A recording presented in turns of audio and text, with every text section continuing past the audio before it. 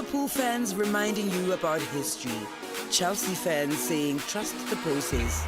City fans pretending this is all normal. Arsenal fans still shouting out, we are winning it this year. Every year, mate. But that's love. Through the wins, the heartbreak, the long rebuilds. The English Premier League, where we suffer together, celebrate together, and never stop believing.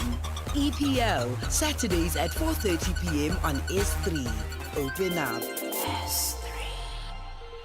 You can become a victim of a legal problem, wrongful arrest, assault, uncontested divorce, rental dispute, maintenance matters, or labor problems. It can happen to you. Clientele Legal provides tough professional lawyers for an affordable monthly premium. Our legal team is standing by to assist you 24 hours a day. Join today. SMS SAfm to 32195. That's SAfm to 32195. Clientele General is an authorized FSP and licensed non-life insurer. T's and C's online. Standard rates apply. This Human Rights Month, we commemorate a significant milestone, the Bill of Rights at 30, making human dignity real. For 3 decades, South Africa's constitution has been a beacon of equality, freedom and justice for all. Yet dignity is not just written in our constitution. It must be lived, protected and upheld every single day. Join SAfm as we unpack the issues that matter, elevate voices driving change and reflect on the progress we've made while confronting the work that still lies ahead. SAfm, leading the conversations that move us. This February, fall in love with food that tells a story. From bold new culinary stars to untamed destinations and unforgettable flavors. Gordon Ramsay brings passion, pressure, and purpose to your screen. Gordon Ramsay Uncharted, Sundays 5 p.m. Only on S3. Open up. S3. MEC for Finance in the Eastern Cape Province, Mlungisi Mvogo, will table the 2026 budget speech on 13 March 2026 at 10 a.m. at the Eastern Cape Provincial Legislature. This budget speech will outline how government will responsibly allocate resources to drive service delivery and support our provincial priorities. Be part of the conversation. Follow us on Facebook, Eastern Cape Provincial Treasury and MEC Mlungisi Mvogo, on X at EC Treasury, and on LinkedIn, Provincial Treasury, Eastern Cape.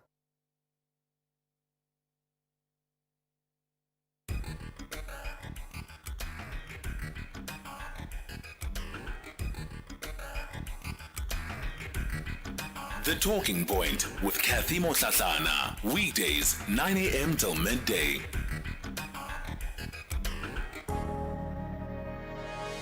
What can the African savannah teach us about AI?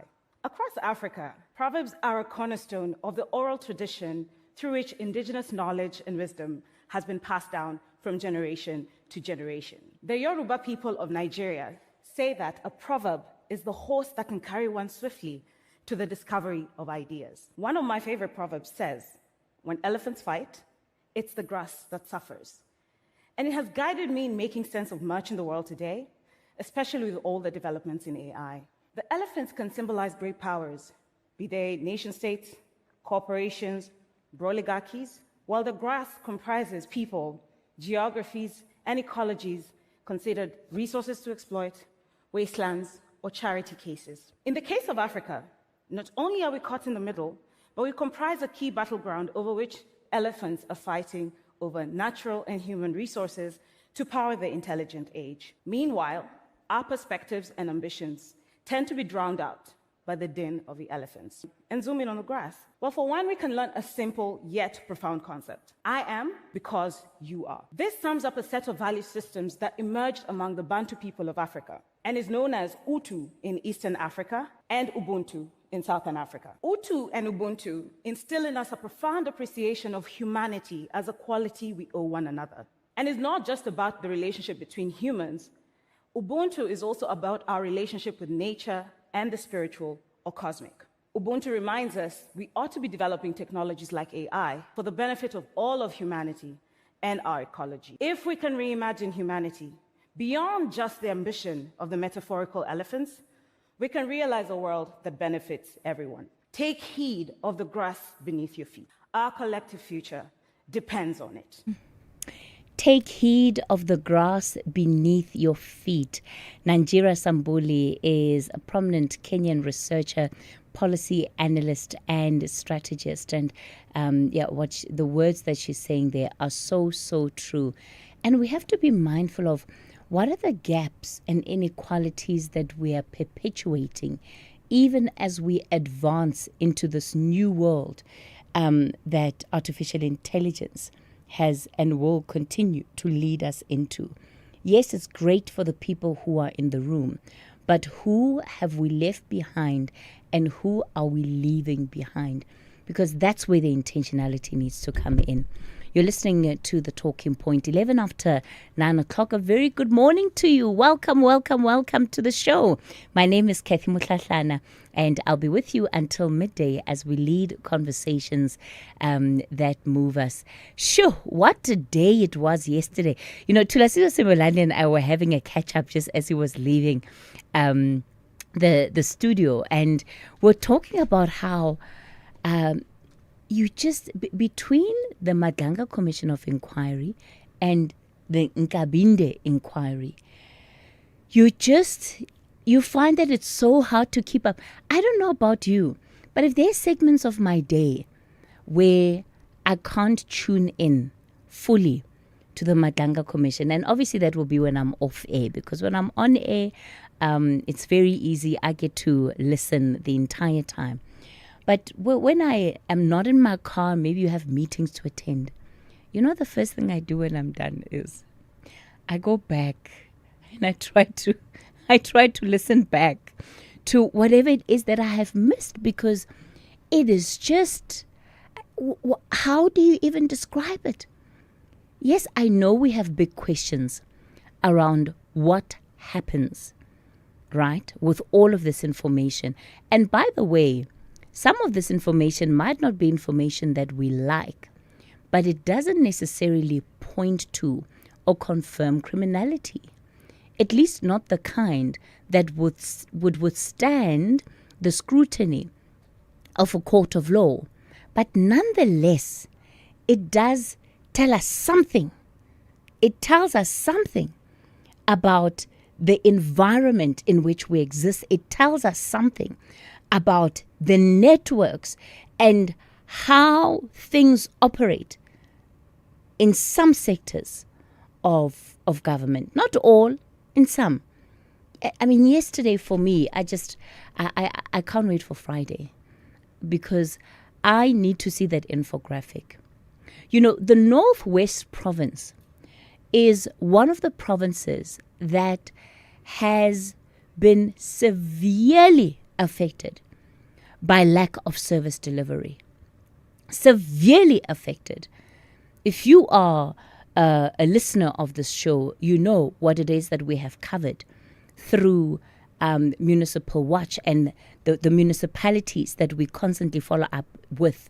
And the Northwest, honestly, when it comes to municipalities that are dysfunctional and in distress, has among the worst. They have among the worst. And to then hear about monies of contracts, 320 or 30 odd million paid from municipalities into the province into account.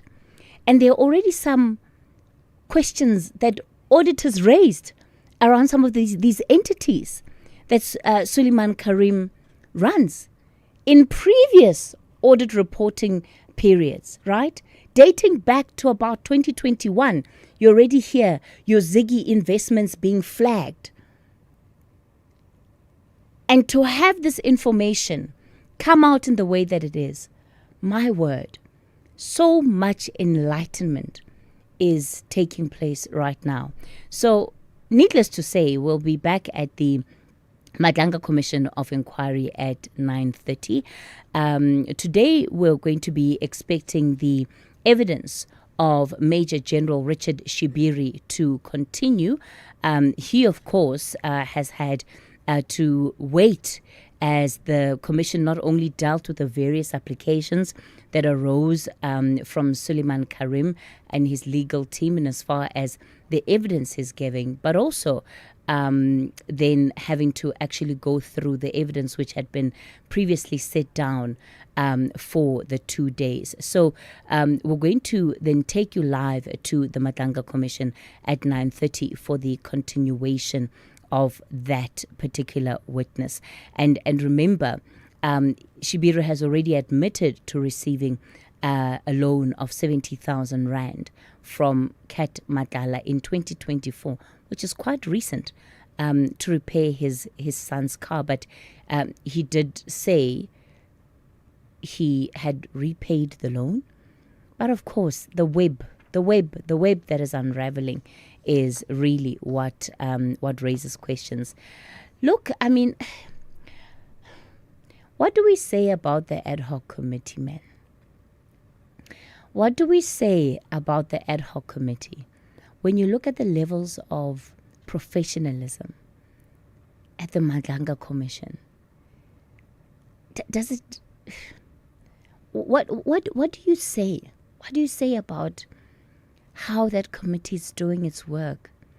Sometimes there's just such a casualness to it. It's like all people are sitting around a braai, kumnandi, and it's just there's just one of our listeners talked about a lack of decorum. I think it was on Monday. And maybe that will be the default that I go back to this morning. The decorum, man. There is just something about the decorum in that forum. And it's a parliamentary forum. This is what the ad hoc committee comes to, has an immediate bearing. It has an immediate bearing and an immediate effect on some of the things that we're watching. Madlanga is going to come up with recommendations, and it's going to go to different entities. If it's the NPA, there'll be recommendations. Investigate this one. Hawks, investigate that one. But with Parliament, what they say has the opportunity to completely, even systemically change the way in which things are done. Whether it is via appointments, because they're the legislative arm. They're the legislative arm. Yeah. All right. We'll get into the National Roundtable. I'll take your calls 086 000 2032, 086 000 2032, on the WhatsApp voice note line 0614 104 107. That's 0614 104 107. Let's take a quick break. Back with your calls. As the nation seeks answers, SAfm brings you live, uninterrupted coverage of Parliament's Ad Hoc Committee investigating allegations made by KwaZulu-Natal Provincial Commissioner, Lieutenant General Nhlanhla Mkhwanazi. You can also stay up to date with the Judicial Commission of Inquiry into criminality, political interference, and corruption in the criminal justice system. Stay informed, stay connected. Tune in live on SAfm 104 to 107 and follow the coverage across our digital platforms live on Facebook, X, and YouTube at SAfmRadio.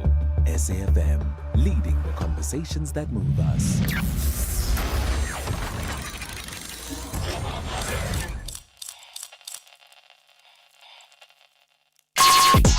Call us on 086 000 2032.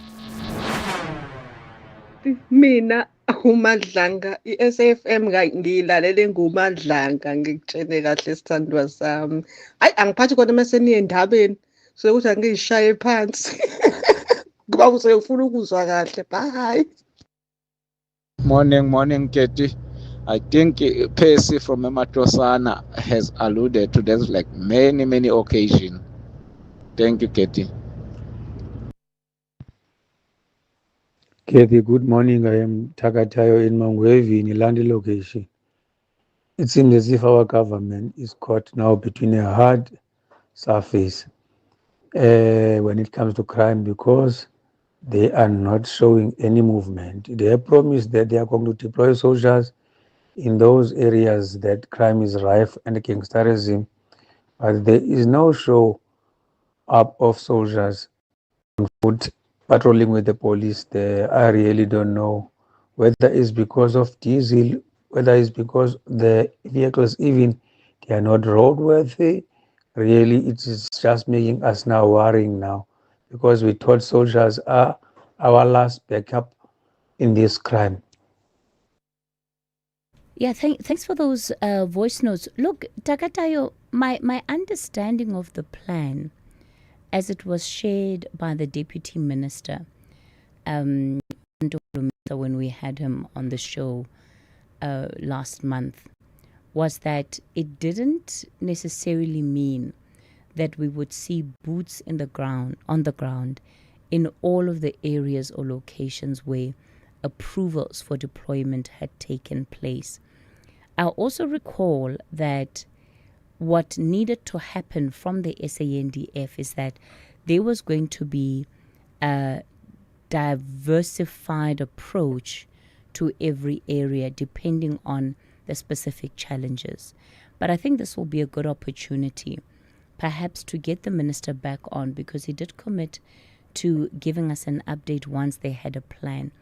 When we spoke to him, it was soon after SONA, so they had not met. There was no clear plan or approach to how they were going to be handling the deployment from the SANDF side, alongside the various other stakeholders, including the police. But I do remember what he made clear was that it does not mean that there would be boots on the ground in all of those areas. So, we'll try and see if we can get an update, maybe for some time next week, so that we are clear on where things are right now. Bonakele, you're out in Cape Town. Good morning. A very good morning, Kathy. Yes, sir. Look, I'm going to be quick. I would like to talk about two things. The first one will be President of the EFF, or Julius Malema. I'm just asking myself questions as to whether if he becomes a president, if he's lucky, one of the days he becomes a president of this country, will he ever change the way he talks or he speaks? You know, I was listening to him in that other committee defending that colored party leader, you understand? I mean, it's right, it's correct for someone to defend or to be in defense of someone if something is wrong. But the manner in which he conducts himself and the way he speaks, talking about nonsense and all that, you know, I'm a bit worried the way he conducts himself. And the second one, to be very quick, you know, with regard to the late Utata Ulekota, the late Mosua Lekota. It's the first time I'm talking about him. May his soul rest in peace, you understand. But he played a very big part, even leaving the ANC, so to speak, to form that COPE. But he also played a very big role to the downfall of this COPE as well. And can you believe I was among those 1 million voters who voted for the COPE? Because with him and other leaders of the ANC who decided to leave the ANC at that time when Utatu Mbeki was treated, I was amongst those. But I can tell you now, with the fighting that they had with Umbazima Shilawa, that actually made me to go back and vote for the ANC. But the entire 9 years of Utatu Zuma, I never voted for the ANC. Because why? I never trusted that Utatu Zuma will be the leader who will take this country somewhere where we wanted this country to be, even the ANC as well. That actually made me to remember what I was actually talking with my late cousin, because he was, that guy, that cousin of mine, who was a staunch supporter of Zuma. May his soul rest in peace as well. Okay. But I told him, as long as Utatu Zuma is still the ANC president, he was begging me, please, my cousin, vote for the ANC. I said, no, not putting my ex next to Utatu Zuma. I'm the one and only person, perhaps amongst those, when they talk about wasted 9 years. I never wasted my time. because I knew I could see Utatu Zuma is not this leader that, to be honest with you. Look what it happened now. He formed his own party, but he still wants to be the member, to retain the membership of the ANC. I mean, what is it? So all in all, I was trying to say, if these leaders, they don't actually fight over positions, that COP should have been existing right now. Yeah. So may his soul rest in peace, so to speak. I wish they can learn something. You understand what I'm trying to say? Yeah. So another let's leave it there. Thanks for that contribution this morning.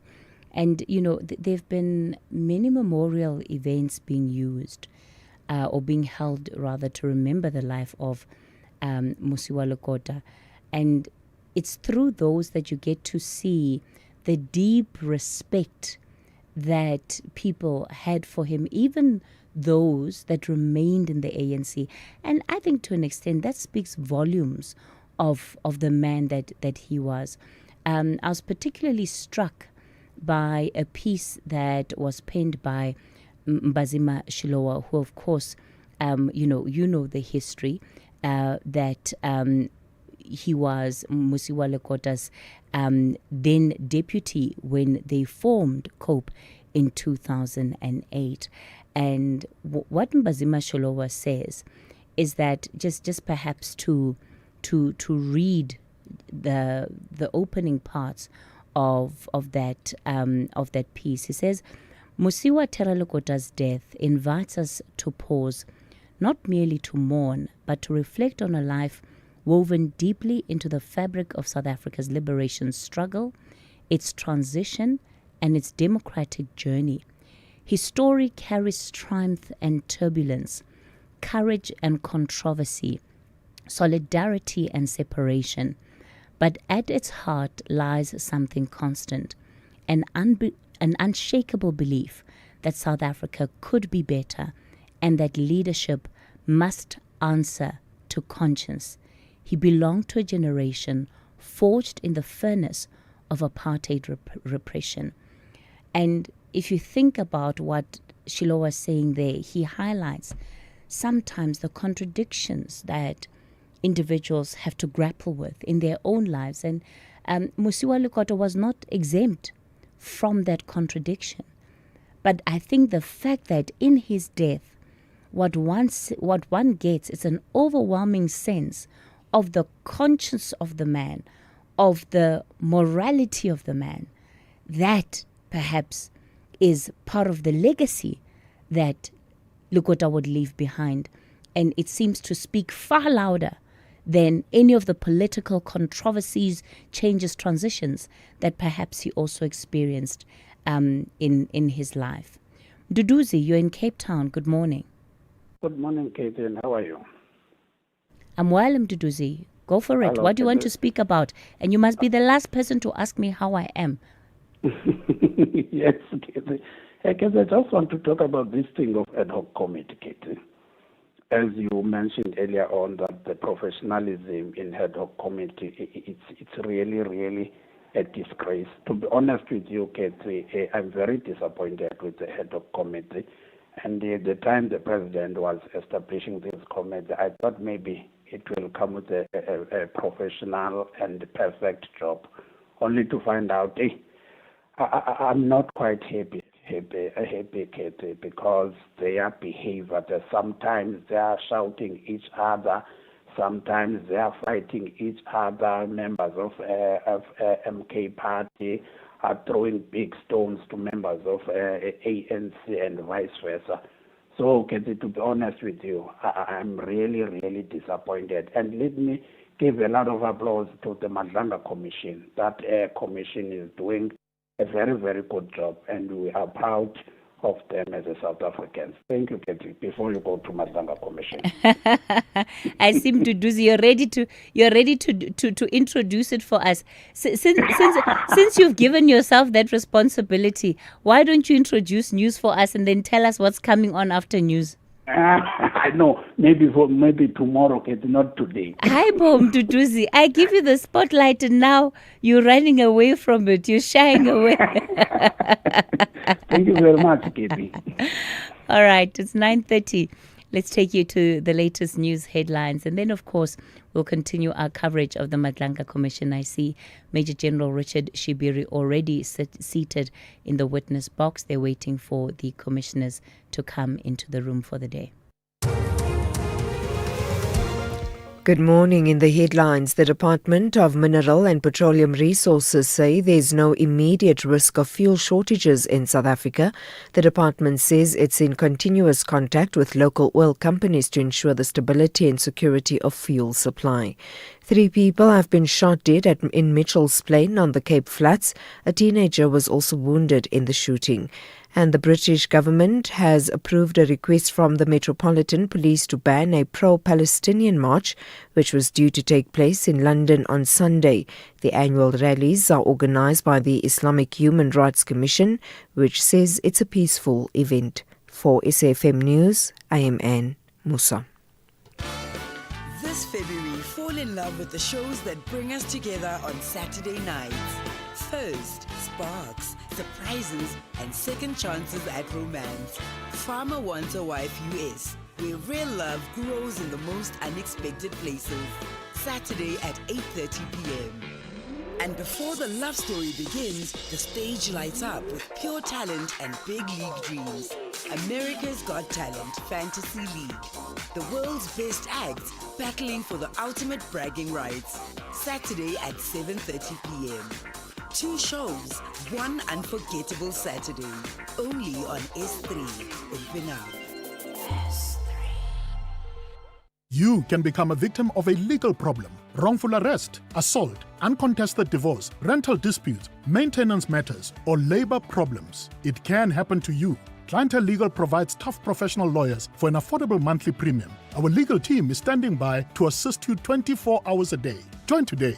SMS SAfm to 32195. That's SAfm to 32195. Clientele General is an authorized FSP and licensed non-life insurer. T's and C's online. Standard rates apply.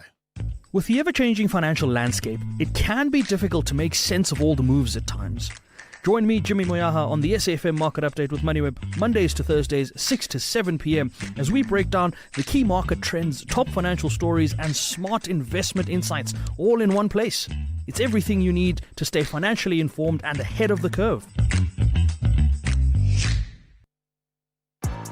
This February, love staying informed. As your day winds down and the evening begins, Primetime News moves to a new home. Weekdays at 6 p.m. The stories that matter, the context you trust, the news that connect you to South Africa and the world. Because loving what you watch also means trusting what you hear. Primetime News airs weeknights at 8 p.m. only on S3. Open up. S3. Boschko, why is there a horse in your driveway? You right, Savvy. Why drive a Mustang when you can ride one? What the missus say? Well, she had a bit of a long face, but now she's stable. If you need a backup plan, We Buy Cars can sort you out. Nah, Savvy, this thing is eco-chic. Stop horsing around, cowboy. Rather get one of these from We Buy Cars. What's the horsepower on that thing? More than one, Doff. More than one. Don't be Doff, be savvy. We Buy Cars, geared for adventure, geared for you. Wherever you are in the world, SAfm 104 to 107 is accessible. We're also streaming live on Facebook, X, and YouTube at SAfmRadio. We acknowledge and appreciate everyone tuning in and watching our streams. Stay with SAfm 104 to 107 as we bring you Commission Live, breaking stories, and thought-provoking lectures. SAfm, leading the conversations that move us. Exciting news, South Africa. SABC TV Licenses has partnered with Capitec to make paying your TV license simple, affordable, and accessible. If you're a Capitec client, sign into the app and click on Transact. Next, select Pay Bills, then click Pay At and enter your reference number to complete your payment. It's as easy as that. You'll receive instant SMS confirmation. Now you can keep your stories alive and your screens shining bright. TV licenses, pay yours, make a difference. You are listening to the Madlanga Commission, live on SAfm. Earlier written statement submitted to the Commission, in particular the contents of paragraph 193 thereof, and to place the Commission additional information that has come to my attention following the emergence of further statements and documentary material. In paragraph 193 of my earlier statement, I referred to sworn statement affidavit deposed by Sergeant Fison Ndlela, Annexa RS10, which forms part of the evidentiary material before the Commission. It is necessary to clarify the precise meaning of what was conveyed in that paragraph.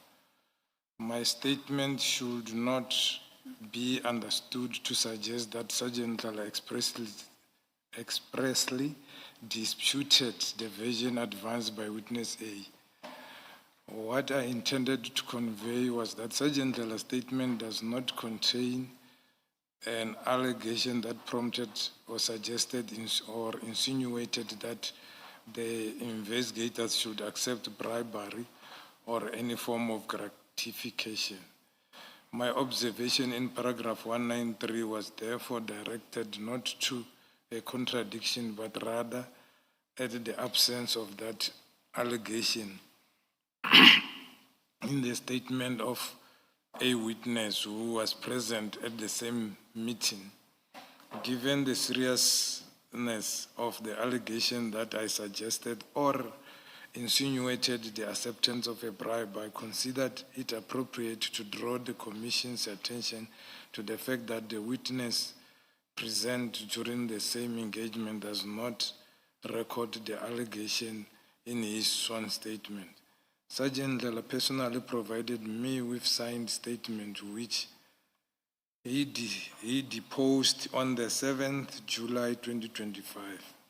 The affidavit bears his signature and reflects that it was executed on the same day. I have now noted that an affidavit attributed to Sergeant Ndlela dated 8th July 2025, which did not form part of the original statement disclosed when the investigators' affidavits were first presented to the Commission, has recently been submitted before the Commission and appears to have signed one day after the affidavit of Sergeant Ndlela had previously provided to me. The timing of the appearance of this affidavit raises question as to why a statement was signed on the 8th and was not placed before the Commission earlier, together with other statements obtained from members involved in the investigation. The Commission may therefore wish to consider circumstances under which the affidavit dated the 8th July 2025 has now been produced and why it only surfaced at this stage of the proceeding after I have presented my written statement before the Commission. This may have a bearing on the completeness and chronology of the evidentiary record placed before the Commission. In addition to the signed affidavit, Sergeant Ndlela had personally handed to me an unsigned document which he explained had been given to him as a prepared statement for signature. That document already contained typed statement in an affidavit form, had eventually been prepared in advance. General Shabiri, can I just ask you, when you read paragraph 11, if you can scratch out the name of the sergeant that appears there and refer to him as witness C? Please, can you do that now if you have not done it? May I mark it so that I don't forget? Yes, please. C, you said. Correct, Chair. Yes. Thank you. Sergeant Ndlela informed me that he had been requested to sign that prepared affidavit and witness C that the content were intended to be similar of the affidavit disposed by witness A.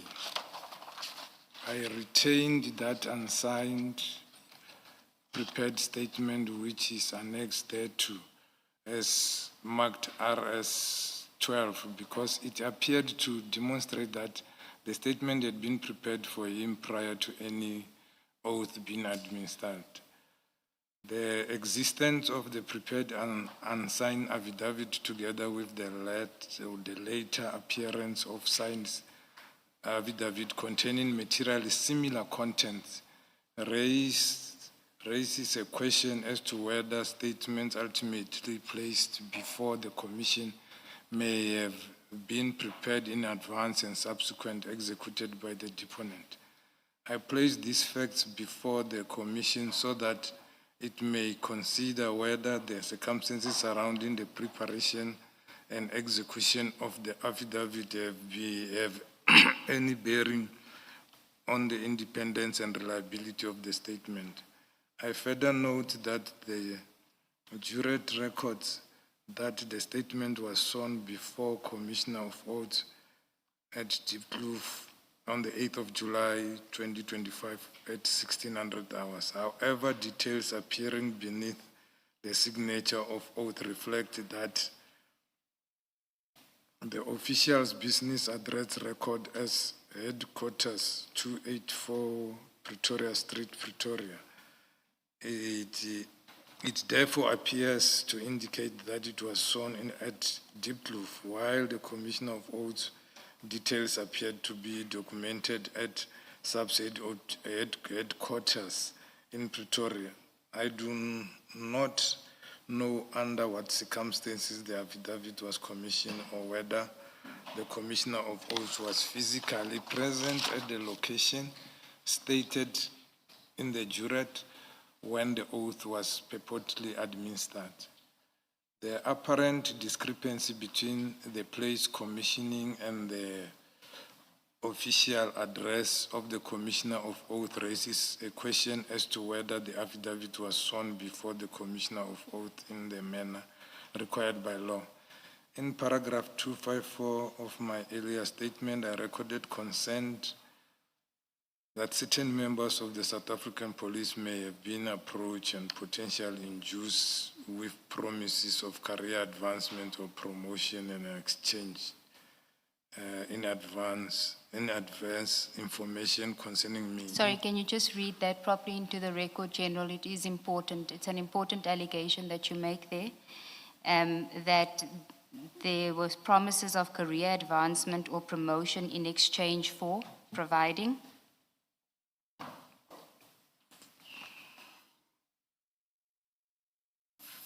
Promises of career advancements or promotion in exchange for providing adverse information concerning me, in particular from information provided under oath by Sergeant Daniel Mutau, indicated that he had been approached by members sought information regarding my relationship with Lieutenant General Sivia, suggested that career advancement could follow if he cooperated.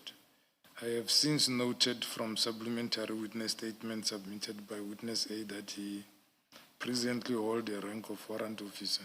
It appears that until as recently as 3 March 2026, witness A held the rank of sergeant, that he has since been promoted.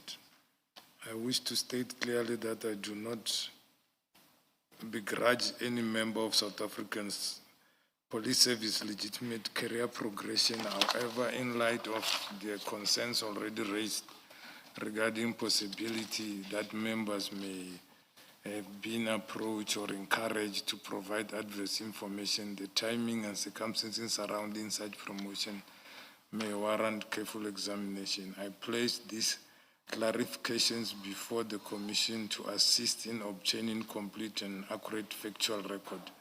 My intention in placing these facts before the Commission is not to cast aspersions upon any individual, but to ensure that the Commission has the benefit of all relevant circumstances when evaluating the evidence before. I remain committed to cooperating fully with the Commission and to assisting it in establishing the truth regarding the matters under the investigation. Thank you, General. Chair, that is then the evidence in chief, so to speak, of General Shabiri. We will now proceed with the cross-examination portion, and Ms. Poe is going to commence the cross-examination on the aspects of the General's dealings with Mr. Matlala, his chats with Sergeant Nkosi, the Musa Kaula aspect, and then the SAPS Medicare 24 Tshwane district contract. Thereafter, I will commence cross-examination on the other aspects contained in the General's statement. Thank you, Chair. Thank you, Ms. Sigers-Nube. Yes, Ms. Powe. Good morning, Chair. Chair, General, for the purposes of this segment of the cross-examination, I'll be making use of two files. That is file 1 with the general statement, as well as file 3, which contains the WhatsApp chat between General and Sergeant Nkosi.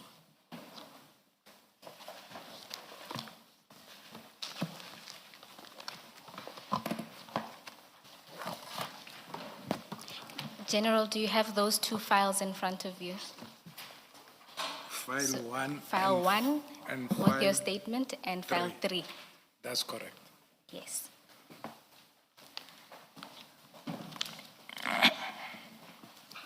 And then just so that we have a sense of how we'll be dealing with file 3, General, if you can start by going to page 14 of file 3, that is CJC 86.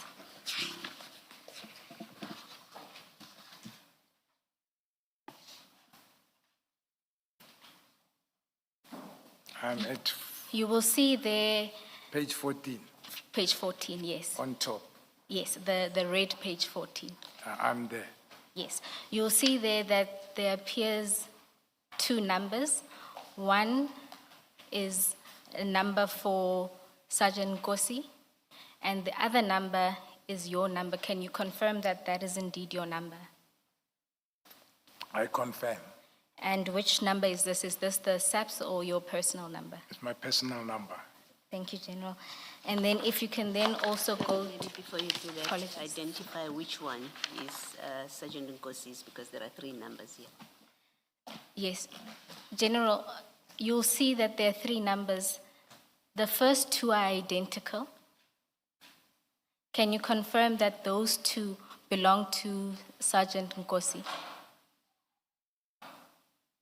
I guess so, I confirm. I You don't guess know so? them by head, yes, I confirm. Yes, they do. And then that the last number there that says General Shibiri Head Office OCI, that is your number. That is correct. All right. Then, General, if you can, we'll do the same exercise for your second number. If you can go to page 146, you'll see there the second set of chats.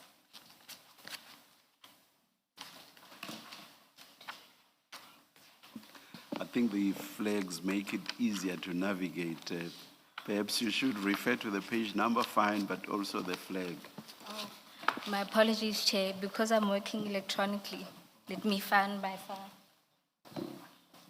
I am at page 146. No, if it complicates your life, it's fine. We'll find the pages. Yes, Chair. If there again, General, there are 3 numbers. The first 2 belong to General Sergeant Nkosi. Can you confirm that? I confirm that. And that the last one there is then your number, that's your SAPS number. Do you confirm that? That is correct. Thanks, General. What is OCI? organized crime investigations. Thank you. If we can then go to page 28 of your statement.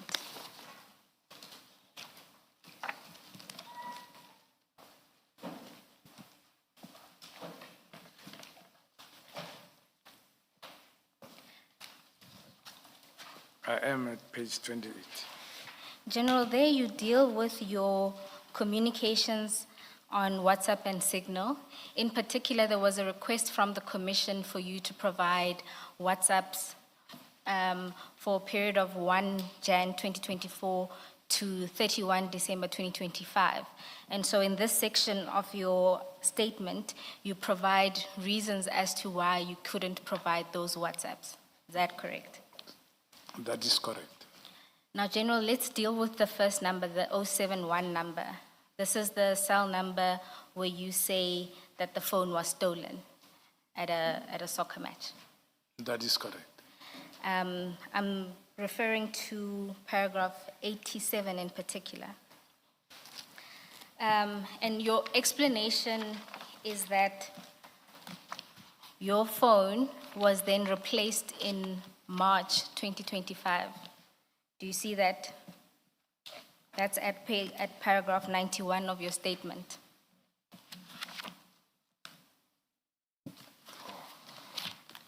On bundle 1. Yes. So it's the very next page. Yes.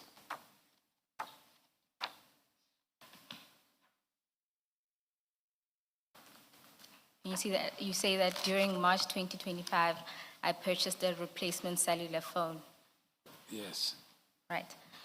So, General, if you look at the chats, I'm sorry, we'll just be navigating between the two files. If you go to page 63 of the chats. Of the chats? Yes.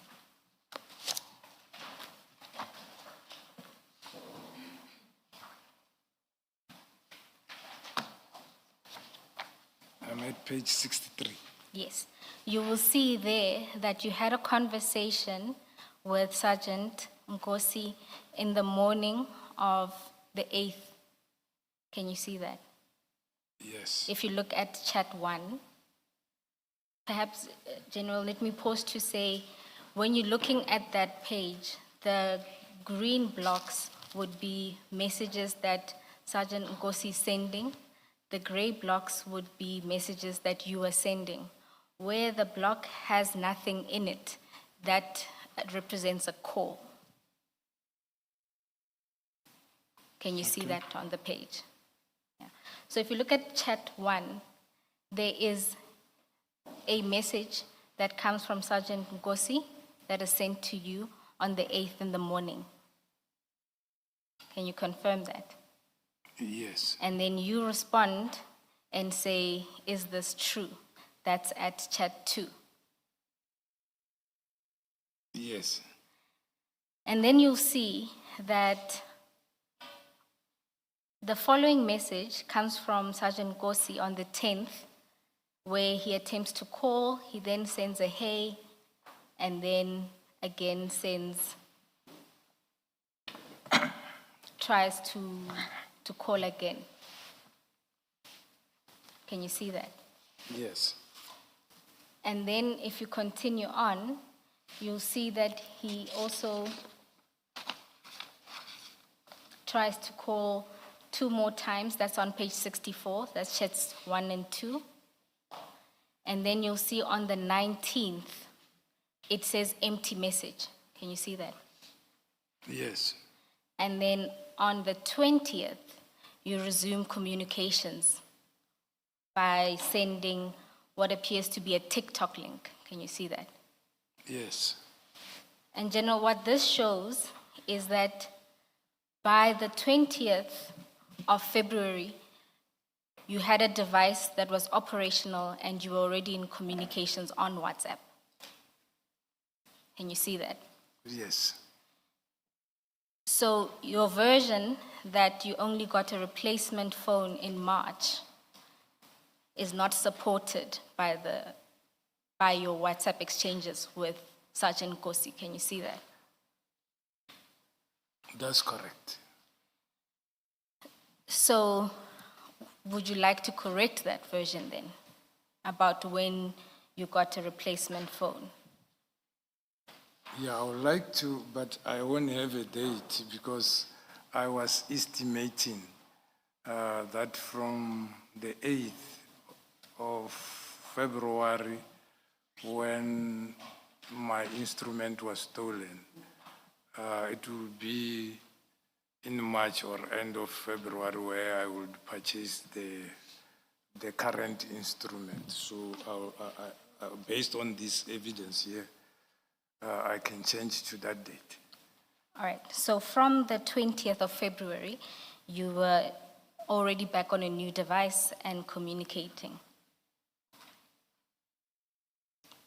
I agree, according to the evidence before me. Yes, General.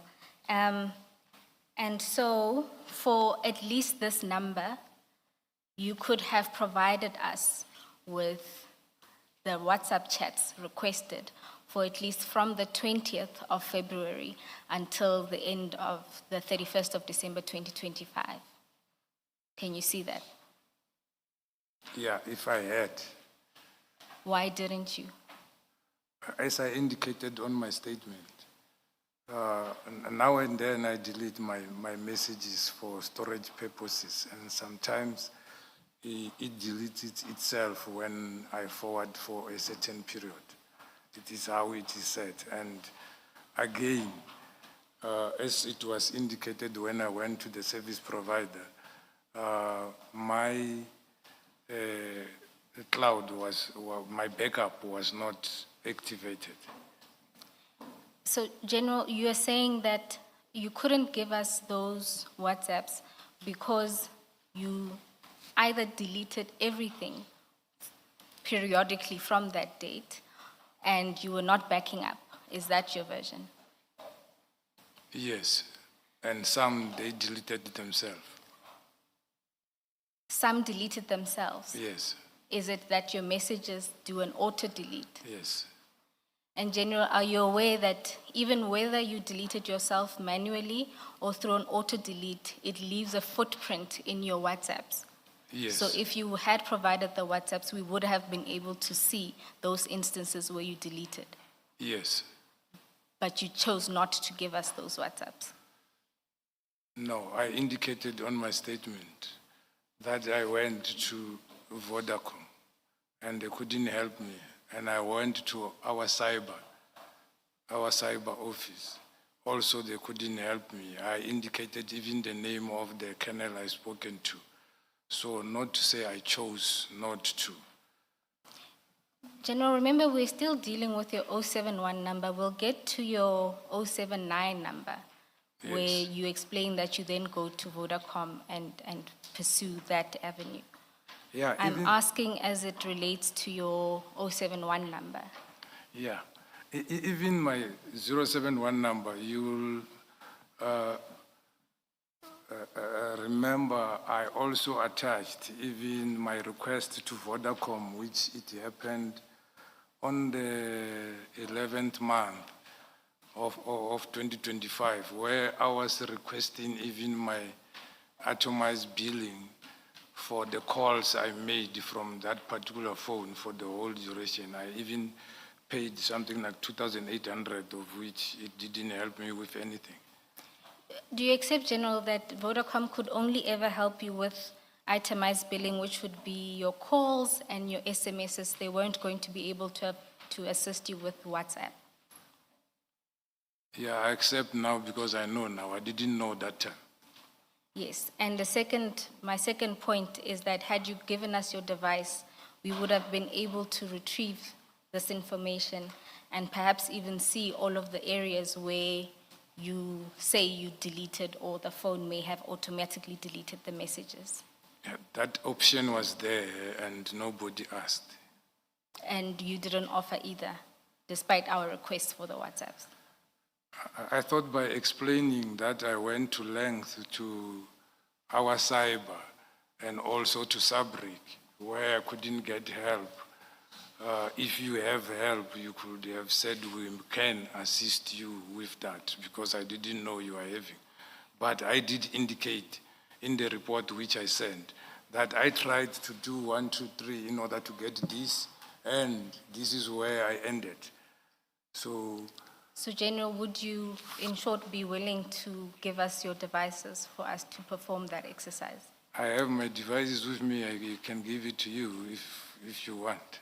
All right, thank you, General. And then let's deal with your 079 number. Before you do that, General, I don't understand how you would make a mistake. In paragraph 87, you say your device, your 071 number, was stolen in February 2025, and yet the WhatsApp messages indicate that you were communicating in, is it October, on this same number. How do you make that kind of mistake, if it is a mistake? February and October are significantly far apart. Unless I'm, Ms. Powe, unless I'm reading this wrong, page 14 of that SMS bundle says time period is 10/15/2019 to 10/8/2025. So that's in October. But you've also considered to Ms. Powe that you were speaking to Sergeant Kosi in August. Now, you say that device, 071, was stolen in February 25. How would you make that kind of mistake? Even if you say, I didn't quite recall when, it's too big a difference for you not to recall that it was not in February, it was in the later part of the year.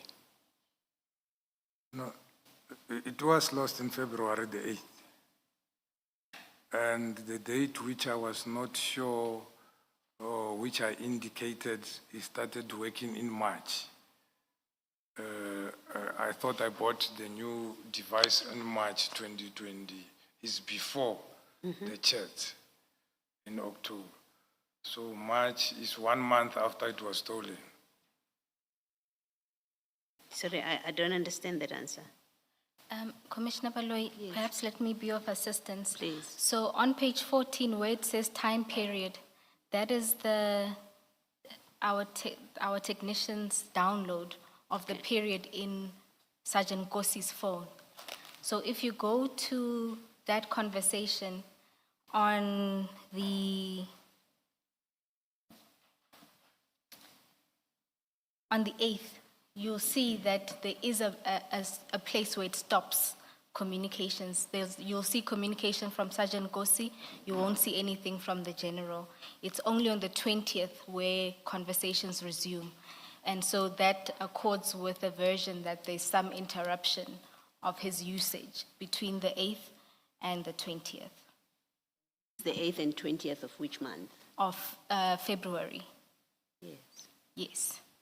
So he had his phone and was using it. His version is once it was stolen, he didn't have any of those communications on his side. Okay. And when he got the replacement device, he didn't have any backups. So all he had at his disposal would be chats commencing from the 20th when his new device was bought. Okay, thank you.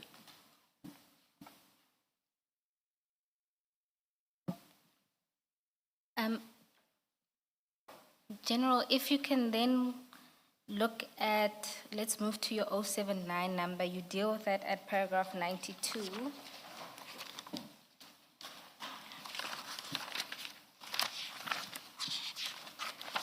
You say there that the phone overheated and lost functionality, and then you proceeded to go to Vodacom for assistance. What you don't tell us is when exactly was it fixed? Was it fixed that very day? Yes. And then as relates to this phone, again,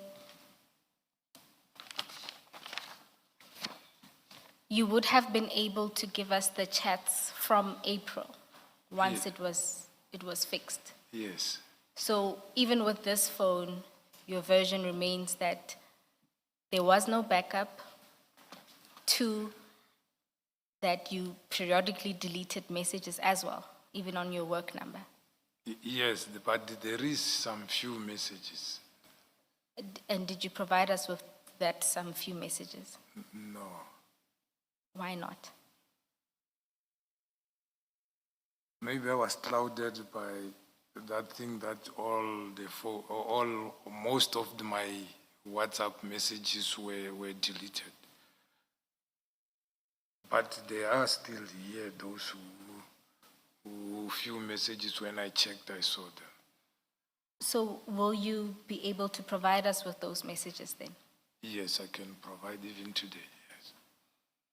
General, you then say at paragraph 94 of your statement that to the best of your recollection, you do not recall receiving or sending WhatsApp messages to Mr. Matlala after the phone was repaired. Now, is this in relation to both phones or just the one phone? I think it's in relation with my work phone, but on the private phone, I remember I phoned. I didn't send a message. I remember I phoned in January 24th, because there was something I wanted to discuss with, and I think also in January 7, I think I phoned the wrong Vusi. I was not phoning him. I can remember I was in Atlantis in Western Cape when I made the call. And the other one I can't remember, but I've seen there was a call in March, and the other one in May. General, let me help you. If you go to CJC 86, so that's file 3 at just after the index.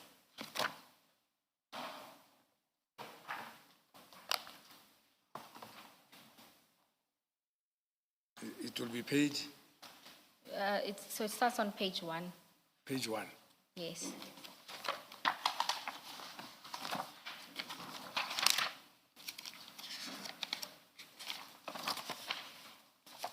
I'm there.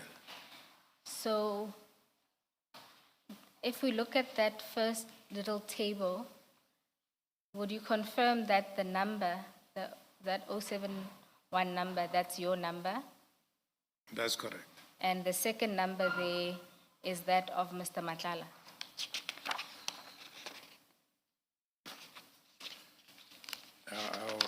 I will agree. Okay. Right, and then you'll see that these are downloads. These are WhatsApp downloads from Mr. Matlala's phone. Yes. And if you scroll to page 2, perhaps even if we start on page 1, you'll see you make a call to Mr. Matlala on the 30th of December. That's correct. I'll just for now focus only on the calls. Yes. And then if you go to page 2, you'll see you call Mr. Matlala on the 31st of December, my apologies. You then call him again on the 7th of January. Yes. He calls you on the 23rd of January. You call him on the 24th of January. He calls you or returns your call on the 24th, and then you call him again on the same day. And then he calls you and you call him. And all of these are 2025. Yes, and that's 2025. And then you see in February, he calls you on the 7th of February. You then also call him on the 7th of February. You go to page 4, on the 14th of March, he calls you, then you return the call again on the 14th. And then in May, he calls you on the 2nd, and then you call him on the 9th of May. So there was quite a few calls between you and Mr. Matlala on that phone. Yes. Starting from the 30th of December 2024. Yes. And you'll see, General, you don't record that in your statement. All you say is that to the best of your recollection, you do not recall receiving or sending messages to Mr. Matlala. After the phone was lost. Yes, remember, now your phone would have been repaired. The first one would have been in February, and the second one was operational, as you said, in April. Yeah. So in both instances, after the relevant time, you were in contact with Mr. Matlala. Yeah, I'm in agreement with you to say in my statement I indicated that after I have fixed my phone, I don't recall calling him on my official phone. But this is my private phone. And you have corrected me that by the 20th of February, I bought another phone. I thought by March.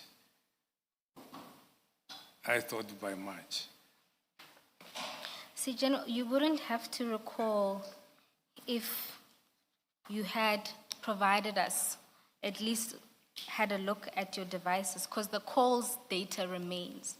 The messages can be deleted, but the call data remains on your WhatsApp. So you would have been able to say to us that you remained in communication with Mr. Matlala after both phones were operational.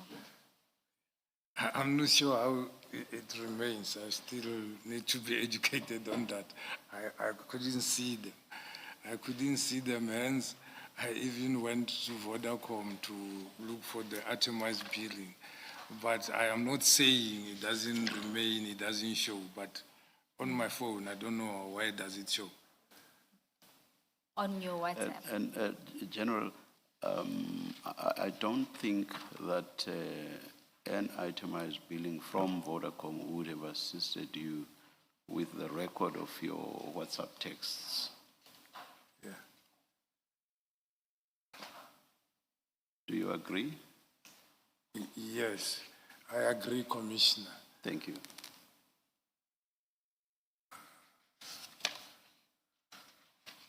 I was tempted to bring my phone so that I can see if ever I can see my calls which were deleted.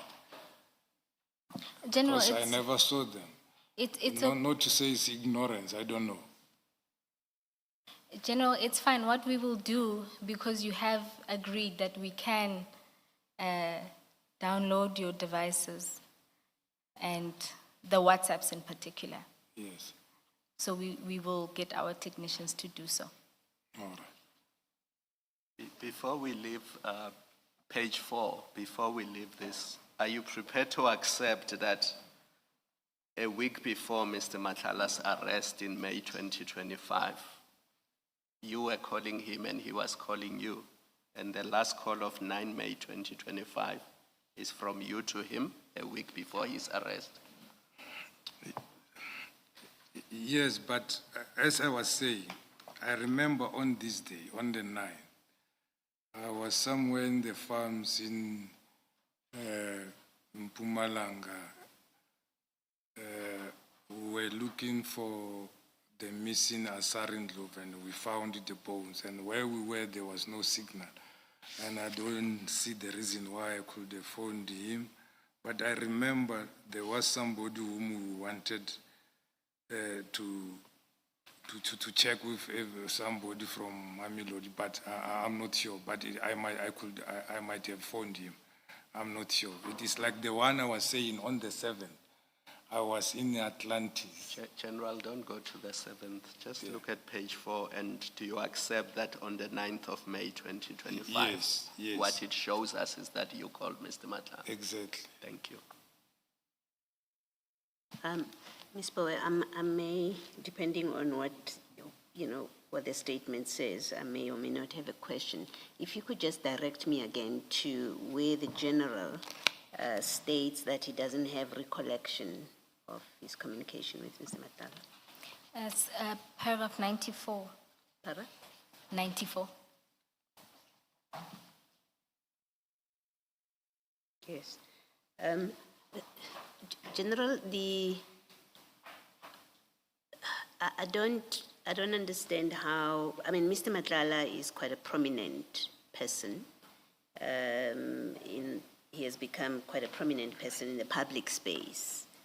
He's lent you money. I don't understand how you would not recollect that you've actually had frequent communications with him, because the impression, at least that I had gained from your statement originally, was very minimal interaction with him. He lent you money, you paid it back, and then somewhere you say in your statement, he would ask you questions of general legal advice. But to put it as I don't recall that I was in frequent contact with him, I don't recall receiving or sending WhatsApp messages after the phone was repaired.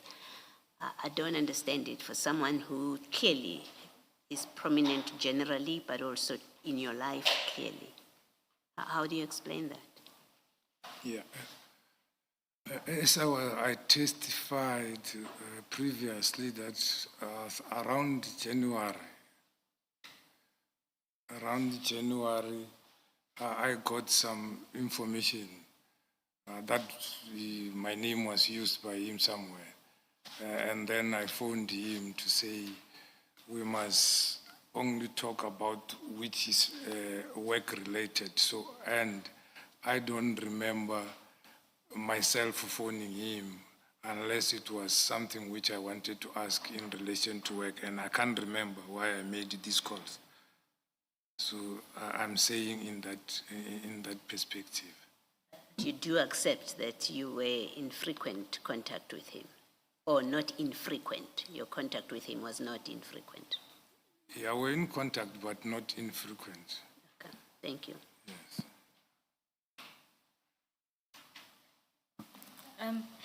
General, we are going to deal with the calls in detail, and we'll deal with the call duration as we deal with your relationship with Mr. Madlanga.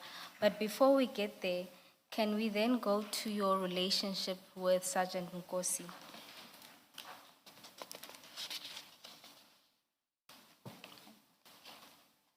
And you deal with that at page 40 of your statement.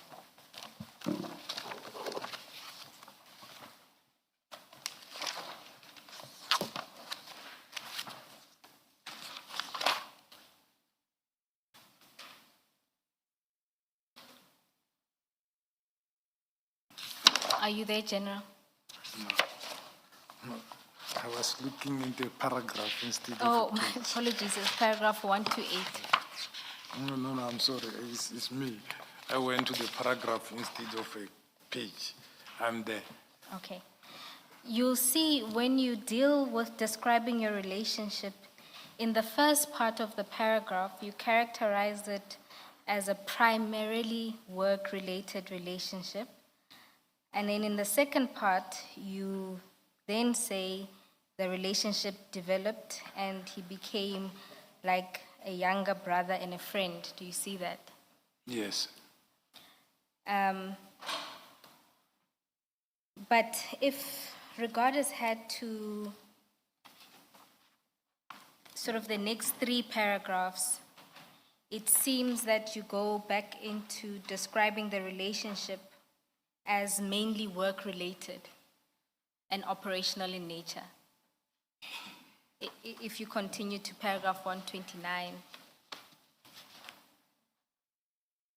Yes, when we deal with work, we cannot be interacting like brothers, because that will happen outside the work, or when you're coming looking for assistance or for guidance and so forth, or visiting and so forth. But when we are at work, then it will then change to work-related.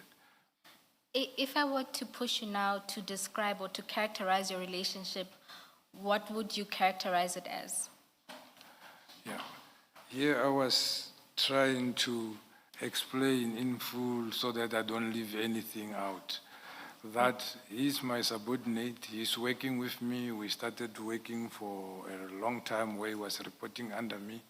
And we developed to be more than colleagues. But still, there is that line when we're at work. So as matters stand, you have a close relationship with him, Yes, but for work purposes, you remain his superior. that's correct. Right. And then can we have a closer look at the exchanges that you have with Sergeant Nkosi? Because I think that will help characterize that relationship. Okay. Is that fine? Yes.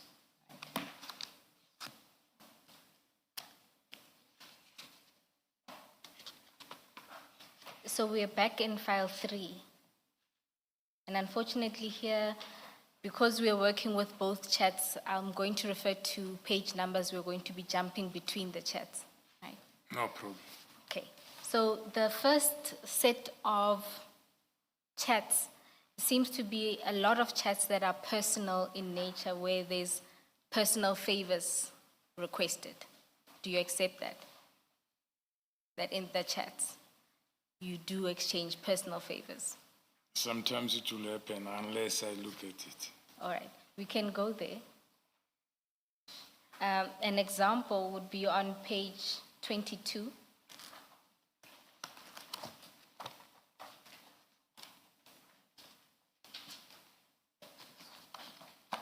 Yes. You'll see there, Sergeant Nkosi sends you pictures of what looks like shoes, trainers. And if you continue down to page, goodness.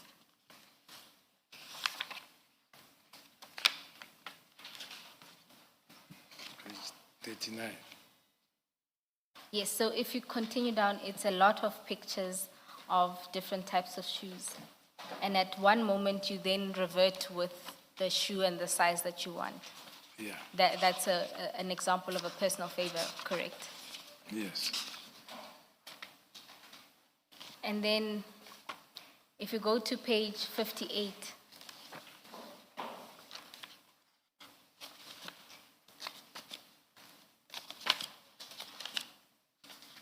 in particular, if you check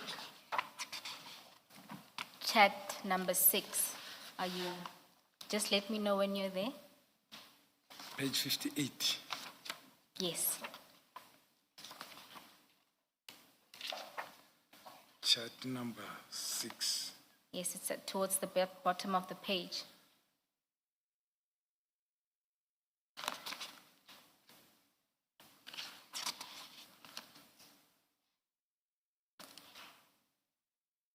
Yes. You see there, you sometimes check on him and you express concern over his biking. Yeah. Yeah, I can explain why I was worried. You were at an event together. Yeah, we went to police day in KZN, in Devon. He came with a bike. I was flying. When I arrived, I phoned the whole night. He's not answering, so I was worried, and he's driving alone. So the answer, I was so worried. Mm. Yes. But you accept that you do check on his person. I check on a lot of people who I care about. Precisely, that you care about him. Yes. Okay. And then if you go to page 157, Jen, I'm just going to use a few examples just to demonstrate some of the personal interactions and personal favors. 157. Yes, 157. Yes. There you had a conversation with him about wanting a dog. Yes. And then he sent you pictures of what he was breeding. No, not him breeding. A white guy in Pretoria North is breeding. Yes. He was looking for a dog for me because I wanted a dog. All right, so that's an example of a personal favor. Yes. All right. And if you go to page 55, Not a personal favor. so when you want a dog and he's looking for the dog for you, you don't classify that as a personal favor. No, I indicated we like brothers. I asked him to assist me with something, so I don't take it as a favor. A favor might be somebody whom we are not related to. According to me, I don't know, maybe I'm wrong with my English. Okay, a request amongst brothers, as it were. Yes. All right. So there's quite a few examples of those kind of requests between you and him that are personal in nature. Yes, of course. I understand those to be favors, asking for favors, General. But anyway, I don't think I said under correction commission. I don't think there's anything controversial. Okay. Yeah. I learned it today. Thank you. Thank you. And a final example I'll make, and I'm going to request that this not be shown. Commissioners, we go to file 4. Page 97. Sorry, General, this is a completely different file. File 4.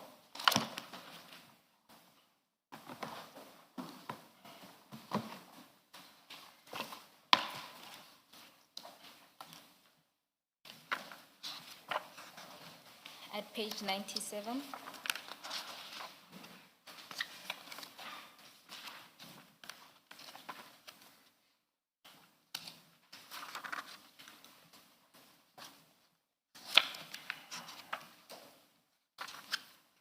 And there you'll see communication between Sergeant Nkosi and General Dlamini, where he is requesting some assistance for one of your family members. Can you see that? General Dlamini. General Dlamini. Chair, yes. If you look on the left side, you'll see the name.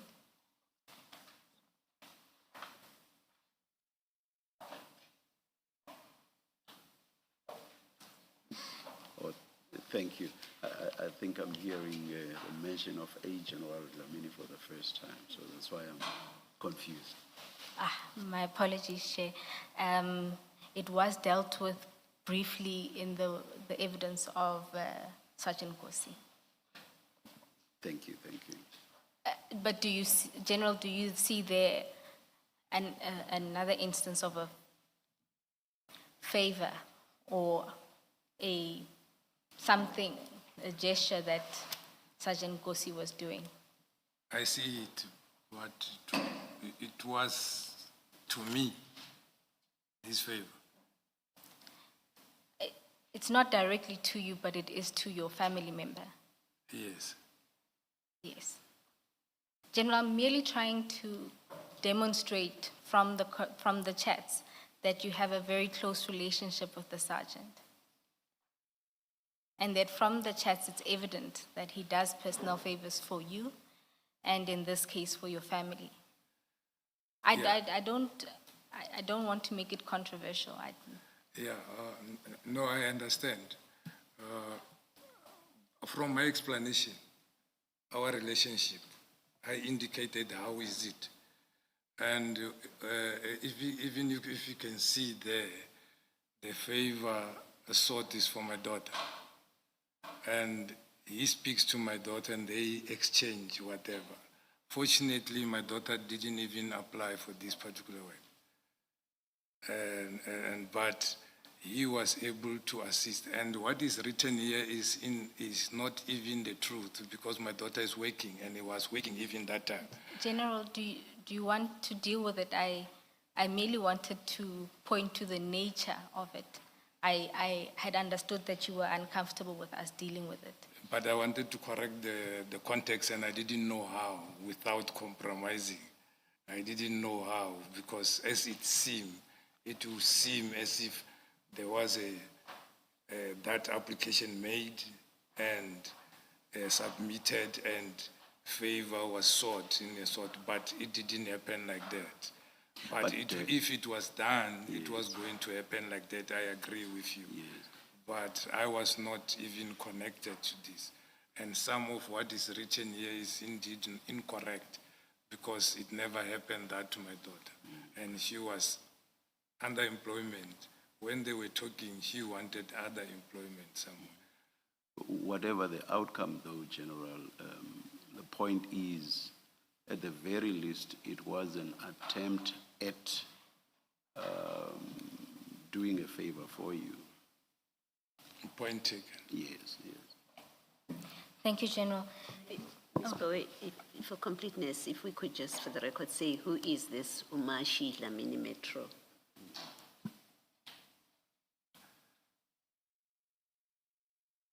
If General, you are able to answer the question, I can direct it to you. Otherwise, Ms. Bowe might be helpful.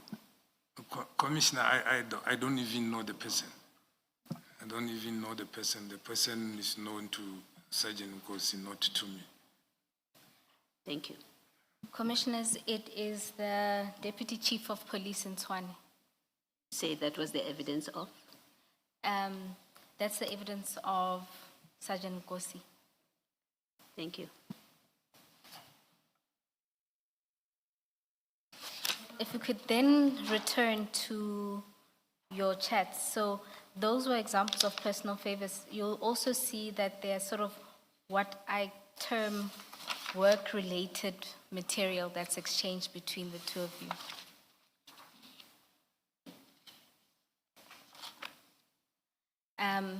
If you go to page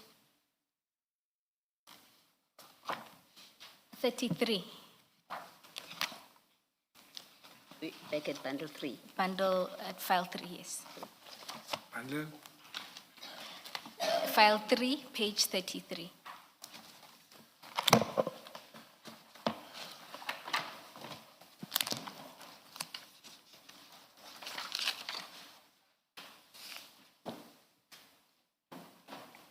I'm there.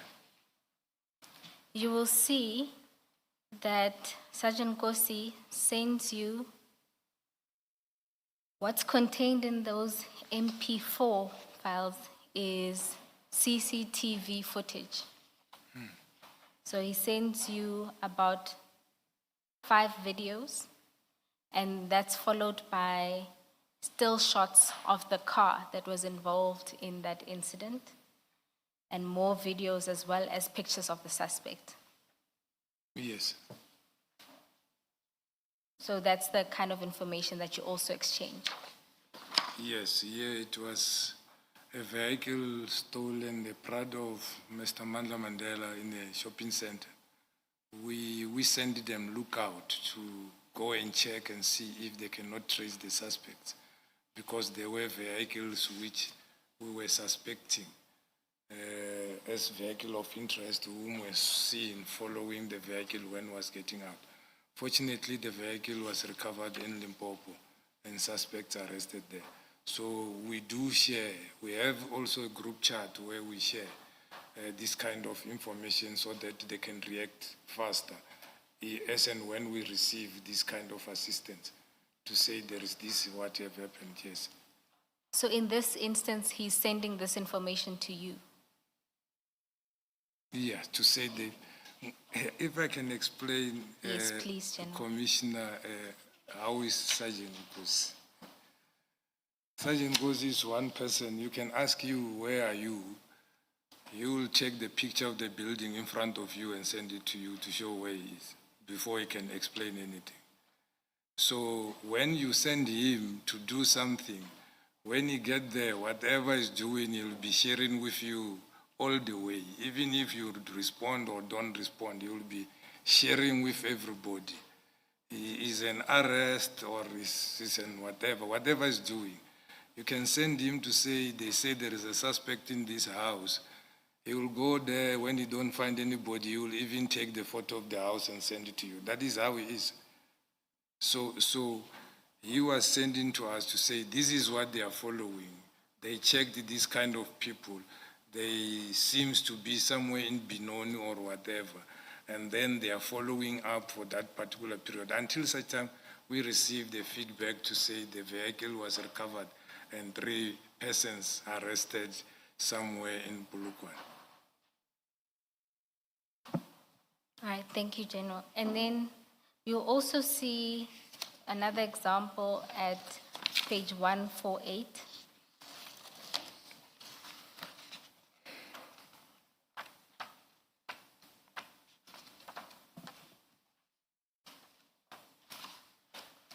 You'll see at chat 2 and 148.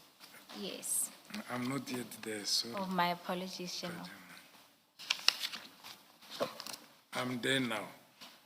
You'll see there he is sharing information related to a Messina case. That's correct. And in that instance, were you working with him on that case as well? No.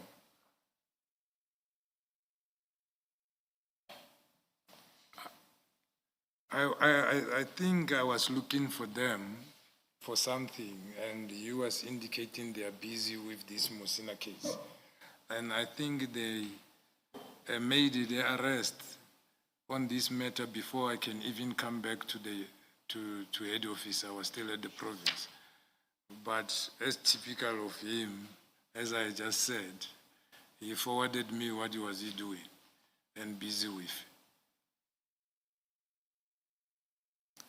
He also then, in the next chat, you'll see he sends you more pictures of vehicles and weapons. Yes. So again, is this part of just him sharing what he's doing? Yes, as I said, sometimes if it is new arrest, we will share in our chat, which we are having as members of his team, and myself, I will be there. And sometimes we will send direct to myself, like as I said, when I asked where was he, when he was busy somewhere, working on this matter, he will send me what he's doing, and then to show that this is what he's busy with. When I thought you said when he was sending this, he was not even part of your team. You were in province. No. By this time, I was part of their team. Okay. I remember, Commissioner, I came back to head office to head the organized crime component on the 18th of December 2023. And when he was sending this was in April 2024.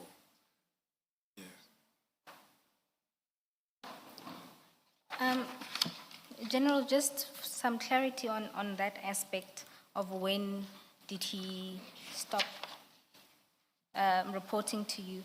If you have regard to paragraph 129 of your statement, you say there that Sergeant Gosi formed part of a team that reported to you operationally during that period, and he frequently attended at your office and would seek advice and guidance. You also indicate that there were morning reporting sessions and briefings. And then you say that this reporting structure remained in place until October 2019, Yes. when you were promoted to rank of Brigadier in Gauteng. Yes. And then if you go to the next paragraph, you say that you rejoined organized crime in December 2018, and that Sergeant Gosi was still attached to organized crime, specifically in anti-gang investigations, and that during that period, he was working closely with Brigadier Ramangwa. Yeah. And Just to clarify, in the paragraph there, it seems to suggest that that reporting structure stopped in October 2019. But in your response to Commissioner Balo, you indicated that in 2023 he was reporting to you. Yeah. I think even on the first day when I was testifying, I tried to correct that date, that 2023, not 2018. And on the other version, I don't know if my legal team have also submitted the corrected version. I even indicated, because I wrote on it. Remember, even with the witness A, there were duplication and so forth and whatever. But I tried to correct that one. It was 2023, to be precise. Because I left 2019, 1st of October, and came back 2023, December 18. So in 2023, Sergeant Nkosi was reporting to you from 2023. Yeah, I said the component. Under the strength, he was under the component, but operationally, he was under Brigadier Ramangwa special team, which was reporting under the DNC. However, I could also use them because we have got limited staff, and I will be tasked now and then. For example, there will be some killings in Port St. John's. I must get a team and go there. I will get the team wherever I can get and go. There was intervention I need to do in Etebeja regarding gang violence and extortion. I have to. There was in Nelson, at Nelson, not Nelson Mandela, at it's Mtata. I forgot the name of the district now. What is called? Yeah, there was cash in transit. I have to take a team and go there, and then because you are tasked now and then as there is problem to go there, but you are not having enough resources. So I can use any person who is there in within, as long as they are not busy, as long as I sought permission from the immediate commander, because General Brigadier Ramangwa was retired and then given contract of 2 years, and he was not having a section within organized crime, but he was from within organized crime. Then he reported, they formed a team called Special Operations and Investigation under the TNC's office, and then he was working with them. So I had access also to use them. So General, he reported to you on special operations where you needed extra capacity. Yes. But in the ordinary course, his reporting lines would have been Brigadier Ramangwa and then General Sibia. Yes. And then your reporting line would be to General Sentumulo and then General Sibia. Yes. All right. And then, General, just back to the chats, right? There, if you go to page 192,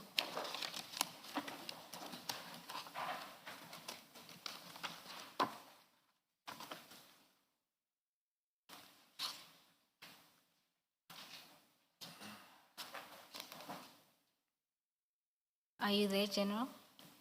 Yeah. 192. If you look at chat 5, there you asked him to send your claim form to Tabang at Finance. Yes. And how do you characterize this request? Yeah, it is subsistence and travel allowance. No. I mean the request to Sergeant Nkosi. Yeah. I went to China on the 6th of September and came back on the 12th. So on the 16 and 17, I was supposed to be on leave because I was going to Limpopo. And I couldn't go because I have to go to Kimberley to be a panel member for post of a brigadier. So I handed over my claim for those traveling allowance, because when you go, they give you standing advance money, which you must utilize going there. When you come back, you must claim it back to be paid, or else, if a certain duration passes, 7 days, then they create a debt and take from your money. Tavani is working at our finance in our office. She's the one who's capturing that. So I gave to him to go and hand it over to him. So I was reminding him, because I know if he forgot, then it will be problems. It will be taken from my salary. That is all about. Yes, General. I was just asking, how do you categorize the nature of that request? We understand your evidence that you wanted this form submitted before a certain time period lapses. Yes. So can I characterize this as sort of a work-related favor? Yes, it's work-related. All right. It's work-related. And then let's go to a different category of instructions or requests. If you go to page 158,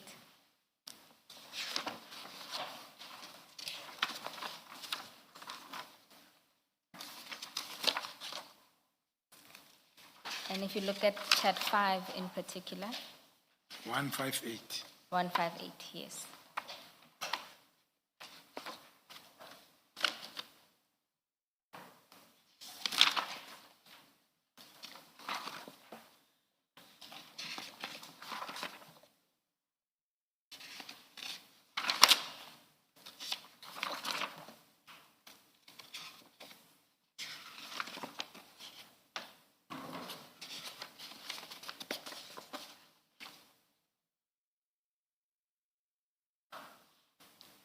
Are you there, General?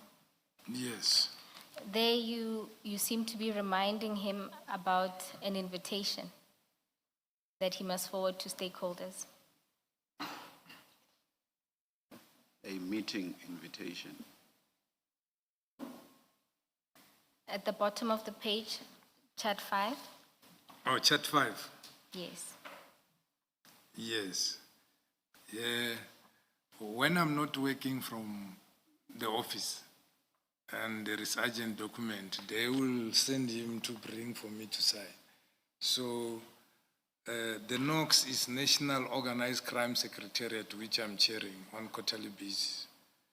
So because the meeting was forthcoming, they were supposed to, I signed, he was supposed to give to Brigadier Risant to forward it to the stakeholders in time so that they can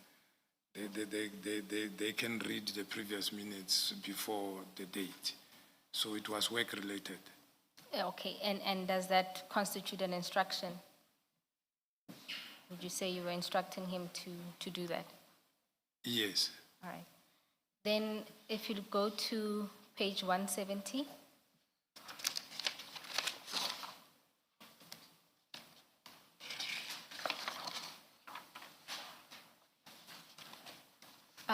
Maybe, sorry, don't show this. Just because I'm not sure. Thank you. If you go to page 170, you will see at chat 3, 4, and 5,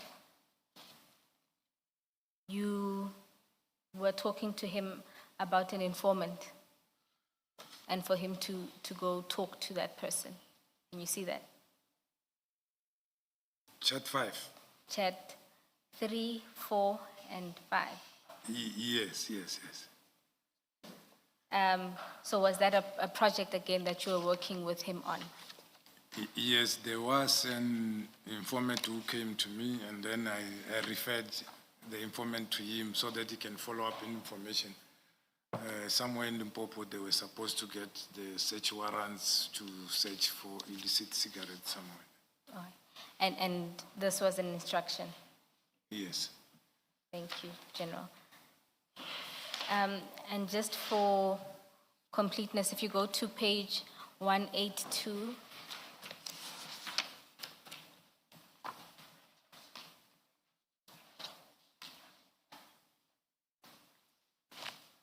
if you look at chat 1, Sergeant Ngosi tells you that he's going to meet the informer and that he'll update you tomorrow. Do you see that?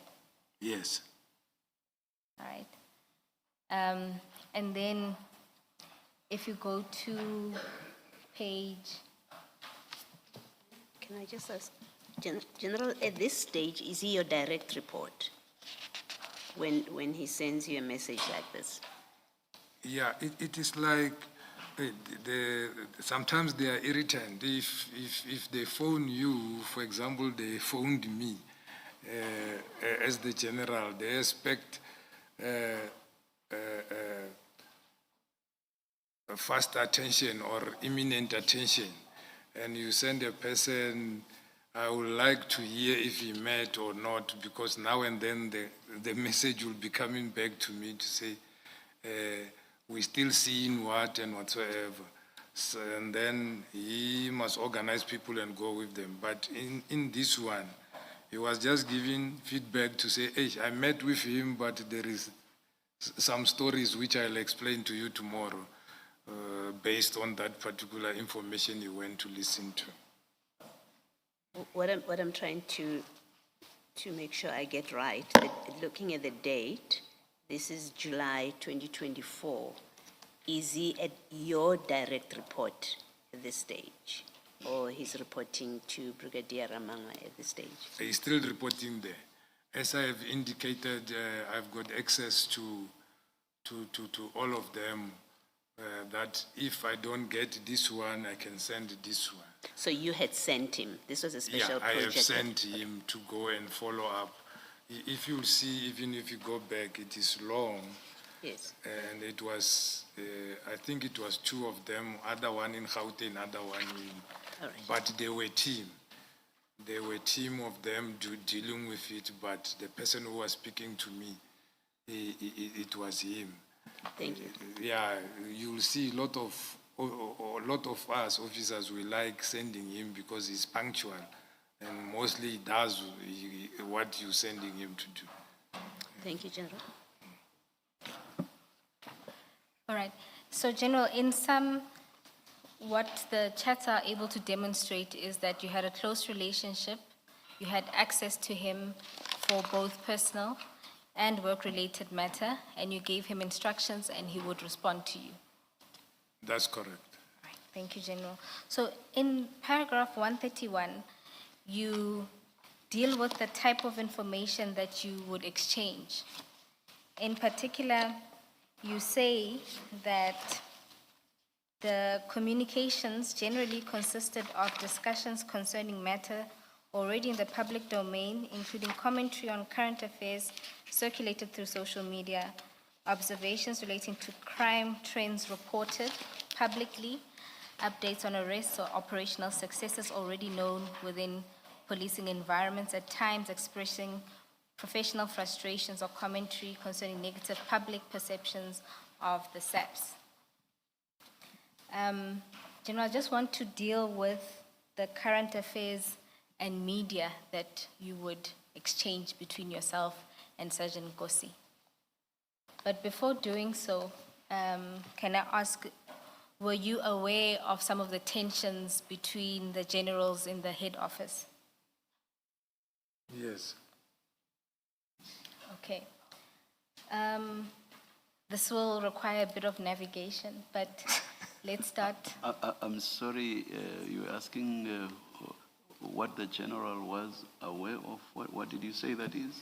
The tensions between generals in the national office.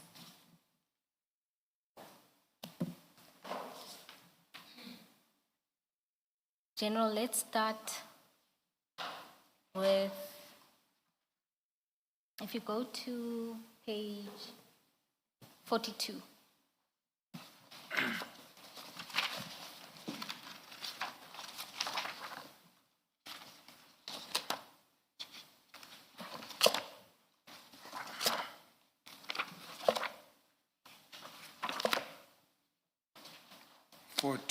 Yes, 4-2.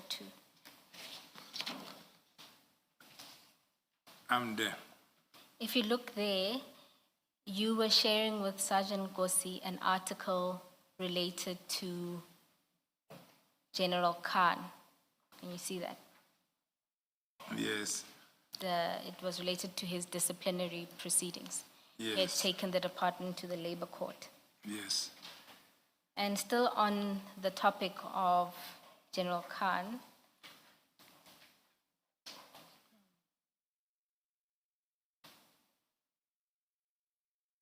If you go then to page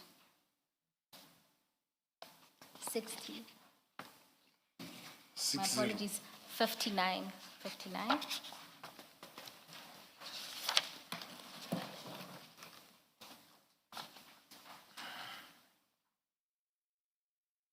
Yes. You will see there that Sergeant Kosi sends you what looks like a breaking news statement that deals with General Khan's disciplinary. Yes. And in particular, it makes allegations related to Generals Mkwanazi and Kumalo and the witnesses that were meant to testify therein. Yes. Can you see that?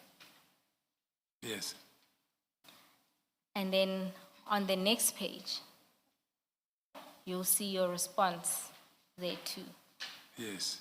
You say, Ish, this thing is turning ugly and dragging through the integrity of SAFs into disrepute. Can you see that? Yes. So that's one of the examples of publicly available information you're sharing. Yes.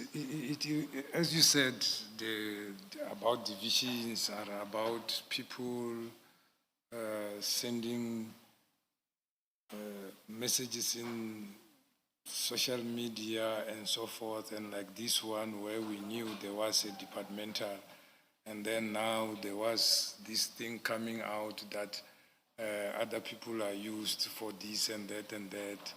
And yeah, that was my comment to say this thing is becoming ugly and tarnishing the image of the whole SAPS because of something which was supposed to be dealt with quietly, so it's departmental.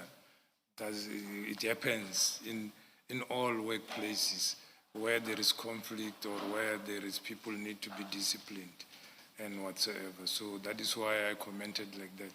So, but it was shared, not, I guess he got it from somewhere also. So it was there along SAPS members sharing and whatsoever. And are you aware that he had also exchanged this very article with General Sibia? Were you aware that Sergeant Kosi and General Sibia were also sharing this very article? No, I was not aware, but I'm aware that Sergeant Kosi is, some of the information which he will share to me, I believe he got them from most senior officers because he's close to lots of them. And in some time I even asked him, are you an agent or who are you? Because you can access anything from all these senior officers. So yeah, hence it was handy for me that I will know also what is happening, who's doing what to whom and whatsoever, so that I know my lane, that I don't put myself in the mix of anything. So that possibility was there, that you might be talking to him, you must be talking to whoever, I know. And if you have regard to this one in particular, it was speaking or making very serious allegations against Generals Mkwanazi and Kumalo. Yes, but you have seen my response. Yes, no, I'm merely asking you to note the contents. Yeah, I noted. Hence Yes. I said my input was the whole thing is dragging the name because I know some of those things that some might have no truth in it. Because you asked me if I know there were groupings or, let me not use that other word, there were groupings of officers within the SAPS, then I said yes, I know there were those. So not necessarily whatever is written there, it might be true or not true. No, General, I'm not testing the truthfulness of it. I'm merely noting the nature of the article or the contents of the article, that you can see what it says. Yeah, no, I have seen, and I'm used for seeing them. All right. Now, if you go to page 60. Can I just check, Ms. Boyd? Are you going to be coming back to deal with this, or you're done with? And I just want to make the example at page 42. Are you still going to come and engage with it, or? And here's me trying to understand whether this is where we let you set things out, and then you'll still come back to them. I'm trying to think of how to answer. Answer truthfully.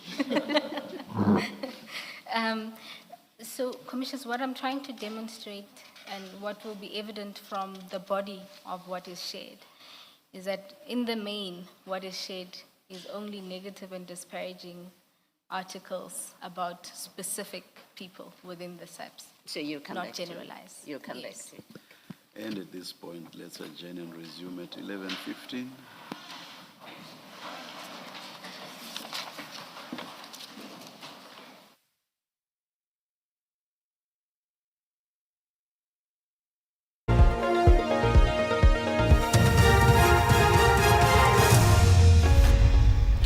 On the top stories, Bellarmine Mugabe and co-accused abandoned bail application and no immediate risk of fuel shortages in South Africa.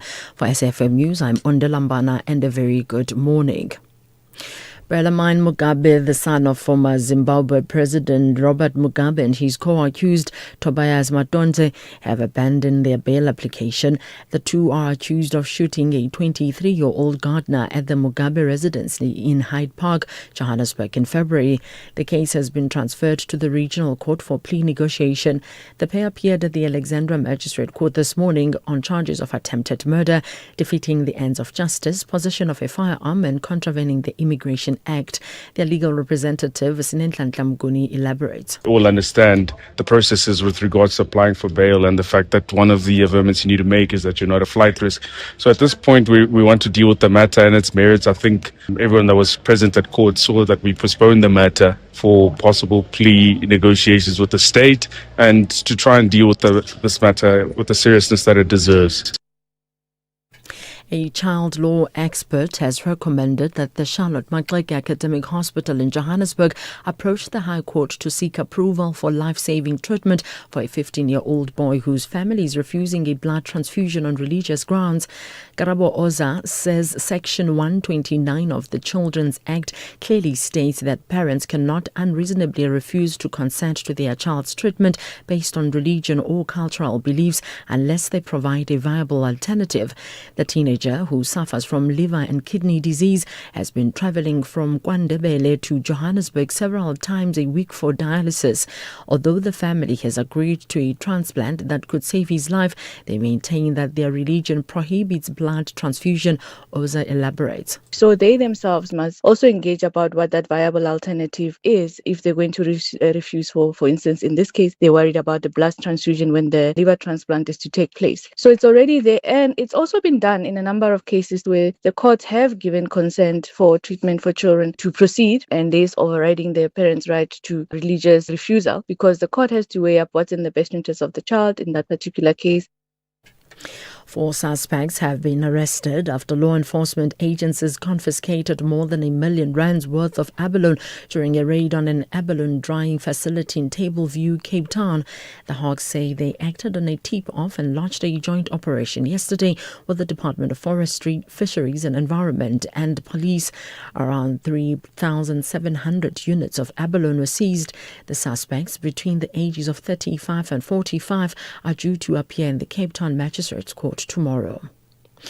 Action SA's Member of Parliament Alan Beasley says more needs to be done to effectively eradicate illicit trading, which he describes as a cancer that's killing the country's economic growth. The latest statistics show that the economy recorded a growth of 0.4% in the fourth quarter of 2025 and 1.1% for the full year. The growth was largely driven by the finance, agriculture and trade sectors. However, key productive industries such as manufacturing, electricity and construction continue to struggle.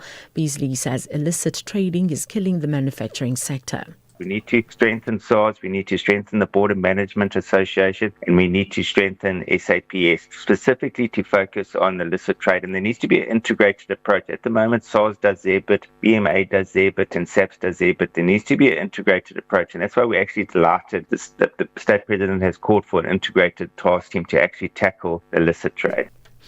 The Department of Mineral and Petroleum Resources says there's no immediate risk of fuel shortages in South Africa. The department says it is in continuous contact with local oil companies to ensure the stability and security of fuel supply. According to a statement released last night, government is closely monitoring developments in the Middle East and their potential impact. South Africa currently has 2 operational crude oil refineries, the Natref and Astron Energy, in addition to the Sasol Secunda coal to liquids plant. Department spokesperson Lerato Zoko. While ongoing geopolitical tensions may exert upward pressure on international oil prices, the department continues to maintain close contact with oil companies operating in the country to ensure the stability and security of fuel supply. Developments in the Middle East and their potential impact on global oil markets and fuel prices are closely monitored. It is important to note that the continued rise in international crude oil prices is expected to result in higher fuel prices at the pump from April 2026. The Australian government says 2 more members of Iran visiting women's football team have claimed asylum in Australia. In total, 7 Iranian players and staff have now been given humanitarian visas in the country after they were described as traitors by Tehran for refusing to sing the national anthem before a match. Australia's Home Secretary Tony Burke spoke at a news conference. What we made sure of was there was no rushing. There was no pressure. Everything was about ensuring the dignity for those individuals to make a choice. Obviously, the one pressure we couldn't take away was the context. And for the 7 people who took up that offer, we as a nation are lucky that you chose us. Recapping the top story, Bellarmine Mugabe, the son of former Zimbabwean President Robert Mugabe, and his co-accused Tobias Matonje have abandoned their bail application. I'm on Delambana for SAfm News Headlines at 11:30. SAfm 104 to 107 nationwide.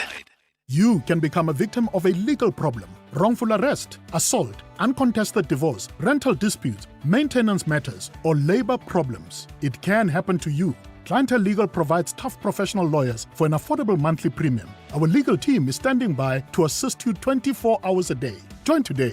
SMS SAfm to 32195. That's SAfm to 32195. Clientele General is an authorized FSP and licensed non-life insurer. T's and C's online. Standard rates apply. This February, love staying informed. As your day winds down and the evening begins, Primetime News moves to a new home. Weekdays at 6 p.m. The stories that matter, the context you trust, the news that connect you to South Africa and the world. Because loving what you watch also means trusting what you hear.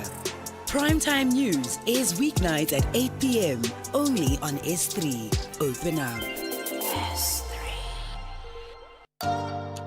This Human Rights Month, we commemorate a significant milestone, the Bill of Rights at 30, making human dignity real. For 3 decades, South Africa's constitution has been a beacon of equality, freedom and justice for all.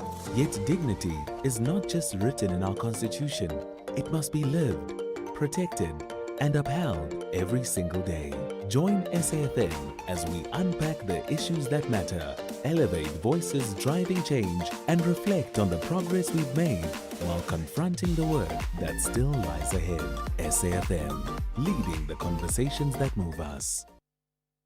You can become a victim of a legal problem: wrongful arrest, assault, uncontested divorce, rental disputes, maintenance matters, or labor problems. It can happen to you. Clientele Legal provides tough professional lawyers for an affordable monthly premium. Our legal team is standing by to assist you 24 hours a day. Join today. SMS SAfm to 32195. That's SAfm to 32195. Clientele General is an authorized FSP and licensed non-life insurer. T's and C's online. Standard rates apply. This February, fall in love with food that tells a story. From bold new culinary stars to untamed destinations and unforgettable flavors, Gordon Ramsay brings passion, pressure, and purpose to your screen. Gordon Ramsay Uncharted, Sundays 5 p.m. Only on S3. Open up. Clientele is here to safeguard you and your family with compassion because life happens. Be part of a family that truly cares. Our funeral dignity plans have helped South Africans bury their loved ones with dignity for more than 30 years. Let us help you create a meaningful tribute that honors your life and those of your loved ones. We pay out within 24 hours and you will get double accident cover with a clientele funeral plan. Our plans are affordable. Pick the option that suits your needs. Easy to apply, no medical examinations and no paperwork. SMS SAfm to 48031. That's 48031. Clientele Life is an authorized FSP and licensed life insurer. T's and C's online. Standard rates apply. This February, fall in love with food that tells a story.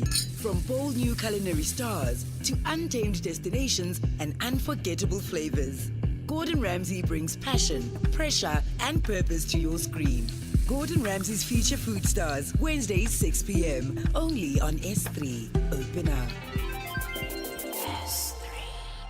Investing shouldn't feel risky. It should give you security and good returns. Earn up to 7.25% interest per annum with an Absa Cash Invest Tracker for an investment of 100,000 rands or more. Your capital is guaranteed with immediate access to your funds. That's minimum risk, maximum benefit. Absa Private Banking customers can invest from just R1. Open via the Absa Banking app, a branch, a private banker, or 0860 111 515. Your story matters. Absa is an authorized financial services provider. T's and C's apply. This February, fall in love with food that tells a story.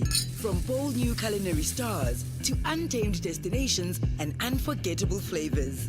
Gordon Ramsay brings passion, pressure, and purpose to your screen. Gordon Ramsay's Feature Food Stars, Wednesdays 6 p.m. Only on S3. Open up. Exciting news, South Africa. SABC TV Licenses has partnered with Capitec to make paying your TV license simple, affordable and accessible. If you're a Capitec client, sign into the app and click on Transact. Next, select Pay Bills, then click Pay At and enter your reference number to complete your payment. It's as easy as that. You'll receive instant SMS confirmation. Now you can keep your stories alive and your screens shining bright. TV licenses, pay yours, make a difference.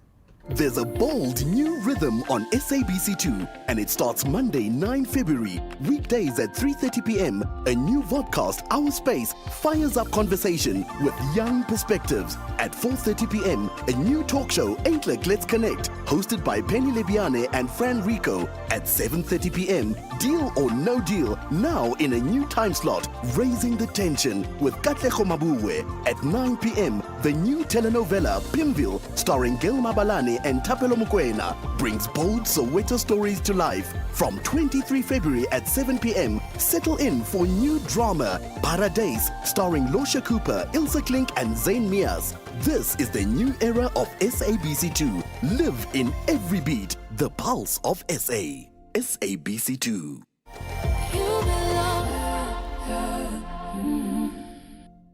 Investing shouldn't feel risky. It should give you security and good returns. Earn up to 7.25% interest per annum with an Absa Cash Invest Tracker for an investment of 100,000 rands or more. Your capital is guaranteed with immediate access to your funds. That's minimum risk, maximum benefit. Absa Private Banking customers can invest from just R1. Open via the Absa Banking app, a branch, a private banker, or 0860 111 515. Your story matters. Absa is an authorized financial services provider. T's and C's apply.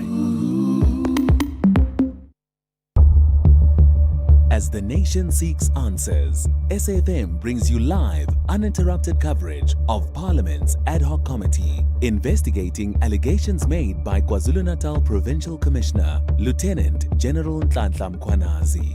You can also stay up to date with the Judicial Commission of Inquiry into criminality, political interference, and corruption in the criminal justice system. Stay informed, stay connected. Tune in live on SAfm 104 to 107 and follow the coverage across our digital platforms live on Facebook, X, and YouTube at SAfmRadio. SAfm, leading the conversations that move us.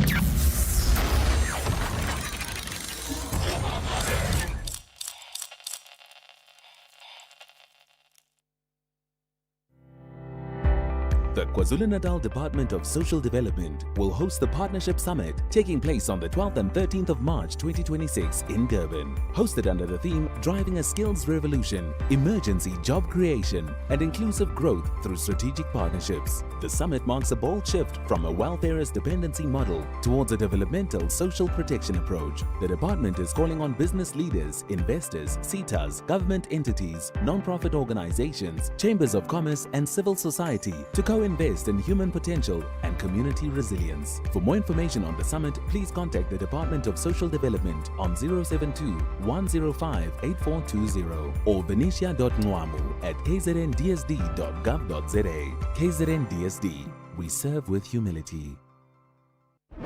You are listening to The Full Circle, a space where generations come together in conversation that seek to spark curiosity, inspire innovation, and feed the curious mind. For arts, culture, and robust conversations, join me every weekday between 1 and 3 p.m. on The Full Circle with Bridget Masinga as we explore the stories, lessons, and conversations that guide us back to self. This February, love the shows that keep you guessing. Every case tells a story. Every clue brings you closer to the truth. From shocking twists to unforgettable investigations, Homicide returns with seasons 3 and 4, where justice is hard-won and nothing is ever simple. Because loving what you watch sometimes means leaning into the darkness. Homicide seasons 3 and 4, weekdays at 12 p.m. only on S3. Open up. S3. As you sit in traffic reflecting on a good day, projects on track, clients happy, and they're a big one too. They trust you with all their sensitive data that's kept in your outdated work laptop, in your car, as you sit in traffic. Don't let bad tech choices get in the way. Switch to tailored secure cloud solutions, because nothing should stop your business. Call 084-1234. Cell C.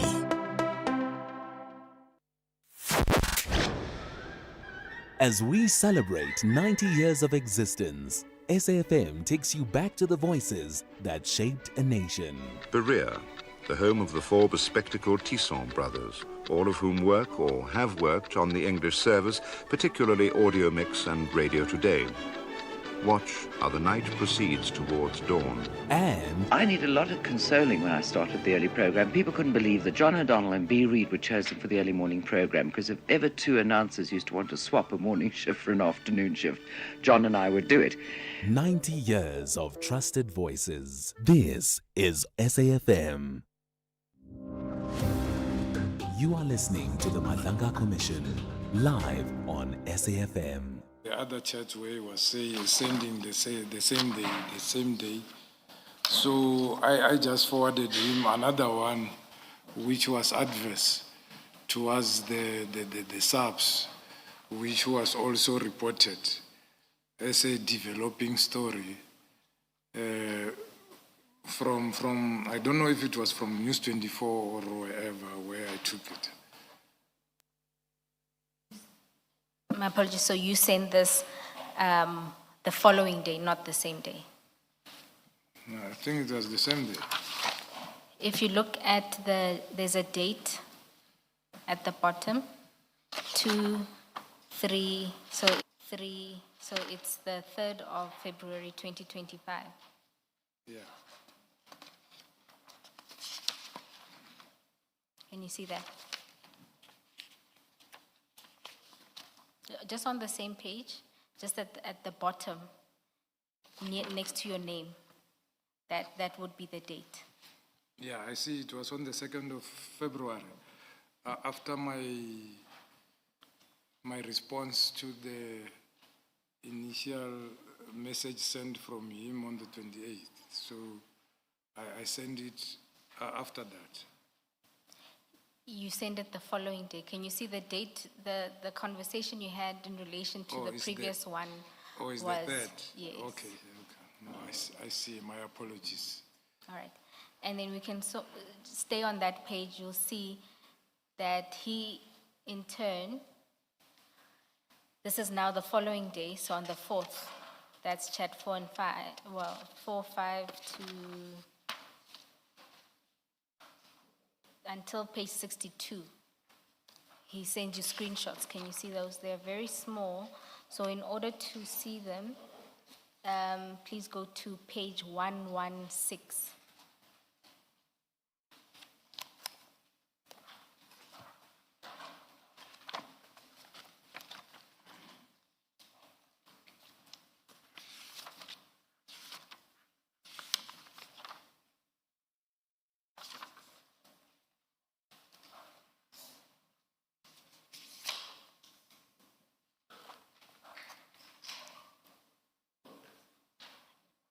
And there you'll see, this is a story related to General Musikidi and allegations related to the arrest or a court case involving a 10,000 rand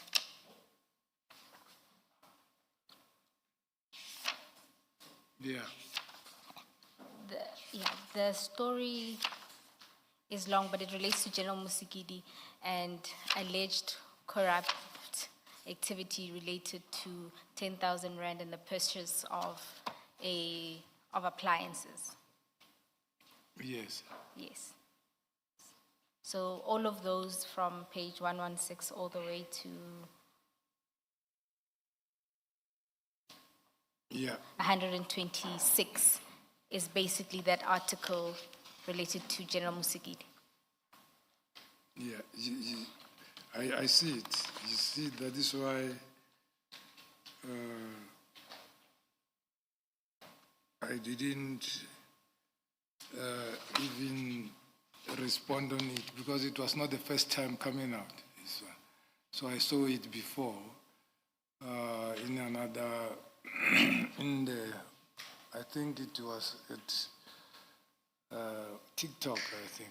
Not this one. This one is from the News 24. So it was recurring, this one. Yes. Okay.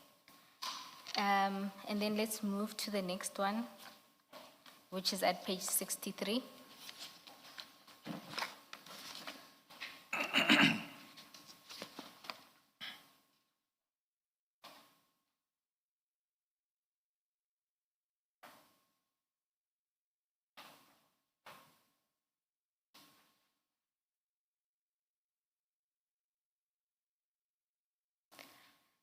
And you'll see there, it's another breaking news article. And that one deals with Generals Masemola and Kumalo.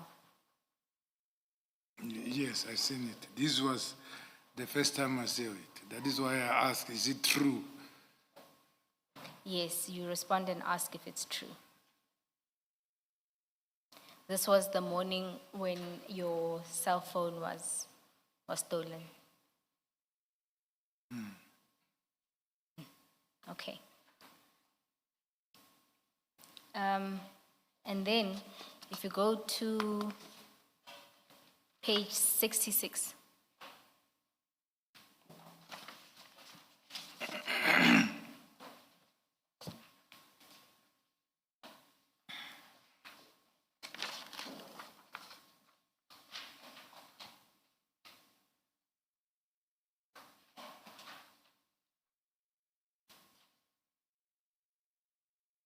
Are you there, General? Yes. You'll see there you sent an article related to Mr. Matlala's tender. Yes. Okay. Then we'll keep going. If you go to page 67. Are you there, General? Yes. At chat 3. You'll see there Sergeant Gossi sends you an article related to Minister Mkhunu dismissing the crime intelligence boss, so that would be General Khumalo. Yes, And I responded. I saw it on Google. Yes, General. Thank you. Then, if we go to page 68,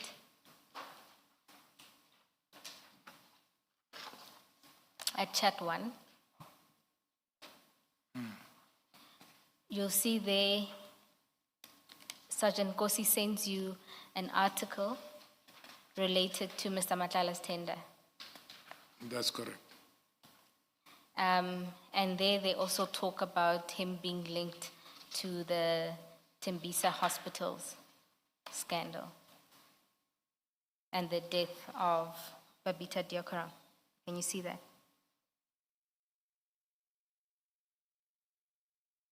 Yes. Okay. And then also on the same page, if you go down to chat number 5, Sergeant Kosi sends you a media inquiry related to the tender and cancellation of the tender, as well as an internal audit that was done by SAfm. So if you look at chat 5 on page 68, and then chat 1, 2, and 3 on page 69.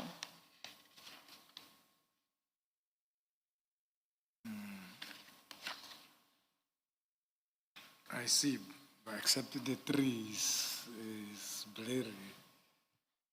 Chat 3. Chat 3 is blurry, okay. On 69, yeah. Let me... But I can see the rest. Yes. I'll show you. If you go to...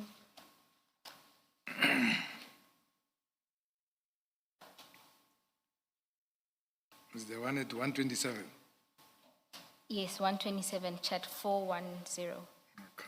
So that's a picture of the recommendation page of a preliminary audit report conducted by SAPS. I see. Yes.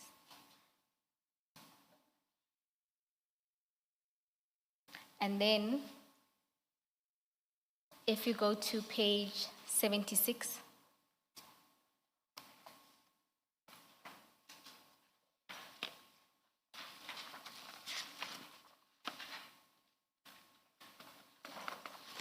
and there, you'll see there a very long piece on Mr. Matlala and various allegations that have been made against him, or incidents that were linked to him, stemming as far back as 2005. Can you see that? Yes. Sergeant Kosi sends this to you. Okay? Yes. And then on that same page, my apologies, on page 209 is the next article.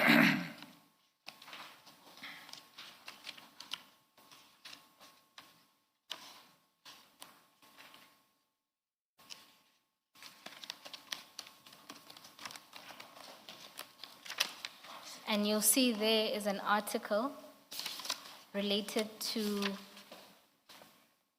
the PKTT and the implication of police officers in the killing of Sindiso Makak.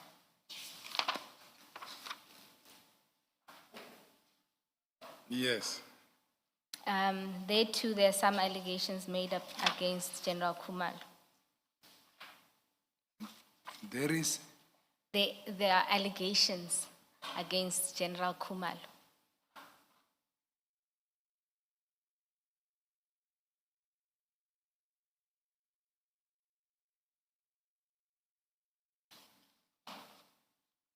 Yes. Okay. Not only General Khumalo, but the PKTT, or is that what you refer to as allegations? Yes, it refers both to the PKTT, General Khumalo,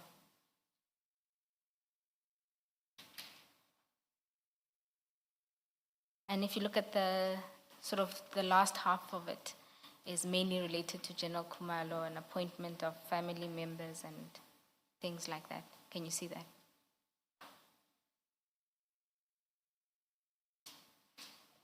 Yeah, but it's not only about that. Yes, it Yeah, it started relates with to firearms used to kill the firearm. Magatla from the crime intelligence and police informants used. Yes. Yeah. Okay. And then if you go to page 210, so just the next page.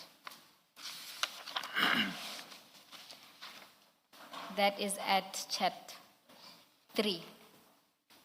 Yeah. You'll see there you send to Sergeant Nkosi a link about Musa Kaula. Yes. That's when he was arrested.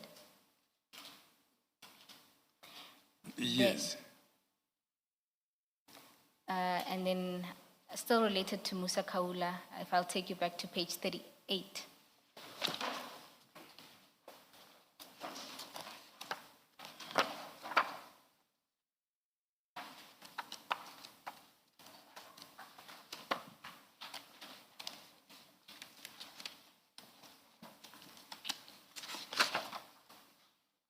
I'm at 38.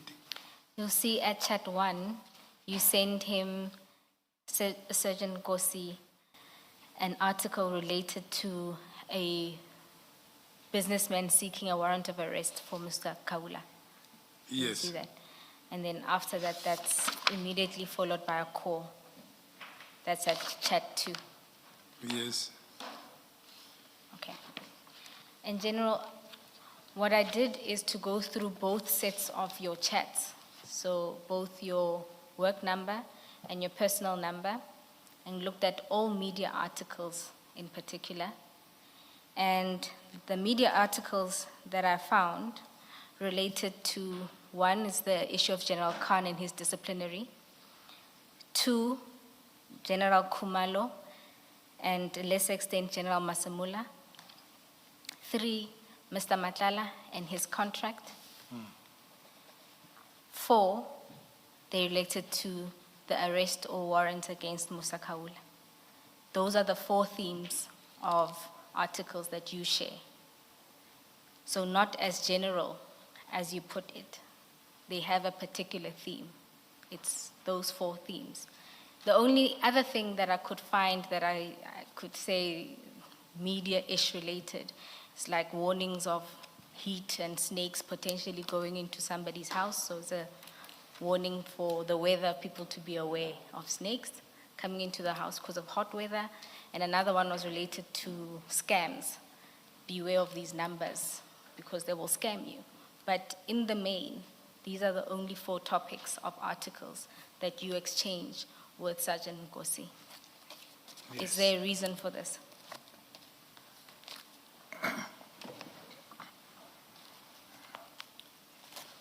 Right. I will start with the police ones, the first 2.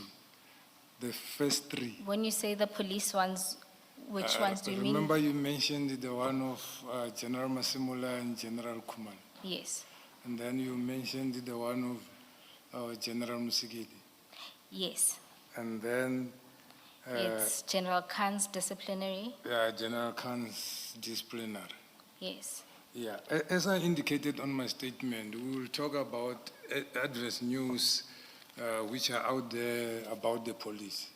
And others will be those which we know, they have been talked in the corridors or whatever, and they've been there circulating on the X and whatsoever as it comes out.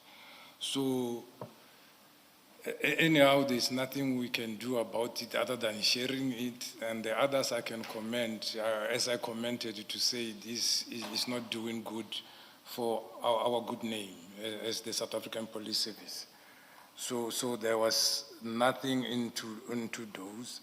And then coming to the one of Musa Kaula, as I've indicated in my statement, I have heard when evidence leaders were leading here, I also complained about it to say, why is there effort or I said I resent implications or that I phoned Mr. Kaula or spoken to Mr. Kaula in any way. I don't know him, I don't have his phone, I never spoken to him. But General, not to cut you on that, we'll deal with the substance of what happens with Musa Kaula.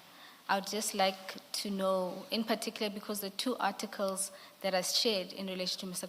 Kaula are shared by you to Sergeant Nkosi. 3. Yes. 3, not 2. 3 starting with that one which I received from Matala. But remember, that's not, that you explain as, we'll get to it where you ask him to assist Mr. Matlala. I'm just saying the 2 articles that you share relate to Musa Kaula. Okay, let me be soft in understanding then. I sent 2. One, showing that there's this very same character whom I send you a complaint about is on the news again.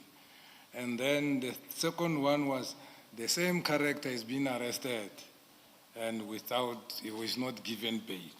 So there was nothing into it. I was just relaying because initially I did forward him a complaint when there was an allegation of extortion. So that is why I sent those 2. And then regarding Mr. Matlala, as I indicated, I know Mr. Matlala, and Mr. Matlala is known to Sergeant Nkosi, and they seem to be friends.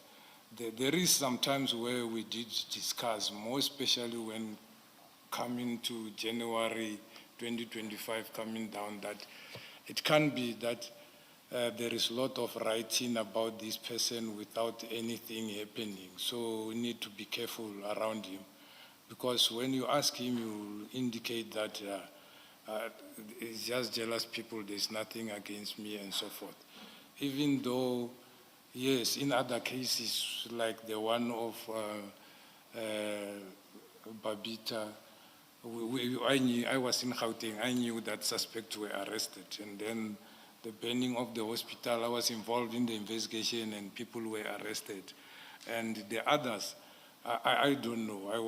It will remain a suspect until somebody's arrested or there is evidence to prove that. But we did talk to that now and then. And also, as I said, Nkosi is somebody who, when he sees something, he will send to me to say this person. And also, when discussing issues relating to him without him as Mr. Matlala.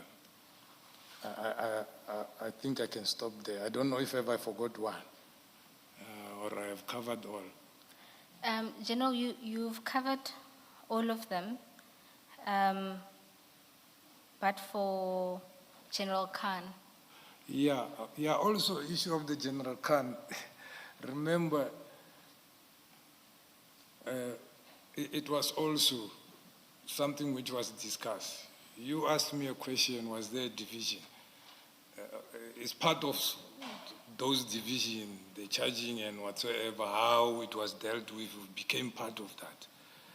And it was discussed in the corridors and we knew about it. So, and when stories coming out that there are people who are made to make statements to suit this and that, and the court cases to say you cannot use this regulation, use this one, not expeditious and whatsoever. It was playing itself outside there for everybody to see. So we were just sharing something which is happening. So nothing to write home about it.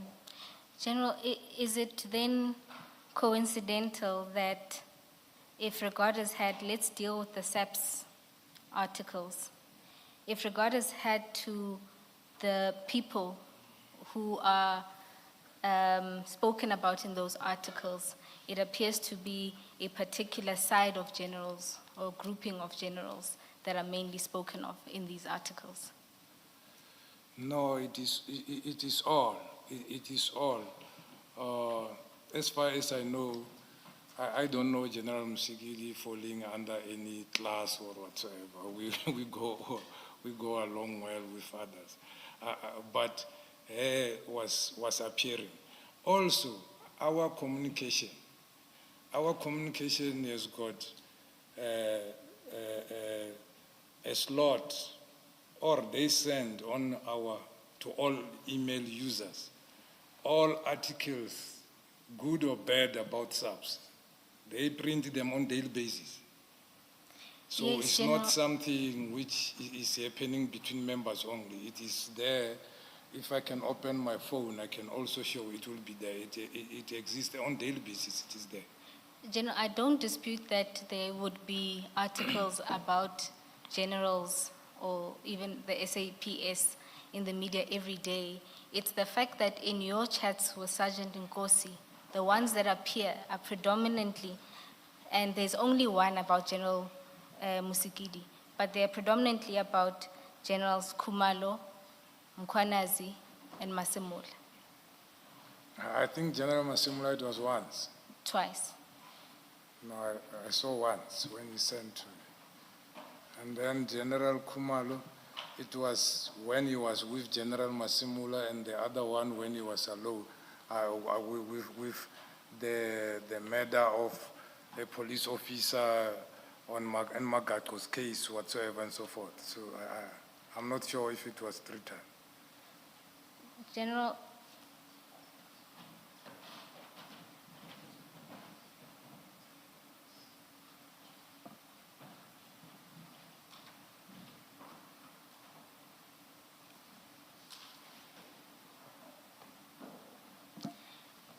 General, if regard is had, right, and I don't want to go through the articles again, but there are at least 5 media articles that speak to General Khumalo, 2 of which include General Masemola.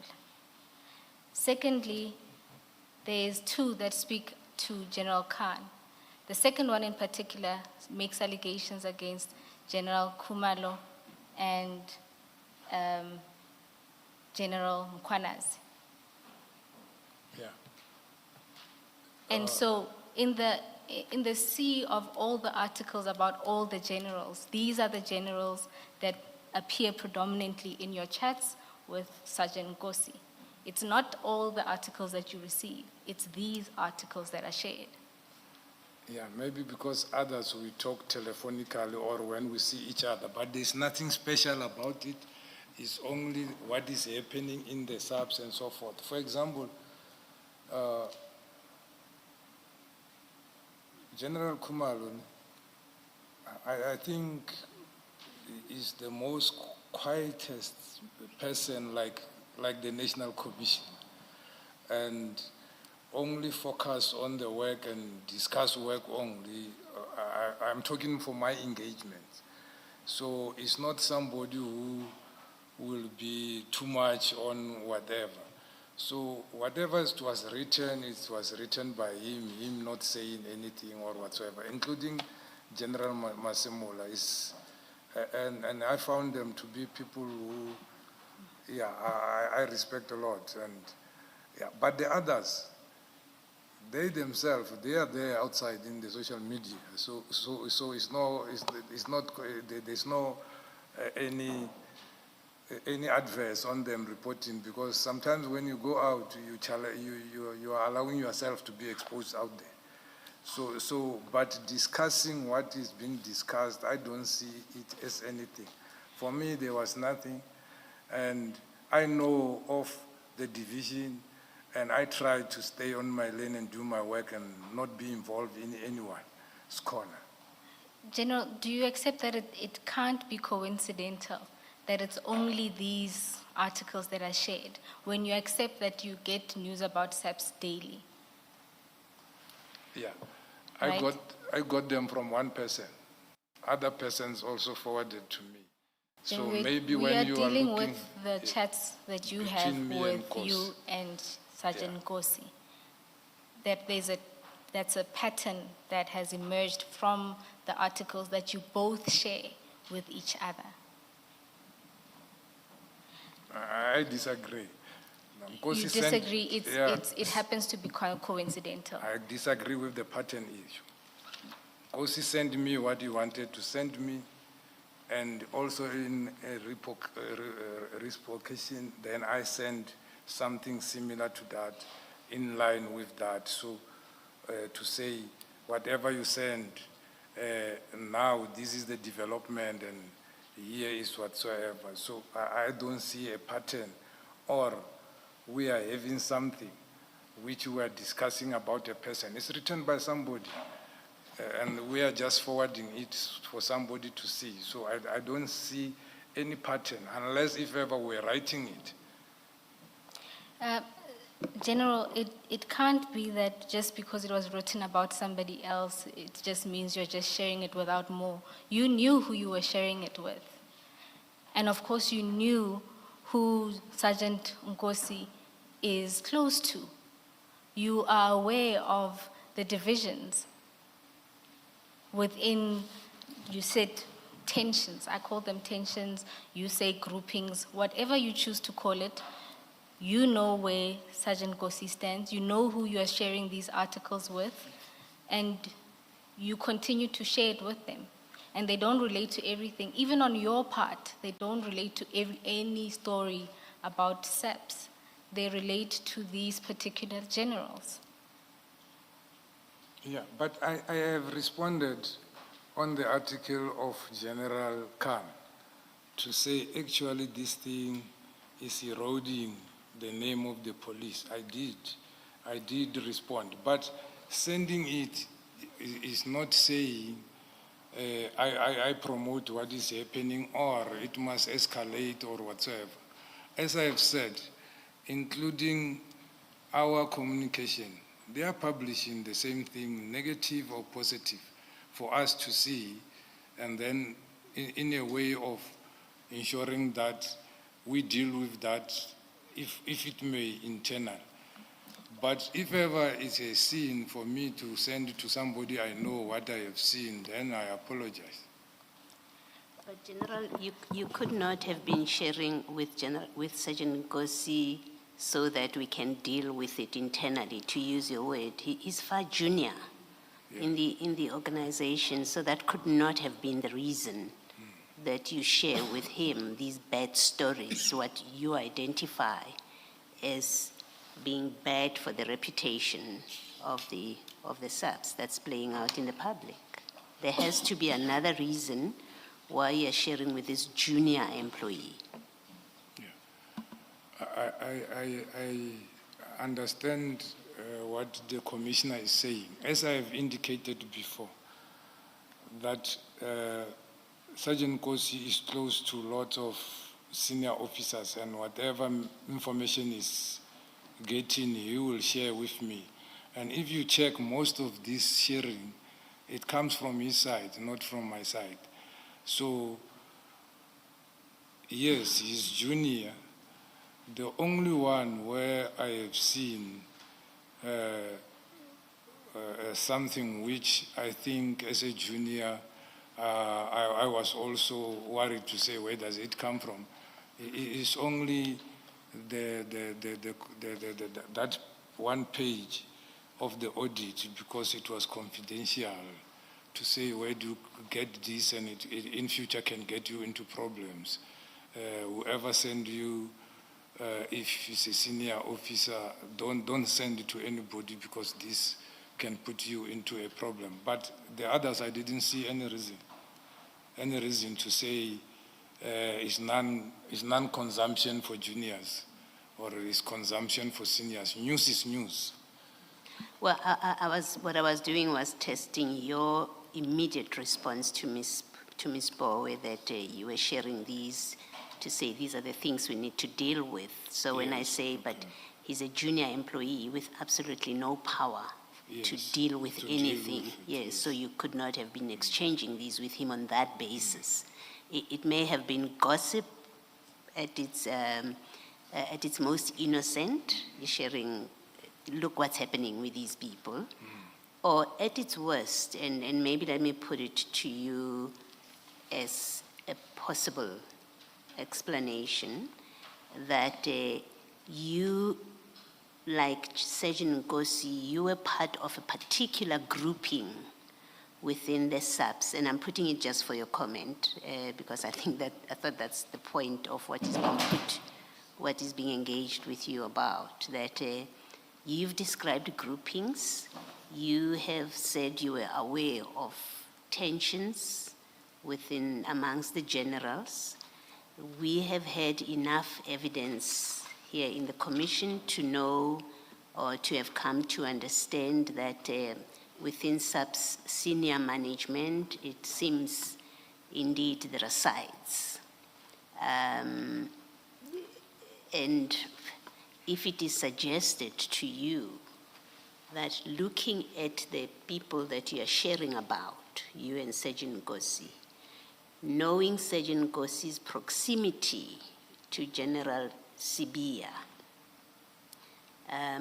which I'm sure you will admit you know about, looking at all of that, it may suggest that you are sharing about the National Commissioner, about General Kumalo, because the PKTT, because you are part of the other faction with Sergeant Nkosi and his close superior, the Deputy National Commissioner, and others.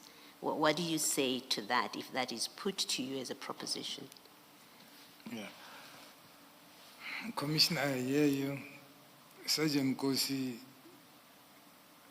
I don't think he's got a faction. He's in all the factions. Because whatever I will get, whatever is talking to General Mkwanazi, I will know. He will come and tell me. That is why I always wish here. When he's talking to General Sintumule or General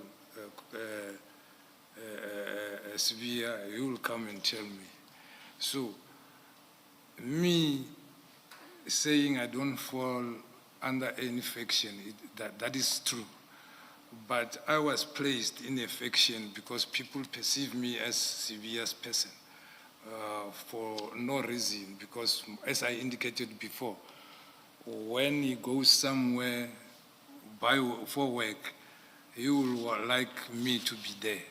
And when he tasks in terms of work need to be done, he will task me. It also goes to General Sintumula. I even complained to say, my bosses, you sometimes task me one thing and you are not talking. And the only thing which was saving me is when the protocol dictates, and when I write a information note reporting back on what I was tasked, even by the DNC, it must go through the office of the DIFCOM to sign, so she will see what I'm reporting and whatsoever. So that happened. So I will know to say, this said this where, and this is what is said about me, and that is why I have him close to me, because I said I can know everything. Even though I indicated here, I even once, are you an agent for which side or for what? Because you happen to speak to everybody and knows everything. And it seems somewhere you are told to go and say these things so that the other group can hear. But for me, sharing news, which is everywhere, even if I didn't send, you can see, I didn't see it as a problem, except that one which I mentioned, to say I saw it as a problem. And I talked to him to say, hey, the person who's sending you this, I may just make sure you don't send it to anybody, because it might put you into problem because it is classified. Knowing that maybe he might not be aware about how the minimum information security standard works and so forth. So that is my answer to that. So your answer is it would be incorrect to put you to be part of a faction, of any one of the factions? Definitely. Factions put me where they want me, but I'm not part of anybody. Thank you. And then, General, is there a reason why in none of the chats or in response to any of the articles, you don't convey to your displeasure at only being sent these types of articles. Come again? Is there a reason why you don't communicate your displeasure when Sergeant Kosi sends you only these articles? I did on one. Yes, you indicated that that is not yeah. a good look for SAPS. I did in one, and the rest were there. I have already seen them, or I will say I have already seen this one. And some of them you'll see after the chat, I will phone him and talk to him to say, as I said about this other one, to say, hey, be careful of these other things if you send it to other people, and then it might be used against you. But the rest, all SAPS members, they've seen it. And it was sent to everybody. So my comment, it will be where I advise. You will see sometimes I will advise in a form of quotes from some philosophers indicating something and then sending it to say that those who know, they say this and that and that. General, the quotes to philosophers. I'm very sorry to interrupt you, Ms. Poe. We understand that Mr. Shaskalson wants to interpose an application, but perhaps, but only if it's an application for a postponement. But we would like for him to do that at a time when it's convenient for you in terms of your questions. It will just, to wrap up this news topic, just 2 more questions on my side. 2 more questions? Yes. All right, thank you. Depending on the General's answers. Thank you. General, the other noteworthy thing to say, you'll see there isn't a single positive article that Ngosi shares with you about these individuals. Neither do you, for that matter. Do you care to comment on that?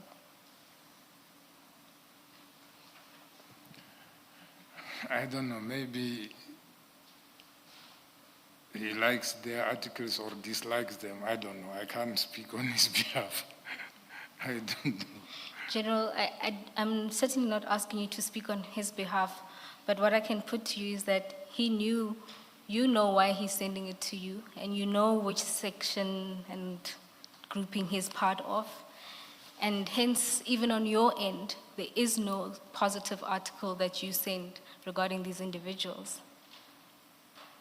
So even assuming, like you said on your version, that you see positive things and media this and media that, you could have sent positive things. You don't either. You send on the same on the same individuals, negative articles, you send them to Ngosi, Ngosi sends them to you. And you would have heard in other evidence that the same articles are then also circulating between Sergeant Ngosi and General Sibiya. And so I put you that there is a reason for that. And one of the plausible explanations for this is because you are in that faction with Sergeant Ngosi.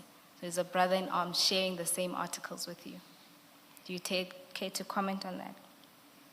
Yeah, for the 38 years I had in the police, I never belonged to any faction. And I will never belong to a faction now because I'm about to exit. And yeah, I sent one positive one to say a person who seemed to be a menace is arrested. I think it is positive. But the others, I didn't have anything to send about them to say, unless if ever they are senior managers, or all of them. And whatever happens, which is done, which they are on TV for, it's just relaying what SAPS is going to do and what SAPS have done and which is done by members. So I don't know which one must I say, but I don't belong to anybody. I belong to Shibiri and the SAPS. General, the one article that you do correctly note where you sent something positive about what you call it, a menace being arrested, it was in relation to Musa Kaula. Yes. And if regard is had to your evidence and other evidence laid here, that stems from a discussion, an exchange you had with Mr. Matlala. Exactly. Mr. Matlala was a victim, and everybody who is a victim must be helped by the South African police. So irrespective of his standing in the community, if you are a victim, you are a victim. I'm a police officer, I assist everybody. But General, what distinguishes Mr. Matlala, and I think it's a topic on its own, is he's your friend. He's your friend, he's loaned you money. You take a particular interest in him and whatever you do, we know how this story ends. It ends with Mr. Kaula being arrested by Mr. Nkosi, and I think your immediate subordinate, Brigadier Ramangwa, yes. So forget the Matlala messages, because I think in themselves they are a topic for discussion, but the picture that comes out of your engagement with Sergeant Nkosi relating to Mr. Matlala, including the document that you say you told him he should not have sent it because it will get him into trouble. It has its own particular significance. He's your friend, you get a benefit from him, you call it a loan, you say you repaid it, you continue to engage with him over a period, and it suggests you have a particular interest in his contract. That's why you're sharing the interest in the sense of the fact that he's got a contract with the SAPS, it is getting cancelled. It suggests you have an interest in that story, other than simple police obligation to assist citizens. Mr. Matlala is a special case. Can you see how that picture emerges? Yeah, although I have a different view, I see it, but if you connect all of it, my involvement when Matlala sought sort of advice what to do if this kind of a situation, I advised to open a case, and then I advised Nkosi to assist. But however, he chose to go it legally, not opening a case. Something else happened relating to the same person, and case was opened and was arrested. And I was not aware of that particular investigation, and I was never involved. So that is the difference. Maybe let me stop it here so that I don't disrupt Ms. Bowe's, what do you call it, tempo and how she plans to go about it. We'll come back to it. And then, General, you said interestingly in response to one of the questions that people perceived you to be part of General Sibiya's people. And I mean, from this conduct, and just if you look at the pattern that emerges, how else were they supposed to perceive you? You see, because this looks like you are playing into those conversations when you yourself also share those articles on that tone. I don't see anything to perceive me with General Sibiya, because where he invited me to go, it was work-related. So most of the time, the minister will be there, the national commissioner will be there, the deputy, the DIFCOM will be there. And then when we come back, I implement what is supposed to be implemented. So I must be perceived as a good worker other than belonging to somebody. General, we'll get into the issue of Musa Kaula and Mr. Matlala's contract in detail. I'll leave it there for now. Okay. But I do think you must bear in mind that this has painted a particular picture, and I'll show you when we get to those two topics that it only gets worse. I'll leave it there, Chair. Thank you, Ms. Bowe. Mr. Shaskalsin. Chair, I'm not sure if I direct you... For a microphone, perhaps. Don't you need your laptop? Or not at this stage. Chair, I'd arranged to do a short postponement of a witness who had been called to appear today. That witness has a pending in-camera application, which we're hoping to deal with on Friday. So can we refer to the witness now as witness G until that application is dealt with? I had initially arranged 11:30, thinking that that's when getting the tea break wrong.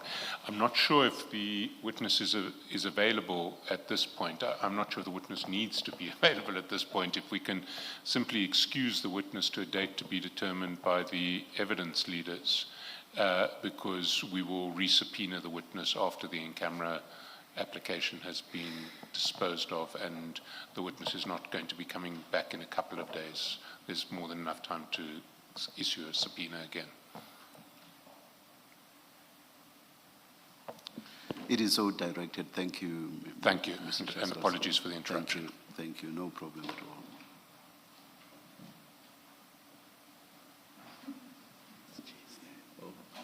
all. Witness G on screen, it looks like you are here.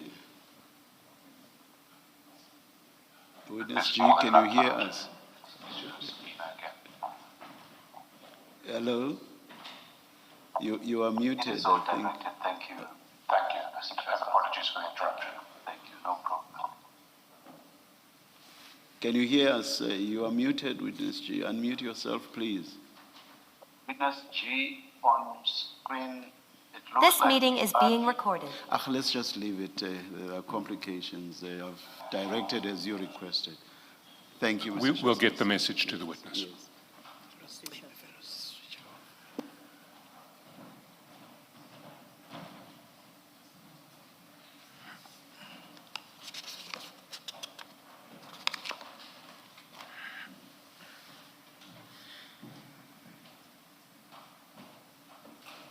May we adjourn for a short while. We'll come back when it's indicated when we should do so. Let's adjourn.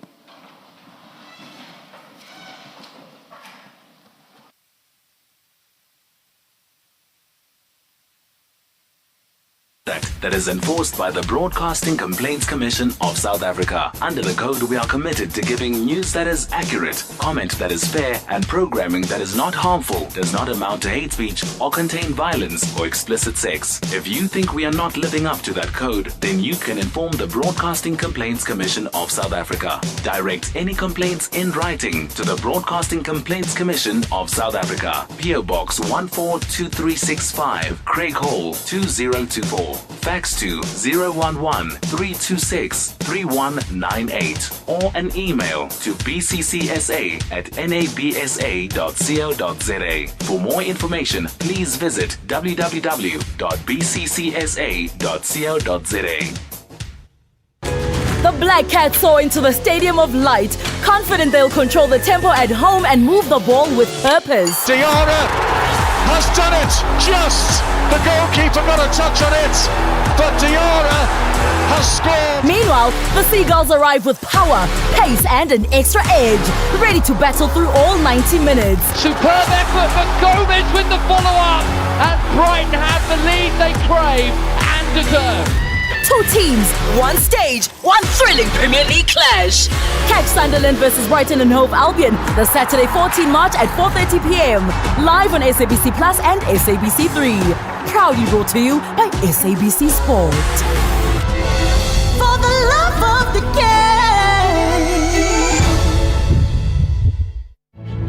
The Foals and the neighborhood kickers know there's no room for compromise.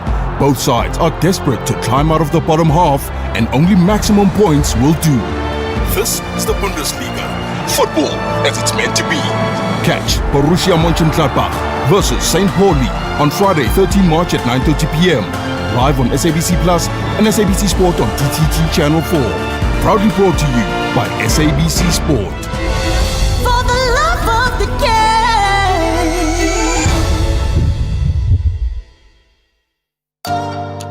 This Human Rights Month, we commemorate a significant milestone, the Bill of Rights at 30, making human dignity real. For 3 decades, South Africa's constitution has been a beacon of equality, freedom and justice for all. Yet dignity is not just written in our constitution, it must be lived, protected and upheld every single day. Join SAfm as we unpack the issues that matter, elevate voices driving change, and reflect on the progress we've made while confronting the work that still lies ahead. SAfm, leading the conversations that move us. The Foals and the neighborhood kickers know there's no room for compromise. Both sides are desperate to climb out of the bottom half, and only maximum points will do. This is the Bundesliga. Football as it's meant to be. Catch Borussia Mönchengladbach versus St. Pauli on Friday, 13 March at 9:30 p.m. Live on SABC Plus and SABC Sport on TTT Channel 4. Proudly brought to you by SABC Sport. For the love of the game.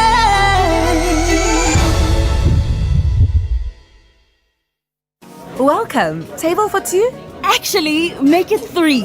My friend is late, probably watching football highlights again. I heard that, and for good reason. 11 June to 19 July is football season. Wait, don't tell me you're talking about the FIFA Men's World Cup again. Not again, always. And this time, it's coming live on SABC platforms. Live? As in, I can watch between serving tables. Exactly. TV, radio, and SABC Plus, wherever you are. So, this very restaurant is about to turn into a stadium in June. If there's a last-minute goal, I might drop the tray. Just imagine, friends, family, food on the table, and the whole world watching together. Okay, fine, I'm in. June plans officially cancelled. Football only, okay? The FIFA Men's World Cup, live this June on SABC. Switch on. Stay tuned. Feel the game. Update at noon with Sakina Kamwendo, midday to 1 p.m. Update at noon with Sakina Kamwendo. Well, a very good afternoon. It's 11 minutes after 12. Thanks so much for staying with us here on SAfm, and welcome to Update at Noon. Just taking a quick break is the Madlanga Commission. We'll return you as soon as they return, but we're also keeping an eye on other developments. The ad hoc committee investigating allegations of criminal infiltration, corruption and political interference in the criminal justice system also continues. Now, Lieutenant General Francina Ntombenhle Vuma has told the ad hoc committee that Public Works kept on demanding millions of rands for an inhabitable building. Now, the telecom towers were purchased in 2016 for nearly 700 million rand, and this was meant to serve as the headquarters for the South African Police Service in Pretoria. Speaking to the Everton's leader, Lerato Vilagazi, Vuma says that only 10 million rand was actually spent on the work done on the building. Can you describe the circumstances surrounding your first protected disclosure? Specifically, when did you receive a briefing from supply chain management regarding the Telkom Towers building? When I was appointed as the DNC in the position of being a DNC for asset and legal management, I had a discussion with the division supply chain management where I wanted them to give me all the briefings. So some part of the briefings related to the telecom towers that was purchased by the South African Police Service, obviously through Public Works. Now, in December 2017, when the National Commissioner was still new in the position, he equally wanted to know what has happened to the building of Telkom Towers since it was purchased in 2015. And according to those plans, by the 2016 subs should have already started to occupy the building, because part of the challenges that we experienced was over and above the building that has been purchased, there are other leases that are going alongside where head office divisions are hosted, which is a duplication in terms of the financial constraint. Because there is this building that has been purchased, which is not yet occupied. At the same time, subs continue to lease buildings, while the main objective of purchasing that telecom towers was to alleviate the lease portfolio. Now, as they were briefing me, I realized that in their briefing, there is over and above the money that was paid for purchasing of telecom towers, there were other monies that were being requested by the Department of Public Works. There was also some of the money that was spent by SAPS in the installation of the infrastructure on the IT cables, etc., in order to make the building ready for occupation, so that when SAPS occupies the building, at least there are not going to be some delays waiting for the IT equipment to be installed. What was the value of this contract? We are still at paragraph 11. Okay, the purchase price was 695 million. And according to the documents available, there was 41 million where Telecom Towers bought back one of the buildings because they regarded it as their national key point. Now, over and above that money, there was a sort of an agreement with Public Works that Public Works will undertook to do certain minor repairs, such as repairing the lifts and the air conditioning systems and all those things, utilizing their budget. But as and when time progressed, they kept on requesting more money from SAPS in order to do those minor renovations. For example, during December, the National Commission called the DG and part of their officials who were responsible for this particular matter, where they agreed that firstly, they will make one tower ready. I think it's 9 towers in that area. So they will make one building ready for National Commissioner to occupy. They wanted 10 million in order to make that particular building ready for National Commissioner to start occupying from the 1st of April. That was the meeting in December. Now I was involved interacting with that. Come April, the building was not ready. You may proceed. Okay. Come April, the building was not ready. Now, National Commission, and they never communicated to the National Commissioner that the building was not ready. So by May, we occupied the building, National Commissioner and DNCs and many others. But when we checked, we discovered that they only utilized 10 million. I think it was for 2 floors that were bathrooms and only 3 floors where we occupied. And they are very, very small, those floors. It wasn't a lot of people that were there. So we occupied in May. While we were occupying that building, Public Works issued us with a certificate that that place is not occupational ready. We cannot be sitting in that particular building. Now, they wanted also another, there was a certain stage, they wanted a 95 million rand, which 95 was before tax. It ended up becoming 105 or 108, something like that. Thereafter, they wanted 460 million for them to make the buildings ready for us to be able to occupy, not even all the towers. Now, based on that, I requested a supply chain to compile a full presentation, a full report, full-scale report, so that we provide this information to the minister, so that the minister understands the circumstances that and the challenges that we're experiencing with Public Works in regard to this. Where can we find that report? And that is Lieutenant General Francina Ntombenhle Vuma. She's appearing before Parliament's ad hoc committee, and that session is currently underway. And not forgetting, of course, if you would like to follow those proceedings, there's also a memorial service for Terra Lekota that is currently underway. We have the Madlanga Commission on the way. There's also the Senzo Mayiwa trial, so many other events happening, and the SABC has avenues to all of those. So you can go on to the SABC News YouTube channel and you can find which one you'd like to follow, or you can download the SABC Plus app. You'll also find links to the various proceedings. But right now, the Madlanga Commission is back in session. So let's return you to those proceedings. And of course, it's the cross-examination of the suspended SAP's component head for organized crime, Major General Richard Chibiri, appearing before the Commission. To who Mr. Matlala is at that point? No. Okay, you just left it at he's a friend. No. Yes.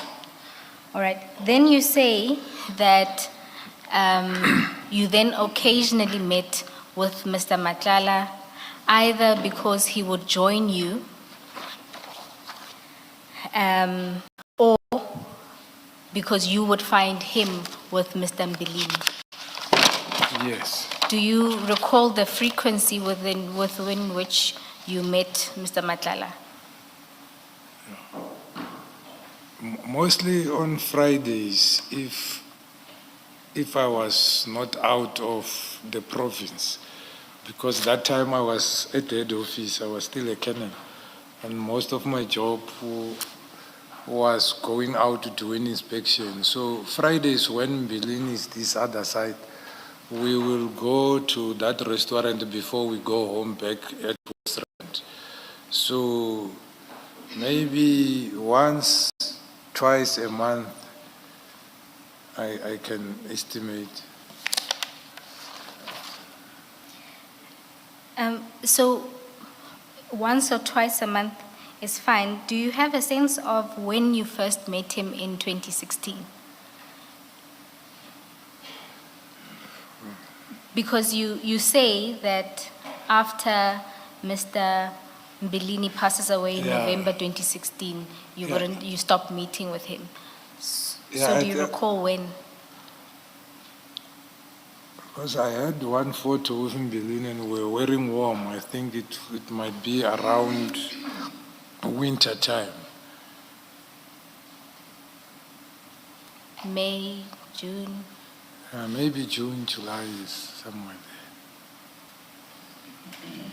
And then at the point where there's, you start to see Mr. Matlala more often, and this I mean that you now starting to find him there or he comes and joins you. Did you think about looking into who he was for your own purpose or your own benefit? No. Okay, and in these discussions where Mr. Matlala joins you or you find them there, what were the discussions about? They will talk about their work and then also in general about live sports, but most of the time the talk was between themselves. Oh, so in these encounters, you would listen to them talk about their work, and sometimes there'd be general talk about other things. Yes. And then you say that you didn't look into him when you are now seeing him a lot more after you've met him. Is there a reason why? Yeah, in my lifetime I meet lots of people, I don't look at them unless I have a reason. I guess my question is, at this point you're seeing him once, twice a month? Yes. So you just didn't see a need to? No. All right. And during these encounters in the early days, what did you make of Mr. Matlala? One, he doesn't drink. Two, he doesn't talk too much. He likes laughing, commenting there and there, but he's not somebody who's talkative. So he's not somebody who's talkative. Okay. Then you say you lost. So during in 2016, you never exchanged contact details with Mr. Madlanga? I think we did, but we never phoned each other. I don't think we phoned each other in 2016 until we met again. We exchanged numbers, and then I think then we phoned each other. When you say you didn't phone each other, does this mean that you also didn't communicate on any other platform? No. All right. And then you say that in 2016, after Mr. Mbelini's passing, you lost communication. Was that because in 2016, Mr. Madlanga was in fact Mr. Mbelini's friend and not yours? Yeah, and I stopped going there. I stopped passing by there and so forth. All right. You then say that you regained contact with Mr. Madlanga in 2019. In 2019, you say you accompanied Brigadier Modise to Mr. Madlanga's premises for work-related purposes. When you say you accompanied Brigadier Modise, were you part of this investigation, or were you just accompanying him? Yeah, it was investigation. He requested me to go with him there. I'm asking if you were part of that investigation. I has been part of it because I was the one who drafted the investigation plan because of those people who were involved, and I was asked from head office to be part of the province to assist with that grouping. All right, so you were part of the investigation, and you say that the purpose of the visit was to talk about a person of interest in that very investigation, and you say that the information available was that Mr. Madlanga was providing VIP security services for that particular individual. When you say from information that was available, what information was available on Mr. Madlanga? Information available on Mr. Madlanga? Yes. Was that he was providing security to the person of interest whom were we looking for. And was there any other information you're looking at, or because the subject matter was the person who he was protecting, you weren't necessarily looking into him? We're looking for that person. And he indicated that he knows the person, and if he sees him, he will assist us. We exchange the numbers again. Fortunately, the person handed himself. All right, so let's deal with your interactions then at that time with Mr. Madlanga. You say you exchanged contact information. Who initiated this? The exchange of contact information? It's us, me and the brigadier. You and the brigadier? Yes. And the purpose was for him to assist you with locating this individual? Yes. And then this, what is a person of interest, maybe in the context of your paragraph? Is it somebody who's a suspect in a case, in a criminal case? What do you mean when you say person of interest? Yeah. Thank you, Commissioner. I chose to use that word for protection because the person is now serving some years and maybe might know. He was a suspect. Yeah, I don't want a name. I just need to know that when you say person of interest, it's a suspect in a criminal case. Yes. Yes, thank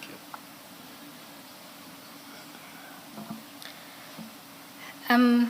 You then say you exchanged information for purposes so that you can ask him about locating this person. You then, of course, start to communicate with Mr. Madlanga.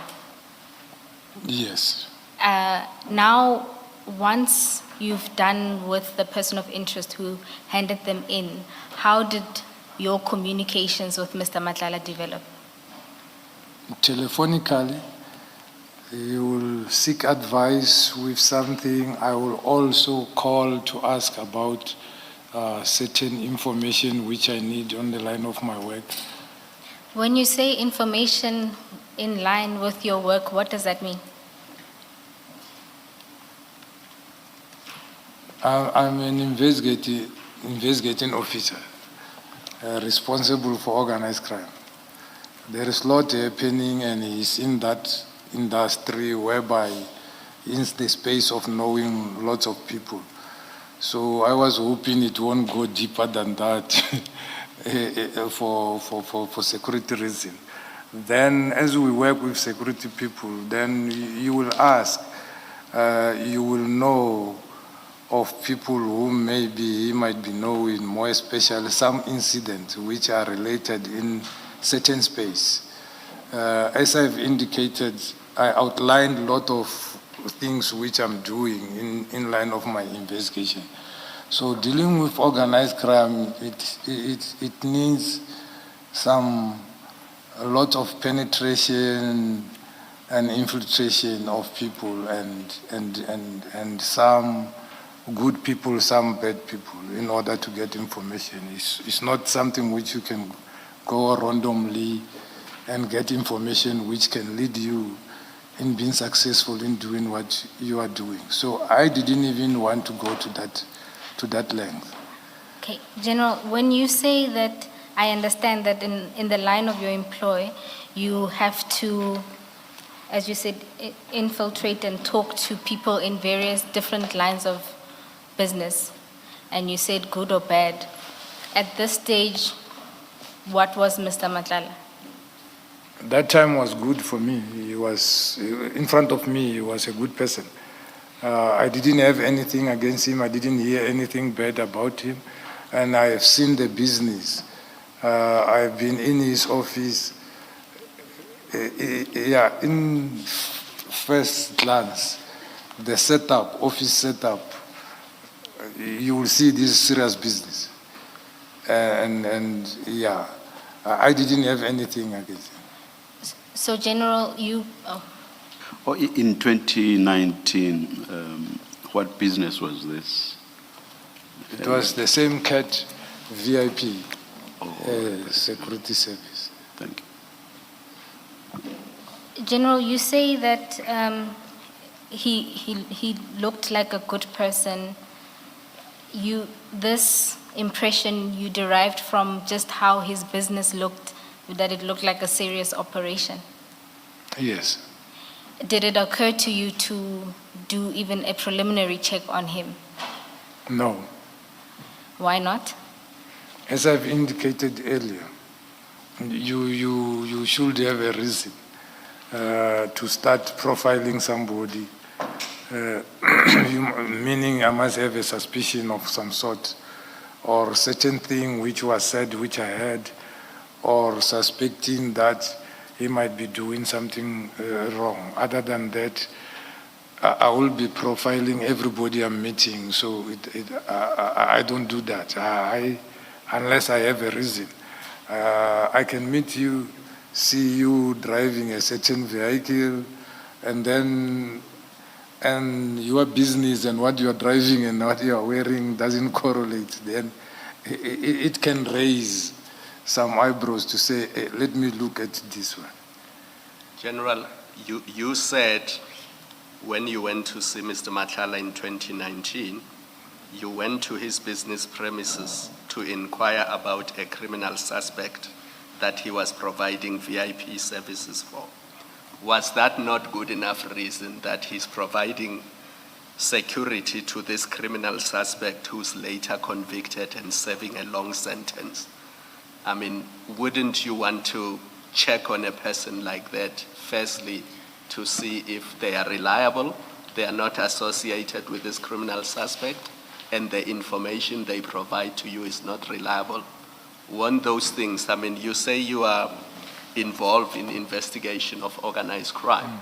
Organized crime is not one person, it's a group of people. It's a group of people, yes. So at that stage, why were you not interested in checking whether he's not involved with the very people that you are investigating? Yeah, his cooperation and how he assisted us, it seems to be a clean person.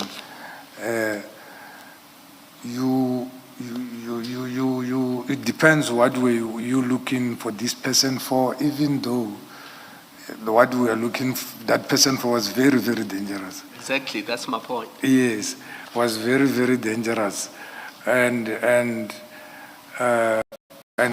also a serious business person who was involved. Mostly the businesses will be those business people. But it was one incident, and we didn't think of maybe he might be involved with those particular persons. General, but just a little earlier you said you continued talking to him because he could provide that kind of information. Yes. I'm assuming it's because you think he may know where persons of interest may be. Yeah, he's well known, and he knows lots of people whom maybe myself and yourself won't get near to them. Yes, to the answer that you gave to Commissioner Kumalo. So it wasn't one incident. You believe that he could give you information about others. Isn't that more reason to do a check on him, particularly because you are going to be seeking information from him? Yeah, it's correct. If you see something linking to that particular person, then you check on person. And General, is he not linked then no. to a criminal? Because you were saying he's providing security services to that individual. Growing from a certain point and a place, knowing lots of persons, it does not necessarily mean you are a criminal. You might know lots of people by sight or by other people whom you met, and a lot of incidents which happens in particular places. There are those people who are in the know and who can inform you, unless such time you feel they might be recruiting these people themselves.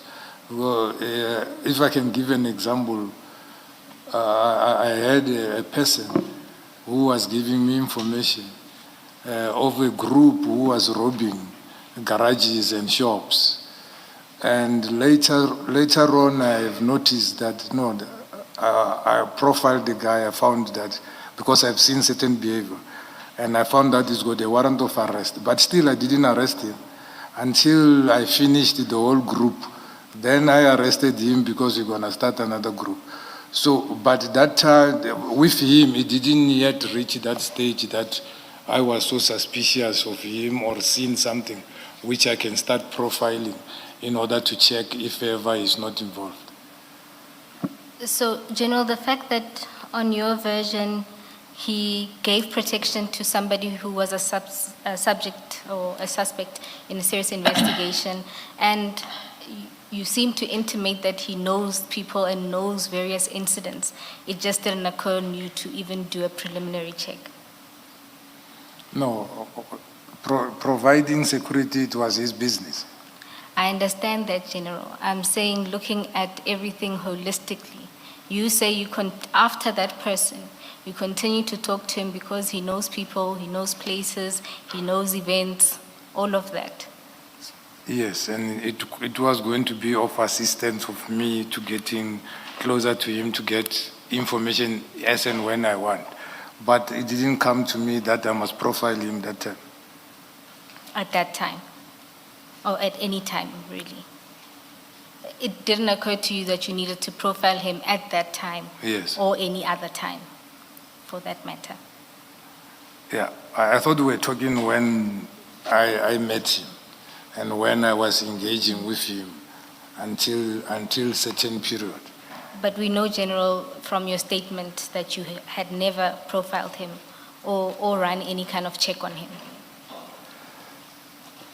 No, I had seen his profile this 2025 late when all these things was coming out.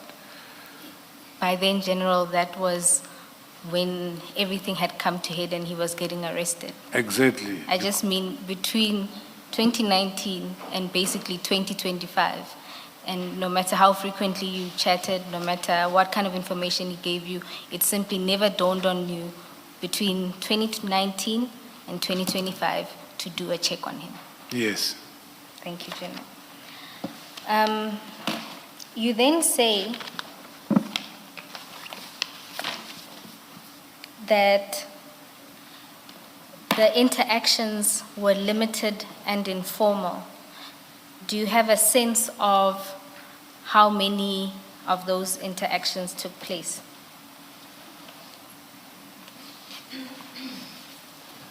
Interaction telephonically? Yes. I can't say because you will phone as there is a need, I will phone as there is a need. Meeting physically, for example, 2024, we met once. 2024, you met once at the party. At the party, yes. Okay. And the calls, both the calls or the meetings, who would initiate?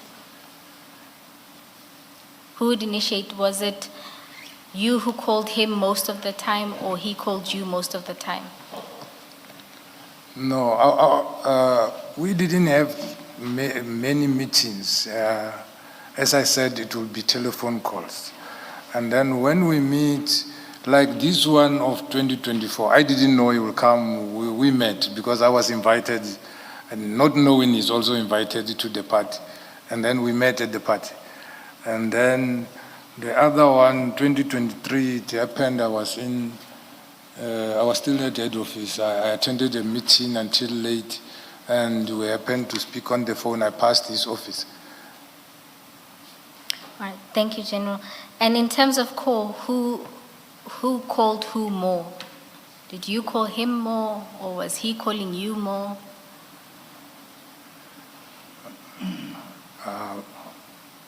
I can't tell. You can't recall? Okay. Just the sample is quite small because of the limited cell phone information we have from what the Commission has been given. But if you go to CJC 86, which is at the beginning of file 3, where the chats are.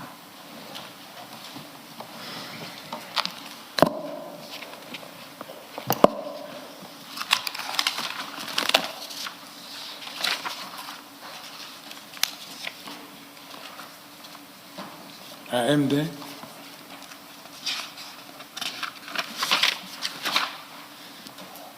You'll note from the calls that in relation to this phone and over, it's just a short period. It's a 5-month period.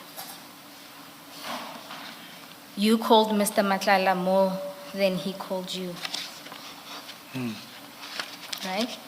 And if you also go to... How do we see that, Ms. Bowe?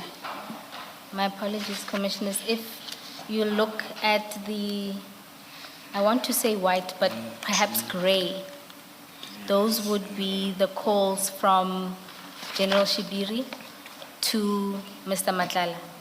Is that page 1 to 4? Page 1. 2 to 4? 4, yes. And then the green, where it says audio video call, those would be the ones that come from Mr. Madlanga going to General.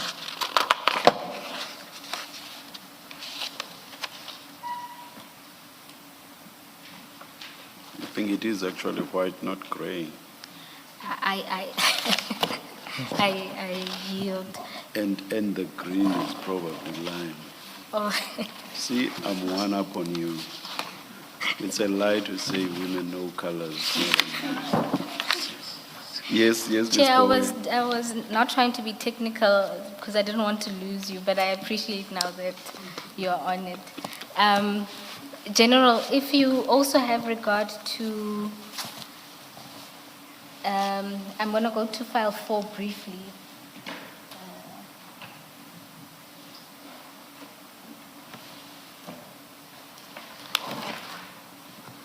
Page 6 of file 4.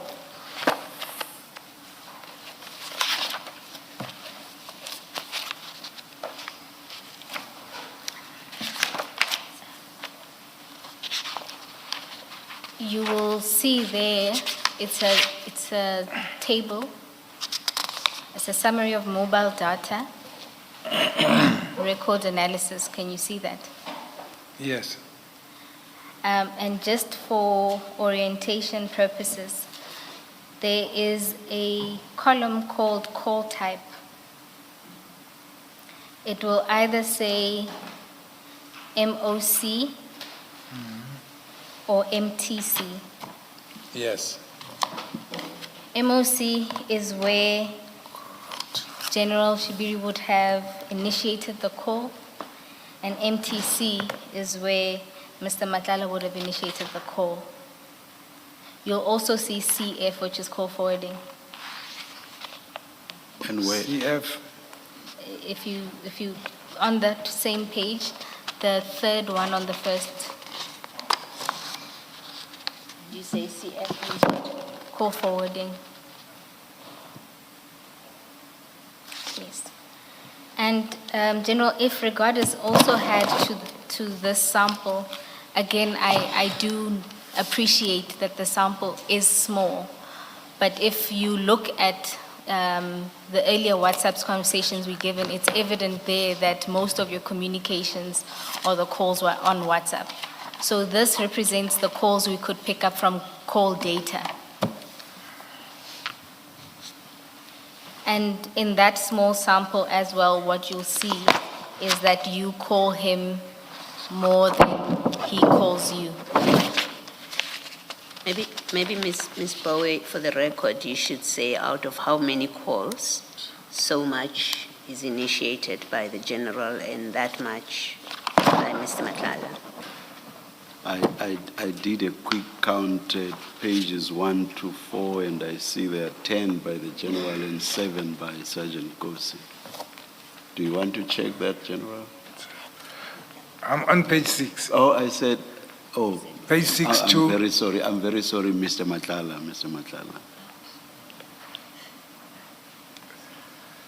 I know I took you back to 1 to 4, which is when Ms. Bowe started. I think it ends at page 8, where it says Mr. Matlala. Oh, okay. All right. I'll leave what I was drawing your attention to. Please continue with your response.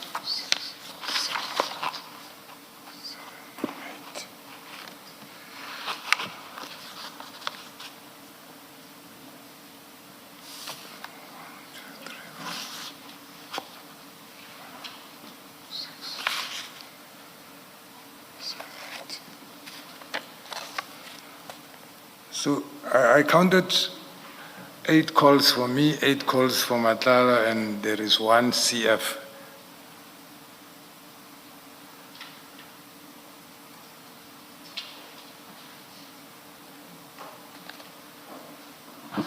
On our count, General, MOC we count 9, and MTC we count 8.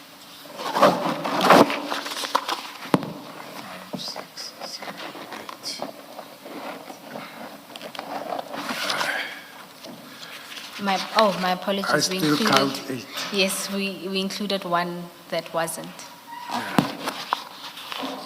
I still count 8. Yes. Yeah. So bearing in mind that it looks like the primary platform for your communication being WhatsApp. So looks like you call him more than he calls you.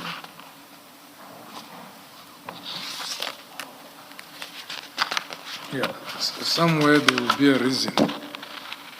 Okay, so Sometimes those you calls were call a person, you don't find him, you call again, or the person calls you, you don't find you call again.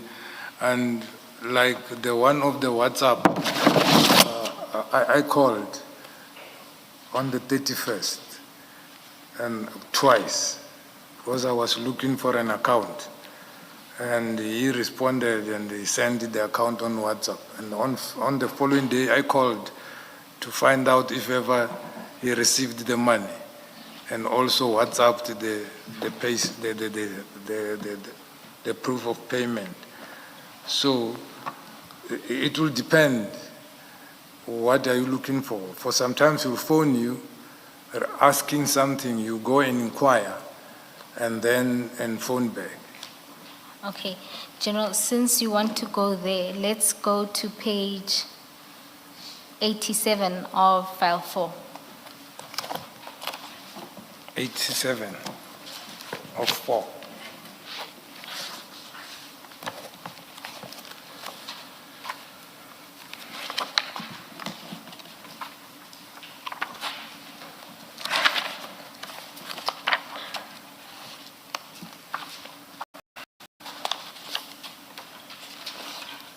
So what this table is, it shows the call durations of those WhatsApp calls between yourself and Mr. Madlanga. I'm lost now. Oh, my apologies. I'm going to ask somebody to help you. File 4. File 4? Yeah, the one that had the... I'm having it. It was only the page. Oh, 87. My apologies. 87.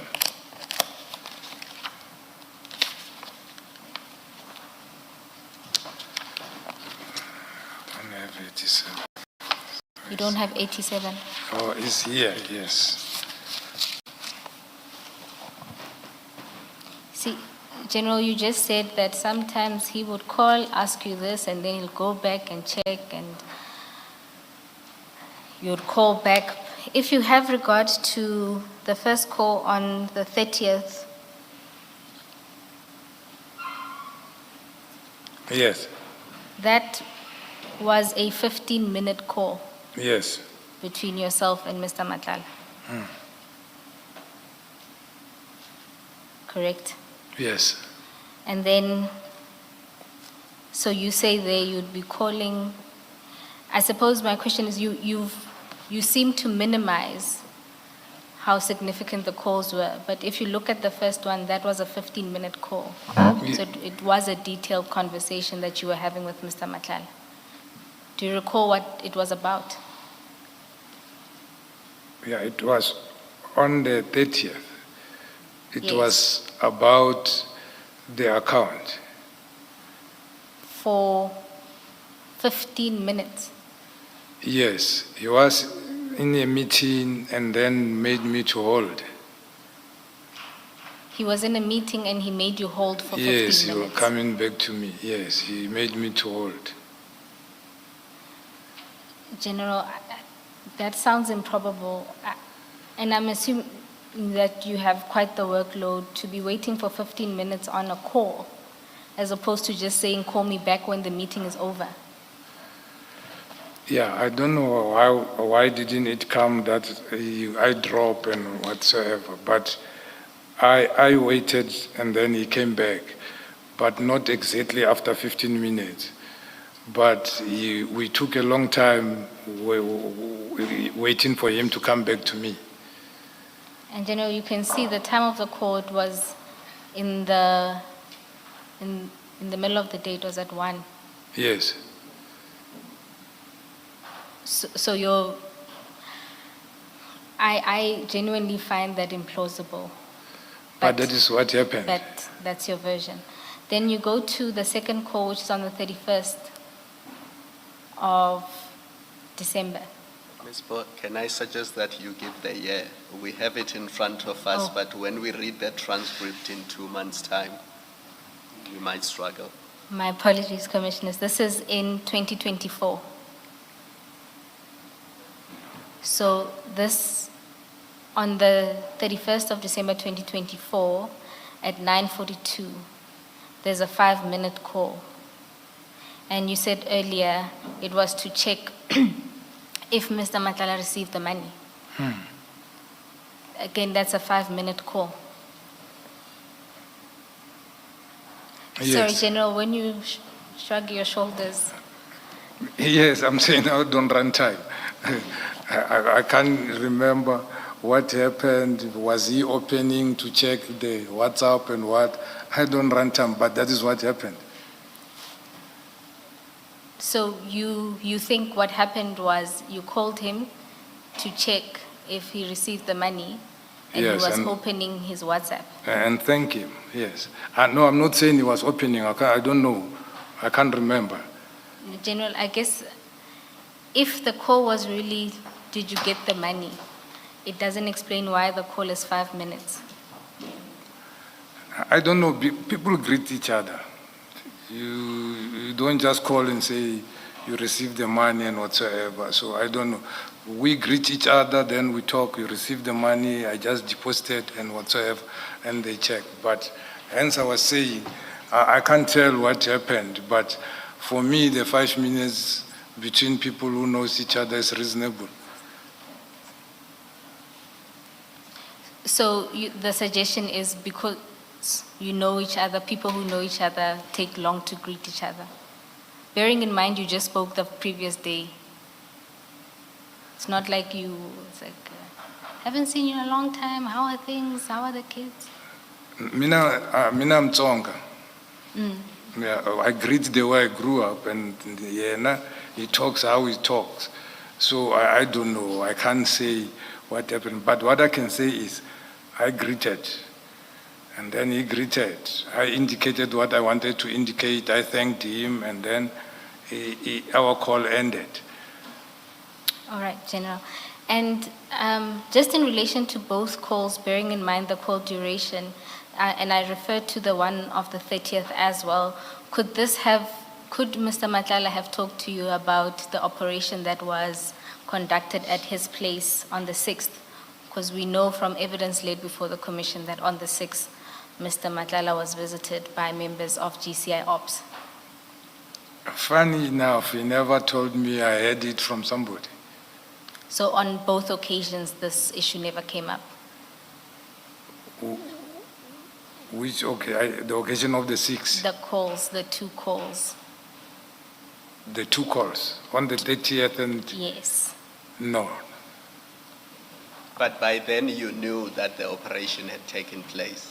When these calls were happening, you knew that on the 6th of December 2024, there was an operation at Mr. Matlala's house.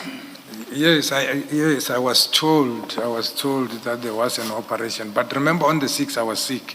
No, I accept that. Yeah, and then I think around 16, 17, that is when I became aware.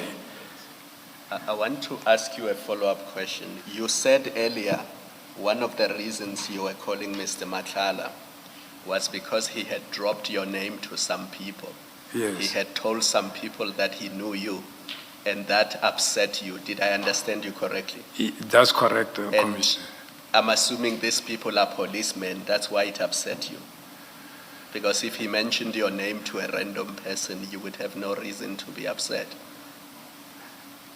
Yeah, even to random, to say what he said, like his person or whatever, it will upset me. But that one I was told in January. Why would it upset you that Mr. Matlala knows you and he tells another person that he knows you? Why would that upset you?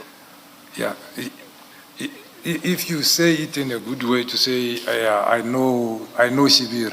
Yes.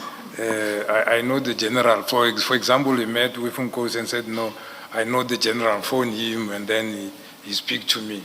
But when you go around, you saying, I have my person, as if I'm like doing something, if you do something wrong, I can be of your assistant. That is what annoyed me. And on that note is where we tap out. That, of course, is the Madlanga Commission, Day 75. And you are listening there to the cross-examination of the suspended SAPS component head for organised crime, Major General Richard Shibiri. That's it for the update at noon, team. Thanks so much to the production team. Thanks to everyone who tuned in. And, of course, as those proceedings continue, SAfm will keep you abreast of developments. From us, it's goodbye until tomorrow. And we're going to take a quick break. On the other side, you'll have Onda Lambana with your latest news at 1. The Foals and the neighborhood kickers know there's no room for compromise. Both sides are desperate to climb out of the bottom half, and only maximum points will do. This is the Bundesliga. Football as it's meant to be. Catch Borussia Mönchengladbach versus St. Pauli on Friday, 13 March at 9:30 p.m. Live on SABC Plus and SABC Sport on TTT Channel 4. Proudly brought to you by SABC Sport. For the love of the game.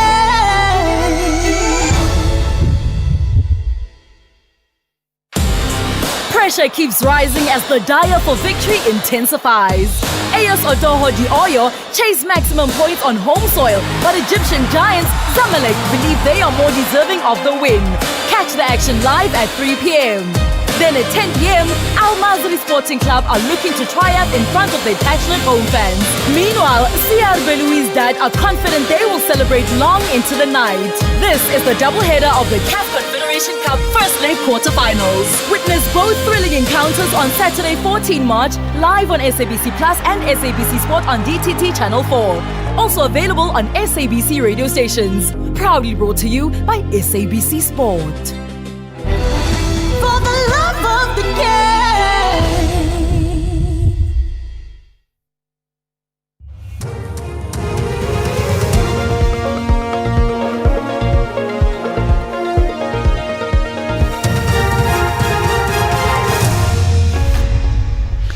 On the top stories, Bellarmine Mugabe's legal team hints at pleading guilty and 4 shot dead in Khayelitsha. For SAfm News, I am Onda Lambana and a very good day. The legal team representing Bellarmine Mugabe and his co-accused Tobias Matonje has revealed that they could plead guilty to some of the charges they face. They abandoned their bail application in the Alexandra Magistrates Court this morning. The two are charged with attempted murder, defeating the ends of justice, unlawful possession of a firearm and contravening the Immigration Act. Their case has been transferred to the Regional Court for plea negotiations and is set for next Tuesday.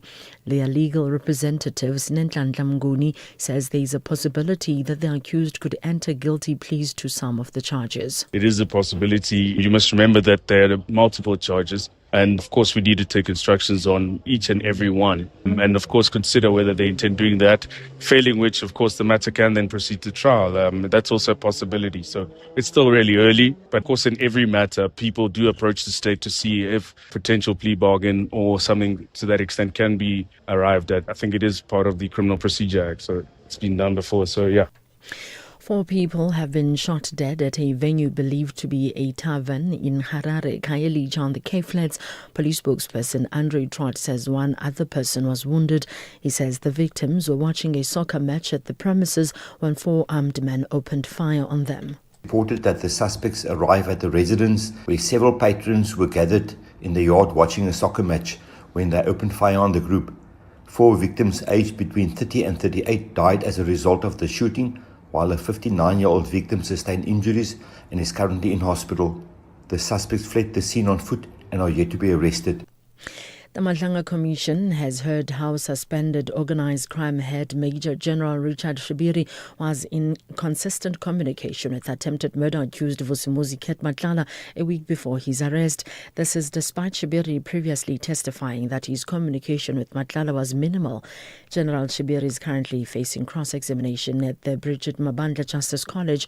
Commissioner Sesi Baloyi, SC, questioned General Shibiri about why he would not recall communication with someone who featured prominently in his life. But to put it as I don't recall that I was in frequent contact with him. I don't recall receiving or sending WhatsApp messages after the phone was repaired. I don't understand it for someone who clearly is prominent generally, but also in your life clearly. How do you explain that? Yeah. As I testified previously that around January, I got some information that my name was used by him somewhere. The DA in Gauteng claims a hush money settlement was paid to former Gauteng Health Department Chief Financial Officer Lerato Majo, who faced disciplinary charges linked to controversial contracts at the Tembisa Hospital. The party alleges the agreement was reached after Majo was suspended for 2 years while investigations into the contracts flagged by murdered whistleblower Babita Diokaran dragged on. The DA's Dr. Jack Bloom says the settlement may have violated the Public Finance Management Act and is calling for the full agreement to be made public. Bloom was briefing the media in Johannesburg this morning.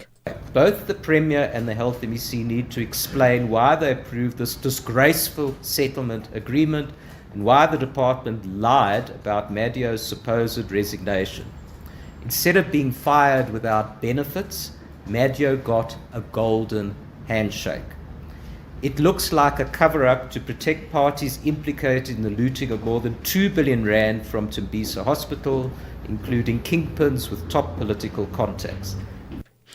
Countries around the Gulf are reporting a new wave of Iranian missile and drone attacks. The United Arab Emirates says it responded to a barrage earlier today, while Qatar intercepted incoming fire hours earlier. The BBC's Nick Big has the details. We got an alert this morning here in Dubai saying there was another possible Iranian missile and drone attack. No details of what may have got through there. Certainly the air defences have been working pretty well, intercepting the vast majority of projectiles that are sent from Iran. Off the coast, there has been activity overnight. These two vessels that were struck by what's been described as unknown projectiles, but the suspicion being that they were Iranian drones. Recapping the top story, the legal team representing Bellarmine Mugabe and his co-accused Tobias Madonje has revealed that they could plead guilty to some of the charges they face. I'm Ondilambana for SAfm News Headlines at 1:30.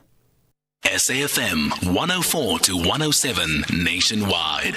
Investing shouldn't feel risky. It should give you security and good returns. Earn up to 7.25% interest per annum with an Absa Cash Invest Tracker for an investment of 100,000 rands or more. Your capital is guaranteed with immediate access to your funds. That's minimum risk, maximum benefit. Absa Private Banking customers can invest from just R1. Open via the Absa Banking app, a branch, a private banker, or 0860 111 515. Your story matters. Absa is an authorized financial services provider. T's and C's apply.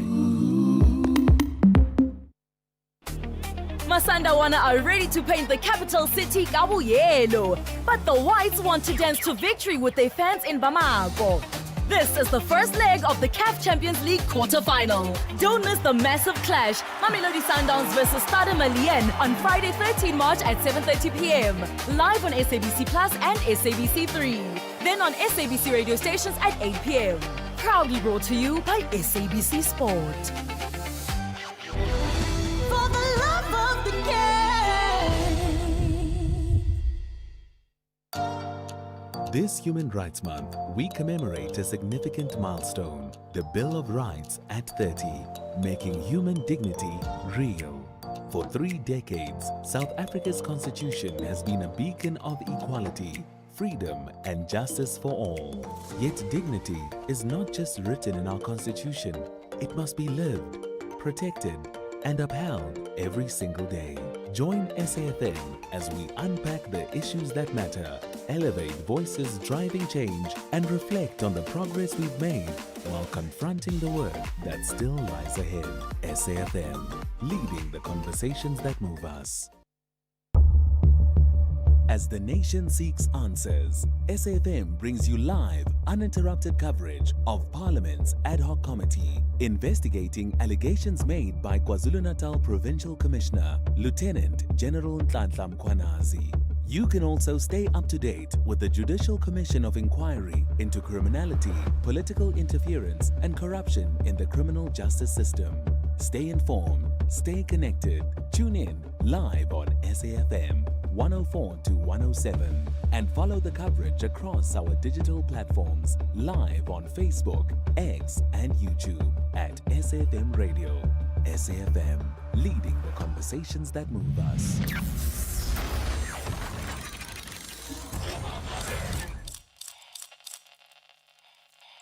Clientele is here to safeguard you and your family with compassion because life happens. Be part of a family that truly cares. Our funeral dignity plans have helped South Africans bury their loved ones with dignity for more than 30 years.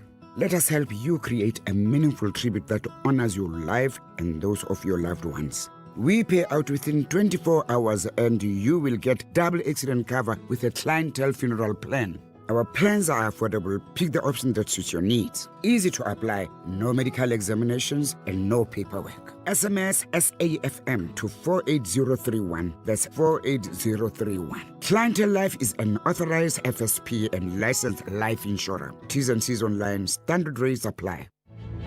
The Folds and the neighborhood kickers know there's no room for compromise. Both sides are desperate to climb out of the bottom half and only maximum points will do. This is the Bundesliga. Football as it's meant to be. Catch Borussia Mönchengladbach versus St. Pauli on Friday, 13 March at 9:30 p.m. Live on SABC Plus and SABC Sport on TTT Channel 4.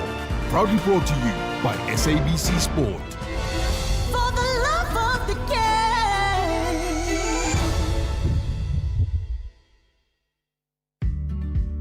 The KwaZulu-Natal Department of Social Development will host the Partnership Summit taking place on the 12th and 13th of March 2026 in Durban. Hosted under the theme Driving a Skills Revolution, Emergency Job Creation and Inclusive Growth Through Strategic Partnerships. The summit marks a bold shift from a welfareist dependency model towards a developmental social protection approach. The department is calling on business leaders, investors, CETAs, government entities, non-profit organizations, chambers of commerce and civil society to co-invest in human potential and community resilience. For more information on the summit, please contact the Department of Social Development on 072-105-8420 or venetia.nwamu@kzndsd.gov.za. KZNDSD.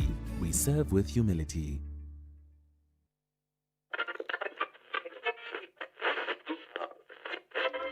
For 90 years, one voice has informed, challenged, and connected a nation. SAfm, South Africa's national English public radio station. Established in 1936 as the SABC's very first service, the A program evolving through the English service, Radio South Africa to SAfm in 1995, shaping thought and strengthening democracy. From a full-spectrum station to a trusted home of news and talk, SAfm continues to lead the conversations 90 years strong. SAfm, leading the conversations that move us.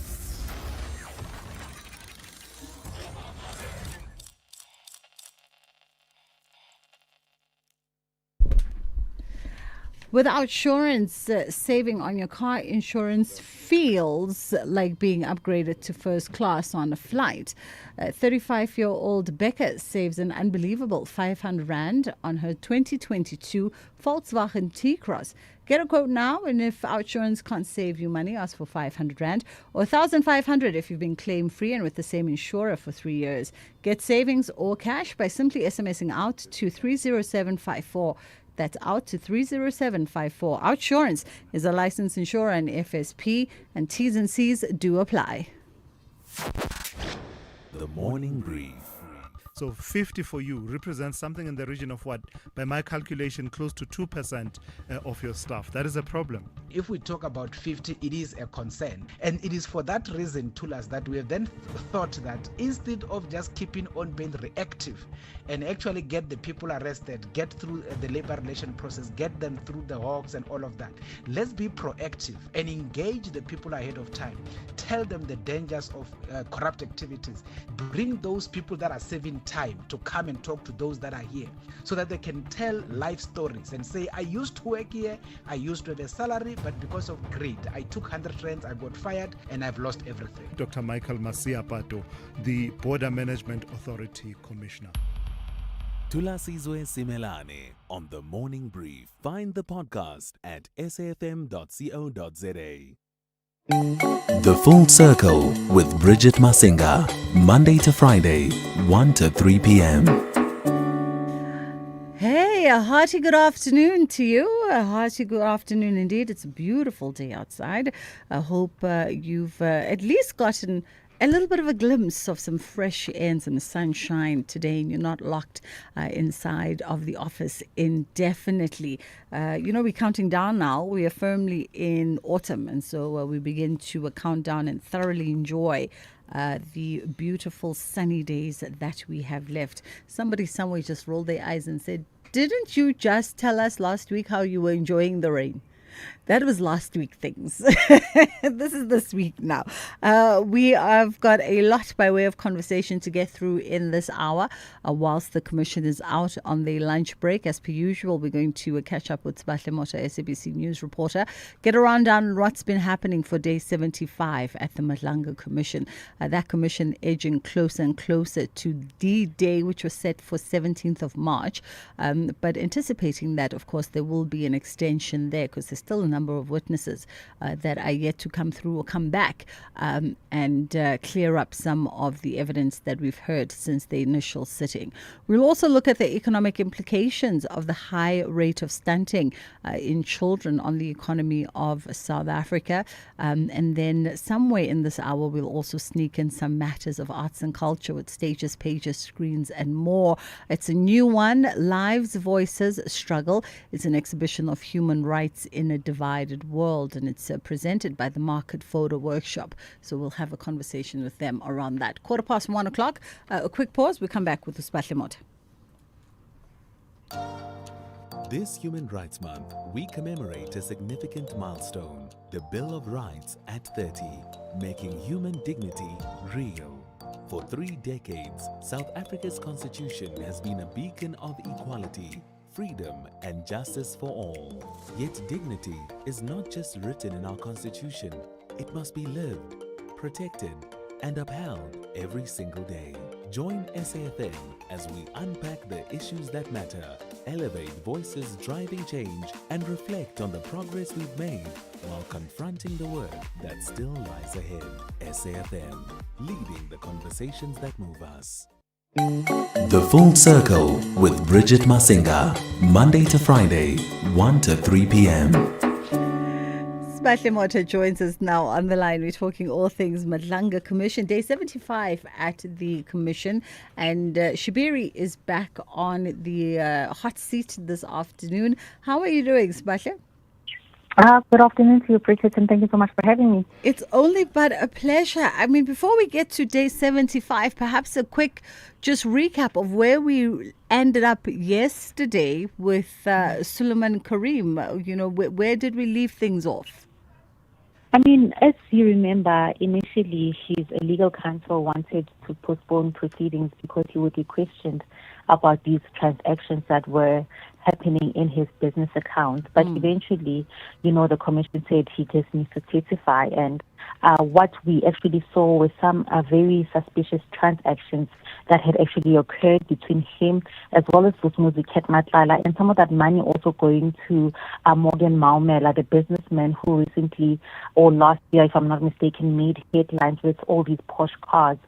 So what we are finding, and the proposition that Advocate Matthew Shackleton has proposed to, Suleiman Karim, is the fact that he and Morgan Maumela actually, had an interest in Medicare 24, and this is why we saw this movement of money amongst the three of them. When Vusumuzi Matlala owed Karim, he would also ask Karim to actually pay Maumela some money from the money that he had owed Karim. So this was just, this movement of money among the three persons. But I think the more important thing is the fact that over 300 million rands was actually paid into Suleiman Karim's account by various municipalities. So I'm pretty certain that when he comes back to the commission in April, he'll have a lot to answer for. Absolutely indeed. So back in the hot seat today is the suspended organized crime unit head, Major General Richard Shibiri, and he's returning to the commission and facing a new round of cross-examination. No, definitely. So what the commission is actually probing now is his relationship with Vusumuzi Matlala. If you remember, the last time that he was at the commission, he had told the commission that he and Vusumuzi Ket Matlala were like buddies, because at one point Matlala had borrowed him 70,000 rand to fix his son's vehicle, as well as telling the commission that they would speak about general life things, which would sometimes extend to him giving Matlala some legal advice. So he's been interrogated about his relationship with Matlala, and what he has tried to do now is sort of try to downplay their relationship, because what we have found out before the commission is that a week before Vusumuzi Ket Matlala was actually arrested, General Shibiri and Matlala were actually calling each other quite consistently. And this is even, General Shibiri trying to deny that he doesn't recall some of this communication that had occurred between him and Vusumuzi Ket Matlala. But we saw the commissioners probing questions and asking that how does he not recall or remember communication between him and Matlala when, they had a close relationship like that. So this is where the commission is, and they are probing his relationship with Matlala. Yeah, Commissioner Baloy, always the one sort of picking up on those gaps when people are being cross-examined, because she was quite emphatic to harp on that point about the frequency of phone calls, and at some point saying, well, are you saying that they were not frequent or they were infrequent? No. And it's, I think he even conceded, meaning to say that, they were infrequent, but really quite regular. Definitely. But I mean, at the end of the day, the evidence speaks for itself, the evidence that even shows that, they were in communication even when there was that police raid at Matlala's house on the 6th of December. So there is record to show that, General Shibiri is very close to Vusumuzi Ket Matlala, as well as was in frequent communication with him. But what also Commissioner Sisiba Loyi has put to him is that, judging from the fact that, they had borrowed each other money, or Matlala had borrowed him money, he did benefit from Matlala, and also possibly even used his position to sort of try and benefit Vusumuzi Ket Matlala. So these are the questions sort of posed to him to say his proximity to Vusumuzi Ket Matlala may have even compromised him as a top police official. Yeah, it's interesting that he sort of categorizes their relationship as brotherly, but then says that there were boundaries around that relationship, that he never asked favor from Vusumuzi, but rather brotherly, and I think he called it brotherly requests or something of that nature, but not favor. And Commissioner Madlanga going, but is it not essentially the same thing? I understand it to be the same thing. No, definitely. I mean, his proximity to Vusumuzi Ket Matlala was quite apparent and evident. And also, I mean, Matlala is a businessman who may have wanted to get ahead in his businesses and sort of seek the sort of influence within police circles. And General Shibiri seemingly is one of the people that he may have wanted to use to advance, his own plans. So it's quite evident that the relationship to some extent did benefit both of them. Even the fact that, I mean, he received or borrowed money or was borrowed money by Matlala is evident in that regard. But I think what would be even interesting is how he responds to the allegations that have been made against him regarding Gadiso Keti Molefe and him trying to interfere in those investigations. Yeah, we'll leave it there for this afternoon. Smahle Moto, thank you so much for the time. Smahle, our SABC News reporter on the ground at the Madlanga Commission. It's gone 20 past 1 o'clock, a quick pause, and then we come back and we look at the economic implications of the high rate of stunting in South African children on the economy. As the nation seeks answers, SAfm brings you live, uninterrupted coverage of Parliament's Ad Hoc Committee investigating allegations made by KwaZulu-Natal Provincial Commissioner, Lieutenant General Nhlanhla Mkhwanazi. You can also stay up to date with the Judicial Commission of Inquiry into criminality, political interference, and corruption in the criminal justice system. Stay informed, stay connected. Tune in live on SAfm 104 to 107 and follow the coverage across our digital platforms live on Facebook, X, and YouTube at SAfmRadio. SAfm, leading the conversations that move us.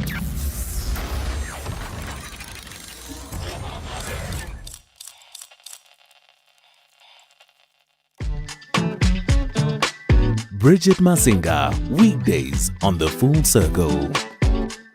So growth stunting in children is one of the most significant public health and development challenges that's facing the country, and it's affecting an estimated 1 in 4 children under 5. And this is in accordance to UNICEF, World Health Organization, and the World Bank Group as of 2025. We thought we'd have this conversation with our guest, Head of Social Impact at Tikululu Social Investments, Richard Pfaff. I think we're just struggling. Is he on the line? Oh, okay. We've got Richard on the line. Richard Pfaff joins us now. How are you doing, Richard? I'm fine, Bridget, and good afternoon to you and the audience. Thank you so much for taking the time.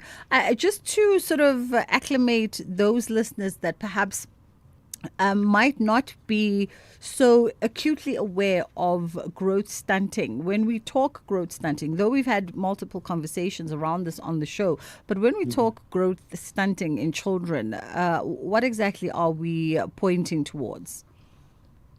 Well, we're talking to the effects, various neurological and physiological effects of not getting enough to eat. Basically, that is the problem. And then what this leads to in terms of children's development, it's highly impaired. It leads to obviously a decrease in cognitive ability, physical ability, but we've also found that it has correlations to emotional stability as well, in the sense of that children who are stunted, they are more prone to violence. They are obviously not capable of higher levels of cognitive functioning. So it's a very interrelated issue and a very systemic issue, in the sense of that when we first started looking at the issue, we wanted to understand what are the systemic implications of stunting, especially if we have such a large cohort within the country, which we saw at 25% according to the most available data.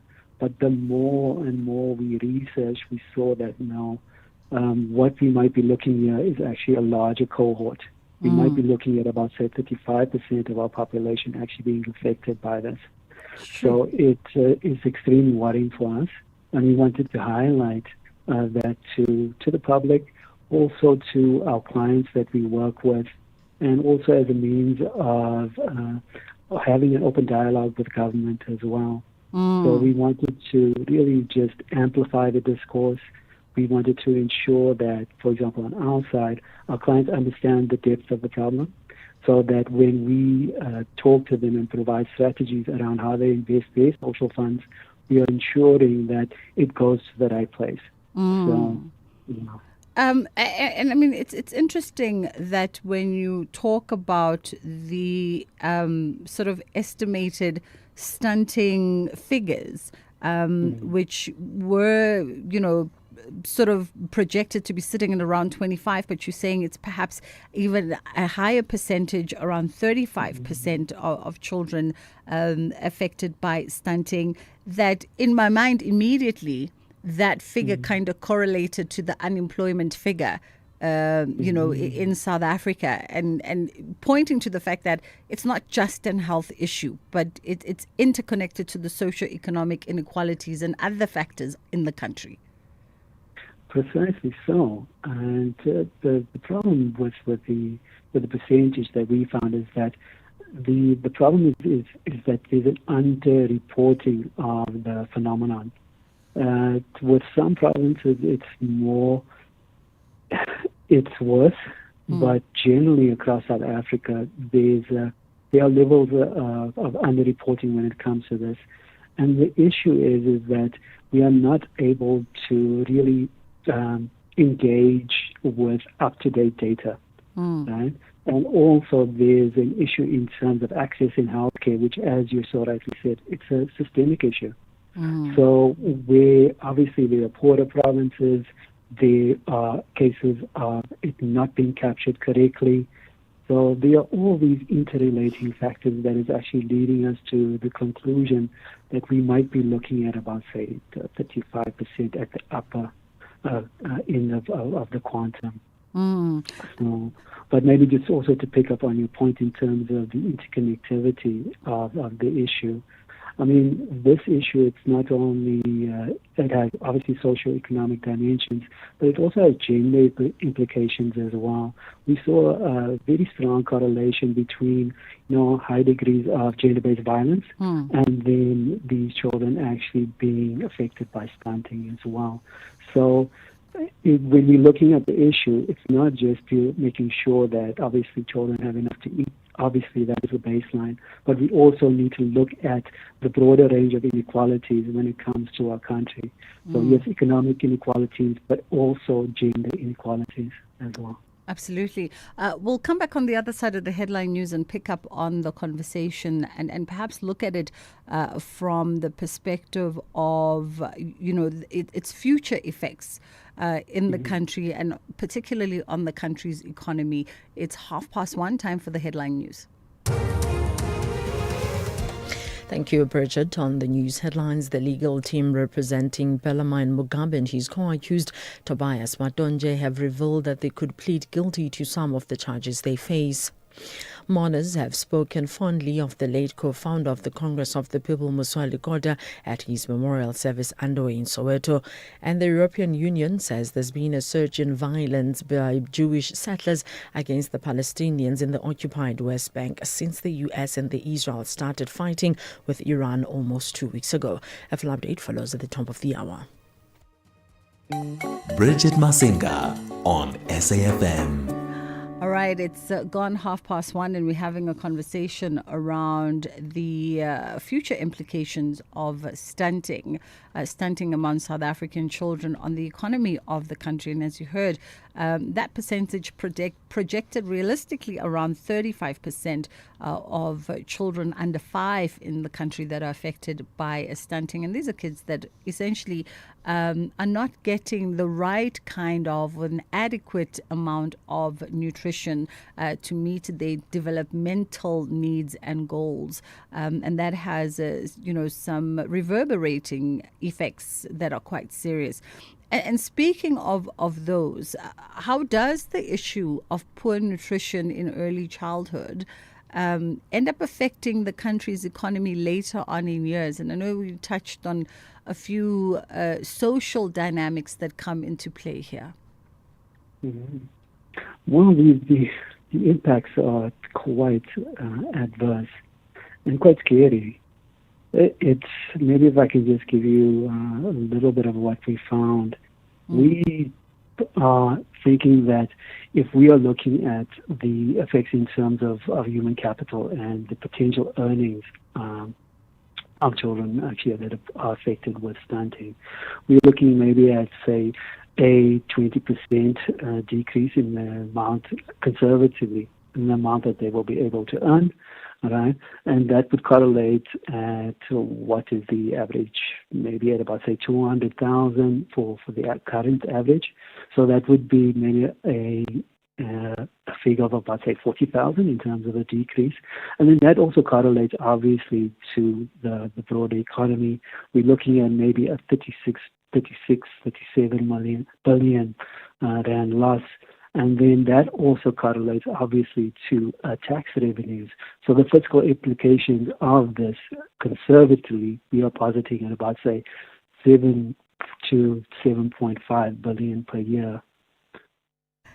And the other thing that I guess this conversation speaks about, right, and we touched a little bit on children's developmental needs in practical terms. Their ability to learn, their ability to perform at school, ultimately ability to find employment, as we've just mentioned.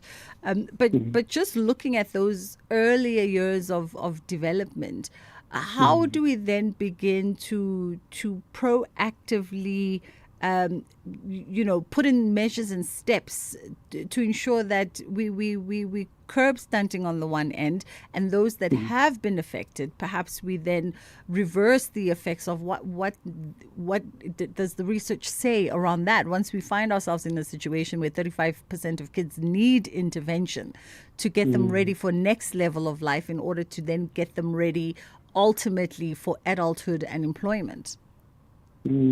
Well, thank you, Bridget. In that context, we actually welcome the efforts, the extended efforts of the South African government.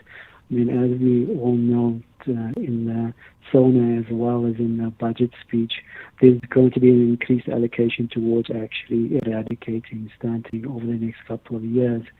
And what we would like to maybe emphasize is that obviously, it's not just the government, but there are multiple stakeholders that need to be involved. But there also needs to be a kind of national forum which looks at kind of hosting coordinated efforts around stunting. I think that is going to be the only way that we can actually really address the systemic nature of it.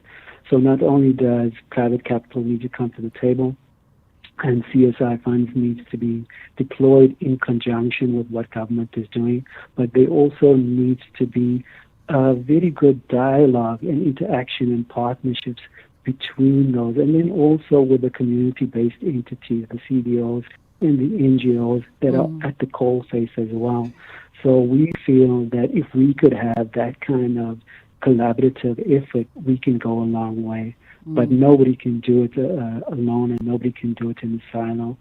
And in terms of the future, you are right. There needs to be a rethinking when it comes to not only the curriculum, but also the pedagogy as well. Yeah. So we will need to work with entities in order to develop this. What we are seeing is that it is being addressed, but it's in very small pockets. So we are hoping that over the next 4 years, as the country's attention turns to this heartbreaking problem, that there will be more coordination, and there will also be more innovation as well to assist the children who are affected by stunting. Richard, this conversation, I think, is one that continues to evolve, and it's definitely one that this show has taken a particular interest in over the last 3-4 years. We appreciate the time with you. We'll leave it there for this afternoon. That was Richard Afaf, Head of Social Impact at Tikululu Social Investments. A quick pause, and we welcome our guests into studio for a shift in energy as we get into stages, pages, screens, and more. Clientele is here to safeguard you and your family with compassion because life happens. Be part of a family that truly cares. Our funeral dignity plans have helped South Africans bury their loved ones with dignity for more than 30 years. Let us help you create a meaningful tribute that honors your life and those of your loved ones. We pay out within 24 hours and you will get double accident cover with a clientele funeral plan. Our plans are affordable. Pick the option that suits your needs. Easy to apply, no medical examinations and no paperwork. SMS SAfm to 48031. That's 48031. Clientele Life is an authorized FSP and licensed life insurer. T's and C's online. Standard rates apply. Saturday afternoons in Mzansi, where loyalty is tested every single week. Manchester United fans still believing. Liverpool fans reminding you about history. Chelsea fans saying trust the process. City fans pretending this is all normal. Arsenal fans still shouting out, we are winning it this year. Every year, mate. But that's love. Through the wins, the heartbreak, the long rebuilds. The English Premier League, where we suffer together, celebrate together, and never stop believing. EPL, Saturdays at 4:30 p.m. on S3. Open up. S3. As you sit in traffic reflecting on a good day, projects on track, clients happy, and they're a big one too. They trust you with all their sensitive data that's kept in your outdated work laptop, in your car, as you sit in traffic. Don't let bad tech choices get in the way. Switch to tailored secure cloud solutions because nothing should stop your business. Call 084 1234. Cell C. Stages, pages, screens, and more on The Full Circle with Bridget Masinga. All right, we are looking at a very important exhibition that is being presented by the Market Photo Workshop. For stages, pages, screens, and more, we're looking at Lives, Voices, Struggle, an exhibition of human rights in a divided world. And this one is from the archives, celebrating Human Rights Month and honoring photographers whose work reminds us. Well, why am I saying it actually? Because I could just let my guests say it. And they're in studio. Bandile Gumbi joins us, head of Market Photo Workshop and co-curator, and Loyiso Oljan, coordinator of public engagement programming at the Market Photo Workshop and also co-curator of this specific exhibition. Good afternoon to you both. Thank you so much for coming through. Afternoon, everyone. Afternoon. Let me start with ladies first. Always the rose before the thorns on this particular show. Firstly, I guess let's talk about the very important work that the Market Photo Workshop has undertaken over the last couple of years, because it is really a very important space for photography and for the stories that are told through that particular medium of visual arts. True. We've been around for over 30 years. The Market Photo Workshop has been around for over 30 years.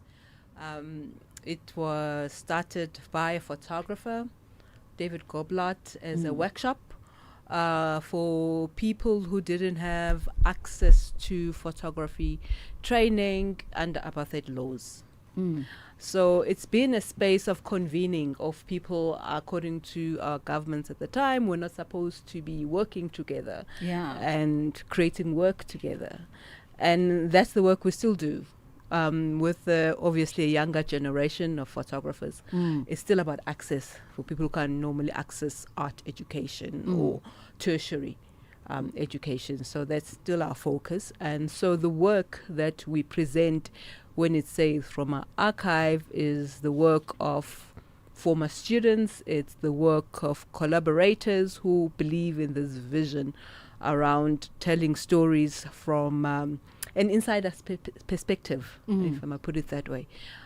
So that's what's there. That's what's in the archive. That's what's at the galleries at the moment. Yeah. Some very important photographers have come out of the Market Photo Lab of yesteryear and practicing today. And I think their voices, more so than anything, have really held space in community, in society, domestically and globally. It speaks to a lot of the legacy that David Goldblatt wanted to build with that institution. And I would agree with you in terms of access and what Bandile was just stating. A life of a photographer and being one myself and studied at the photo workshop, we take for granted the access that we're creating, of people's stories, of people's livelihood, and of people's privacy, so to say. And I think the exhibition itself has gone into greater length, and I'll date it back to when we still had the 90s, now that we are in the 20s. And one of the photographers that just won an award, say Professor Moholi, who won the Hasselblad, is part of the exhibitors, and part of her work has always dealt with very sensitive issues of representation, LGBTQ community, and just sensitizing our communities in terms of diversity and so forth. And I think we've done that through the years and through our students, like Bandile was saying, creating that access of stories and understanding our communities in a greater way. Absolutely. I don't want to throw Zanele in there because then you guys will be like, you're forever just remembering Zanele. but very, very important photographers that have come out of the space. And let's hone in a little bit on the exhibition in itself.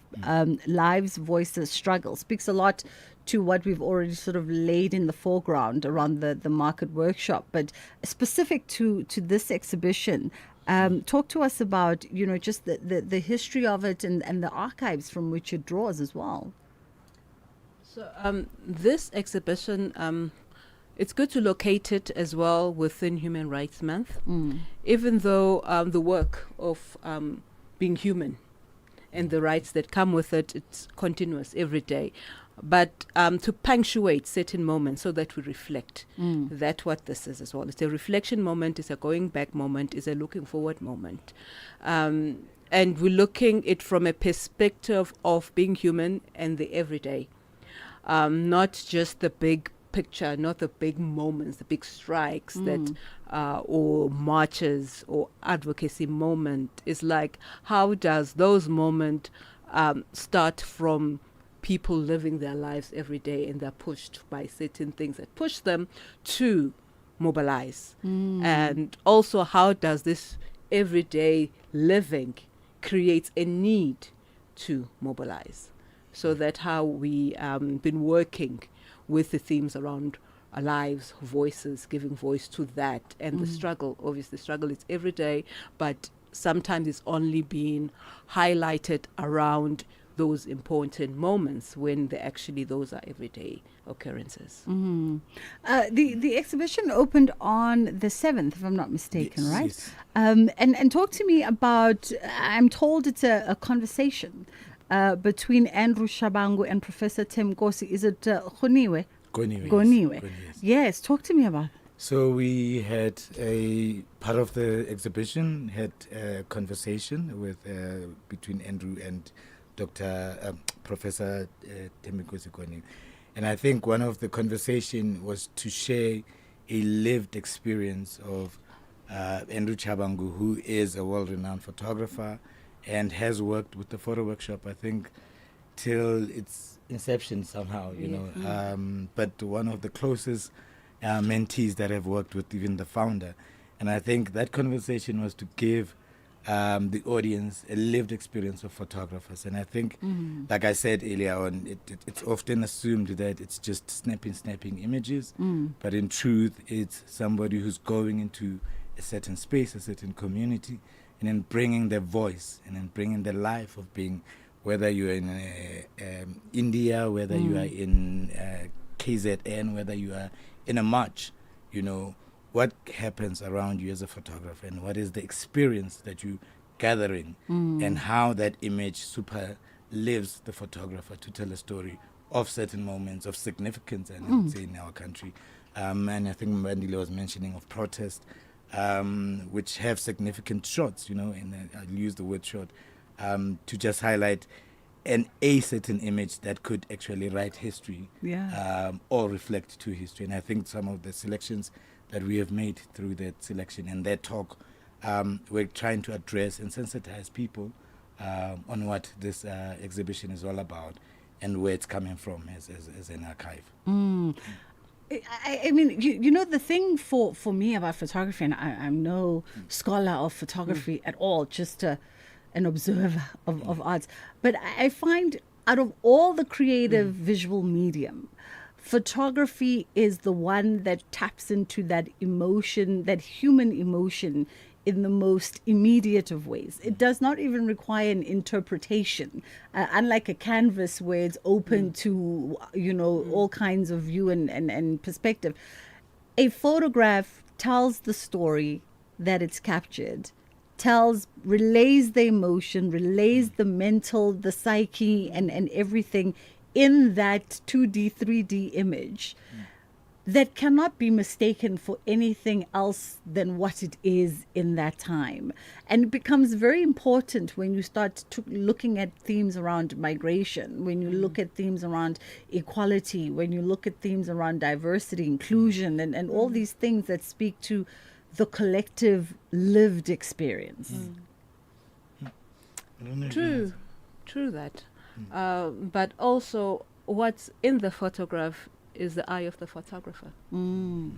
Because that we're seeing this through the photographer's eye, whether intentionally, sometimes not even intentionally. What becomes part of the photograph in the periphery of it. It's immediate if you because we're human, we recognize our realities. That's what the punch I think you're talking about. Is because we can recognize the person, we can write the space, we can relate, you know, without someone else have to tell us this is this necessarily. But sometimes what gets missed is that it's intentional, it's the eye of the photographer behind all of this as well. Maybe just to add, I think one of the most highlighting other aspects of that is, like I mentioned, as a photographer too, is again keeping the memory of that experience. So all these things that you've mentioned that are encompassed in an image have to move from that moment, from that eye, to a community that needs to receive. Like you say, it's easy to absorb because some things are relative to people. But again, even the philosophy of 1,000 words, that the work itself will unpack issues, will speak, will connect to people who are looking at it. And I think the exhibition too has highlighted that based on challenges. I mean, we've lost so many photographers even within the field, but trying to bring the true story, the narrative that we are surrounded with, be locally or internationally, so to say. So it is on as we wrap up the conversation in our last minute. The exhibition is on until the 14th. This Saturday is the last day. No. No? Oh, okay. I was mistaken. All right. Tell me, when does it wrap? So it's wrapping up on the 14th of May. 14th of May. Oh, okay. In the write-up, it says March. Okay. But the exciting thing that's happening on the 19th of March, which is linked to the exhibition, is a conversation that we co-creating with Lit Culture. It's called Books and Conversation, but it's themed Sites of Memory, which speaks to the month, speaks to the exhibition, and it speaks to literature around that. Oh, wonderful. So that's happening on the 19th of May. Of March, sorry. 19th of March is that conversation that's happening at the Photo Lab, the Market Photo Lab. And then the exhibition itself is ending mid-May. So 19th of March, you can diarize that for that engagement. And then mid-May is when the exhibition in itself wraps up. If you find some time to go through, that'd be great. And of course, you can follow the Market Photo Workshop on their social media platforms for developments in that calendar, because it's a long time until the exhibition ends. So they might add some more engagements in between. It's 10 to 2 o'clock. It's 4. And then we get into Kids Corner. You can become a victim of a legal problem: wrongful arrest, assault, uncontested divorce, rental disputes, maintenance matters, or labor problems. It can happen to you. Clientele Legal provides tough professional lawyers for an affordable monthly premium. Our legal team is standing by to assist you 24 hours a day. Join today. SMS SAfm to 32195. That's SAfm to 32195. Clientele General is an authorized FSP and licensed non-life insurer. T's and C's online. Standard rates apply. Oh, I'm so tired. There's nothing on the TV. Fanas, girls, let's take a break. We are going to a one-day. Take a break with us. Get your one-day cup domestic cricket 50-over game ticket at www.cricket.co.za. Wazana, where it's family time. SAfm 104 to 107 nationwide. This program is brought to you by SABC Education. Enriching minds, enriching lives.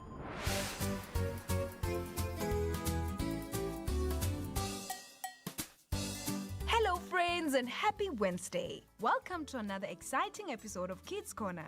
Today we're talking about something very important, the difference between surprises and secrets. What is the difference between a fun surprise and a secret that makes you feel uncomfortable? If someone tells you to keep a secret that makes you feel scared or worried, what should you do? Who are the trusted adults that you can talk to when something is bothering you? Why do you think it's important not to keep secrets that make you feel unsafe? How can talking to someone you trust help you feel safer and better? All right, friends, let's hear from some of our friends while you share your answers with the people next to you.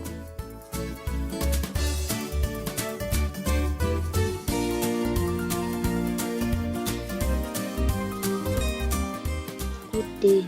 My name is Aurora Mutondamti. Today I will be talking about secrets and surprises. I think fun surprises are like getting a birthday party planned by friends. It's exciting, but if someone tells me to keep a secret, that makes me feel worried or scared. I'll tell maybe someone a trusted adult like my parent or teacher. My trusted adults are my mom, dad, and my soccer coach. If something is bothering me, I'll talk to them because they help me feel better. It's important not to keep secrets that will make you feel unsafe because it can help you to get help. And speaking of things I love, I'm really into soccer. Thank you. Hi guys, my name is Karina Mase and I learn as Observatories Palmer Square and I'm 9 years old. The difference between a fun surprise and a secret that makes me feel uncomfortable is fun surprises makes people happy while secrets are meant to exclude others, and often because the information would cause others to be angry or upset, and secrets have no set end date.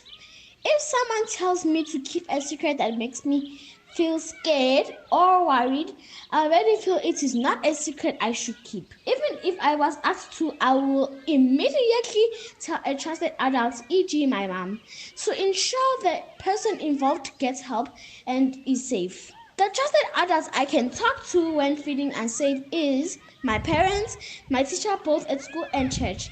It is important not to keep secrets that make you feel unsafe because it could prevent the person involved in not getting the help they need.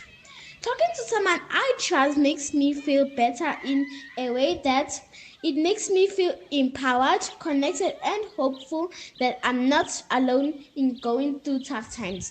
Thanks for listening to me. Bye. Hi, my name is Sandalotuma PK. I'm 11 years old and I go to Nova Pioneering. So I think the difference between a fun surprise is when people feel surprised. It's really like a birthday surprise, a birthday party surprise.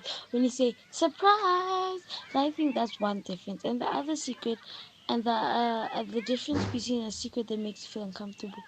I think it's a rumor that people keep talk about you and keep away from you, that they really don't want you knowing.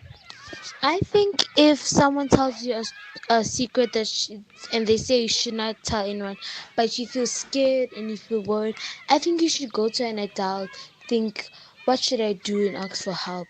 I think the adults I can speak to and trusted adults I can speak to, mainly me, is my parents and my family members, because they're mainly around me and they can help me with my situations. I think it's important to not keep secrets that are not unsafe, because you never know what's happening in this world. This world is a cruel world, and we don't know what's gonna happen. Let's say someone says keep the secret, but then it's a rumor about you, and you didn't know, and they're just telling you, and they just laugh at you. So you need to always make sure that, what if it's about me? What if it's about this other person, and I don't want this other person to feel left out? So we should not keep secrets that is not unsafe. I think talking to someone you trust helps us feel better, or helps me feel better, because you have a relief, you know what to do, what's right and what's wrong, and you know how to step up and do your rights and your wrongs. Thank you. Bye. My name is Monet Angel Nangwabela. The difference between a fun surprise and a secret that makes me feel uncomfortable is that a fun surprise is basically something that is exciting, positive, like a birthday party, whereas a secret is something that makes you feel uncomfortable, or something that's not okay, or something that just makes you feel unsafe, because it's either something was said about you, which is something that is not good or unpleasing. If someone tells me to keep a secret that makes me feel scared or worried, I go and I tell a close person, maybe a teacher, or even my sister or my mom, because those are the people I trust and I feel comfortable with, so that they can help out. The trusted adults that you can talk to when you are worried or you need help, they can be parents, teachers, or family friends, because those are the people who care about you and want to keep you safe. You shouldn't keep secrets that make you feel unsafe, because it can put you in harm's way. And talking to someone you trust can actually help you feel better and get support. Thank you and have a lovely day. Hello friends, my name is Chantel Oami and I'm 12 years old. A fun surprise is like a birthday party, but a secret that makes me feel uncomfortable is if someone says not to tell about something that feels wrong. If someone tells me a secret that makes me feel scared, I should tell a trusted adult, like a parent or a teacher. My trusted adults are my mom, dad, and teacher. It's important not to keep secrets that make me feel unsafe, because they might be bad secrets. Talking to someone I trust helps me feel better and safe. Thank you. There are people that I feel comfortable talking about anything with them, whether it is good or bad. Those people are my mom and my dad. Even the time I was bullied at school, I told my parents about it. They listened to me and they changed me to another school. The reason I feel free to talk to my parents about anything is because they are understanding people. If I'm not happy, my parents cheer me up. And if I do something good, they congratulate me. That is why I feel free to talk with them. My name is Madlanga. Yes, there is someone that I can tell them and I'm not afraid to. And that person is my mom. Why? Is because that she's open to her answer and she's not afraid to tell me that this is wrong and this is right.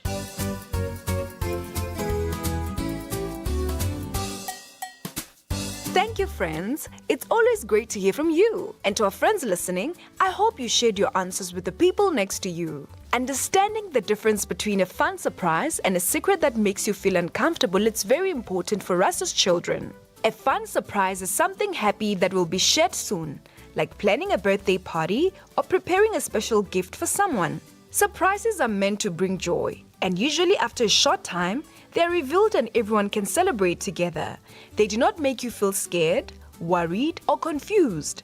A secret that makes you feel uncomfortable is very different. If someone asks you to keep something hidden that makes you feel afraid, nervous, sad, or unsafe, that is not a healthy secret. Secrets that cause those feelings are often a sign that something is wrong, and it is important to remember that as children we should never carry those worries alone.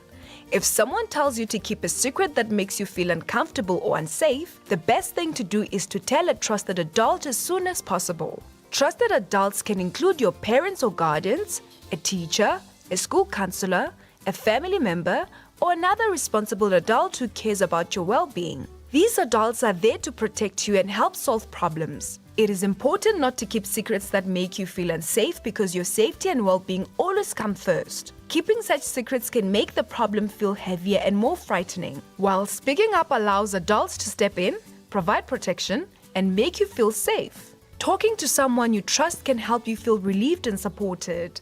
When you share your worries, you are no longer carrying them by yourself. Trusted adults can listen, guide you, and help find solutions that make the situation better. Remember, asking for help is a sign of strength, and everyone deserves to feel safe, respected, and protected. That's it for today, friends. See you next time.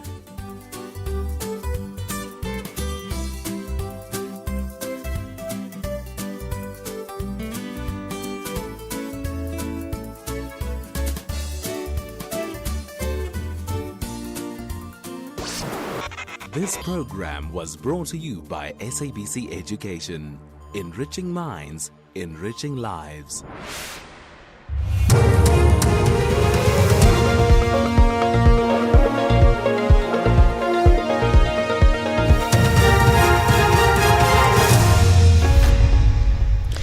On the top stories, Bellarmine Mugabe's legal team hints at pleading guilty and Musiwa Lugota's memorial service underway in Soweto. For SAfm News, I am Onde Lambana, and a very good day. The legal team representing Bellarmine Mugabe and his co-accused Tobias Matonje has revealed that they could plead guilty to some of the charges they face. They abandoned their bail application in the Alexandra Magistrates Court this morning. The two are charged with attempted murder, defeating the ends of justice, unlawful possession of a firearm, and contravening the Immigration Act.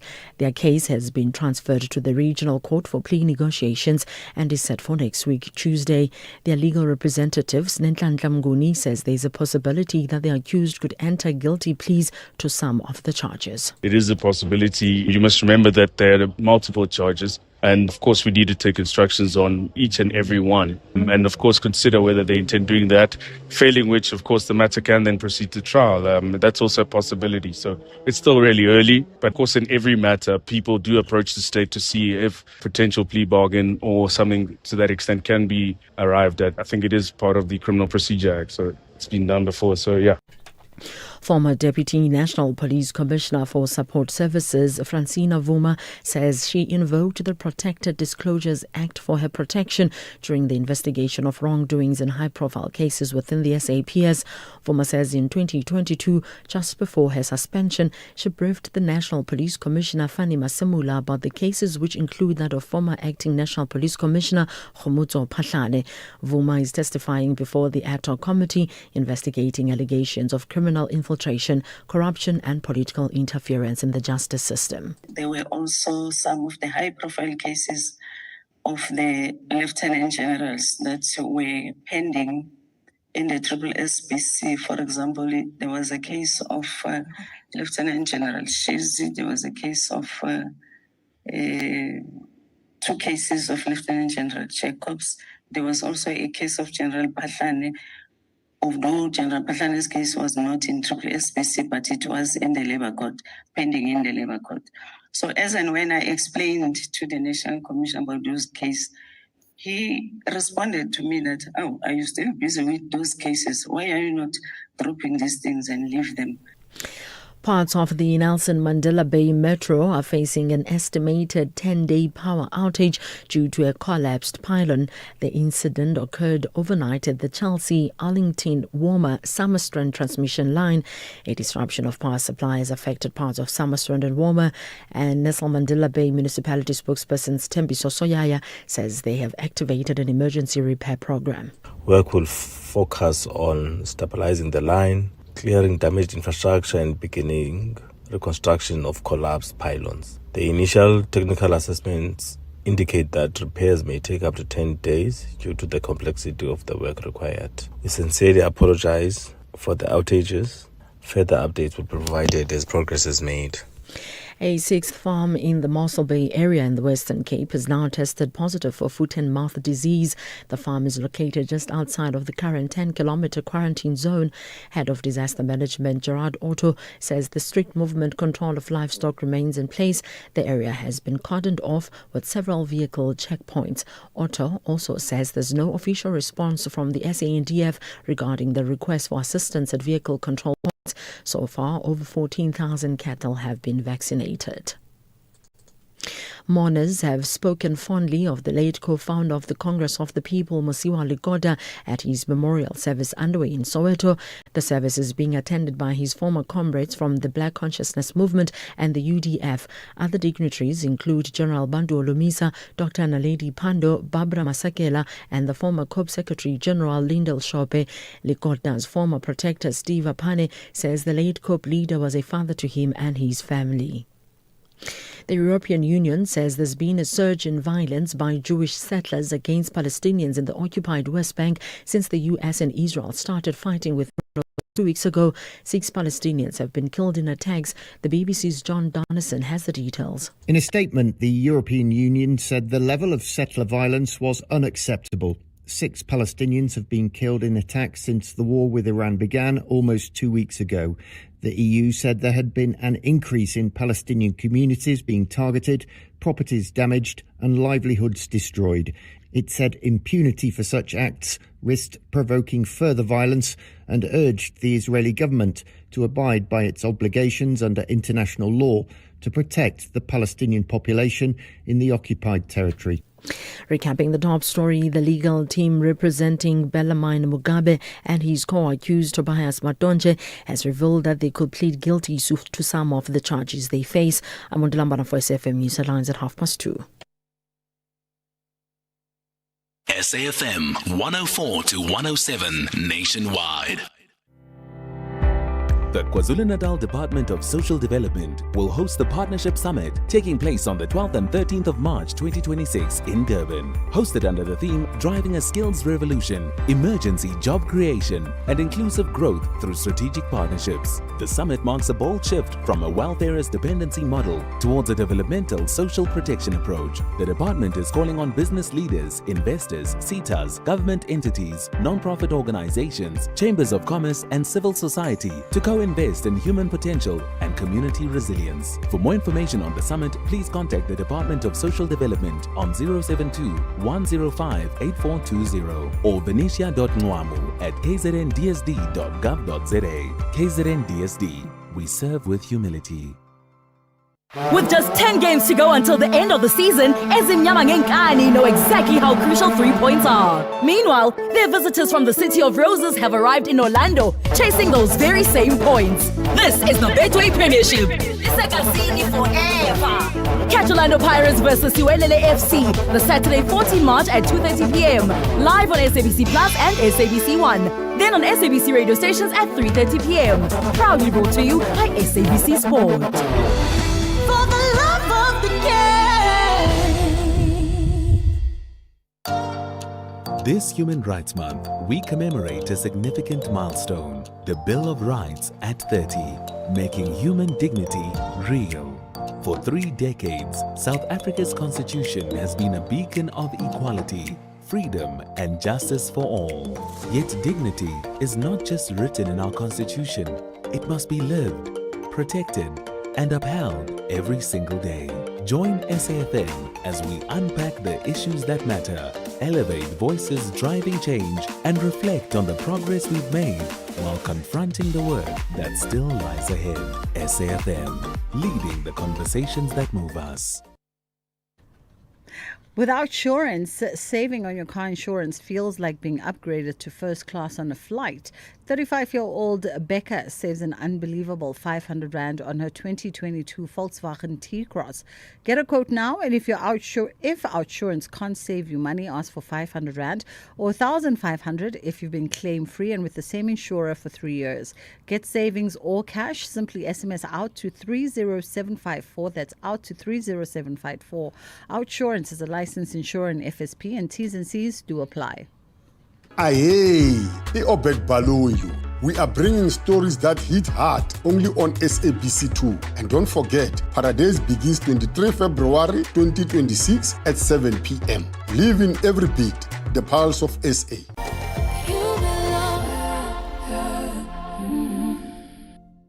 Investing shouldn't feel risky. It should give you security and good returns. Earn up to 7.25% interest per annum with an ABSA Cash Invest Tracker for an investment of 100,000 rands or more. Your capital is guaranteed with immediate access to your funds. That's minimum risk, maximum benefit. ABSA Private Banking customers can invest from just 1 Rand. Open via the ABSA Banking app, a branch, a private banker, or 0860 111 515. Your story matters. ABSA is an authorized financial services provider. T's and C's apply.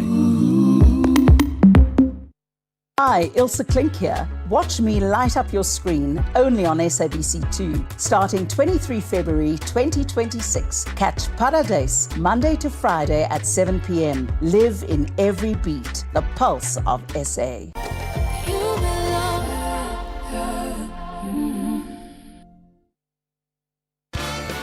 This February, fall in love with the shows that bring us together on Saturday nights. First, sparks, surprises, and second chances at romance. Farmer Wants a Wife US, where real love grows in the most unexpected places. Saturday at 8:30 p.m. And before the love story begins, the stage lights up with pure talent and big league dreams. America's Got Talent Fantasy League. The world's best acts battling for the ultimate bragging rights. Saturday at 7:30 p.m. 2 shows, 1 unforgettable Saturday. Only on S3. Open up. In 2025, Liberty paid out 48 million Rand in education cover claims to 755 families, meaning... So many kids still went to school? Correct. Even when the dog ate their homework? Yep. What if it rained so hard that even fish needed raincoats? School's still on. But why? Because there's no negotiation when it comes to protecting your child's tomorrow, even if you become disabled or pass away. Get education cover today. Liberty, in it with you. Liberty Group Limited, a licensed life insurer and authorized FSP and part of the Standard Bank Group. T's and C's, risks and limitations apply. With just 10 games to go until the end of the season, SAfmRadio know exactly how crucial 3 points are. Meanwhile, their visitors from the City of Roses have arrived in Orlando, chasing those very same points. This is the Betway Premiership. Forever. Catch Orlando Pirates versus Siwelele FC the Saturday 14 March at 2:30 p.m. live on SABC Plus and SABC One. Then on SABC radio stations at 3:30 p.m. Proudly brought to you by SABC Sport. For the love of the game. When it comes to world-class exhibitions and event solutions, one name leads the way. GL Events South Africa. From concept to completion, we transform ideas into exceptional experiences, delivering seamless events for conferences, exhibitions, business functions, and more. With global expertise and local insight, we provide innovative, sustainable, and turnkey event solutions you can trust. Partner with the industry leader. Partner with GL Events South Africa. Visit gl-events.co.za. The Black Cats soar into the Stadium of Light, confident they'll control the tempo at home and move the ball with purpose. Diarra has done it, just! The goalkeeper got a touch on it, but Diarra has scored. Meanwhile, the Seagulls arrive with power, pace and an extra edge, ready to battle through all 90 minutes. Superb effort, but Gomez with the follow-up, and Brighton have the lead they crave and deserve. Two teams, one stage, one thrilling Premier League clash. Catch Sunderland versus Brighton and Hove Albion the Saturday 14 March at 4:30 p.m.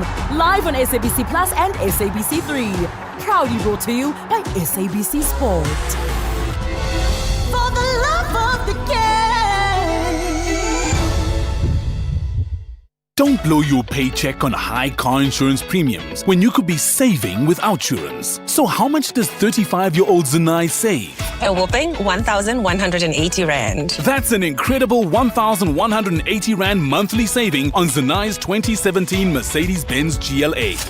Get a quote now and see how much Outsurance could save you. SMS out to 30754. That's out to 30754. With Outsurance, I'm saving a whole 729 Rand. 729 Rand is a sweet saving on 32-year-old Parushka's 2020 Haval H2. And after 3 claim-free years, you get an out bonus. Yes, I'm ready for that out bonus. You also get benefits like 24/7 roadside assistance and loads more. Get a quote now and see how much money Outsurance could save you. SMS out to 30754. That's out to 30754. Licensed insurer in FSP. TCs and information online. Limits apply. You are listening to the Madlanga Commission, live on SAfm. All right, it's gone 2:15, and they're back in their seats, just getting themselves situated as that cross-examination of Major General Richard Shibiri continues with Ms. Bowe leading the evidence this afternoon. So we're going to go back to the Madlanga Commission in Pretoria. Hopefully all things go in accordance to the schedule and we don't have an abrupt adjournment as per yesterday. Unanticipated adjournment. So let's go back there, and then the next voice that you should technically hear is that of Ashraf Gada, but of course we are standing by in the wings. An urgent application on the 17th of December 2024 in the High Court. And the purpose of it is described there in paragraph 80. So it was in relation to a number of items he says went missing or ought to be returned to him. Yes. And then at paragraph 82, you'll see there that General Mbuso Khumalo deposed to an answering affidavit in response to Mr. Matlala's urgent application. Correct. See that? So basically, in December, Mr. Matlala had a lot going on in relation to him and the SAPS. And we know from your evidence that Mr. Matlala approached you often with personal legal issues. Yes. And so it's inconceivable that he would be going through all of this particularly by a component that you head, but not talk to you about this. What's your comment? But I don't see the component which I had here. Remember, this was a operation where the PKTT was assisting, but it was organized crime.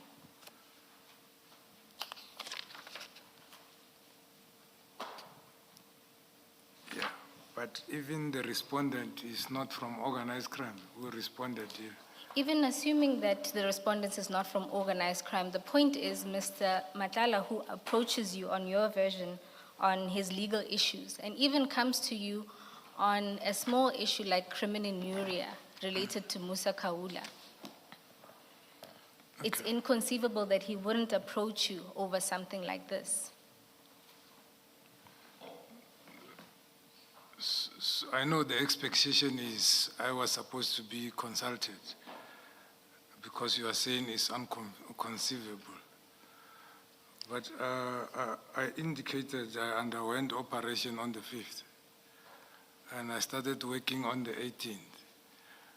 General, I accept. Oh, my apologies. And I didn't receive any call for that matter. And as it was being testified here, his phones were taken and he requested our phone numbers from Sergeant Nkosi, I don't know what date. So I don't know if that time he didn't phone me because he didn't have my number or he didn't have a phone or whatsoever. So I don't know what I've been asked to comment on, but I was never phoned. So you were never phoned by Mr. Madlanga? I'm saying that you were phoned by Mr. Madlanga in late December. That much you know and you have confirmed. And you have also testified that he approaches you on his personal legal issues, including the issue of Musa Kaula. And we know that there are a number of calls, although we don't have a complete set of information of calls between you and Mr. Madlanga.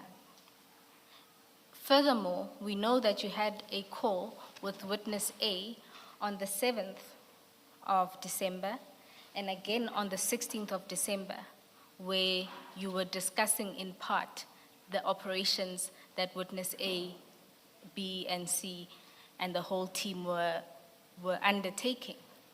So just because you were gone and had an operation from the 6th and you returned on the 18th, it doesn't mean you didn't know. You had those two calls in that time period. Yeah, I have a problem with the perceptions which I need to respond to, not factual things which I need to respond to. Yes, on the 7th, I phoned after I received a call when I was off sick because I was phoned by General Sibia. On the 16th, I was about to go back to work on the 18th. Hence I phoned, that is what I said, I phoned witness A. Then I'm saying I never received a call from Mr. Madlanga during that duration. The phone call we had, it was on the 30th. And with Mr. Kaula, it was in September when Mr. Madlanga phoned me.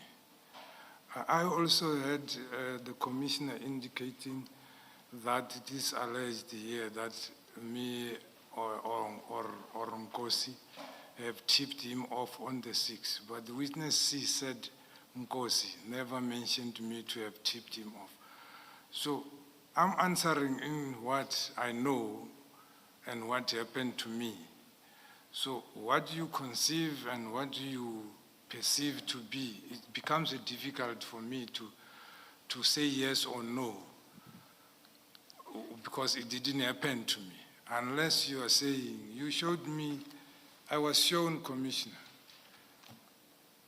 calls, which I agreed to. And now I must agree to a call which I cannot say for a fact it happened or it didn't happen, but I didn't receive such a call. General, before we lose each other, because I may have lost you along the way, I'm not suggesting that Mr. Matlala called you between the 6th and the 18th. We don't have that information before us. I am saying to you that, one, you had knowledge of the operations because you spoke to Witness A on 2 occasions prior to the 18th of December. 2, you call Mr. Matlala on the 30th and the 31st. And you have a conversation where you say you never discussed Mr. Matlala's issues. I'm saying in the context of him calling you with matters such as what you described as personal legal issues, like Mr. Kawula's criminuria issue, that you are saying to us that he approaches you with that type of information. I'm saying that it's inconceivable that on the 30th or the 31st, when he calls you, he didn't speak about these issues. Not when there were basically 2 operations that had taken place at his premises and he was in the process of suing SAPS. Commissioner, I knew about the operation on the 6th, not from Matlala. And on the 30th, I didn't know about the 18th, even though I have spoken to Witness A. And when I spoken to Mr. Matlala, he never told me of any operation happened to him. I don't know for what reason. So that is my answer. I don't know for what reason, but he didn't tell me. Okay. And even this one where I said the member gave the name he told me about, it was not even relating to this, it was relating to other investigation. General, when do you say you heard about the operation of the 6th? Yes. When did you hear about it? On the 7th. So you heard about it immediately after it happened? Yeah, on the 7th I was phoned to inquire about the detention of Mr. Molefe. Remember, I testified about it on my initial testimony. That is when I phoned Witness A. And then on the 16th, it was a follow-up. No, I'm sorry. Unless I misunderstand your answer, my question is the first operation on Mr. Matlala, when they raided his home at the beginning of December. Is that what you say you heard about it for the first time on the 7th? I didn't even hear about it. I heard about the Molefe one on the 7th, actually. When did you first hear that there was a SAPS operation on Mr. Matlala on the 6th of December, if you ever heard about it? When did you first hear? Yeah, I heard about it when the testimony was given here.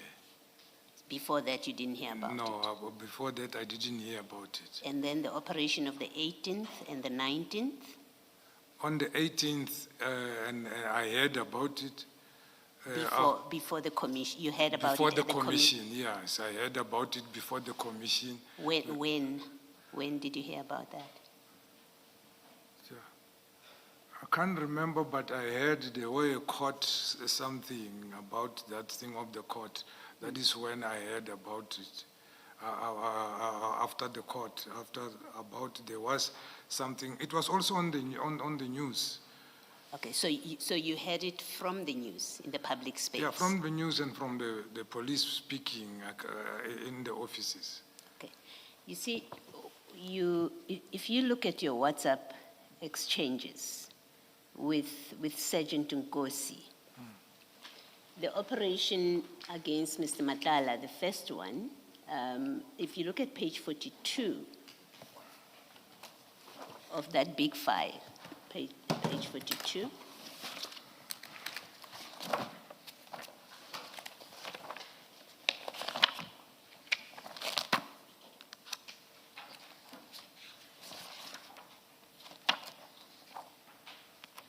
Are you at page 42? That's correct. Yes. You have a call, chat 5. You have a call with Sergeant Nkosi on the 7th. You have another call on the 7th. You have another call on the 7th. Can you see where I'm reading? You said page 42, Commissioner. Yes, of file 3. As I understand these WhatsApp exchanges, and correct me if I'm wrong to say you had a call. So at page 42, Yes. chat number 5, if you look at that middle of the page, chat number 5 is a WhatsApp call from Sergeant Nkosi Yes. on the 7th, right? So this is the day after the operation. You have another call on the chat number 6 on the same day.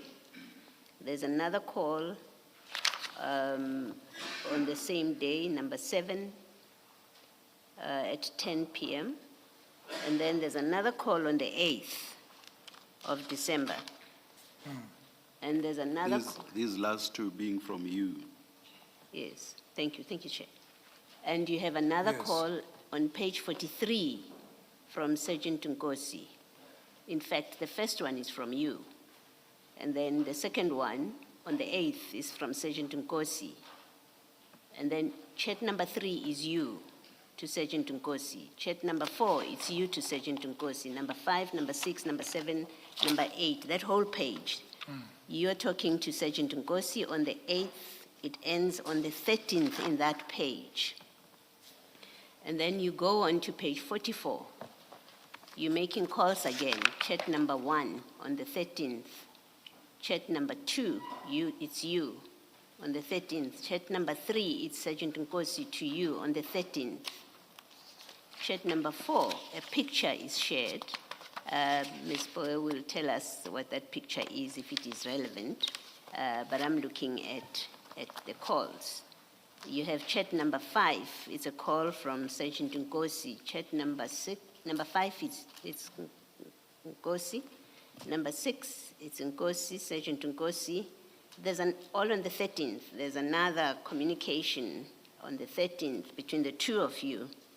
And then you have on the 18th, the day of the operation itself, there's another communication there from him and then from you on the 18th.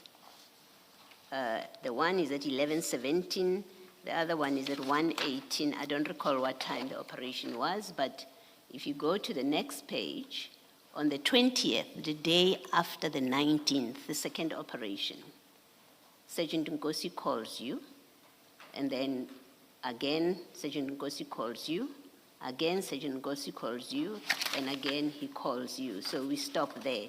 That is all in December up to the 20th. Now, we know from your own evidence, going through the WhatsApp exchanges, that you and Sergeant Nkosi do have conversations about Mr. Matlala.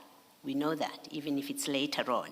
But we know that he's a subject of conversations, his businesses or his affairs are a subject of discussion between the two of you. It's improbable that you did not discuss these operations. It cannot be. You have many calls between the two of you. You both are interested and in fact have relationships with Mr. Matlala, but you do discuss him as well, including your WhatsApp exchanges about the matters that are in the media. So it's not just unlikely, it's improbable that you did not discuss this operation. So it's improbable that you didn't find out about it on these dates that I have listed here. Do you want to comment to that?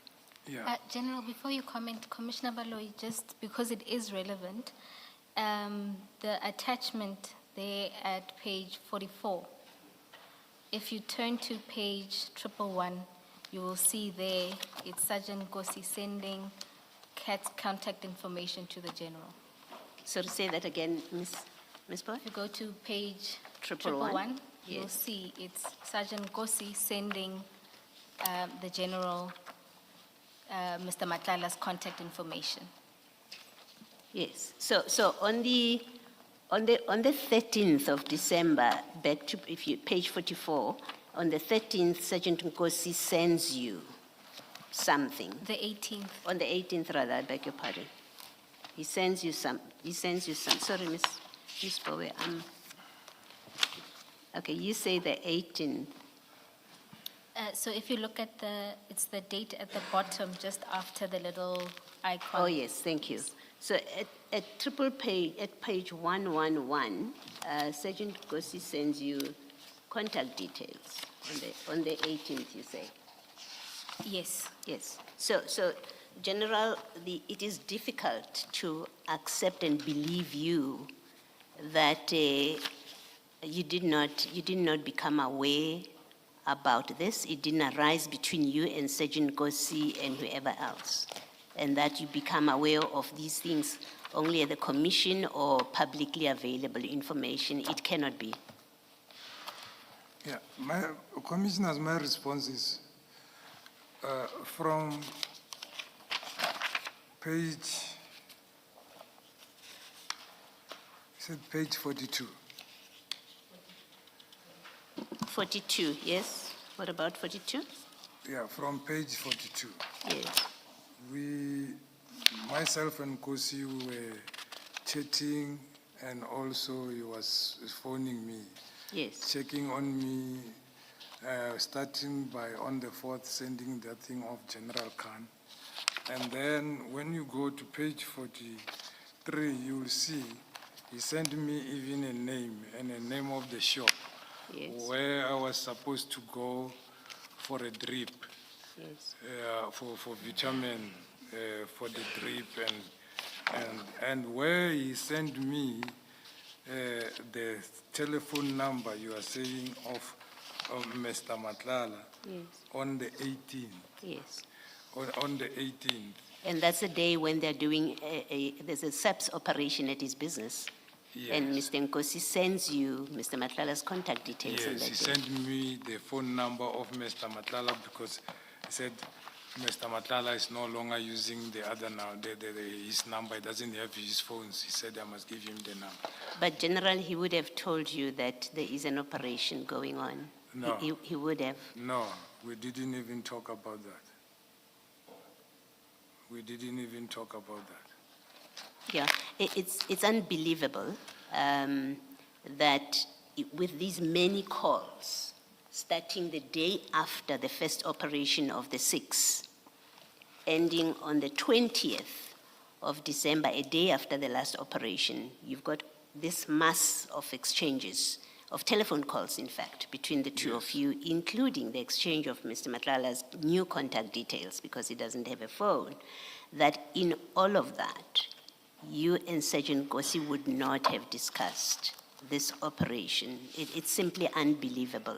And I think I will, in fairness to you so that you comment, I think you're not being truthful about it. I did comment, Commissioner, that on those days from the 5th until we were talking about my health and also suggesting to say which shop must I go, where they've booked for me, where if I get a driver, then will be taking me there for the drips to be installed on me and the person whom I must look for. On the 18th, that is when he forwarded me the phone number of Mr. Matlala, indicating that he is no longer having his phone. He said he must give me this phone. That's your answer, General? Yes. Did he tell you what happened to Mr. Matlala's old phone? Why would you suddenly have a discussion about Mr. Matlala's new phone without context? Because it must mean you wanted to contact Mr. Matlala and you could not reach him. And he then gave you the phone number. No, I remember now, is the day where he said he asked him to give my phone number to him because he doesn't have my phone since his phone was confiscated. So then it means you knew that his phone had been confiscated by the police. Yes. You did not find that out in this commission here. Yes, I remember now. No, but why did you say you only found out in this commission? Yeah, because I didn't see this and I didn't remember. The only way I can remember was that. General, Chair has warned witnesses in this commission many times that when they are asked things that should be within their knowledge. First, they deny them, they claim not to know, until they are shown documents, and only then do they suddenly remember. You've known for a couple of months now that you'll be coming to this commission to testify about your relationship with Mr. Madlanga. It cannot be that you don't remember these facts until you are confronted with documents. I mean, even this bundle, you've had a weekend. You were supposed to continue your testimony on Friday last week. You've had a weekend to go through this bundle. It's now Wednesday today. You must have gone through the bundle and it must have jogged your memory. I find it unacceptable that you can say, until 5 minutes ago you did not remember, and then when you are shown this, suddenly you remember that this discussion took place. That is difficult to accept. Now, I just want to add why it cannot be that you're remembering now. Mr. Madlanga is your friend. It is of big moment that there's a raid on his property, at his home on the 6th and later on. It is of big moment that is happening. And it's of big moment to you when you find out eventually, because he's your friend and you have dealings with him. But it is also of big moment to Sergeant Nkosi because he's quite close with him. There is just simply no scenario where you could not remember it independently. That Nkosi, whether you heard it from Nkosi or from Sergeant or from Mr. Madlanga himself, but I'm prepared to accept that you heard it from Mr. Nkosi because all these exchanges are between you and Sergeant Nkosi. But the quarrel now is that it cannot be that you just remembered 5 minutes ago as you're sitting there. It's of sufficient importance to you as head of organized crime, 1, 2, as someone who's received monies from someone who's now being raided by the SAPs. It is of moment. There is no way you only remember now. Yeah. I hear the commissioner. The big issue here is because he borrowed me money. And secondly, as a friend, I indicated what type of a friend is that, when we meet, when we don't meet, and how long, and how do we phone each other. And already it was indicated here that I didn't have my WhatsApps and whatsoever. And we received these WhatsApps, I think it was on the, we're supposed to report back on the 12th or the 5th. I can't remember, but we received that Thursday, which by Friday we're supposed to report. And we requested until Monday. And some of them, you can see, we couldn't know if ever there is something missing or whatsoever.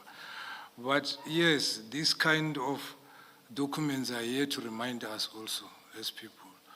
So I'm telling the truth that our discussion with Nkosi was about medical treatment, which I can get somewhere to advance my ill health and whatsoever. And on the 18th, yes, he gave me the number to say, here's the new number of the man and so forth.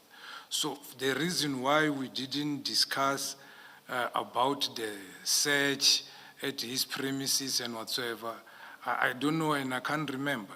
So it does not mean I lie if ever I didn't remember something, or it was convenient for me to say so because it is not here, or because I didn't see it here. I might have seen a lot of things which I don't even remember what it's all about, or also here, which is in here. Maybe lastly from me, because you're talking about numbers that he has given you, if you look at page 43, you are the one actually that's providing information to him. At page 43, you say at chat number 5, you say he must look for that name. And then the next chat, you give the name of the shop and a telephone number. So you're the one that's actually giving him information. The rest of it is telephone calls. Yes. We're supposed to go to that Mediterranean in for that particular injection. Thank you, General.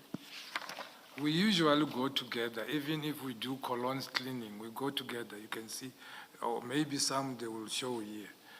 Usually we go together on these things.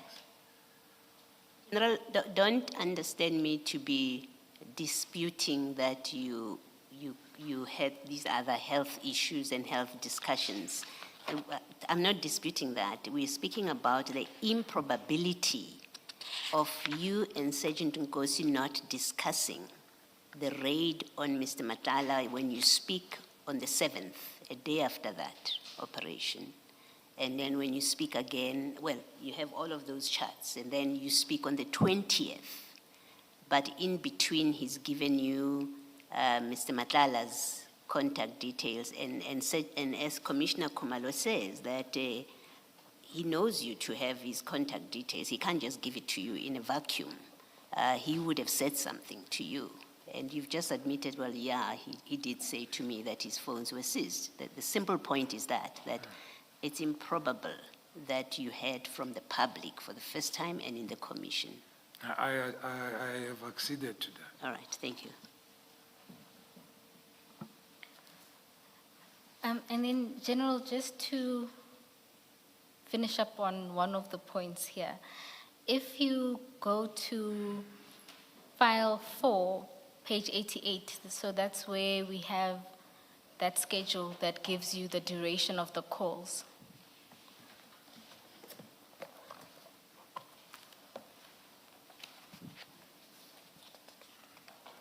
Page 88 on file 4.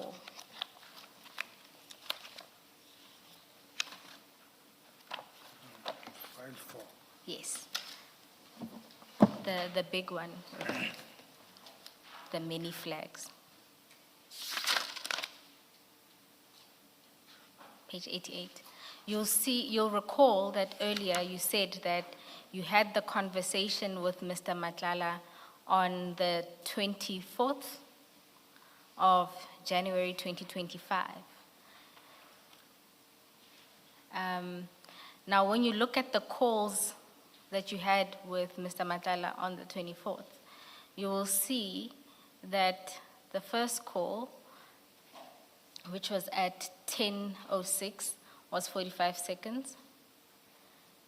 The second call at 10:28 was 34 seconds. Then there's a call at 10:44, which was 50 seconds. And then at 11:07, it's a 14-second call. And then at 1 o'clock, it's a 38-second call. Right. So there again, given your earlier explanation about how long it takes you to talk to Mr. Matlala, particularly about simple things. For example, you said on the 31st of December, the 5-minute call was just so that he can check if you received the money. And on the 30th, you said the 15-minute call was just so that you can get an account number.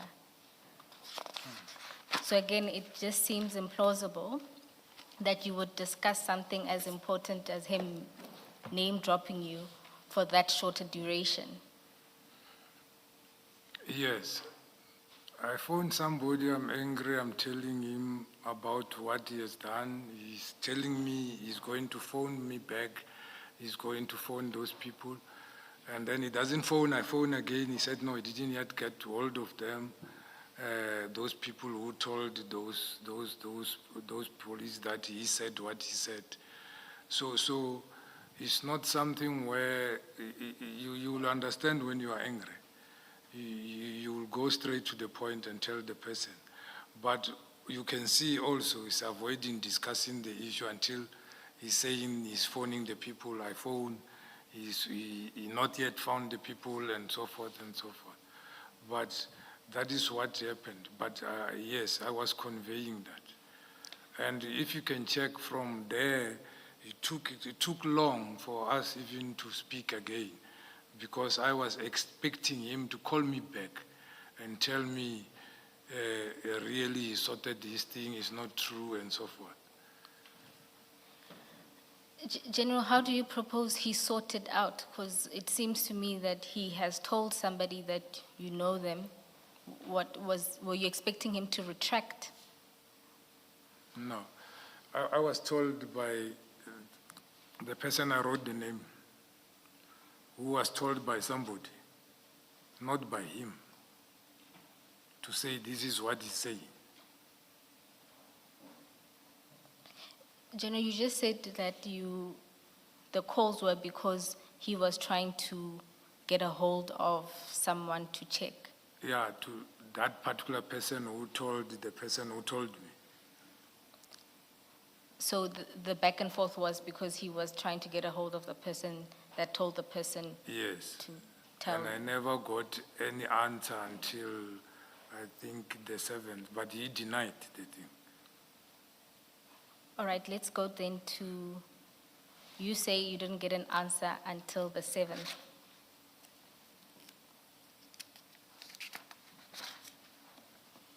Also on the 7th, I think it's me who phoned. I don't know if he answered or he didn't answer, because I remember I was in Cape Town with the Imbizo, with the deputy minister that time.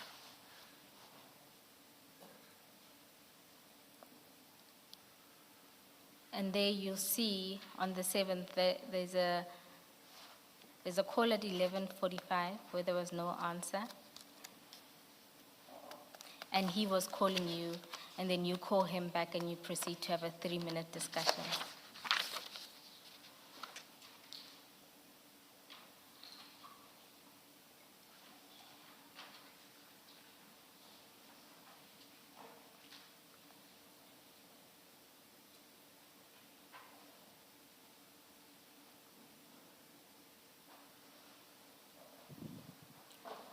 You see that, General? Yeah, I see the call. The first one, there was no response, and then the response was later on the day. Yes, he calls. You call him.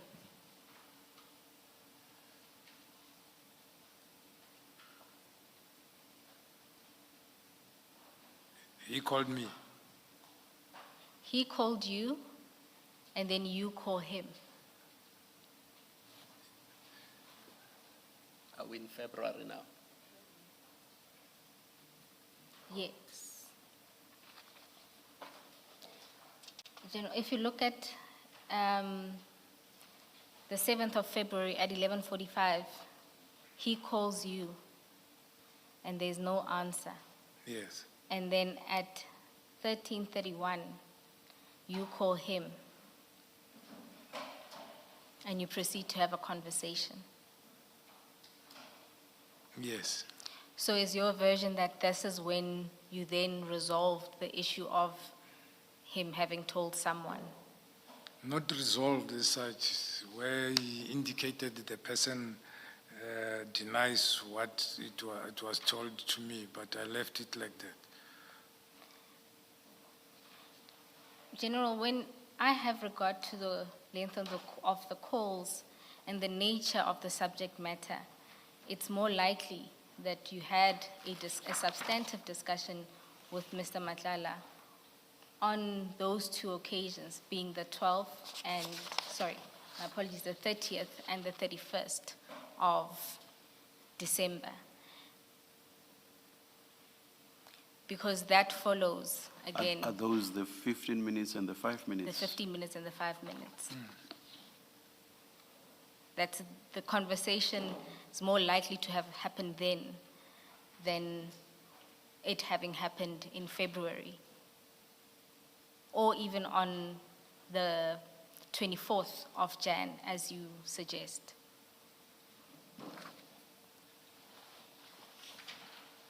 Do you care to comment?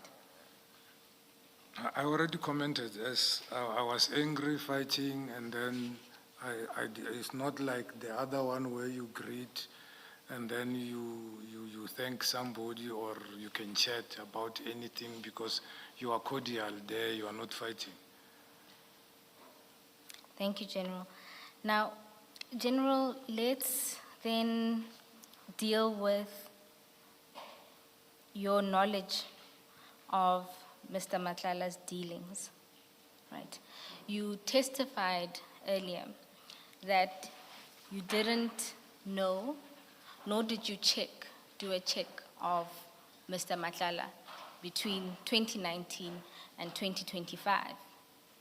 And in the testimony, your testimony last week, you said you also didn't know of any investigations against Mr. Matlala. Do you recall that? Perhaps before that, may I ask this? General, sorry. Commissioner? Would you borrow money from a criminal or someone who is alleged to be a criminal? No.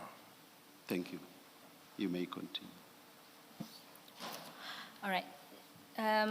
So for purposes of this, I'm going to ask that we not display, but if we can go to page 92. Of 4.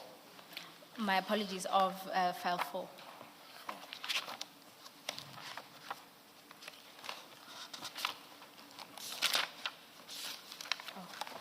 I'm not sure if it's legible when it's printed. I suspect it may not. I can't see.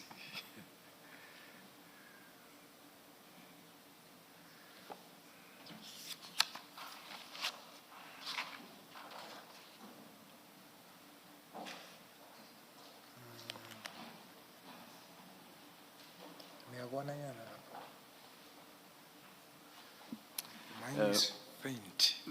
Perhaps please deal with it tomorrow. And Chair, my proposal yes. is to ask one of our attorneys to just sit with the general to show him. And I also propose to borrow the commissioner's my machine to have regard to it.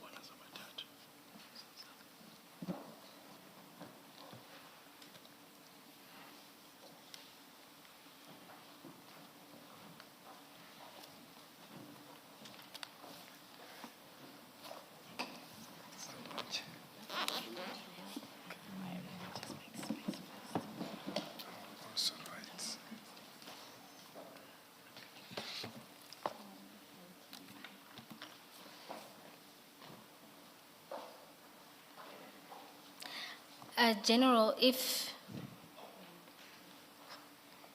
it will require to zoom in and out in order to be able to see. Unfortunately, the infographic was not created by us, so unfortunately we couldn't manipulate it.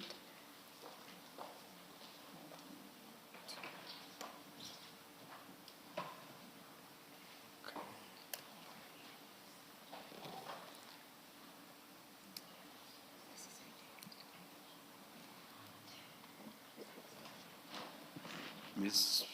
Bowe, we do realize that you've structured your questioning in a particular way. Is it not practical to have this printed on an A3 size paper and for you to then give us copy tomorrow morning?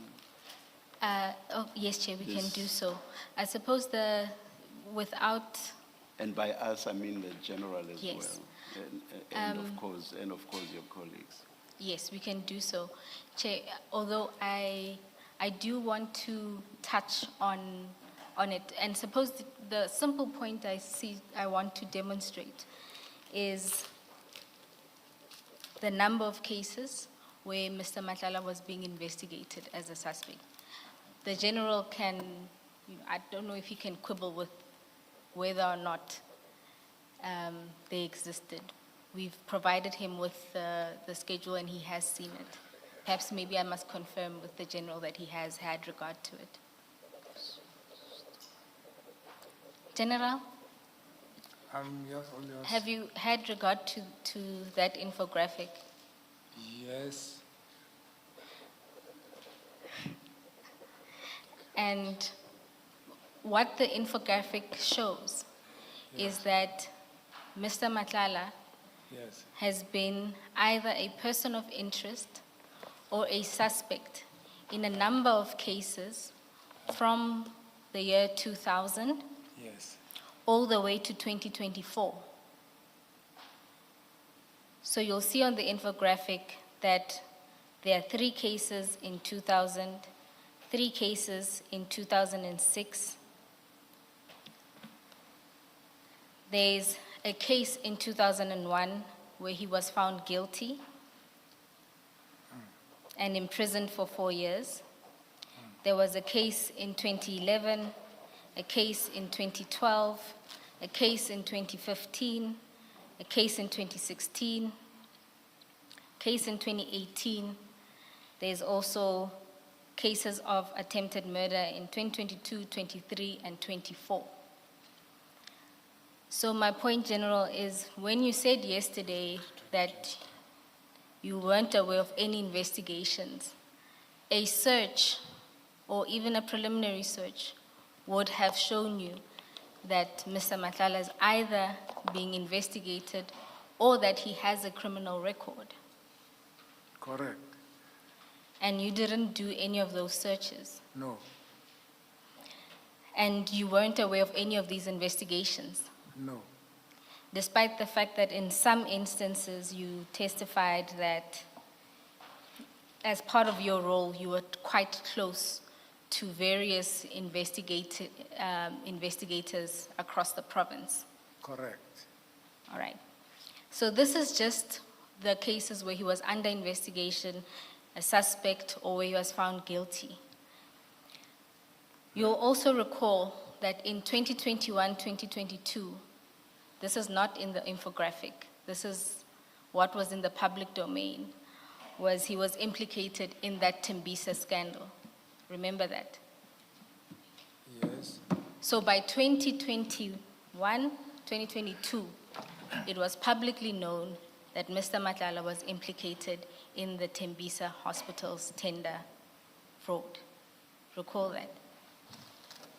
No, I didn't see it in 2022. But I want to put something in perspective here. Yes, General. Mr. Matlala was an accused person in all these cases you have indicated. The only 3 which he was arrested now, which is going court, and then the only one which he was found guilty.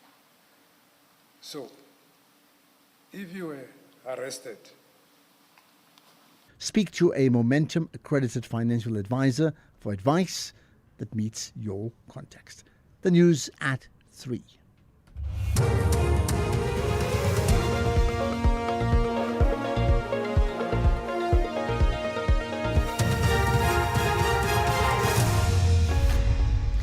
Thank you, Ashraf. On the top stories, a criminal complaint to be laid against Paul O'Sullivan and Iranian drone strike near Dubai's International Airport.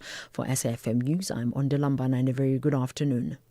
National Assembly Speaker Thoko Didiza and Secretary to Parliament Xolile George will lay a criminal complaint against private investigator Paul O'Sullivan.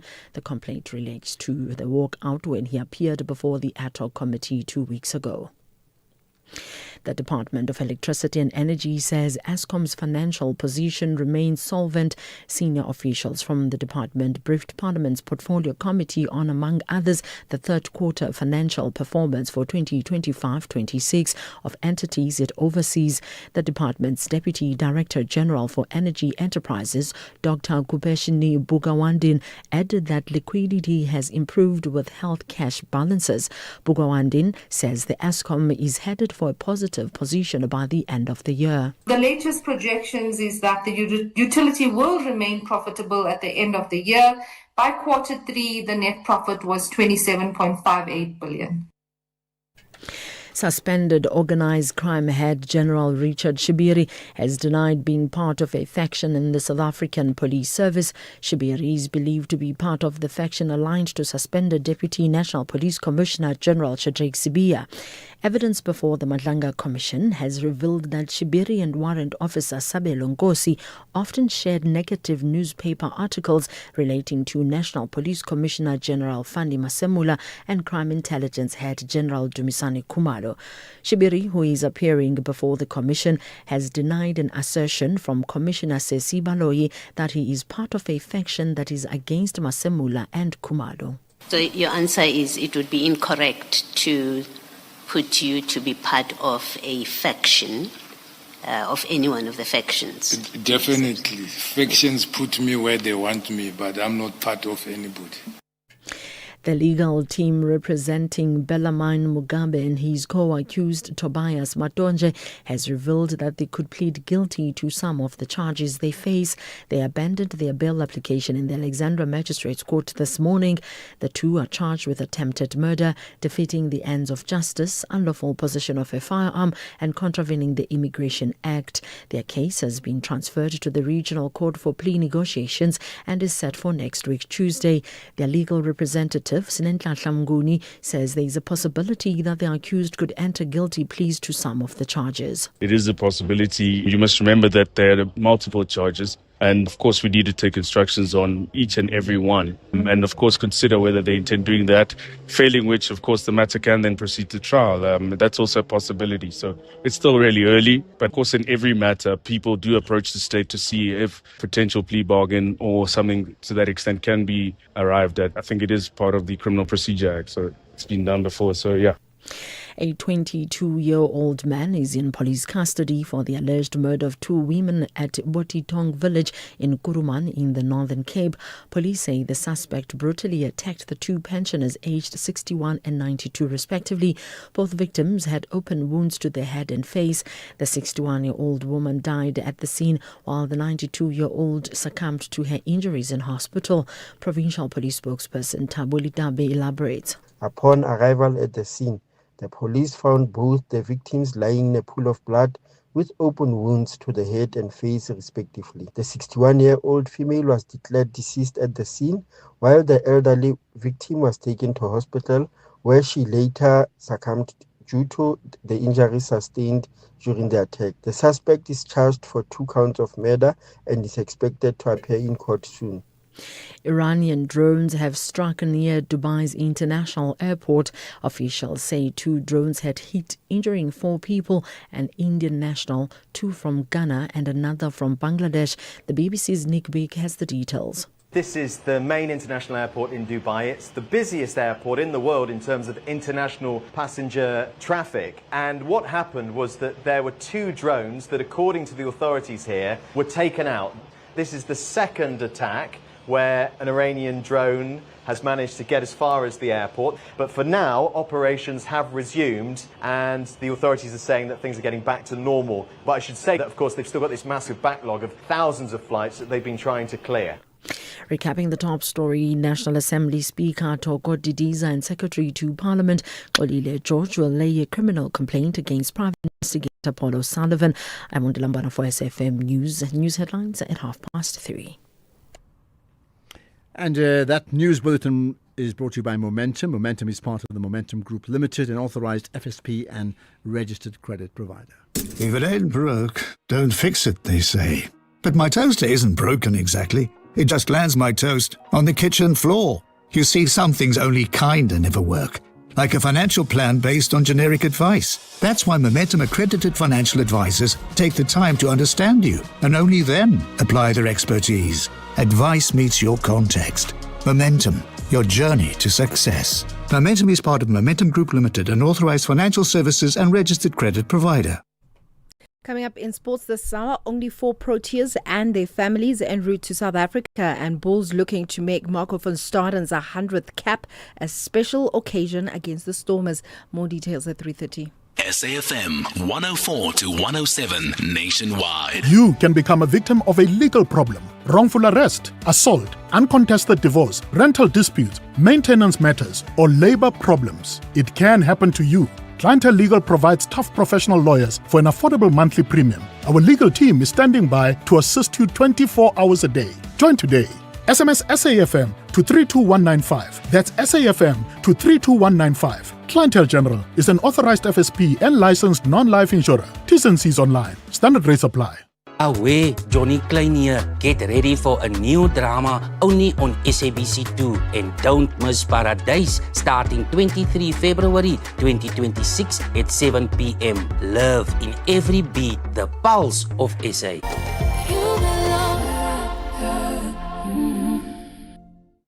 MEC for Finance in the Eastern Cape Province, Mlungisi Mvogo, will table the 2026 budget speech on 13 March 2026 at 10 a.m. at the Eastern Cape Provincial Legislature.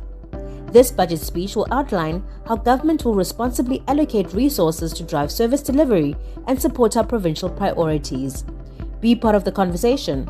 Follow us on Facebook, Eastern Cape Provincial Treasury and MEC Mlungisi Mvogo, on X at EC Treasury, and on LinkedIn, Provincial Treasury, Eastern Cape.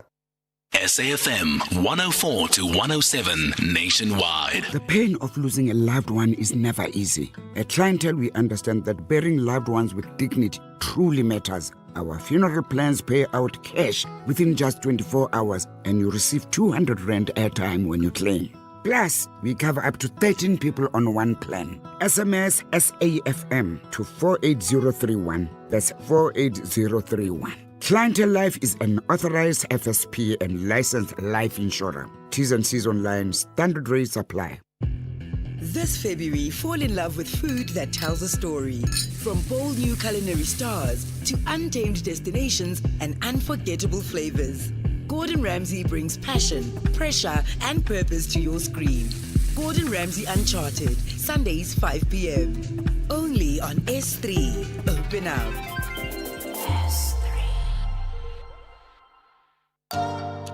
This Human Rights Month, we commemorate a significant milestone, the Bill of Rights at 30, making human dignity real. For 3 decades, South Africa's constitution has been a beacon of equality, freedom and justice for all. Yet dignity is not just written in our constitution, it must be lived, protected and upheld every single day. Join SAfm as we unpack the issues that matter, elevate voices driving change, and reflect on the progress we've made while confronting the work that still lies ahead. SAfm, leading the conversations that move us. Ashraf Garda on the National Pulse. So welcome to the National Pulse. Now, there's no question the pulse of the nation is heading in the direction of the Madlanga Commission and the Ad Hoc Committee. And therefore, we're going to pay, well, most of our attention will be directed to just that, right? Now, what you can do, as always, you can send us a WhatsApp comment. I won't take the live calls now. WhatsApps work best, so we can bank it.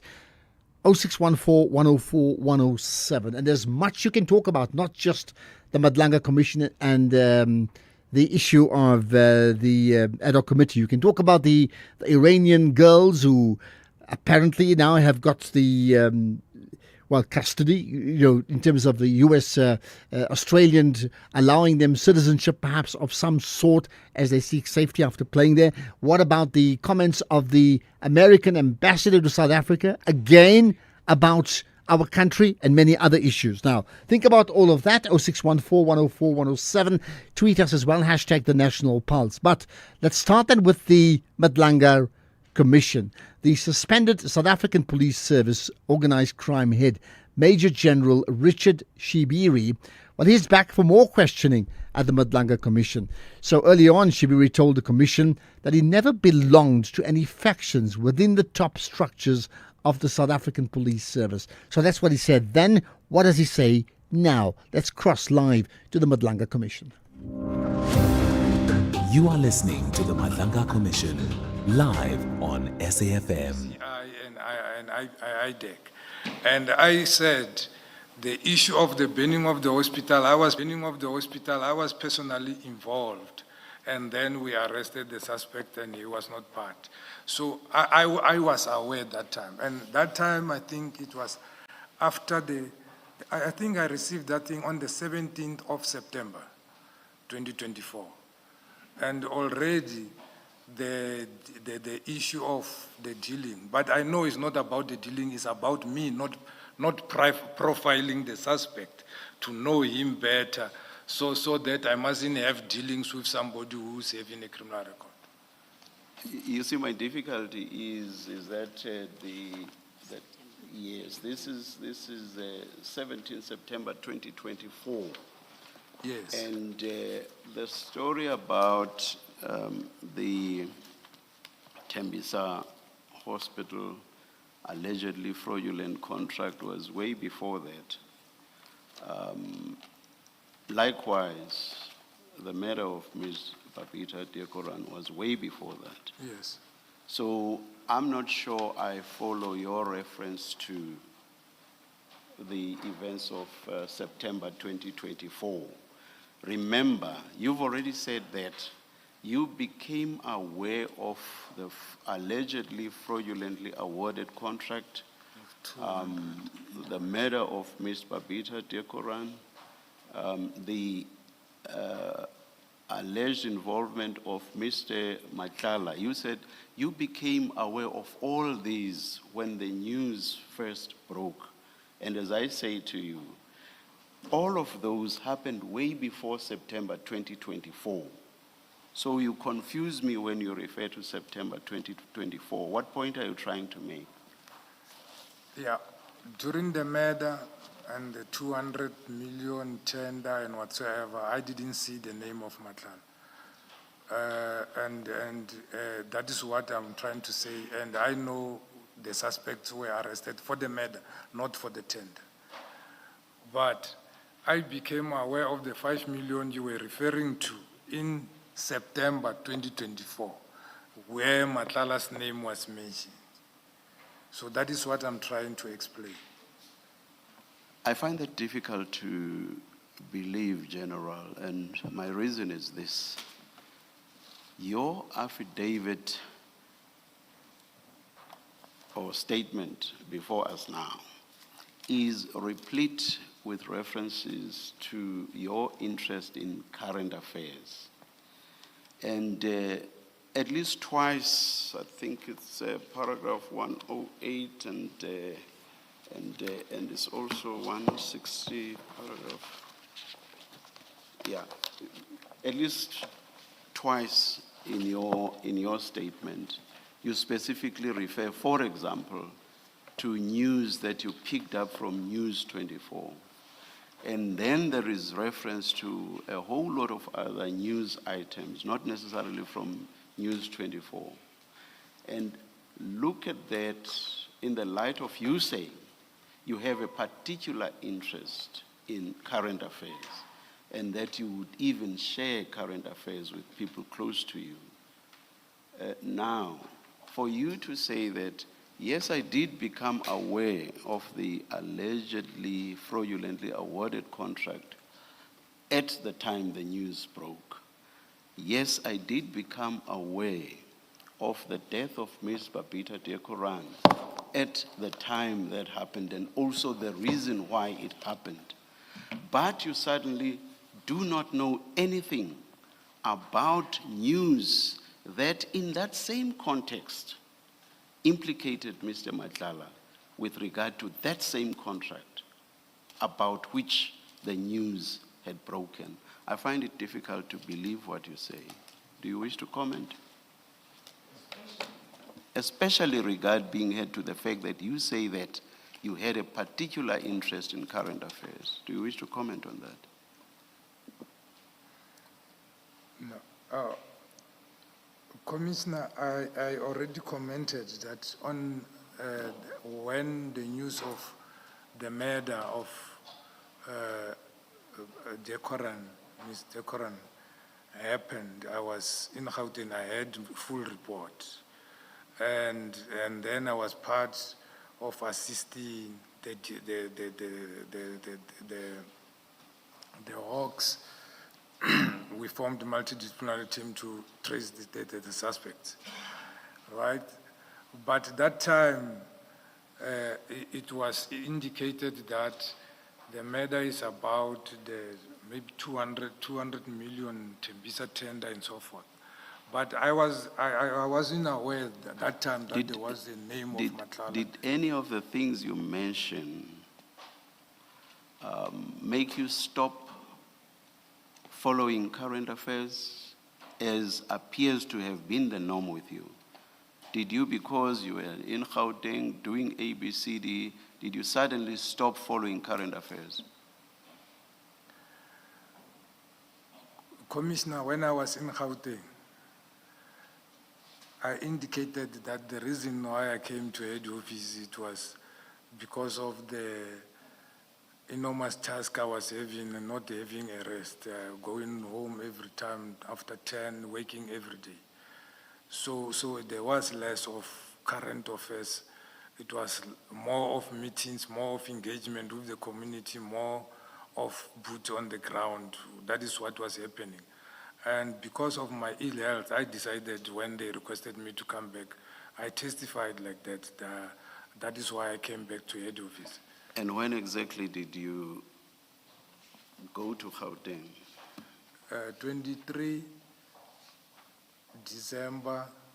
18 December 2023. Isn't that the date when you returned to head office?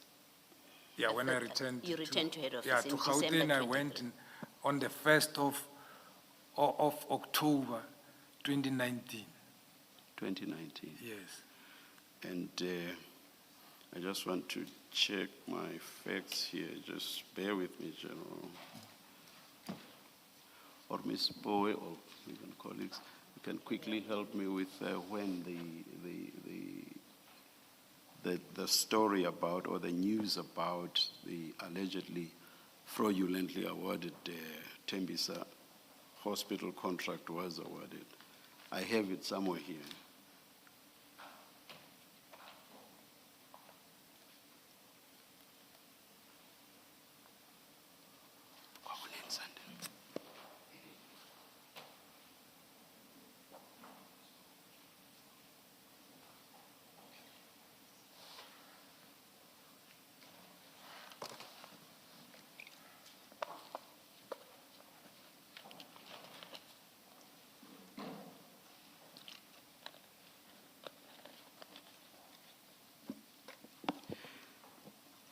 I may be mistaken, but my note here refers to the articles were published 15 February 2023, 31 May 2023. So are you saying that from 2018, did you say? You had no interest whatsoever in current news? You did not follow current news or current affairs? Not to say I didn't follow, Commissioner, but not often as like now when you are no longer having too much on your plate. But you still got to know about the award of the news about the fraud around the contract. You still got to know about the death of Ms. Babita Dekorang. Yes. The only thing you just did not get to know about was the alleged participation or involvement of Mr. Matlala in that context. That's correct. And the 5 million rand benefit. That's correct. The 5 million, I saw it in I 2024. will suggest to you, General, that it's quite convenient that you should be saying so. What's your response? I apologize that you feel like that, but I've seen it in 2024, as I said, in September. Thank you. Can I just take up one thing with you, General? On page 37 of file 3. File 3? Yes. Ms. Boy, I'm going to need your assistance with file 3, page 37. I'm going to need assistance with that article on chart 7, the bigger one. General, if you look at chart 7 on page 37 of file 3, do you see that? Page 37. Just pause there a moment. Sorry, General. My co-commissioner has just drawn my attention that the allegation of fraud and the alleged involvement of Mr. Matlala was actually as far back as 2021. It's just a matter for the record. I referred you to 2023. Do you want to comment before we move on, General? You heard Chair's clarification of the date. Do you want to comment? On the 2021? Yes, that the allegation relating to the fraud and the murder was in the public domain in 2021. sorry, just to clarify that Matlala was linked. Linked, yes. In 2021. In 2021? Yes. Yeah.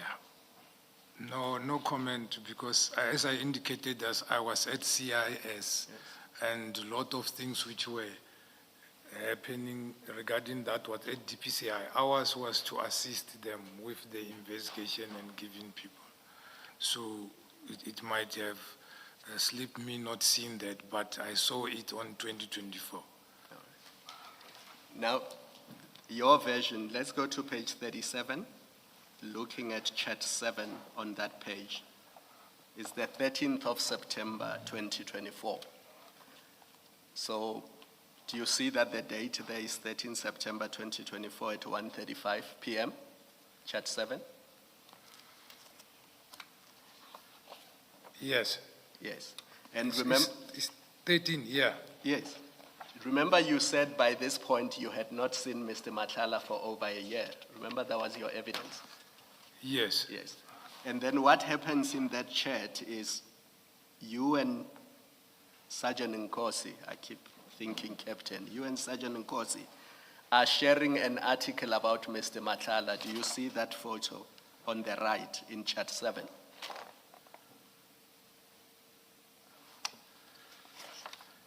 Page 37? Yes. I see chat which ends with chat 8. Yes. I'm saying in chat 7 on the right, do you not see that there's a photo there and something is being shared? Yes, photo of me and my wife. Of? Me and my wife. Is that you and your wife? Yes. I thought it was Mr. Matlala. No, it's me and my... That's why I needed a bigger one. No, it may be that you look alike. I forwarded Nkosi, there is somebody who's doing portrait. Yes. So he said this one is started. He was doing portrait of me and my wife and my kids. Yes. But you say it was around that time that you first became aware of the allegations concerning Mr. Matlala. Yeah, on the 17th. On If you go forward, you'll see it on the 17th. And it was because he had called you to tell you that he's been blackmailed. Yes, and he sent that thing. He sent that thing. That is where I saw the 5 million. Yes.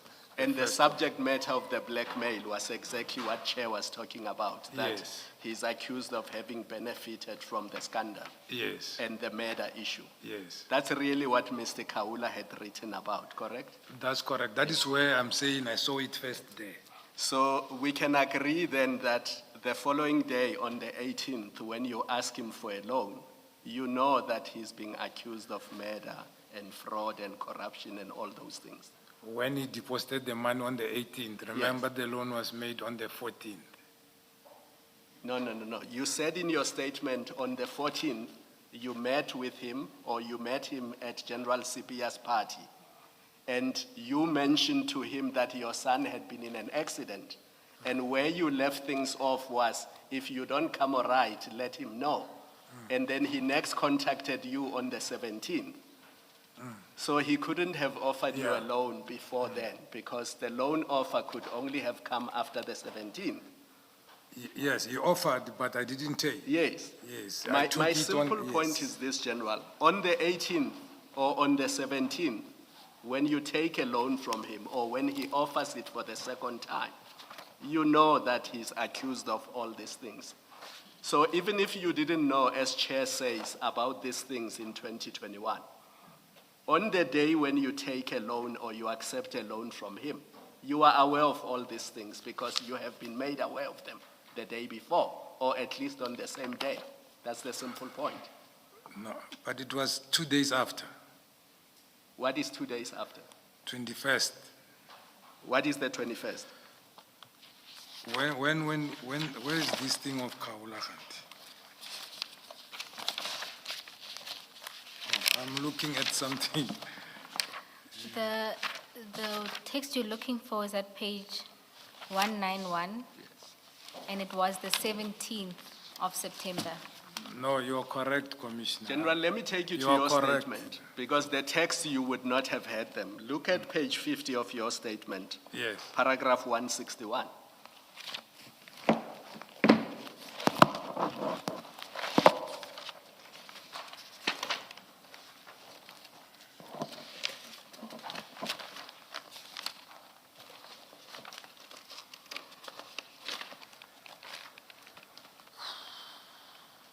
And just so that this makes sense for you, if you start at 149 on page 47, in paragraph 149, you talk about the General Sibia's son's engagement party on the 14th. Do you see that? Yes, yes. And then look at paragraph 151, where you say 4 days later on the 18th, Matlala contacted me to inquire whether I have managed to raise the required funds. Do you see that? Yes. So that's the 18th.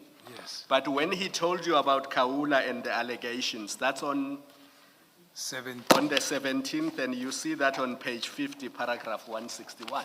Yes. So Chair's point stands that when you took a loan, when you accepted a loan from Mr. Matlala, you knew about the allegations against him of being involved in fraud and possibly murder and various other things.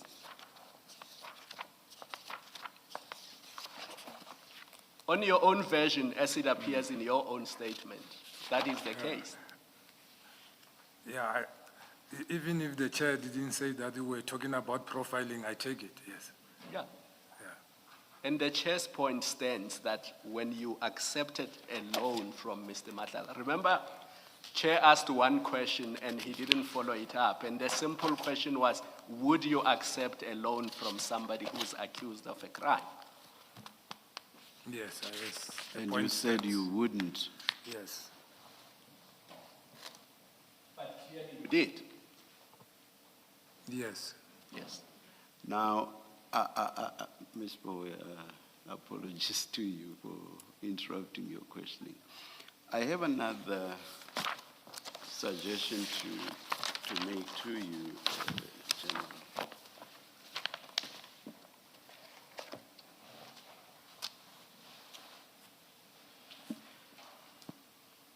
You say that this was not only a loan, but that indeed you repaid the money. Now, the money that you say you paid first, which was 20,000 rand, you said you paid in cash, correct? That's correct. And you say you paid it in November. Yes. Yes. In December, that's the 31st, there's payment of 50,000 rand to complete the amount of 70,000 rand. And at least there's a record of that because the 50,000 rand was paid into a bank account. Correct? Yes. Yes. Now, this payment of 50,000 rand is made after there have been 2 raids of Mr. Matlala's premises. That is on the 6th of December 2024 and on the 18th of December 2024. And then on the 31st of December 2024, you pay the 50,000 rand. Correct? Yes. I want to suggest to you, and very, very soon. Right now, let's get I just want a clear understanding of say what's this. happening around the world. The news headlines with Ondela. It's 3:30. Thank you, Ashraf. On the news headlines, National Assembly Speaker Toko Didiza and Secretary to Parliament Xolile George will lay a criminal complaint against private investigator Paul O'Sullivan. The complaint relates to his walkout when he appeared before the ad hoc committee 2 weeks ago. The City of Cape Town's Fire and Rescue Service says they are currently fighting a blaze in Dido Valley in Simonstown, and Iranian drones have impacted near Dubai's international airport, injuring 4 people. A full update follows at the top of the hour. SAfm, guiding you through the rush hour traffic. Good afternoon. Starting off in Gauteng, the N3 southbound in Germiston has a crash at Rand Airport interchange. On the N12 westbound in Alberton, there's a stationary vehicle before the R59 Reading interchange, and the N3 northbound in Bedfordview slow moving on the link to the N12 east at Gillilees interchange. In KZN, there's a stationary vehicle on the N3 northbound after Ashburton interchange, a stationary vehicle on the N3 southbound after Cliffdale interchange, and a stationary stationary vehicle on the N3 northbound after Shongweni interchange. In Cape Town, Victoria Road is slow-moving through Woodstock, the N1 outbound slow-moving towards Okavango Road, and the M5 southbound slow-moving towards Krombom Road. With your traffic update, I'm Irma G. This is SAfm Sports with Tuming Khapele. You know, to me, there's a story about World Cups. You always say, we'd like to be the last to leave. Mm-hmm. That would imply you're in the You've cup won. final. Or you're in the final. I mean, you're the last to leave. You won it. Yeah. Doesn't always work that way, does it? Not always. Yeah, we're starting off with cricket. A very good afternoon to you, Ashraf, and our listeners. Well, in a turn of events, the ICC have confirmed that only 4 Proteas players and their family members are on the way back to South Africa today. Fast bowlers Kagiso Rabada and Kwena Mapaka, along with batter Tristan Stubbs, are among those who boarded the flight, while the Proteas coaching staff and several players have already arrived in New Zealand ahead of Sunday's first T20 international against the Black Caps. Now, the remaining members of the South African travelling group are expected to leave India within the next 24 hours, and the ICC says that it understands the frustrations caused by the delayed departures and has been working with airlines, airport authorities and also government officials to arrange safe travel for all affected teams. Meanwhile, the Proteas have pocketed around 16.5 million rand after reaching the semi-finals at the ICC T20 World Cup. In rugby, the Bulls have extra motivation when they face the Stormers in Pretoria on Sunday, as flanker Marco van Staden prepares to earn his 100th cap for the Union. Van Staden, who's also nicknamed Eskom for his powerful tackles, made his Bulls debut back in 2018, and he also spent a season with the English club Leicester Tigers before returning to the Bulls. Captain Marcel Coetzee says that the Bulls want to make the milestone match very special when they take on their coastal rivals this weekend. In terms of football, Mamelodi Sundowns coach Miguel Cardoso has welcomed the 3 points after his side secured victory away to Orbit College, but insisted that the decision to play the fixture was a blemish on South African football. I don't want to make too many comments on that, but I think the day of today, despite as well as the night, the day is a little bit dark. I don't think it's a beautiful day for South African football when we have a team like Mamelodi Sundowns playing a Champions League game in 3 days and being obliged to play today. It's a big disturb on the preparation of such match. From now on, of course, we have to mainly focus on recovering players, not really on the preparation, because there's not really big conditions to prepare a match like that. FIFA President Gianni Infantino says that Iran will be welcome to compete at this year's FIFA World Cup in the United States. This is despite rising tensions between the two countries. Infantino made these comments after meeting US President Donald Trump to discuss preparations for the tournament. The participation of Iran had been uncertain. This is following military strikes by the US and Israel on the country earlier this month. However, Infantino says that President Trump has confirmed that the Iranian national team will be allowed to take part in the tournament. And remember that you can catch all the World Cup games on SABC 3, SABC Plus and SABC radio stations. Finally, in tennis, world number 2 Jannik Sinner battled past Brazilian teenager João Fonseca 7-6 and 7-6 to reach the Indian Wells quarterfinals. Sinner now faces 20-year-old American Leonard Teen for a place in the semifinals.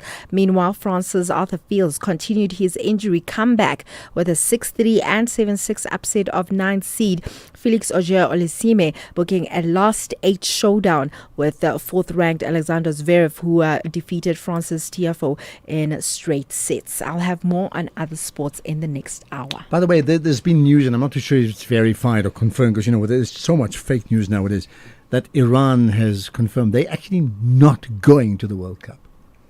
Check it up. I'm not saying it's genuine, but that's the story coming out of Iran right now. We are not going to the USA. Unless if Gianni Infantino actually confirms that Iran is not going. Well, he sounds like he's the ambassador of Donald Trump. I mean, that's how he goes on at the moment.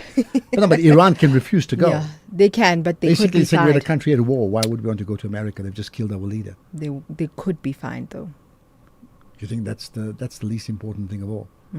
Because I was asking myself, if Donald Trump says, no, you're welcome, do you actually trust him after that? The biggest issue is this.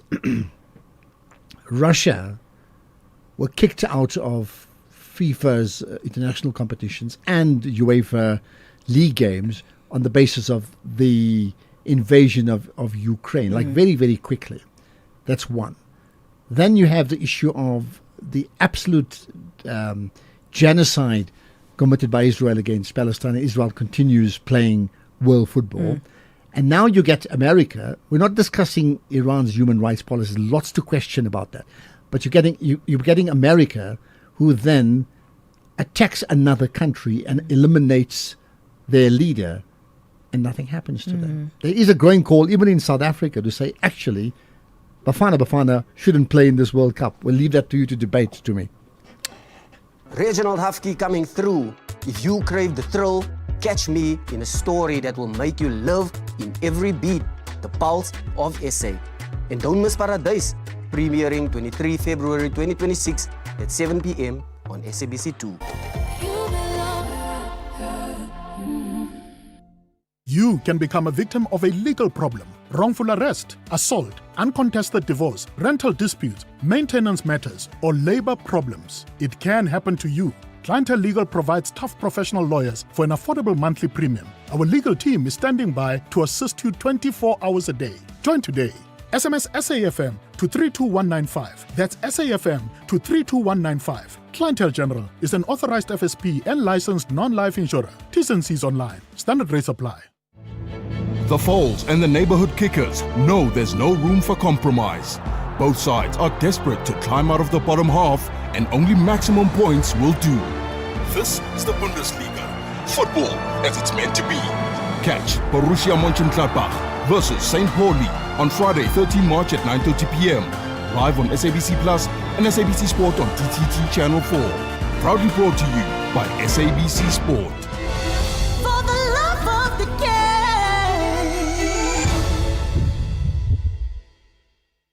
SAfm 104 to 107 nationwide. This February, fall in love with the shows that bring us together on Saturday nights. First, sparks, surprises, and second chances at romance. Farmer Wants a Wife US, where real love grows in the most unexpected places. Saturday at 8:30 p.m.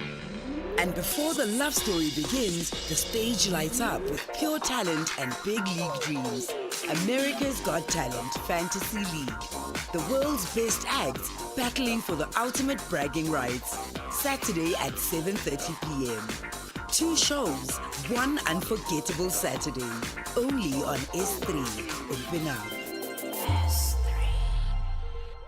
Investing shouldn't feel risky. It should give you security and good returns. Earn up to 7.25% interest per annum with an ABSA Cash Invest Tracker for an investment of 100,000 rands or more. Your capital is guaranteed with immediate access to your funds. That's minimum risk, maximum benefit. ABSA Private Banking customers can invest from just R1. Open via the ABSA Banking app, a branch, a private banker, or 0860 111 515. Your story matters. ABSA is an authorized financial services provider. T's and C's apply. As the nation seeks answers, SAfm brings you live, uninterrupted coverage of Parliament's Ad Hoc Committee investigating allegations made by KwaZulu-Natal Provincial Commissioner, Lieutenant General Nhlanhla Mkhwanazi. You can also stay up to date with the Judicial Commission of Inquiry into criminality, political interference, and corruption in the criminal justice system. Stay informed, stay connected. Tune in live on SAfm 104 to 107 and follow the coverage across our digital platforms live on Facebook, X, and YouTube at SAfmRadio. SAfm, leading the conversations that move us.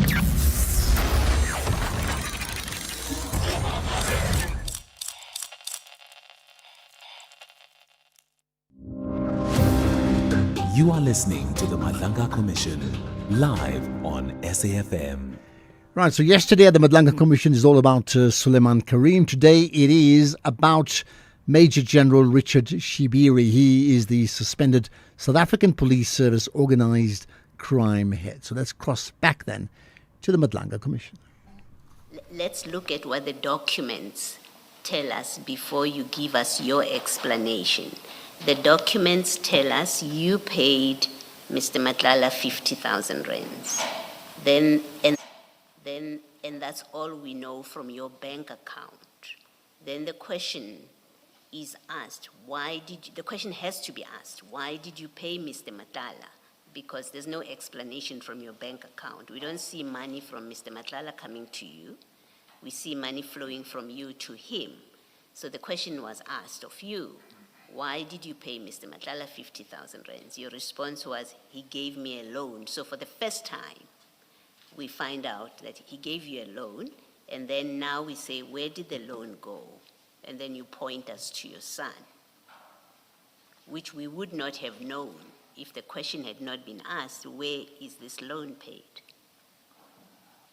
I wish to consult because I don't know how to respond, because I think I responded to the commission the way the commission wanted to know everything, and it's supposed to suffice that I'm truthful and I explained. And also the documents from Matlala to my son's bank account and from myself, it shows. So I don't know now how to respond. Okay. I'm defeated now. Maybe let me suggest directly to you that the suggestion really in this scenario that I'm trying to put to you is the payment into your son's account was to hide that Mr. Matlala gave money to you. That's the suggestion, that you were hiding by directing the money to your son. Yeah. In my language, they say, so that is what I can say. If you want to see something, you will see it. That is how I see it myself. I'm saying to you that's how it looks. That's all I'm saying to you, that it looks like you were hiding money, the source of the money to your son. I was not hiding anything. Okay, thank you. I just want to draw your attention to the payments, because even your payment, it's not a direct payment to Mr. Matlala. It is a payment to one of his companies. You don't pay to his bank account. You pay to a bank account of his company. And the reference you use is not even Matlala. You simply say Shibiri. So that if the commission had not done its investigations, it would not have seen the link between you directly and Mr. Matlala directly. What it would have seen is, it would have seen a company paying money to your son's bank account, and you in December paying money to a company's bank account, but not to Mr. Matlala directly. Do you accept that that's what the bank statements show? I don't, Commissioner. Yes. I don't, and I resent that, because if you check the WhatsApp, it is clear. I requested an account, and I'm given account by Matlala, and that is the account I paid in. And the reference there is me, to show to him is coming from me. That is why I wrote Shibiri. But the account was given to me by Matlala, and that I can only pay to what the person I'm paying gave me. So I don't know how could that be held on me. Here is my point. Your bank statement, because remember, this is now your bank statement, your reference also shows Shibiri. It doesn't show Matlala. That's the point I'm making. Okay. And if you go to page 55, you will see that, 55 of file 4. This is your bank statement of December 2024. That might be a mistake because I've done it from my phone. But if you go to the account will give the account holder. Who is the account holder? There's nothing to conceal in that one. I don't know. So I don't know, but I deposited to the account which I was given. My mistake is to make the reference myself instead of saying Matlala. I was making sure that he will see that side is mine. So that was my mistake, and it's an honest mistake. Yeah. But you accept that your reference, not his reference. If you go to page 55, it says intermediate or immediate digital payment, Shibiri. Yes. On your statement. Yes, but for me it's immaterial. I paid the account. The account which he gave to me, and it's Matlala's account. Yes. No, it's the company's account. It's Black Ark Trading. It's what, it belongs to him, it's what he gave me. Yes. I didn't have any other account except that he gave me.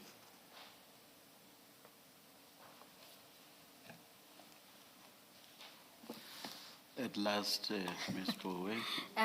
Now that the commissioners have nudged me, not even thrown me into the loan, let's go deeper into this loan situation. General, if you have regard, you testified that at the party, when you had a conversation with Mr. Matlala about this, you indicated to him that you had a need for the money. That's correct? Yes.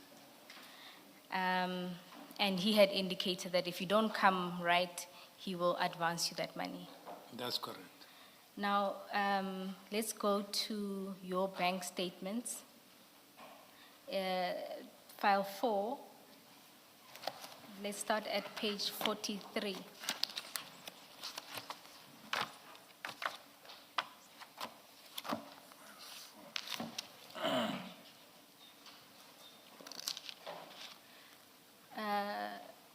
Page 43. File 4. File 4, yes.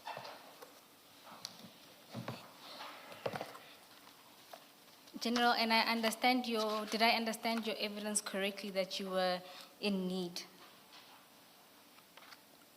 I am.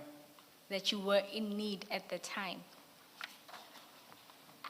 You needed the cash advance because you were in need? I don't understand what you actually mean. You needed the money? Yes, I needed the money. So you were in need. Then if we go to page 43, you'll see this section has a series of your bank accounts between June to December. And in particular, if you go to the date on which Mr. Matlala paid you, or paid the amount to your son, if you have regard to the balance in your account at that time. 43 here by me is something. 43 is the beginning of the statement. Are you in file 4? 44. File 4. Yes, 43, there you put something from Vodacom. Okay. And then it's 42, then a Vodacom thing, and then 44. Not. It's file 2. Yes. No. File 2 has your annexures, so file 4. 4. Okay. Yes. Thank you. Sorry about that. No worries. So you'll see page 43, that's the beginning of your statement. Yes. And that one covers the period 6 September 2024 to 5 October 2024. You see that? And then it gives a net balance for that month. Can you see that? Yes. It's a positive balance of 60,000. And then it also indicates your overdraft limit. Can you see that? Yes. Now, if you go to the next page,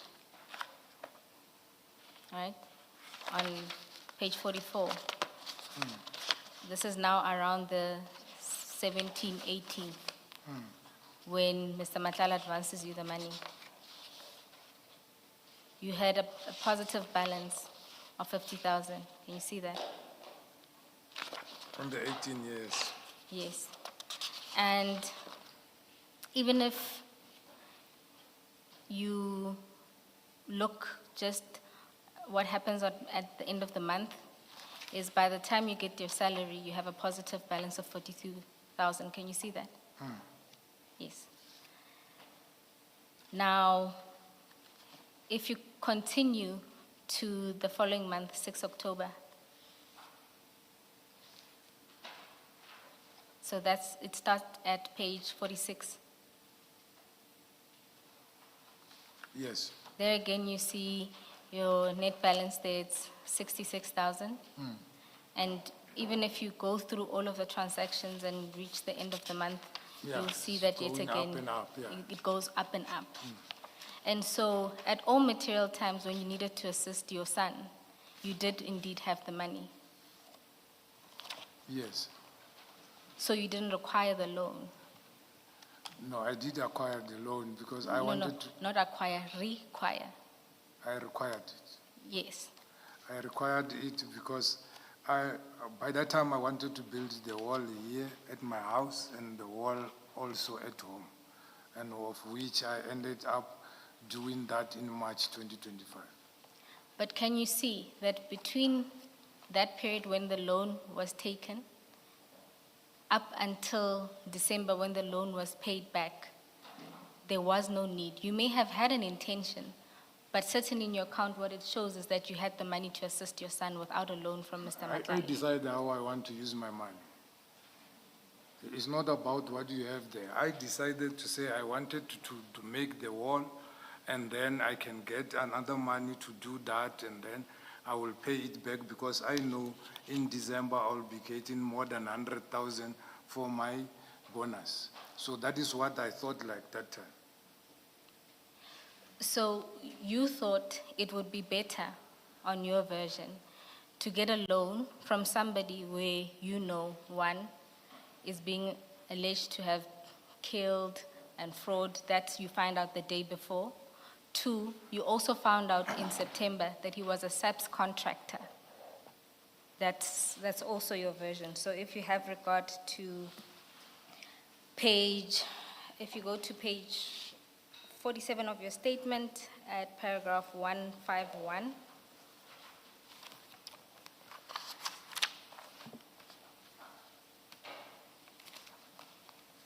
and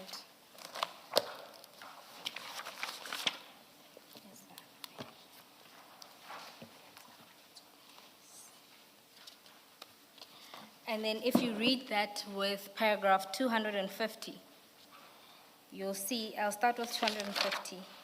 You say, I became aware of the contract between SAPS and Medicare 24 during September 2024 when Mr. Matlala asked telephonically where I was traveling to, and I became amazed at how he knew.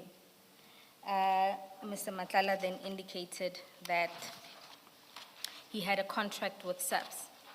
Now, when you go to paragraph 151, you will see that conversation when you told Mr. Matlala you're traveling to Limpopo happens on the 18th of September. Yes. So, again, you thought it was acceptable to take the loan, one, in the instance where you found out that Mr. Matlala is implicated in very serious allegations. Two, on the 18th, you also find out that he's a SAPS contractor. So even if you had use for the money for building a wall, you are now faced in that moment knowing these two facts about Mr. Matlala, and you chose to take the money from Mr. Matlala as opposed to defer your plans to build the wall. Yeah, I did take the money from Mr. Matlala, knowing he's got a contract. I've got nothing to deal with the contract.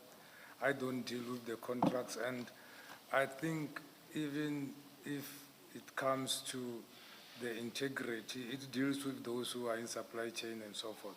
So for me... General, is your suggestion that there would be nothing wrong with taking money from a contractor as a general within SAPS because you're not in supply chain? Yes, I'm not in contract with him. And that contract is not directly linked to me. In general, are you then aware of I think I'll have to go there, the employment regulations that require disclosures of loans and benefits, particularly where there's a relationship between the service and this person? I think Regulation 18 of 20... Yes, precisely. Yes.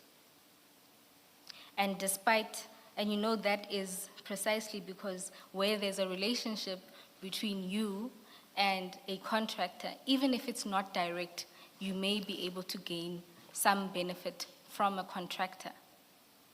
Remember also, Mr. Matlala was doing health risk management which affects most departments within SAPS, because that's where recruitment takes place, sick leaves takes place, all of that. And in fact, Brigadier Macheng testified that Mr. Matlala would often want to make links with other generals across the province because that is how work was generated in that area. So you didn't have to be in supply chain management to be able to assist Mr. Matlala. No, our sick leave is not dealt with by them. We go direct to the private GPs. And those from the province he was referring to, is referring to the provinces responsible for LCRC or forensics, not ours. General, even in an instance where it refers to others, you have to accept you're an influential person within SAPS. This is a contractor within SAPS, and there's something inherently wrong with you taking loan from him. Particularly, maybe I should ask, did you disclose this loan? No, we disclose gifts, not loans. General, the requirements, it deals with both disclosures of loans and benefits. So even if it's not a loan, it certainly was a benefit. Do you accept that? I can't benefit something which I pay back. General, you got an interest-free loan. How about that? If you had gone to the bank, you would have had to pay interest on it. So at the very least, your benefit here is that you got a loan. If it is a loan, you get a loan that has no interest implications for you, so you saved what you would otherwise have had to pay to a bank. Do you accept as a benefit in that way? Yeah, I got a benefit from a friend, yes. Yeah, okay. You do accept it's a benefit, thank you. Yeah. And now you accept, General, that he is your friend. It was said the whole day here. No, you've just said it. No, it was said here the whole day. So, General, just in regards to this, I, for one, find it implausible that in a phase where you had money to assist your son, you chose this option. That in a time where it places you in a precarious position because you know he's a criminal and you know he's a contractor. On either score, you would have been in trouble. And you failed to disclose it. To know that he's a criminal, I didn't know. He's arrested now as a criminal now. And there were allegations, yes, I agree to that. And again, I said I knew him with not being charged of anything or being a criminal. And if I took that 55,000, I was supposed to be left with zero, whereas I needed to do something. So I had to make decision which I see fit for myself, which maybe the commission doesn't see it fit. General. Hanging on to every word of the Madlanga Commission. We'll be back there in a moment. Add your comments about what has absolutely stunned you today. Right now, let's get the news. It's 4 o'clock. Here's on Dela Mbara.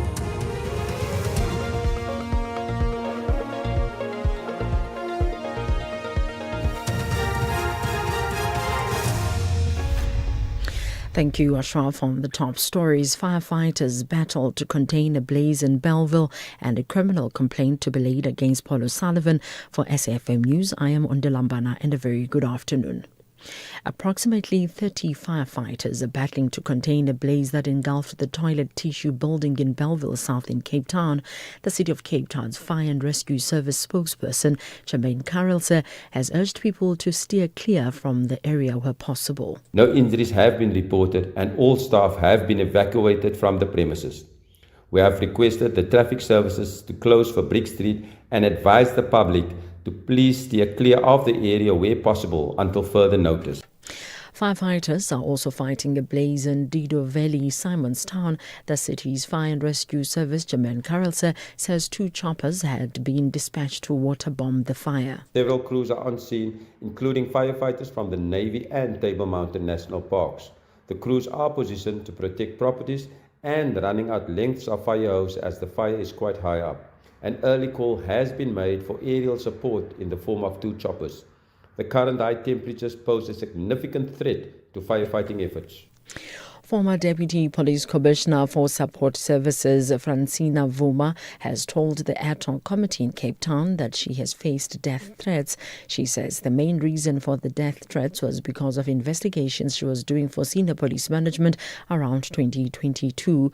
She says she was later suspended on allegations that were related to some of the investigations in conjunction with the Independent Police Investigative Directorate. She is testifying before the Ad hoc Committee looking into concerns around issues of national security. As a result of that, I was even at a certain stage called by Matebula, who said that there was a meeting that was organized by Minister Kele where they wanted to implicate me on the PPE that I have committed some irregularities. And when they realized that particular matter was not going to succeed, he told me that they have decided to appoint a hitman to kill me. National Assembly Speaker Toko Didiza and Secretary to Parliament Xolile George will lay a criminal complaint against private investigator Paul O'Sullivan. The complaint relates to his walkout when he appeared before the Ad hoc Committee 2 weeks ago. Iranian drones have impacted near Dubai's international airport, injuring 4 people. The US and Israel have continued their attacks on Iran and Lebanon. In the Iranian capital, Tehran, there were renewed explosions overnight. The US military also said it destroyed 16 Iranian mine-laying vessels near the Strait of Hormuz after President Trump warned Iran against putting mines there. Meanwhile, millions of Israelis were repeatedly woken up by alerts to warn of incoming Iranian missiles. In Lebanon, airstrikes have hit southern Beirut, where Israel says it's targeting the Iran-backed group Hezbollah. The BBC's Karin Toby. The number of civilians struck in this conflict is just staggering. We are talking about 700,000 people who were displaced from their houses following evacuation warnings by the Israelis. And these people are at the moment looking for shelters and places where to stay. The number of civilian casualties is also staggering.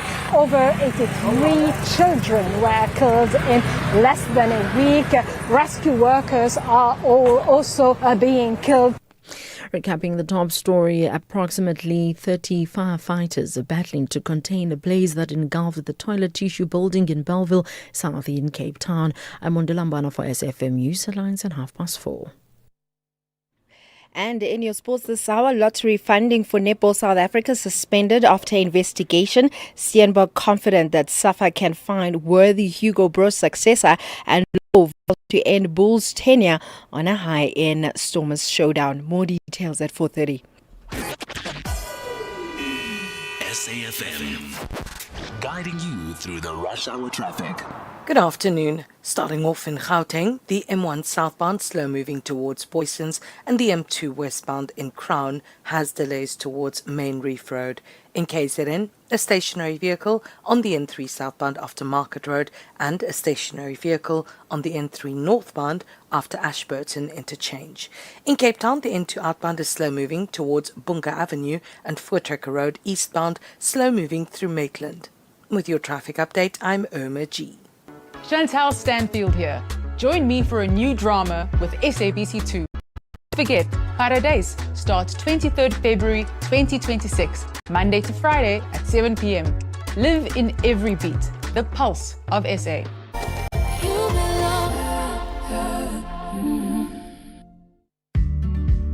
The KwaZulu-Natal Department of Social Development will host the Partnership Summit taking place on the 12th and 13th of March 2026 in Durban. Hosted under the theme Driving a Skills Revolution, Emergency Job Creation and Inclusive Growth Through Strategic Partnerships. The summit marks a bold shift from a welfareist dependency model towards a developmental social protection approach. The department is calling on business leaders, investors, CETAs, government entities, non-profit organizations, chambers of commerce and civil society to co-invest invest in human potential and community resilience. For more information on the summit, please contact the Department of Social Development on 072-105-8420 or venetia.nwamu@kzndsd.gov.za. KZN DSD, we serve with humility. This Human Rights Month, we commemorate a significant milestone, the Bill of Rights at 30, making human dignity real. For 3 decades, South Africa's constitution has been a beacon of equality, freedom and justice for all. Yet dignity is not just written in our constitution, it must be lived, protected and upheld every single day. Join SAfm as we unpack the issues that matter, elevate voices driving change, and reflect on the progress we've made while confronting the work that still lies ahead. SAfm, leading the conversations that move us. Stay tuned to SAfm coming up. You can become a victim of a legal problem: wrongful arrest, assault, uncontested divorce, rental dispute, maintenance matters, or labor problems. It can happen to you. Clientele Legal provides tough professional lawyers for an affordable monthly premium. Our legal team is standing by to assist you 24 hours a day. Join today. SMS SAfm to 32195. That's SAfm to 32195. Clientele General is an authorized FSP and licensed non-life insurer. T's and C's online. Standard rates apply. The Foals and the neighborhood kickers know there's no room for compromise. Both sides are desperate to climb out of the bottom half, and only maximum points will do. This is the Bundesliga.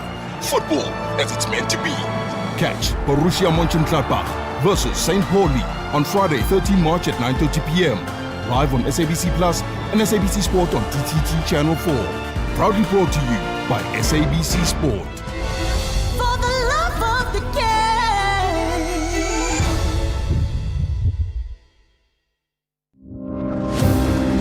You are listening to the Madlanga Commission, live on SAfm. I tell you what, to keep up with what's going on in the Madlanga Commission is something else. I'm looking at a tweet from Karen Moore saying, the SAPS organised crime head Richard Shibiri claimed he took a 70,000 Rand loan from Kat Matlala for car repairs because he was in need. Now, the evidence leader, Tabang Pur, then points out Shibiri had more than enough money in his bank account to pay for those repairs himself. Sure, man. The National Pulse. Let's cross once again to the Madlanga Commission. You are looking at, and even if it was somebody, it could have happened. Yes, with the head you are having, you have to think all the avenues. But sometimes, as a human being, it happens to you because you are there, you are alone. You're thinking in what you wanted to do. Yeah, that is what I can say. Yeah, I guess the sum of what you're saying is you saw nothing wrong with it at the time.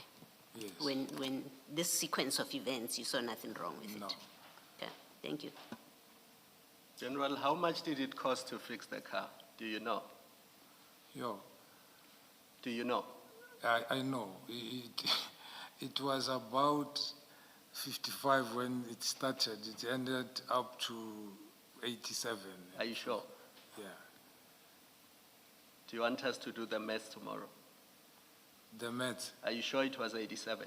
Yes, because you see the other things you see there, whereby it will say 5,000 whatsoever. You go to Joburg in the inner city, you buy to disperse. They don't have the machine. You do the EFT. I was also angry saying you are giving girls money, whereas I borrowed money for fixing the car. So yes, I'm sure. Because it even took longer than we expected because, these mechanics, sometimes other monies get chowed, you have to go and buy again, yes. General, I did the math because I used the annexure you gave us where you indicated and highlighted the transactions that were related to the repair of your son's car. If you go to page 42 of file 2, which would be your annexures. 42? Yes, RS 8.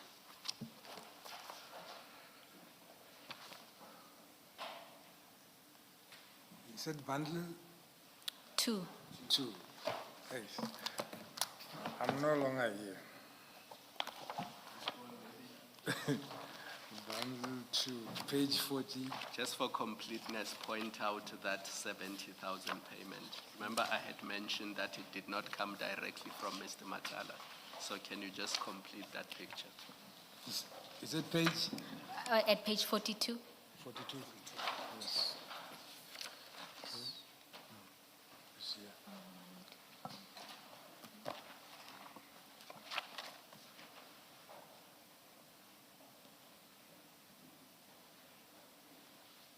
Are you there, General? Yes. You'll see the transaction that Commissioner Kumal is asking me to point out is on the 18th of September. There's a slight highlight or shade. You'll see it was paid from CAT VIP protection. Can you see that? Yes. And that's the 70,000. Yes. Now, if you look, the next payment that you highlighted for us is a payment of 2,800 for headlights. Then you highlighted for us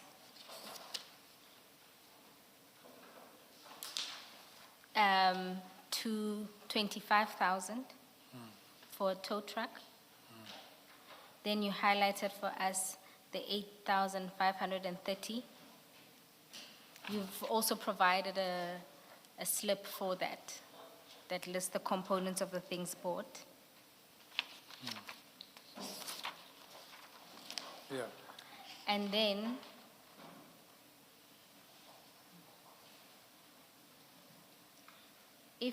there's another statement that you should have regard to that's on page 37.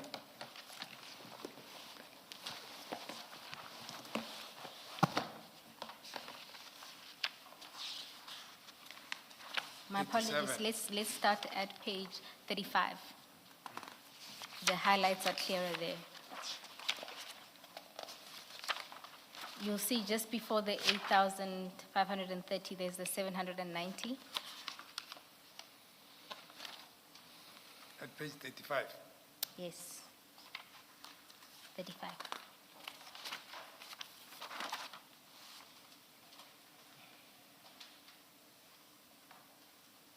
Before there? On the 25th of September, there are two payments. Can you see that? One is for 790 and the one is for 8,530.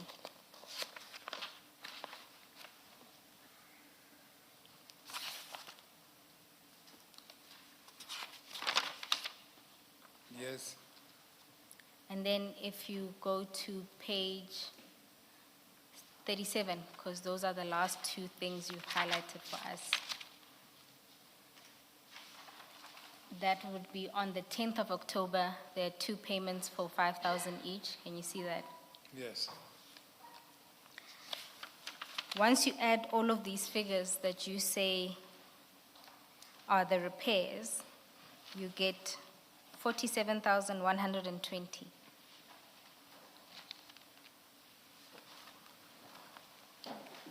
The one of the 25th on page 35, you calculated it.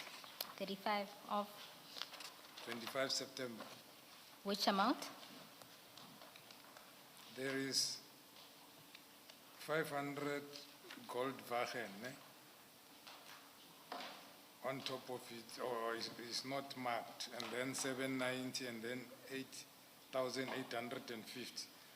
When you go down, it says make tape the rental all road 8,875. You said.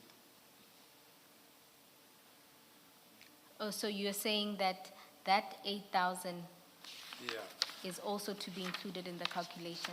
Yeah, and there is McGrill, which was bought for 14,000 after, not in the same month, because that is why I said it took longer. So, but the boy can make a list of whatever and try to get all the slips, because that is all the money was used for that car. Okay, just on the ones that you highlighted for us, that was the total. We'll take into account the 8,875. But if you also have regard to when these payments were made, you'll see that in September, the total amount covered for the repairs was 37,000, was approximately 37,000. Yes. And then in October, this is a total. Yes, even the 8,000 would be in October. It would then be the 18,875.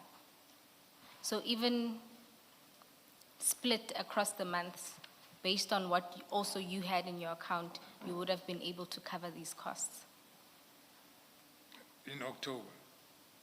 Yes.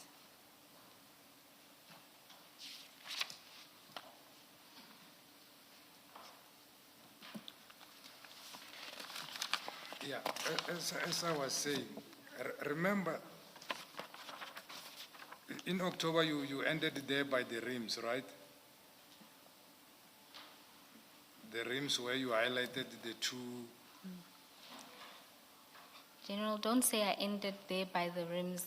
Those are the transactions you highlighted, and in your statement you say, here is the statement highlighting the transactions that were related to the repairs. I mean the 10th of October.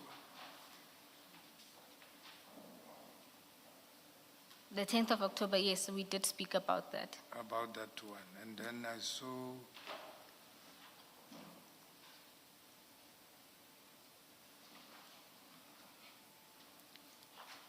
It's okay, General, you can I can give us a complete breakdown, I but can just give on what you have. yes.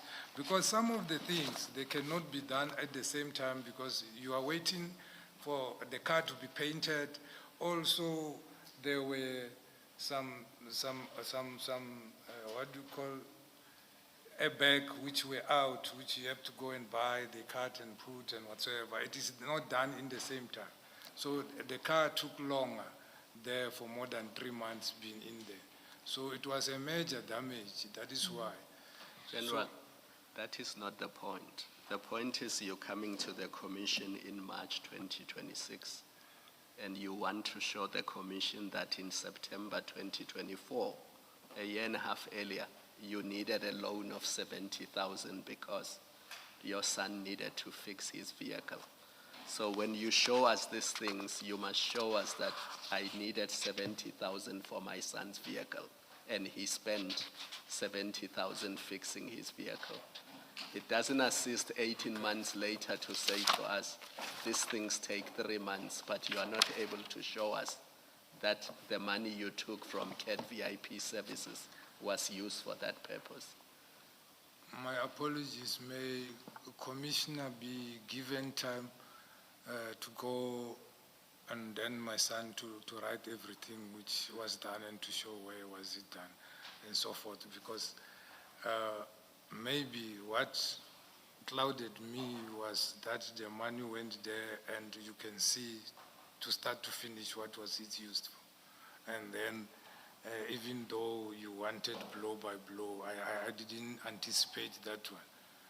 I apologize for that. Ms. Poe's point is that in the annexures, it's you who highlighted the expenses. It's not her, so this is your annexures. And the purpose of highlighting them was to try to show us that you used the 70,000 to repair the vehicle, but the numbers don't add up.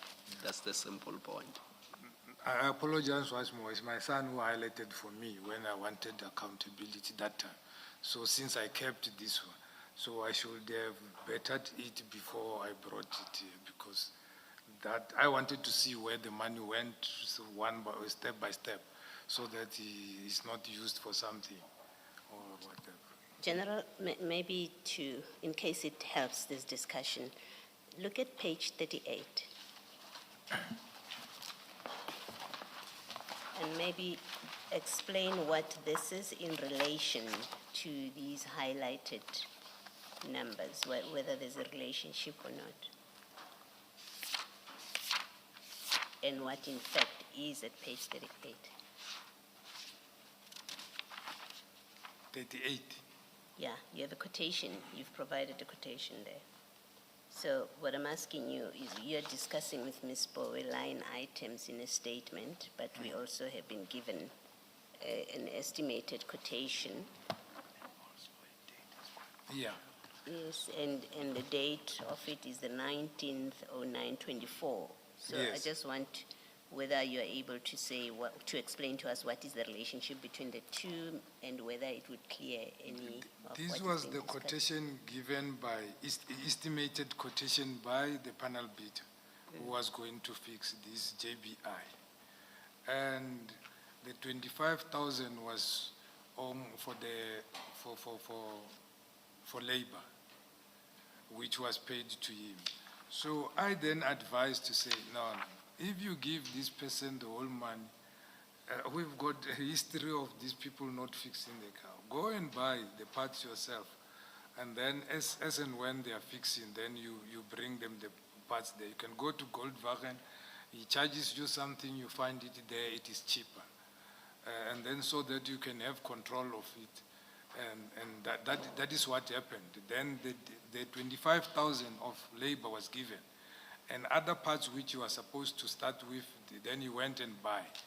And as he finishes the others and others are needed, then he goes and buy and buy. So the only thing which was outstanding, which cost 14, was the sump and the grill, and also the airbag at the side, on the roof. Thank you, General. I'm not sure that it's clearing what I was hoping it would clear, but that's where I leave it. Chair, I'm going to move away from the loan. There are two topics. I hope they won't be long, so that the General can proceed with Ms. Siegel's Nube tomorrow. Are you able to give an estimate, Ms. Bowe? I want to say I don't. I know that's quite difficult. I don't see us taking more than 20 minutes. But, It is the issue of Musa Kaula, which we've already canvassed, and then lastly, the interest in the Medicare contract.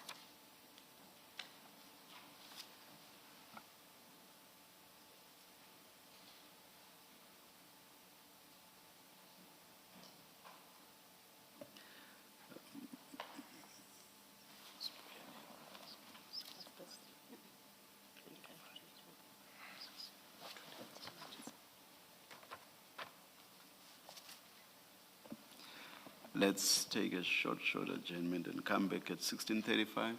Let's adjourn. Adjournment, and we'll catch the Madlanga Commission when they do return. What it means, as I often tell you, is a chance for us to talk to you. So here's a chance. If you've sent us a WhatsApp comment, we're going to play those comments now, right? And first of all, I mean, here's one that is very topical in the light of this discussion about Iran and the World Cup. Hi, good afternoon, SAfm and listeners. Ashraf, you are so right. The issue of America, USA, invading other countries and they're still participating in the World Cup, it's bad because they think they are muscle. So, Bafana, if Ramaphosa, or our president, is really right, we're not even supposed to go there at all to participate in the World Cup. We are not supposed to. I'll agree with you when you say it's not even a question of going or not going. We're not supposed to go there at all. Thank you, Isaac here. And the reality, and maybe myself included, the only thing that gets us wanting to go is the lure of like, hey, our country's playing in the World Cup. I mean, I understand the contradiction, and I'm saying that, okay? Right, here's another. Good afternoon, Ashraf and your team. Flores here from the beautiful winelands. Ashraf, sad. If we sit with a whole grouping of generals who suffers from amnesia, this whole lot should be just laid off on medical reasons. It's unacceptable, very unacceptable that you sit with generals who cannot remember simple things. Yeah, that's my take on this whole Madlanga and ad hoc committee revelations. Have a good day. Bye-bye. Yeah, it does puzzle you, and I say that with inverted commas. These are like people who are they're not low rankers. They represent leadership in the country, right? At different strata, and they can't remember nix, man. By the way, Florence, 40 degrees, I believe, in parts of the Western Cape. Sure, tell us more about it. How are you guys surviving? I'd like to know. Good afternoon, Ashraf. This is Agmatibula. What I'm listening to from Madlanga Commission, it is so tough and difficult to swallow. Meaning, some of investigators who were investigating the killing of Diado Dokaram is the people who belong to the syndicates of Advocate Matlala and all that. This one is difficult to swallow. But let the law take its course. Good afternoon. This is Agmatibula. Well, the law is going to take its course. But in fact, many people are insisting and saying it should happen even quicker than it's happening right now. But give it time. Can I say that? Good afternoon, Ashraf. This Ket Matlala has been at odds with the law. Looking at the number of cases he has been involved and found guilty of as far back as 2020. But such a character has got his businesses being given huge government contracts worth more than 350 million rand. This is just unbelievable. This is Anonymous in East London. Well, it's not just unbelievable, it's also anonymous too. I mean, I hear that, right? Yeah, listen, we're having many like it. Cat really does seem to have, if not 9 lives, 9 touch points, isn't it? Hi, Sir Ashraf. Sir Williamson here. Do we really have a president, though, as a country? Is Cyril Ramaphosa really a presidential material? Or we have just given him the cap just because there's no one else who could give it to? Because really, our systems are killing us, if you think of it thoroughly. It can't be that Donald Trump can serve the interest of his own country, and as South Africa, we cannot serve the interest of our country. Before we serve our interest, we must firstly consider other countries, consider other people. If all countries were serving the interest of their own people, I believe the world would be a better place. Because now you are serving your own interest, I'm serving my own interest. It's like at home or in our houses, in our yards where we stay. You serve the interest of your house, I serve the interest of my house. But both of our houses are looking cute. Thank you, Ashraf. Both our houses, well, I mean, can't you do both? Like, you have a home, right? Let's take the suburb that you're living in. You do realize that your home is only as good as the suburb that you live in. If the suburb is down, but your home is up, your home is down as well. So can you apply the same principle to a country? That no country can survive in peace on their own at the expense of the other. So you can't actually just serve the interest of your own. You have to serve the interests of the people of the world to ensure that your own country is safe as well. So that's why local policy, global policy, you have to have that foreign policy that is compassionate too. So I think. 4:30 news headlines. Here's Ondela. Thank you, Ashraf. On the news headlines, Deputy Minister for Water and Sanitation David Mahlobo says they have established a structure that will help Limpopo supply water to the communities all year round. The former COPE Secretary General Lyndall Shobe says remaining incorruptible will be the greatest tribute for her departed President Musiwa Likoda, and 3 commercial ships have been hit by projectiles in the Gulf as Iran seeks to impose an economic cost for US and Israel attacks. A full update follows at the top of the hour with Greg Hose. SAfm, guiding you through the rush hour traffic. Good afternoon. Starting off in Gauteng, the M1 southbound in central Johannesburg, slow moving towards Crown Interchange, and the N12 westbound in Alberton has a stationary vehicle before the R59 Reading Interchange. In KZN, the N3 westbound slow moving towards Cliffdale and a stationary vehicle on the N3 southbound after Market Road. In Cape Town, the N7 northbound in Milnerton has a crash at Plattekloof Road, and on the M5 Prince George Drive southbound, there's a crash at Lavender Hill. With your traffic update, I'm Irma G. This is SAfm Sports with Doming Kapele. Right, there's like money issues at the Madlanga Commission. There's money issues everywhere. There's money issues with SAFA. There's money issues with netball. Yes, a 66 million rand lottery grant, which was meant to build netball courts across South Africa, has been frozen after problems were found during an investigation. The National Lotteries Commission gave Netball South Africa the money to build 65 all-weather courts as part of a legacy of the 2023 Netball World Cup, but payments were stopped after officials raised concerns about the funding application and how the project was approved. So far, about 24 million rand has been already paid for marketing and construction, and the commission says that the investigation found weaknesses in governance and oversight, and the remaining funds will not be paid until the matter is resolved. In football, former SAFA technical director Walter Steenbok believes that the federation will have plenty of strong options in search to replace Hugo Broos as Bafana Bafana coach. Broos confirmed last year that he intends to step down after the 2026 FIFA World Cup, which coincides with the expiry of his 5-year contract in the national team. We have trained enough of these high quality coaches, but they've also done the job also for themselves, people like Fatih Davids, now working at at Raja, was at Simba, was at Pirates, UEFA Pro license, quality young coach, who understood the game. I can't overemphasize, our appreciation for his talent and what he has done. I thought Sundowns during his time was unplayable, and he couldn't win the Champions League, but besides that, unbelievable. I think here we would take the level from where Coach Peter left it, and put it to another level, unbelievable. But you can see now with Golden Arrows with not much budget on all of that, but if you check the speed of Arrows, their playing philosophy, the intensity of their matches, you can really see that he's a top quality coach, Meanwhile, Richards Bay FC co-coach Papi Zotani says that the squad is close to full strength, with the only goalkeeper Salem Magula currently sidelined through injury.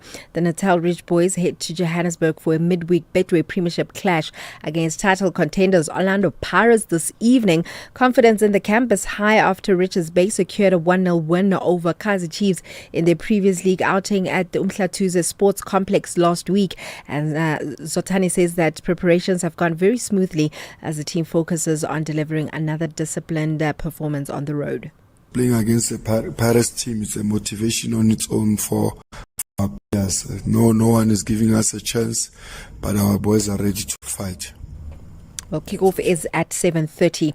In rugby, Wilco Low says that he is determined to finish his Bulls chapter on a high before rejoining the Stormers in July. Low, who has spent 3 seasons in Pretoria, will line up in light blue for Saturday's North-South derby at Loftus Versfeld, insisting that there will be no divided loyalties. Low reflected on his time at the Bulls as 3 incredible seasons with so many good memories, but stressed that the focus right now is delivering in one of South Africa's rugby's fiercest rivalries, and he believes that altitude alone won't decide the contest, adding that accuracy and mindset will be key against a strong Stormers pack.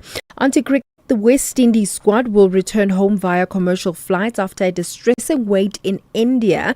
This is following the elimination from the Men's T20 World Cup. The team had been stranded in Kolkata from the 1st of March. This is amid travel disruption linked to conflict in the Middle East. Cricket West Indies said repeated delays to an ICC-organized charter flight left players and staff in an increasingly difficult situation, prompting them to secure alternative travel. The ICC confirmed that 9 West Indies members have already departed, with the remaining 16 scheduled to leave within 12 hours. Finally, in swimming, Olympic champion Chadler Clough has partnered with Virgin Active to launch the Chadler Clough Virgin Active Academy, aimed at spreading his ethos across the country. This academy offers structured programs for swimmers at all levels, and the 33-year-old says that discussions between himself and the global brand began more than a year ago before the partnership was officially launched this year. I'll have more on other sports in the next hour. Thank you for that. And there has been further comment, by the way, in your absence, about South Africa and other countries should not even play at the World Cup. I'm not saying yeah, but there's a case for it, and many people feel that way. Yeah. You can become a victim of a legal problem: wrongful arrest, assault, uncontested divorce, rental disputes, maintenance matters, or labor problems. It can happen to you. Clientele Legal provides tough professional lawyers for an affordable monthly premium. Our legal team is standing by to assist you 24 hours a day. Join today. SMS SAfm to 32195. That's SAfm to 32195. Clientele General is an authorized FSP and licensed non-life insurer. T's and C's online. Standard rates apply. This February, fall in love with food that tells a story. From bold new culinary stars to untamed destinations and unforgettable flavors, Gordon Ramsay brings passion, pressure, and purpose to your screen. Gordon Ramsay Uncharted, Sundays 5 p.m. Only on S3. Open up.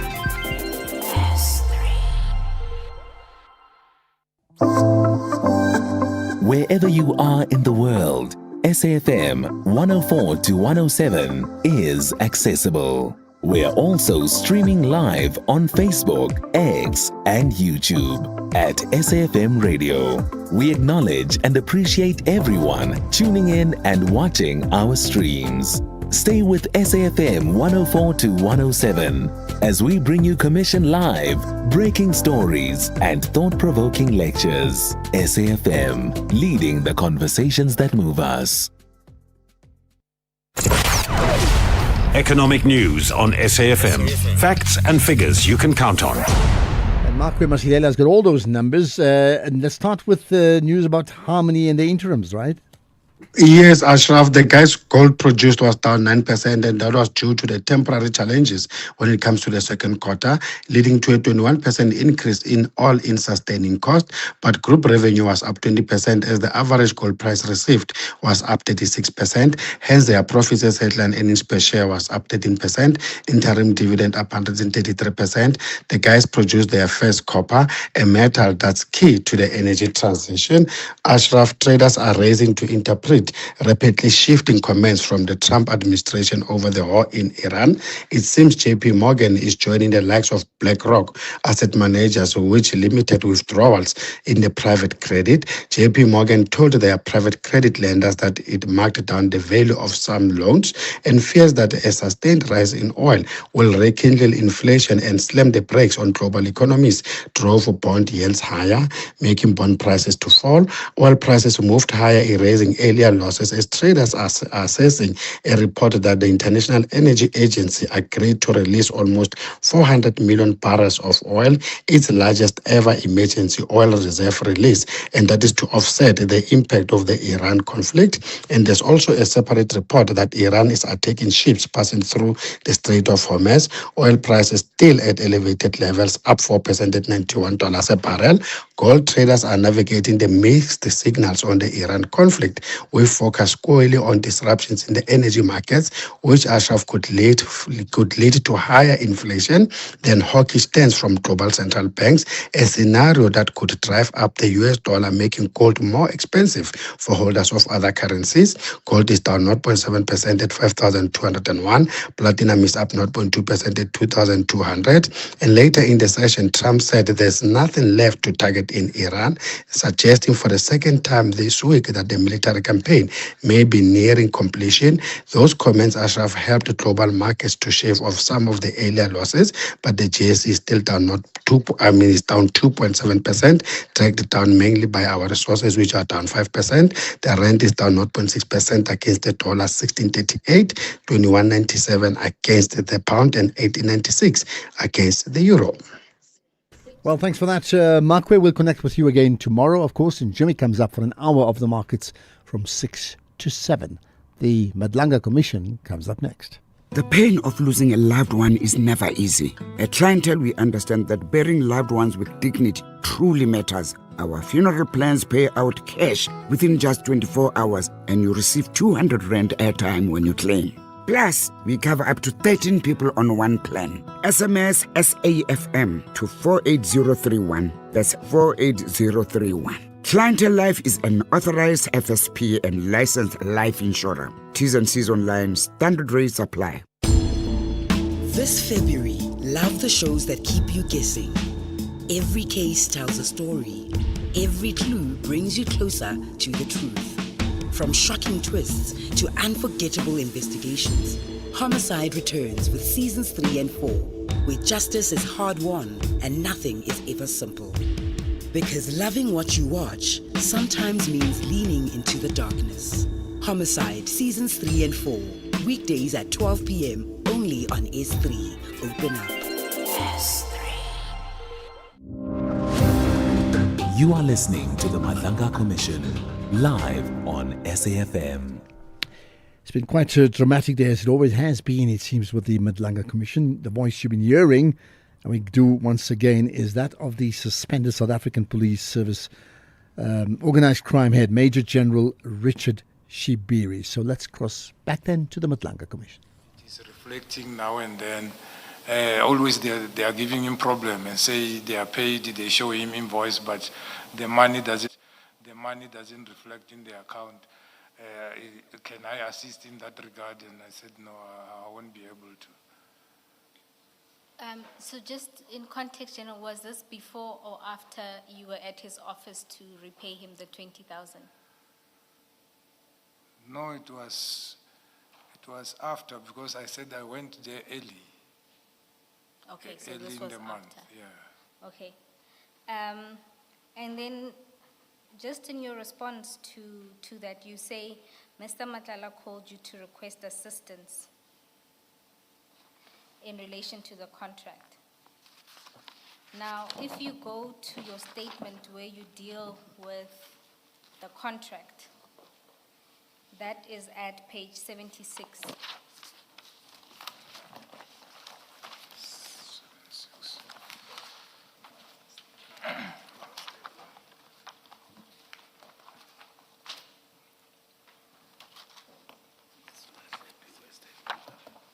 I'm at page 76. You'll see you deal with the contract at paragraphs 249 and 250. And all you say to us is that, one, you had no involvement in the initiation, procurement, adjudication, approval, negotiation, and administration of the contract. And then two, you say to us that you became aware of the contract in September 2024, and you didn't know the name of Mr. Matlala's company until you received the screenshots in November. But curiously, you don't note that you had a call with Mr. Matlala the day before the screenshots were sent, wherein he was asking you a favor related to the payment of those very invoices. Is there a reason for this? This message, it says 19 May. General, I may have lost you. What is it that you're referring to? 76. 76. What date is it? No, General, page 76 of your statement, paragraph 250. Oh.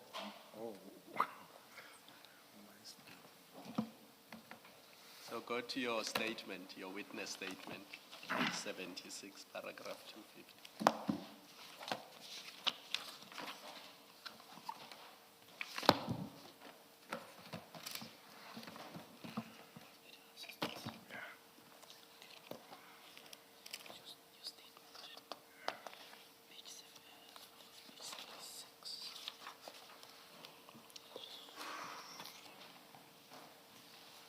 Are you there, General?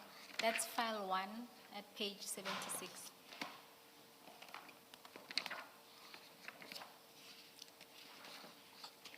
Maybe it will, if it will help, General, it's also displayed on the screens. In your statement, where you deal with the contract, you do so at those 2 paragraphs. Yes. Do you remember my question, General? Yes. Yes. What's your answer?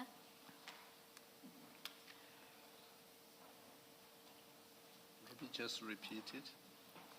General, I asked that if you have regard to the 2 paragraphs, you tell us that you are not involved in the procurement, adjudication, approval, negotiation, and administration of the contract.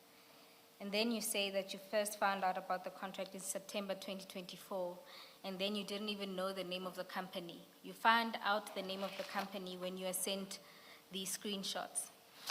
Yes. Now, just a few minutes earlier, when we were dealing with the very screenshots, you noted that they follow after a call the day before, when Mr. Matlala was telling you about non-payments, and that you then indicated to him that you can't assist, you have nothing to do with that. Yet in your statement, when asked about the contract, you don't tell us this. In my statement, 249, this is what I'm stating, that I knew he's got a contract, but I didn't know the name of the contract. I knew the name after I have seen this. So that is what I'm saying. So I'm not sure what is the contradiction. General, there's no contradiction. It's that you weren't completely forthcoming. You say to us in those 2 paragraphs, you are not involved in adjudication, we accept. You then say you didn't even know the name until you get these screenshots. When asked about the screenshots, you say that they followed after a conversation you had the day before with Mr. Matlala, where he was asking for assistance for the payment of these screenshots, these invoices. But you don't say this anywhere in your statement.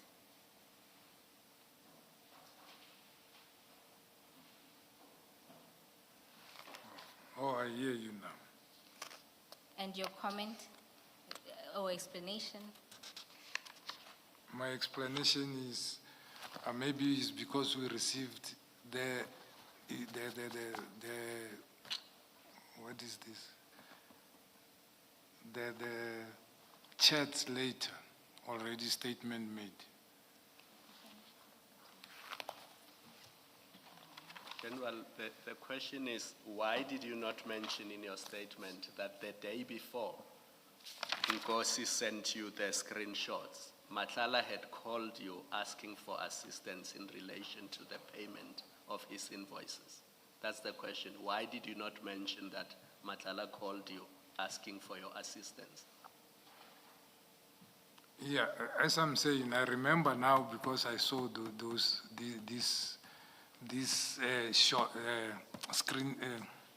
these messages. I didn't remember that time. No, but in your statement you mentioned the screenshots. The question is, why do you not mention the call? Because you are already dealing with the screenshots in your statement. So you can't say you're only seeing them now. You are dealing with them in your statement, which means you were aware of them. You even give the November date. So the simple question is, why did you not mention the call from Mr. Matlala?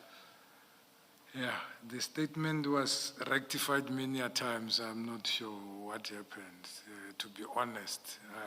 We were rectified many a time. I drafted, it was edited, and then we have to redraft. And you have seen also that there were many duplications and so forth, and because of not having a typist. Yes, General, but even when you were taken through the statement and you had a chance to amplify, this is not one of the aspects you sought to amplify. I was reading. Yes, but you could amplify after each section. Nevertheless, General, maybe let me move on to my next question. You say that on that day before, you indicated to Mr. Matlala that you wouldn't be able to assist, right? Yes, yes. But now when you look at these screenshots and the message you sent to Sergeant Nkosi. Look at page 40, chat 3. Your response is, what is the amount paid? Yes. Why would that be your response? No, because he indicated a certain amount, I just wanted to verify. Because here on the screenshots he said I can't see the amount. But what would you need to verify when your position is you can't assist?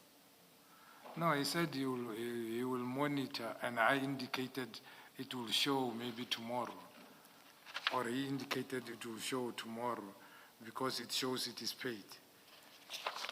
But General, do you accept that you can't on the one hand say you are not involved and don't know and you can't assist, and on the other, when you're saying the very same screenshots you've already indicated you can't help with. Your response is not, I can't help with this, I've already said so. Your response instead is, what is the amount paid? I'm not speaking to Matlala, I'm speaking to Nkosi. Yes, I accept that. However, your position is you can't help with the contract. So that position wouldn't change because you're now dealing with Sergeant Nkosi. Yes, out of curiosity I asked. That's all. No, General, it can't be out of curiosity. You even go so far as to ask what is the amount. So you're not just curious. You want to give Mr. Matala a response. He's called you. He said, assist me, and you did something about it. You forwarded this to Sergeant Nkosi, and Sergeant Nkosi gives you feedback. It's not a question of curiosity. If it was curiosity, you would not have sent this to Sergeant Nkosi in the first place to do anything about it. So he comes back, he shows you the screenshots, he reports, maybe it will reflect tomorrow. That is consistent with Mr. Matlala having asked you to assist him about payments, and then he says yes. So he says maybe it will reflect tomorrow, and then he says yes, it is paid on that day, but deposited into account will probably be tomorrow, but I will monitor. And then you say, what is the amount? There's nothing curiosity about all of this. It is a man who has gone to check and is now giving you feedback. And that is consistent, or a consistent response to what you say happened the day before, which is Mr. Matlala said, help me. Find out, at the very least, help me find out what's happening. That's at its most innocent. Commissioner, firstly, I never send anything to Nkosi. Nkosi sent these things to me. Why didn't you say to him, why are you sending this to me? When he sends you the screenshot, the natural reaction of someone who has absolutely no knowledge about why they are receiving something so specific, it's not to say, what is the amount paid? It is to say, why have you sent me the screenshots? Why are you telling me maybe it will reflect tomorrow, and where does it reflect? I mean, it doesn't even tell you anything. The screenshots just say Medicare, and then it gives you that list. He says maybe it will reflect tomorrow. You don't say where, what are you talking about? Quite clearly, because you know what he's talking about. Commissioner, he's sending and responding to himself at the same time. As I said, I asked out of the curiosity to say, how much are you talking about? How much is supposed to be paid? Because he's sending and responding in the same time to say, it will reflect tomorrow. It was paid when, and I will monitor. So out of curiosity, I just asked how much, because there was nothing for me to say, and already I have already spoken to the man a day before. So I didn't send anything to him. He sent these screenshots and even sent the response for the same screenshots. So out of curiosity, I just asked how much. Well, what I'm putting to you, or what I'm suggesting to you, is that this is not a discussion. Given what happened the day before, according to you, Mr. Matlala calls and says, assist me, because I'm not getting paid. what follows in these WhatsApp chats is consistent with you responding to that request for assistance, and what you ask Nkosi to go, that's what it looks like. And I want to suggest that to you, that you get a call from Mr. Matlala the day before the 25th of November. So you get your call on the according to you, on the 24th of November, you get a call, help me. You speak to Nkosi. Nkosi sends you these screenshots. I'm suggesting that's what happened. Sergeant Nkosi sends you what he's able to pull out from SAPS's system, which he too is not involved with finances, but he gets access to this stuff. He sends it to you, and then he gives you a report about when payment will be made, which is consistent with Mr. Matlala having asked you to assist him. He gives you a report, and then he does a further report. He says it will be paid tomorrow. Your question of how much is consistent with you getting a report from Nkosi and then going to respond to Mr. Matlala. That's my suggestion to you. So when you say curiosity, no, it's not curiosity. There's more to it than just curiosity, is what I'm putting to you.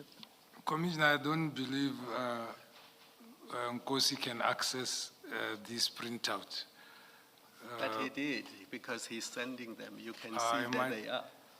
I thought maybe he got it from Matala. That was my take. But I don't believe he can.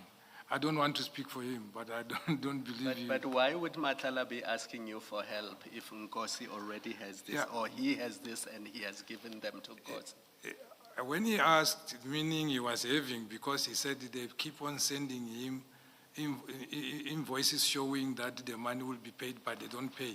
Can you speak to somebody who can assist me to make sure the money is paid? I said, I can't.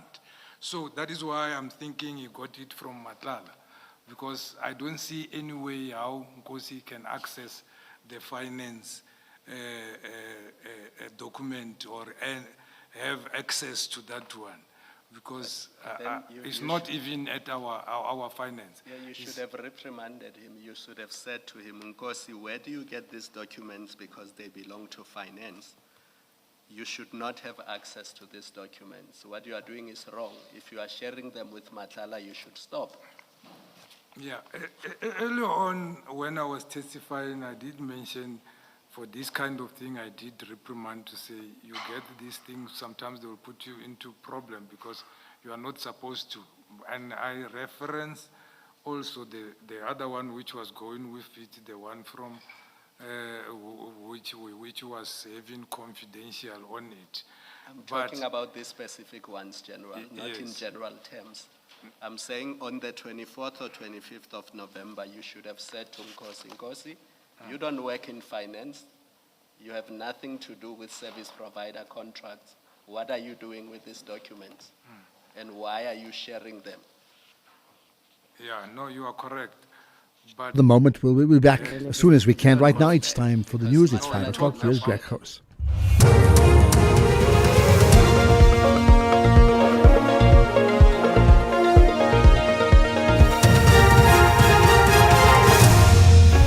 Thank you, Ashraf. A water model for Limpopo and a memorial service for Masiwa Lakota.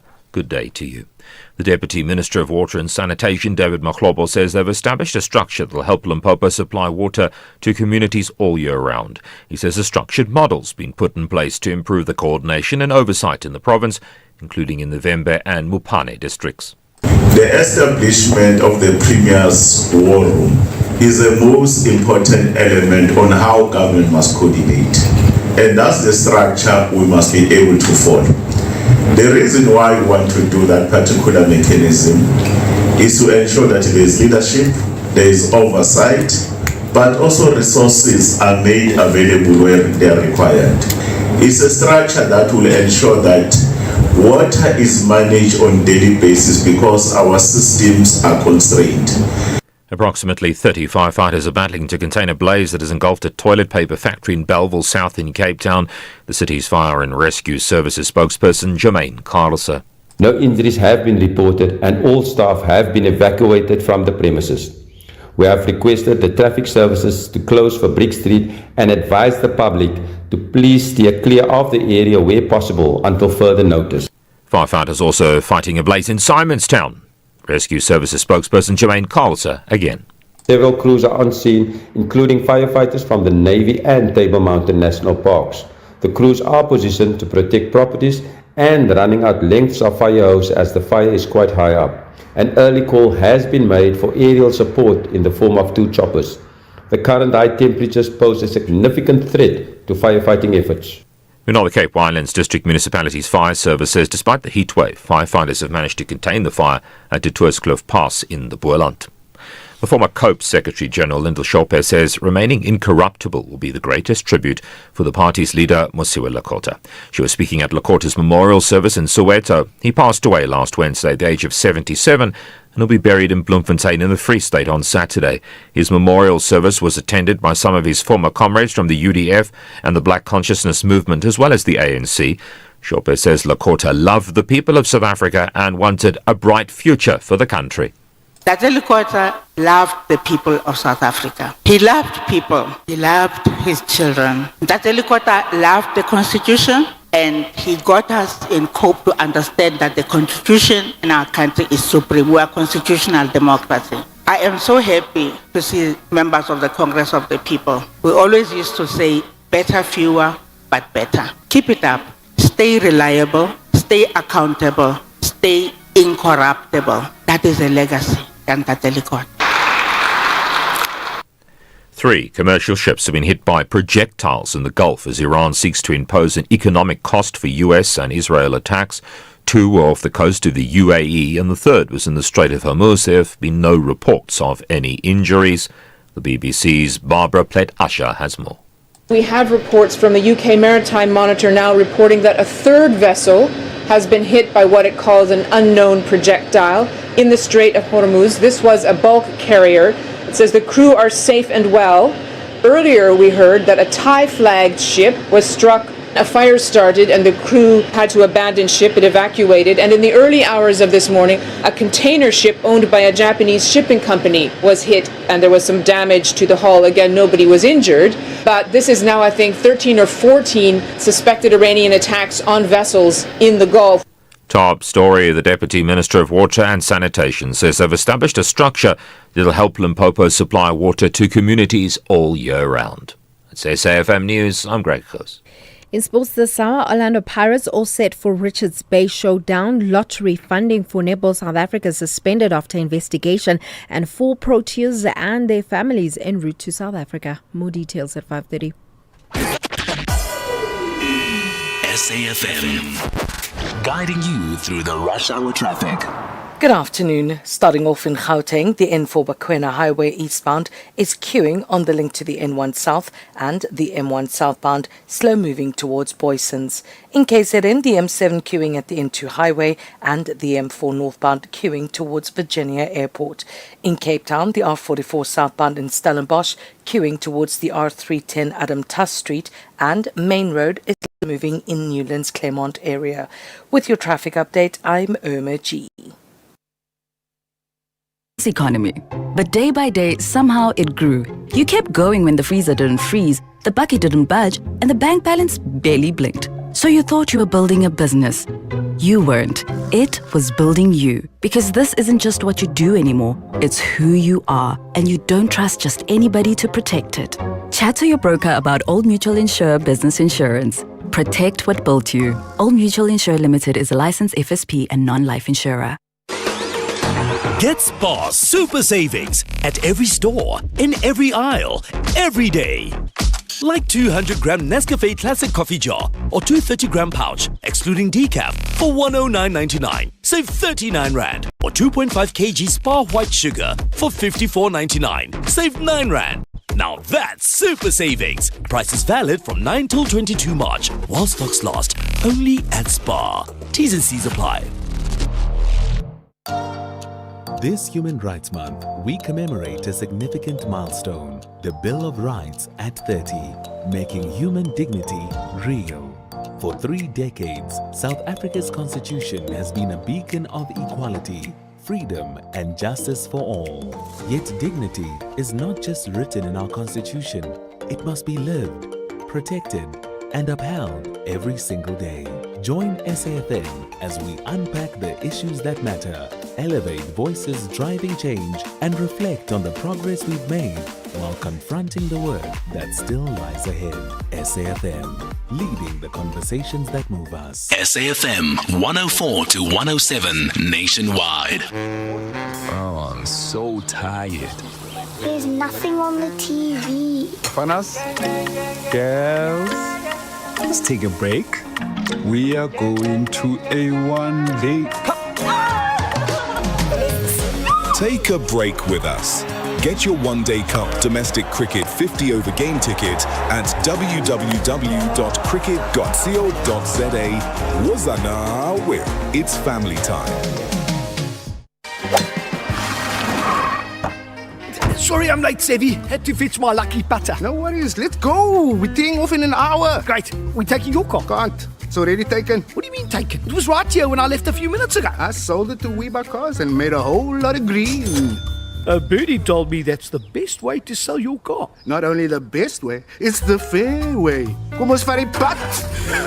Don't be doof, be savvy. We buy cars geared for a fast sale, geared for you.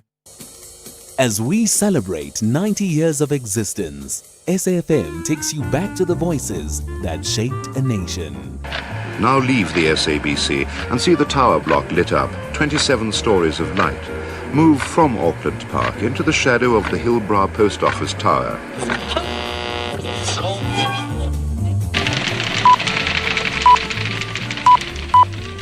This is the English service of the SABC. Here is the news read by Patricia Carr.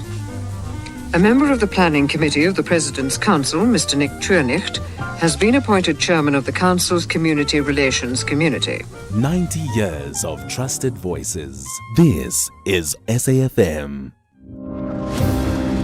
You are listening to the Madlanga Commission, live on SAfm. And by the way, just a reminder that if we have a break, if there is a break, we'll play your voice notes. So send them now. 0614 104 107. And if we get a chance, we'll do just that. In the meantime, we know you want to know, so let's get back to hearing the voice of Richard Shibiri at the Madlanga Commission. Yes. Now, viewed in the context of your earlier discussions with Nkosi related to payments. Now Nkosi is telling you about the termination. Your response is, good morning, it's too bad. What's too bad? It's too bad that the contract is found to be fraudulent and is going to be terminated. And we talked about this. Remember, I indicated to say some of the things I was sending to him was to say, hey, but this guy, it might be a problem in certain things. And this is in March 22. And that other one you were talking about there, it was when? It was in November. In November, yes. So I don't know, you correlating that one to this one. General, it's demonstrating your attitude towards it. So in the earlier part, when we were dealing with a November interaction, you saying that you are merely curious about the amount paid.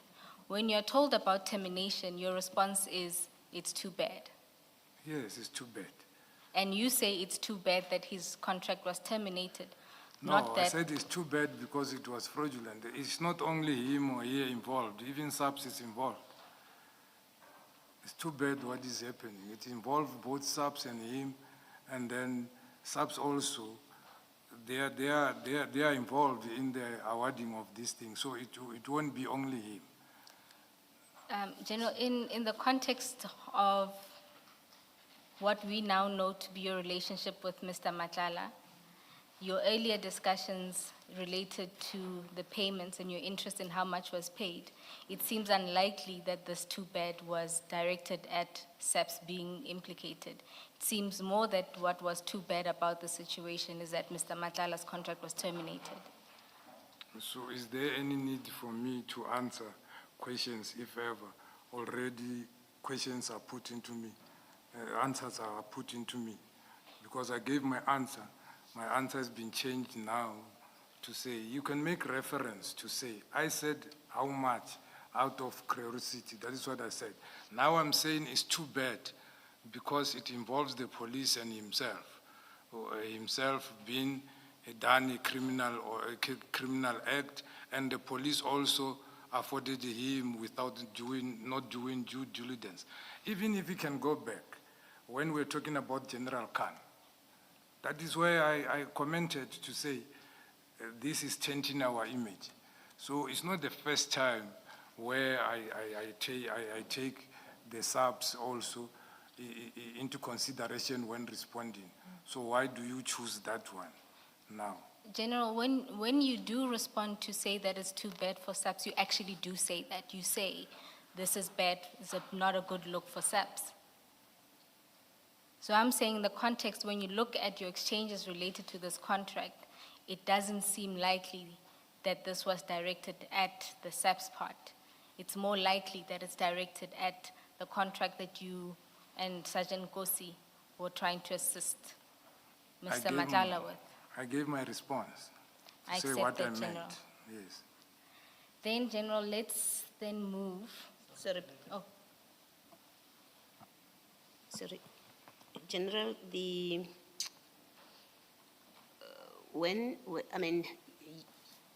Mr. Matlala calls you, maybe let me start this way. He's your friend. He obviously knows that you are head of organized crime and you have nothing to do with procurement issues, with payment issues. He knows that, right? Can we take it as a given that he knows your position in the SAPS? Yes, Commissioner. Yes. He nonetheless asks you to assist him, even though you say he knows that you have nothing to do with these things. Can you see from that request how he would think you are the person to assist him with problems in SAPS? He asks you about a matter that has nothing to do with your position, and and I'm prepared to accept for purposes of this engagement that you told him, I can't assist you because that has nothing to do with where I operate. I'm not quarreling for now with that, what you said to him, but can you see how, knowing very well that you're not in finance, how this request to you to assist him with getting payments indicates that he thinks you are his friend or connection? You say the language he used was his person, he's got a person inside. Just from the request itself, that he thinks you are a person that can assist him about matters that have nothing to do with your portfolio. Can you see how he would have thought you are the person to assist him, just from the request? Commissioner, I just indicated that through testimony which was made to the commission, you went to everybody, including to KZN, looking for assistance. He can go to anybody, irrespective of he knows you or not. So when he's disparate, he knocks all the doors. So I can say. Yes, I'm not sure what is the answer to my question. My answer is much more straightforward than asking everybody. You are his friend. You are not just everybody. You are his friend. At the time that you say he asks you for assistance, you owe him money, in fact, at that point. And then on the 6th you tell us that when there was that operation at his house on the 6th, he told people, he seemed to have said that you are his person. And all I'm putting to you is, given the nature of the relationship, which includes a loan to you, which is still owing, by the way, at that point, and the kind of request that he makes to you for assistance, can you see how he would think, because of the nature of your relationship, you could assist him even with issues such as finance? I'm not saying he's right. I'm asking you, can you see how he would think so? I hear what you are saying, but I'm saying, with that in mind, he left me and went to other people looking for assistance. So that is my response. Okay, thank you. Yes. Before we leave 69, if you just look at that chat where he shares the screenshot with you of the audit report, it's 10:22 p.m. on the 22nd, and then the next chat between you and him is the following day at 10:32 in the morning. When between those two chats did you reprimand him? On this one? Yes. Yeah, in the morning. When between the two chats? In the morning when? Because there does not seem to be any communication between chat 3 and chat 4. There is the chat 5, it is a phone call. So you reprimanded him after you said too bad? Yes. But my question was when between the two chats? So you should have said after. My apology. Sometimes these questions are tricky. I didn't mean to trick you. I just wanted to complete the picture. So after you said Sorry, good morning, Commissioner. too bad. Kumalo, just to be of some assistance, if you look, the call is actually, that comes in after the too bad. It's actually on the 4th. So Sorry, it's the following- 2nd of April. On not- the 3rd. No, it's a following month. That's my problem. Yes, It's it's not that even. one. So that's why my question was, look at when the chat comes to you, where he shows you the internal audit report. Yeah, it's on the It's 22nd. evening, it's the 22nd of March 2025. Yes. The following day is the 23rd of March 2025 at 10:30 in the morning. All you say to him is good morning is too bad. So when did you reprimand him for sending you what is clearly a confidential internal audit report? Yes, that is why I'm saying it's tricky, because we're talking about this, I think only of this. We might have spoken mouth face to face because we are in the same building. But I don't want to say that, because it will seem that I'm lying. Maybe to make it easy for you, can we accept that in this document there is no evidence of you communicating with him about this, other than that too bad good morning? Yeah, on this, Yes. but before even we come to this, I did indicate I spoken to him about it. But the issue is, did I speak to him face to face or according to this? But as they are coming thick and fast, these questions, I concentrate in what I'm dealing with. That is why I went direct to this. I apologize. But I take what you are saying, Commissioner. My focus is also only on these documents, Thank because you. that's the only thing that's in front of you. Okay, thank you. Yes, so I don't mean to trick you at all. I just wanted to find out if after you received this, you reprimanded him. And we've accepted that on page 69, there's nothing that suggests that you did. I'm not saying you did not use other methods. I'm just saying the chats that we see don't show that. I accept. Yes. Commissioners, I'll move on to the last topic, bearing in mind that you stole some of my 20 minutes. I'm within my time. General, if we can then just deal lastly with the Musa Kaula issue.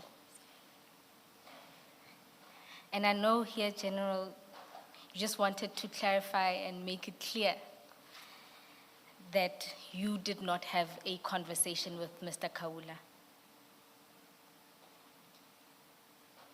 General? Yes. Yes, I'm simply just saying for clarity, because I know this is something that you wanted to set the record straight with. Yes. All right, so now if we can then go to the actual chats exchange. Can we please go to page 191?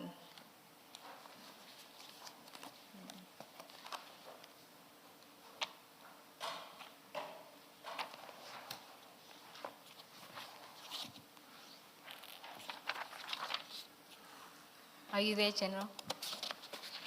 Yes. 191? Yes, I'm at 191.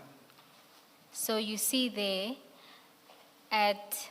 on the 17th of September at 8:45 a.m., you send to Sergeant Nkosi a screenshot. Now, the screenshot itself is at page 226. And there it's a post by Musa Kowula talking about Mr. Matlala and making a number of allegations. 226. 226, yes. So that's the actual screenshot.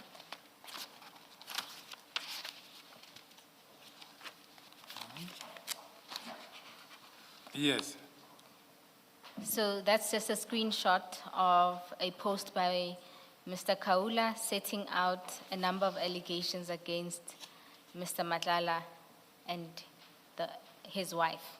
Yes. Now, if you go back to the chats, so we're still on page 191. Yes. Sergeant Nkosi responds to you with crying face emojis and says, "Ish." Do you see that? Yes. Then you forward to him what you've said is a message from Mr. Matlala indicating that somebody sent this to him demanding money. Yes. You see that? And then this is followed up by a call Yes. at 9:04. There's a call from Sergeant Nkosi at 9:05. And then you forward another message from Mr. Matlala to Sergeant Nkosi saying, somebody's sending stories to Musa Kaula about you. I'm warning him to not even try write about you. So you are forwarding this message, Yes. right? Then at chat 3, you send a screenshot. You forward a screenshot that Mr. Matlala sent to you, correct? Yes. And that screenshot is at page 227.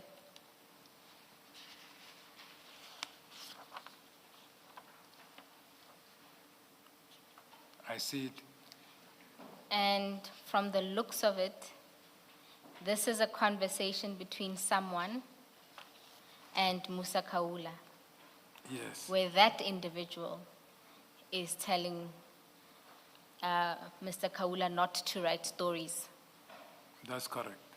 correct? Right? And then if we go back to the chats,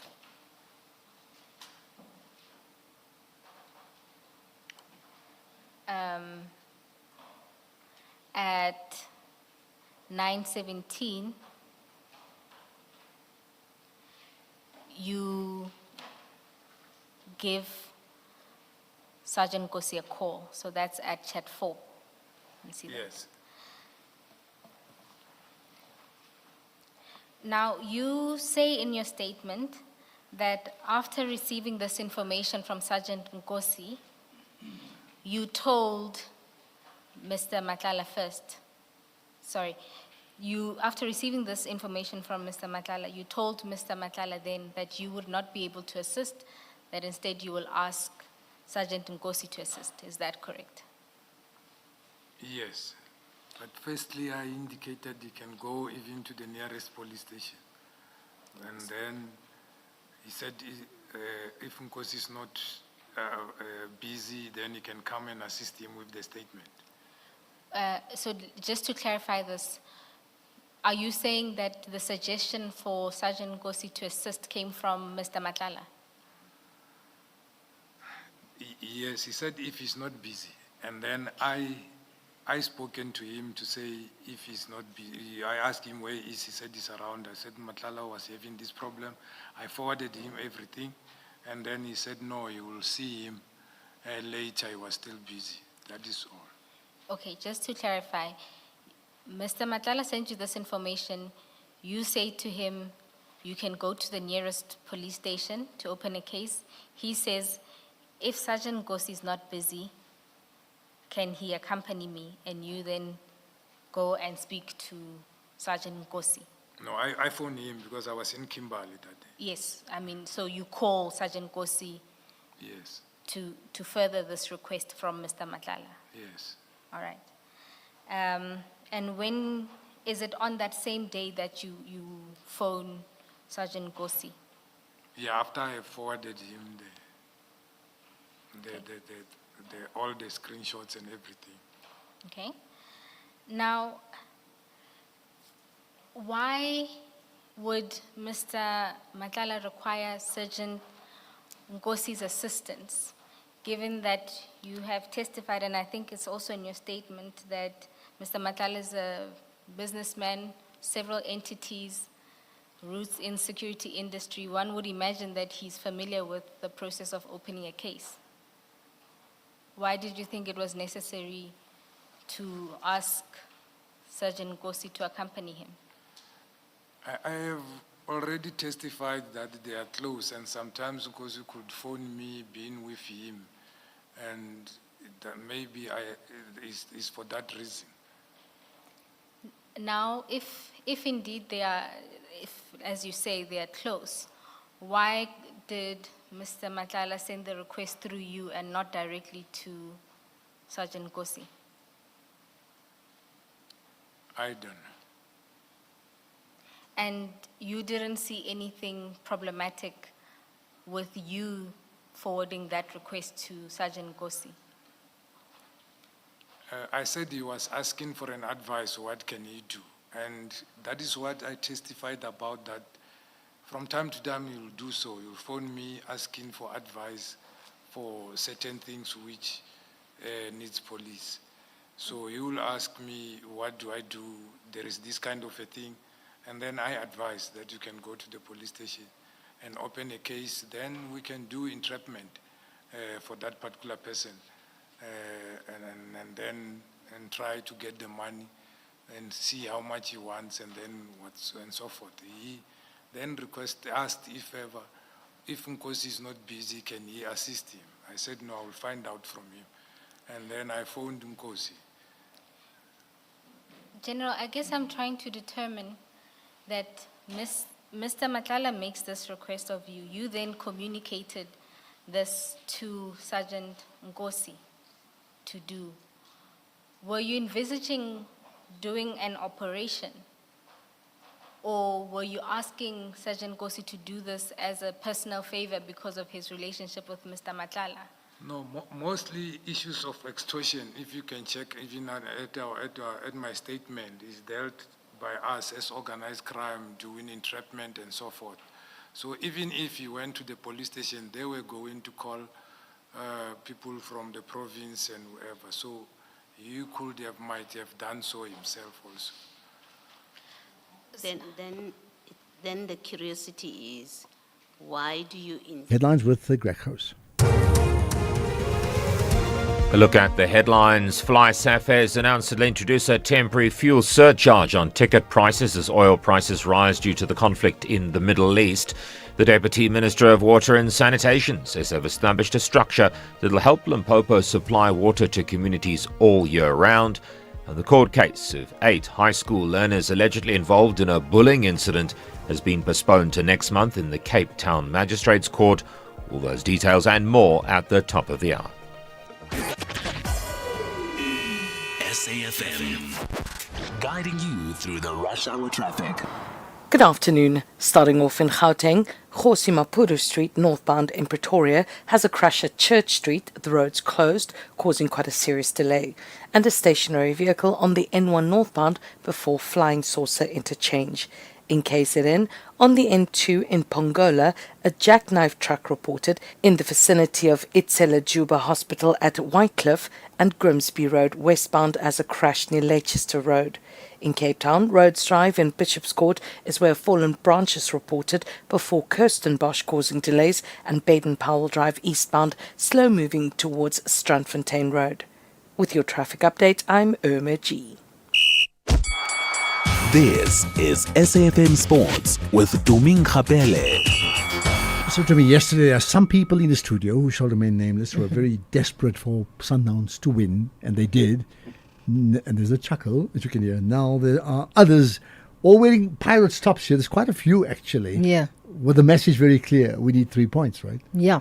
Definitely. Orlando Pirates will definitely be looking to keep up with the pressure in the Betway Premiership title race when they host Richards Bay at Orlando Stadium tonight. With just 11 matches remaining in the season, Pirates can't afford to drop points, especially after Sundowns return to the top of the league. With a win yesterday, the Soweto side are trying to close the gap on defending champion Sundowns, who have dominated the league and also won the last 8 titles. Elsewhere, Champions League returns tonight with 4 mouth-watering clashes as Europe's elite continue their quest for continental glory. Bayer Leverkusen welcomes Arsenal, while Paris Saint-Germain host Chelsea in a repeat of the Club World Cup final. Real Madrid versus Manchester City, they renew their rivalry, and then Bodo Klimt versus Sporting. Meanwhile, FIFA President Gianni Infantino says that Iran will be welcome to compete at this year's FIFA World Cup in the United States, despite rising tensions between the two countries. Infantino made the comments after meeting U.S. President Donald Trump to discuss preparations for the tournament. Now, the participation of Iran had been uncertain following recent military strikes by the U.S. and Israel on the country earlier this month. However, Infantino says that President Trump has confirmed that the Iranian national team will be allowed to take part in the tournament. Don't forget, especially when it comes to the World Cup, you can catch the games on SABC3, SABC Plus, and SABC radio stations. In netball, a 66 million rand lottery grant meant to build netball courts across South Africa has been frozen after problems were found during an investigation. The National Lotteries Commission gave Netball South Africa the money to build 65 all-weather courts as part of the legacy of the 2023 Netball World Cup, but payments were stopped after officials raised concerns about the funding application and how the project was approved. So far, about 24 million rand has already been paid for marketing and construction, and the Commission says that the investigation found weaknesses in governance and oversight, and the remaining funds will not be paid until the matter is resolved. In cricket, the ICC have confirmed that only 4 Proteas players and their family members are on their way back to South Africa today. Fast bowlers Kagiso Rabada, Gwena Mapaka, along with batter Tristan Stubbs, are amongst those that have boarded the flight, while the Proteas coaching staff and several players have already arrived in New Zealand ahead of Sunday's first T20 international against the Black Caps. The remaining members of the South African travelling group are expected to leave India within the next 24 hours. Finally, in swimming, Olympic champion Chad le Clos has partnered with Virgin Active to launch the Chad le Clos Virgin Active Academy, aimed at spreading his ethos across the country. This academy offers structured programs for swimmers at all levels. The 33-year-old says that discussions between himself and the global brand began more than a year ago, before the partnership was officially launched this year. On that note, it is a wrap from my side. Ke nna Tumeng Khapele, Modimo. What's up? I'm Zayn Mears. Feel the vibe only on SABC2, and mark your calendars for Paradise, starting 23rd of February 2026, Monday to Friday at 7 p.m. Live in every beat, the pulse of South Africa.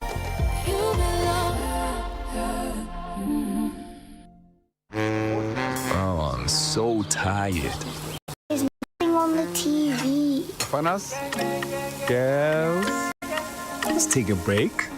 We are going to A1 Day. Take a break with us. Get your One Day Cup Domestic Cricket 50 over game ticket at www.cricket.co.za. Wazana Will. It's family time. The Morning Brief. So 50 for you represents something in the region of what?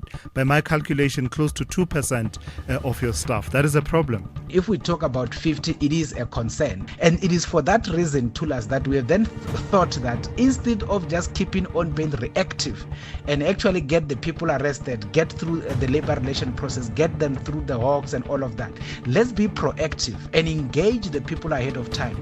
Tell them the dangers of corrupt activities. Bring those people that are saving time to come and talk to those that are here so that they can tell life stories and say, I used to work here, I used to have a salary, but because of greed, I took 100 rands, I got fired, and I've lost everything. Dr. Michael Masiapato, the Border Management Authority Commissioner. Tulasizwe Simelane on The Morning Brief. Find the podcast at safm.co.za. Economic news on SAfm. Facts and figures you can count on. Right, Jimmy, you know, there's this famous song, and the phrase goes like, I'd like to teach the world to sing in perfect harmony. Now, that may well apply to your story about harmony. Good afternoon, Ashraf. Good afternoon to the listeners. It certainly does. And I have 15 billion reasons as to why. That is the figure that Harmony has in liquidity and cash and unused facilities as of the first half of their new financial year, in addition to the increase in revenues they've been able to see, in addition to the dividends they declared as part of their interim dividend. We're going to reflect on the numbers and the performance of Harmony Gold Mining with the company's group financial director a little later on in the show. We're also going to take a look at the performance out of the team at Growth Point as they kicked off their first half of their new year. We're going to get a sense of how they have been faring from that perspective and what to look ahead to in that business. Then we've also got conversations taking a look at the digital transformation landscape and empowering small businesses in that landscape with the team at Microsoft South Africa. And we have a conversation with Alan Gray around AB InBev. They believe that the global giant that produces the beers that many South Africans and international citizens love is an underrated investment and could potentially still hold value. I want to get their thoughts around that and get a sense of what that looks like. And then because it's Wednesday, we've got an executive lounge conversation to look into. We're going to get to know the founder and CEO of AMI Underwriting Managers a little bit better and understand how she's managed to spend more than 3 decades in the insurance space. So that's what's coming up on the show today. Before we get to that, there's been more dizzying moves on the markets front to keep abreast with. In the last 24 hours, we've heard from President Donald Trump that some of his special advisors were to blame for his decision to invade Iran. We've heard responses that Iran has been, even though the Strait of Hormuz has been closed, still moving oil through to China. We've also heard that the International Energy Agency intends to release 400 million barrels of strategic oil reserves in an effort to reduce or to manage the oil price amidst these tensions. All of that has left the Brent crude price still sitting around the $90 a barrel level, currently at about $90.40 a barrel, having moved both up and down in the last 24 hours. If we look at some of the other commodities, the platinum pricing down almost 2%, 2,190. Palladium still below $1,700 a fine ounce. Gold, 5,170 odd, just under the $5,200 a fine ounce level, still around 2.7 million rand in rand terms per kilogram of gold there. Equity markets didn't enjoy the volatility and the whipsawing moves on the oil side of things, and they had a rather negative day if we look at most of them. The markets that largely were in the green would have been Asian markets, but that would have been because they would have closed and stopped trading before a lot of these news updates came out. The Nikkei was up 1.4%. The ASX in Sydney was up about 0.6%. We're going to take a look at how that market performs tomorrow going into the rest of the evening, because at the moment US markets are in the red. The S&P down 0.25%. The Nasdaq almost flat at the moment. European markets were in the red. The DAX in Germany, the biggest loser, down more than 1%. Local markets didn't have a good day. Another red day after a green day. 3.75% in the case of resource stocks. That's how much they shed. Industrials shed 1% and financial shed 0.75%. The all share was down 2% or 1.85% to be more precise. The top 40 was down 1.99, almost 2%, effectively wiping out the 2% gains that we saw in yesterday's trade. So markets are really trying to make sense of what's going on and not enjoying that volatility. A quick look at the rand before we go. 16 rand 39 cents against the US dollar. It was 16 rand 19 this time yesterday. 21 rand 98 against the British pound. 18.97 against the euro and 11.74 against the Australian dollar. We're heading for 12 rand against the Australian dollar. That has me concerned. Thankfully, I've got David Shapiro on markets a little later on to take a look at this and try and make sense of these developments. Before we go, the Bitcoin price, $70,000 a Bitcoin. In rand terms, 1.15 million rand. Not much movement there. We'll be back after the 6 p.m. news with more of these updates and seemingly, hopefully, trying to get our heads around them. For now, Ashraf, back to you. Right, perfect. Thanks. You have a great show, 6 to 7 with Jimmy Moyaha. But we're going to talk to you as well as the Madlanga Commission. We'll see what comes first right after this. Pressure keeps rising as the dire for victory intensifies. AS Otoho Dioyo chase maximum points on home soil, but Egyptian giants Zamalek believe they are more deserving of the win. Catch the action live at 3 p.m. Then at 10 p.m, Al Mazri Sporting Club are looking to triumph in front of their passionate home fans. Meanwhile, CR Beloui's dad are confident they will celebrate long into the night. This is the doubleheader of the CAF Confederation Cup first leg quarterfinals. Witness both thrilling encounters on Saturday 14 March, live on SABC Plus and SABC Sport on DTT Channel 4. Also available on SABC radio stations. Proudly brought to you by SABC Sport.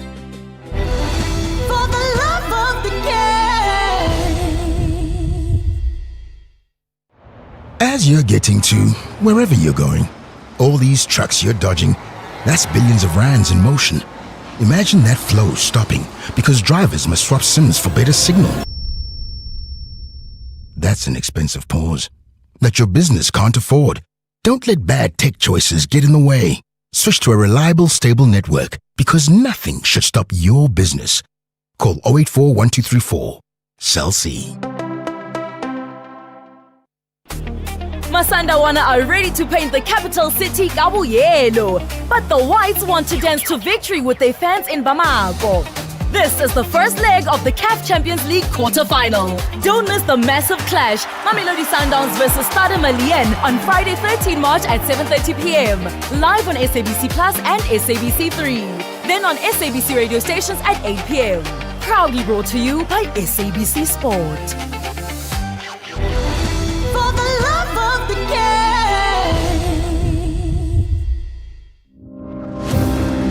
You are listening to the Madlanga Commission, live on SAfm. Right, I suppose it's the home run, if you understand the move away from the baseball terminology, with regard to the Madlanga Commission for today, because we got about 15 minutes to go to the show, so let's cross right back then as we hear the voice of the suspended South African police chief, organized crime head, that is Major General Richard Shibiri. Suggested it is me who is saying to Kaula Chomi, trying to assist Madlala. Thank you, General.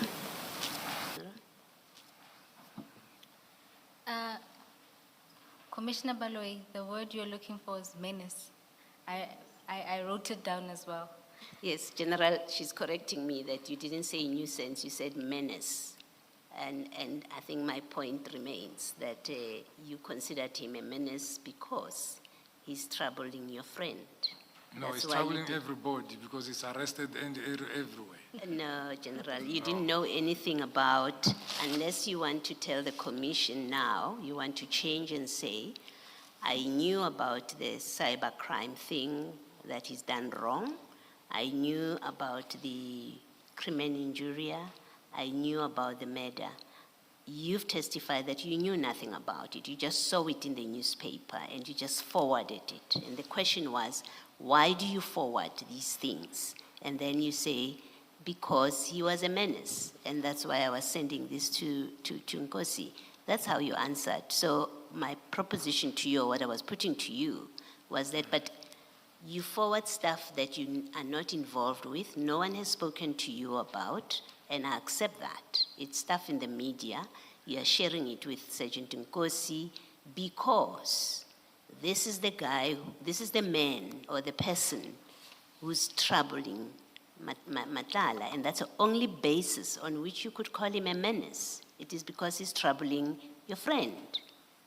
And the simple point I was making again is there's that problematic relationship where you have branded someone, as you say about Matlala. I think what applies to Mr. Matlala applies to Kaula as well, which is he's innocent until proven guilty. So you didn't hold him guilty of anything. Stories are being said about him. You don't know anything about it. All you know is he's part of those people that are threatening Matlala, and you use your position. Thank you. And where do we find, for the record, Ms. Bowe, where do we find menace? My apologies, it will be in the transcript. Or it tomorrow. will be in the transcript, or that was said in testimony? Yes. Thank yes, you very much. I missed that. General, I have one more question. And to ask it, I'll just ask you to go to paragraph 79 of your statement. Ms. Bowe, you my say? apologies, paragraph 79 at page 25.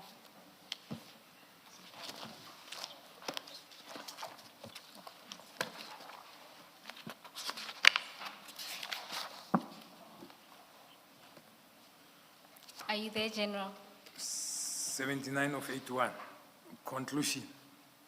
No. Page 25 at paragraph 79. My apologies.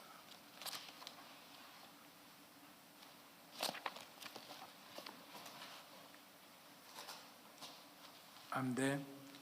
General, in this part of your statement, you were dealing with the nature, extent, consequences of infiltration and undue influence. And at paragraph 79, you say the nature of such infiltration is seldom overt. It typically occurs through gradual compromise of individuals and processes rather than formal institutional capture. From your testimony today, General, what is apparent is that you have testified that Mr. Matlala approaches you to talk and seek solutions relating to his personal legal problems. He is the one on your version who offers you a loan, and he's the one who also even follow-ups a few days later to see if you had acquired the money. You oblige him by taking the loan, knowing of the serious allegations leveled against him and the fact that he's a contractor.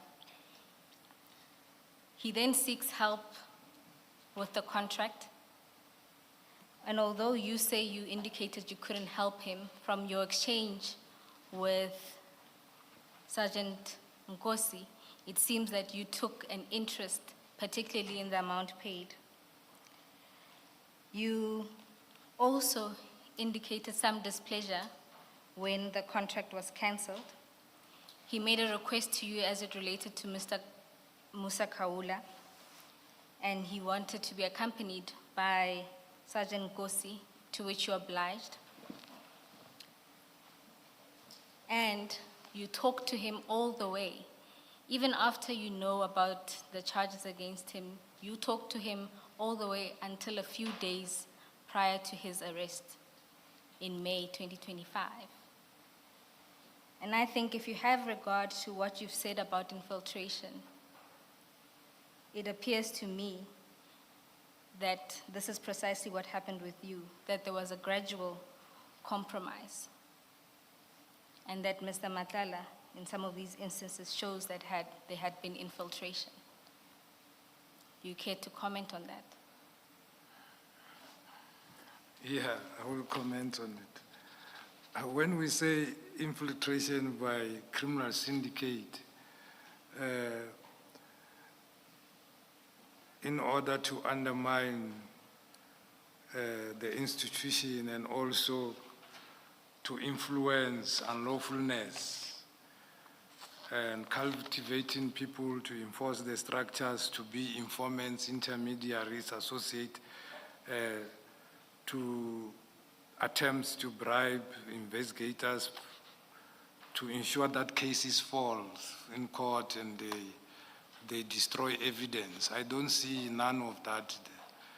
What you have indicated is, as a law enforcement, although I know Matlala, whatever I assisted him in line of my duties in relation to say, if you want to open a case, do this, and instructing a member to assist any member of public, irrespective of a friend or whatever, is not an influence. And we do this on a daily basis. I will be phoned, and I will phone a member to say, go to a certain office and get a statement from this person and assist the person. We do that in every day.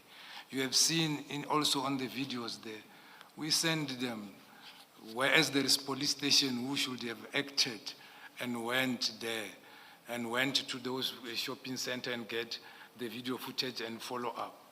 Because we care, as it happens to us as senior officers, it is expected from ourselves to make sure that we assist the people. And then people feel that if you report to a senior officer, you'll be assisted, irrespective of you somebody you know or you don't know. I met a lot of people during Imbizos. They still have my number. I'm still get phoned for assistance. And here at the commission, I gave you a clip of a person who complained about the murder of her parents while she's in the USA. And even now, she sent a message after I testified to say, yes, I want you to correct certain names there in what you have indicated. So you receive information, more especially if you helped lots of people. You will receive information. Even the information which I gave the members regarding the alleged bribe and the threat, and make sure that there must be a threat analysis. I got it from informants, people who phone me on a daily basis.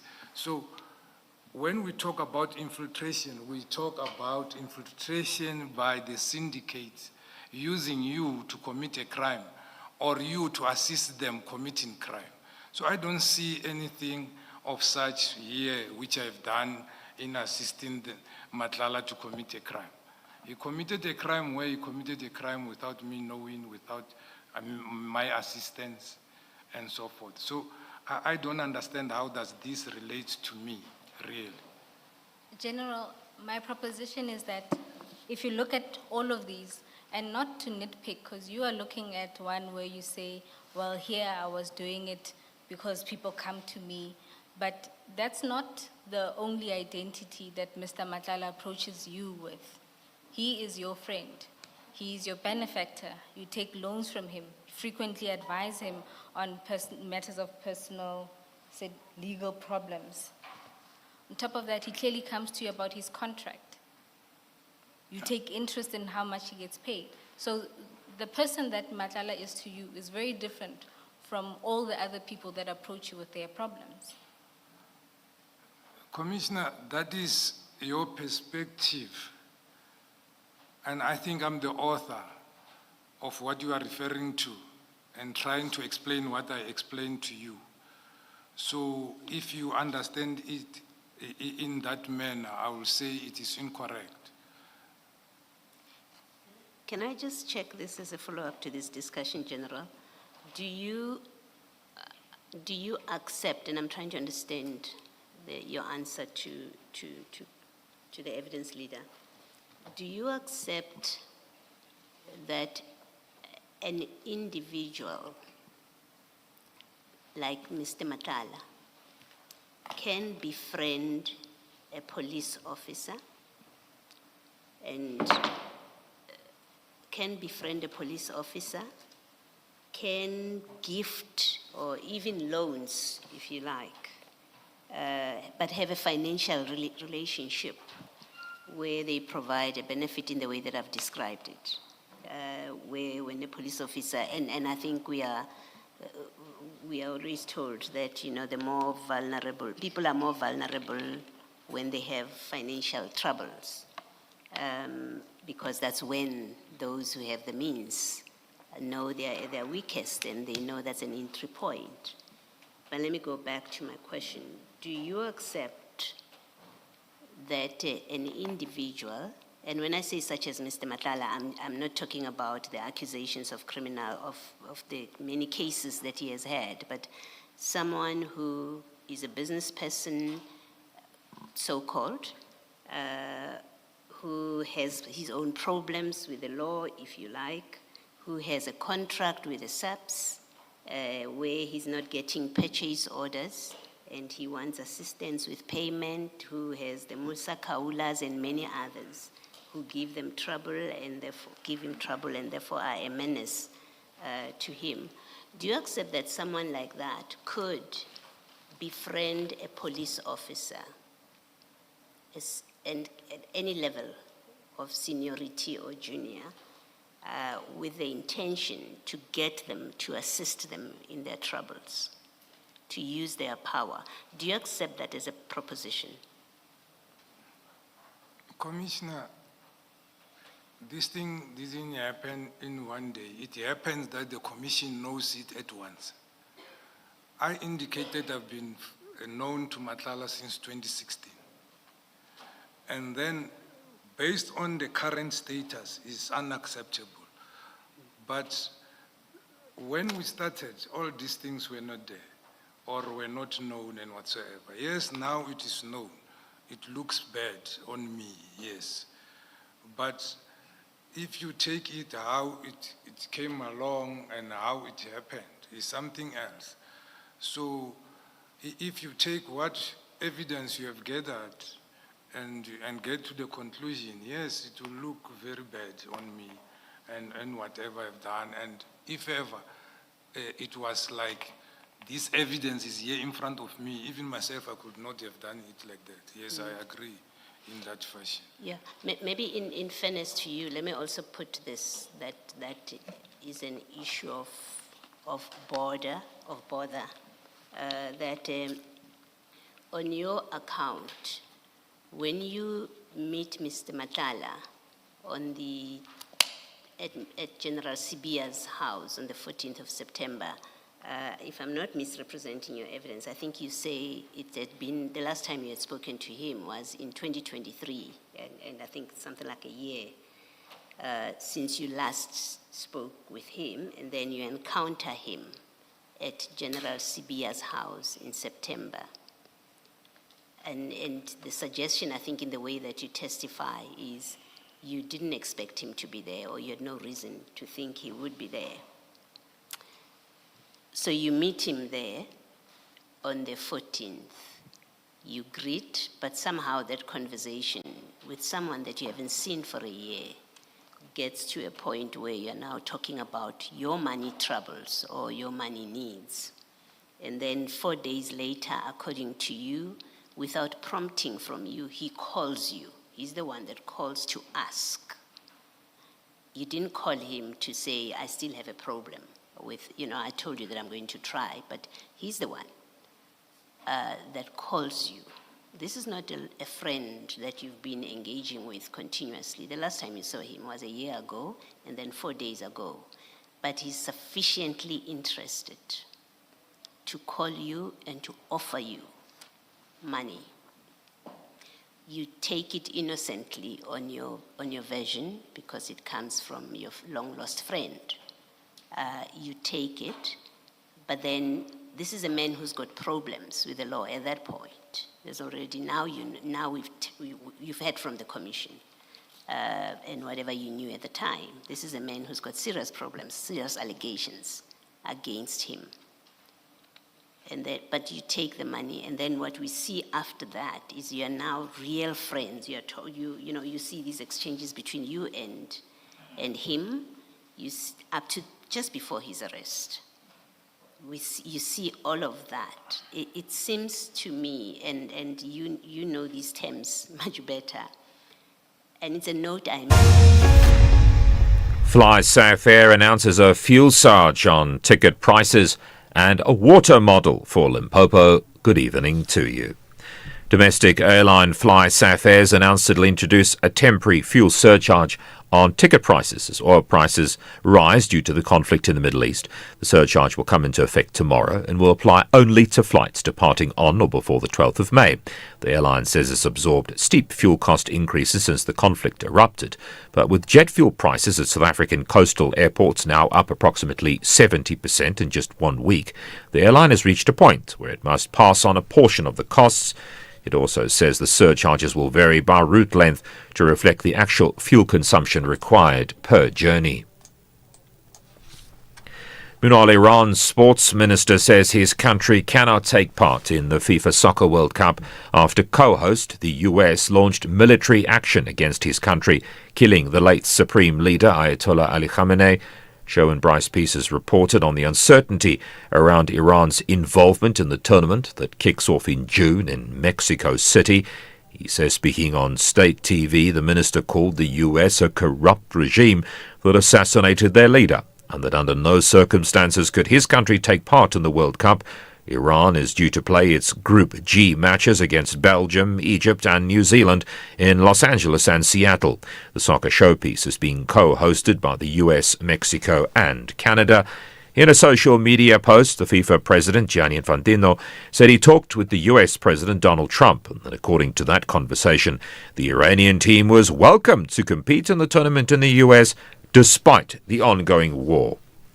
In South Africa, the EFF has condemned what it calls threats by the US ambassador to the country, Leo Brent Bozell III. They're calling for his expulsion. Natasha Piri has the story. In an address to a business conference in Hermanus, Cape Town, Bozell outlined a number of official requests that he says were given to the South African government but have not been acted upon. Some of them include legislation around BEE and land expropriation. The EFF has accused Bozell of dictating to South Africa what ought to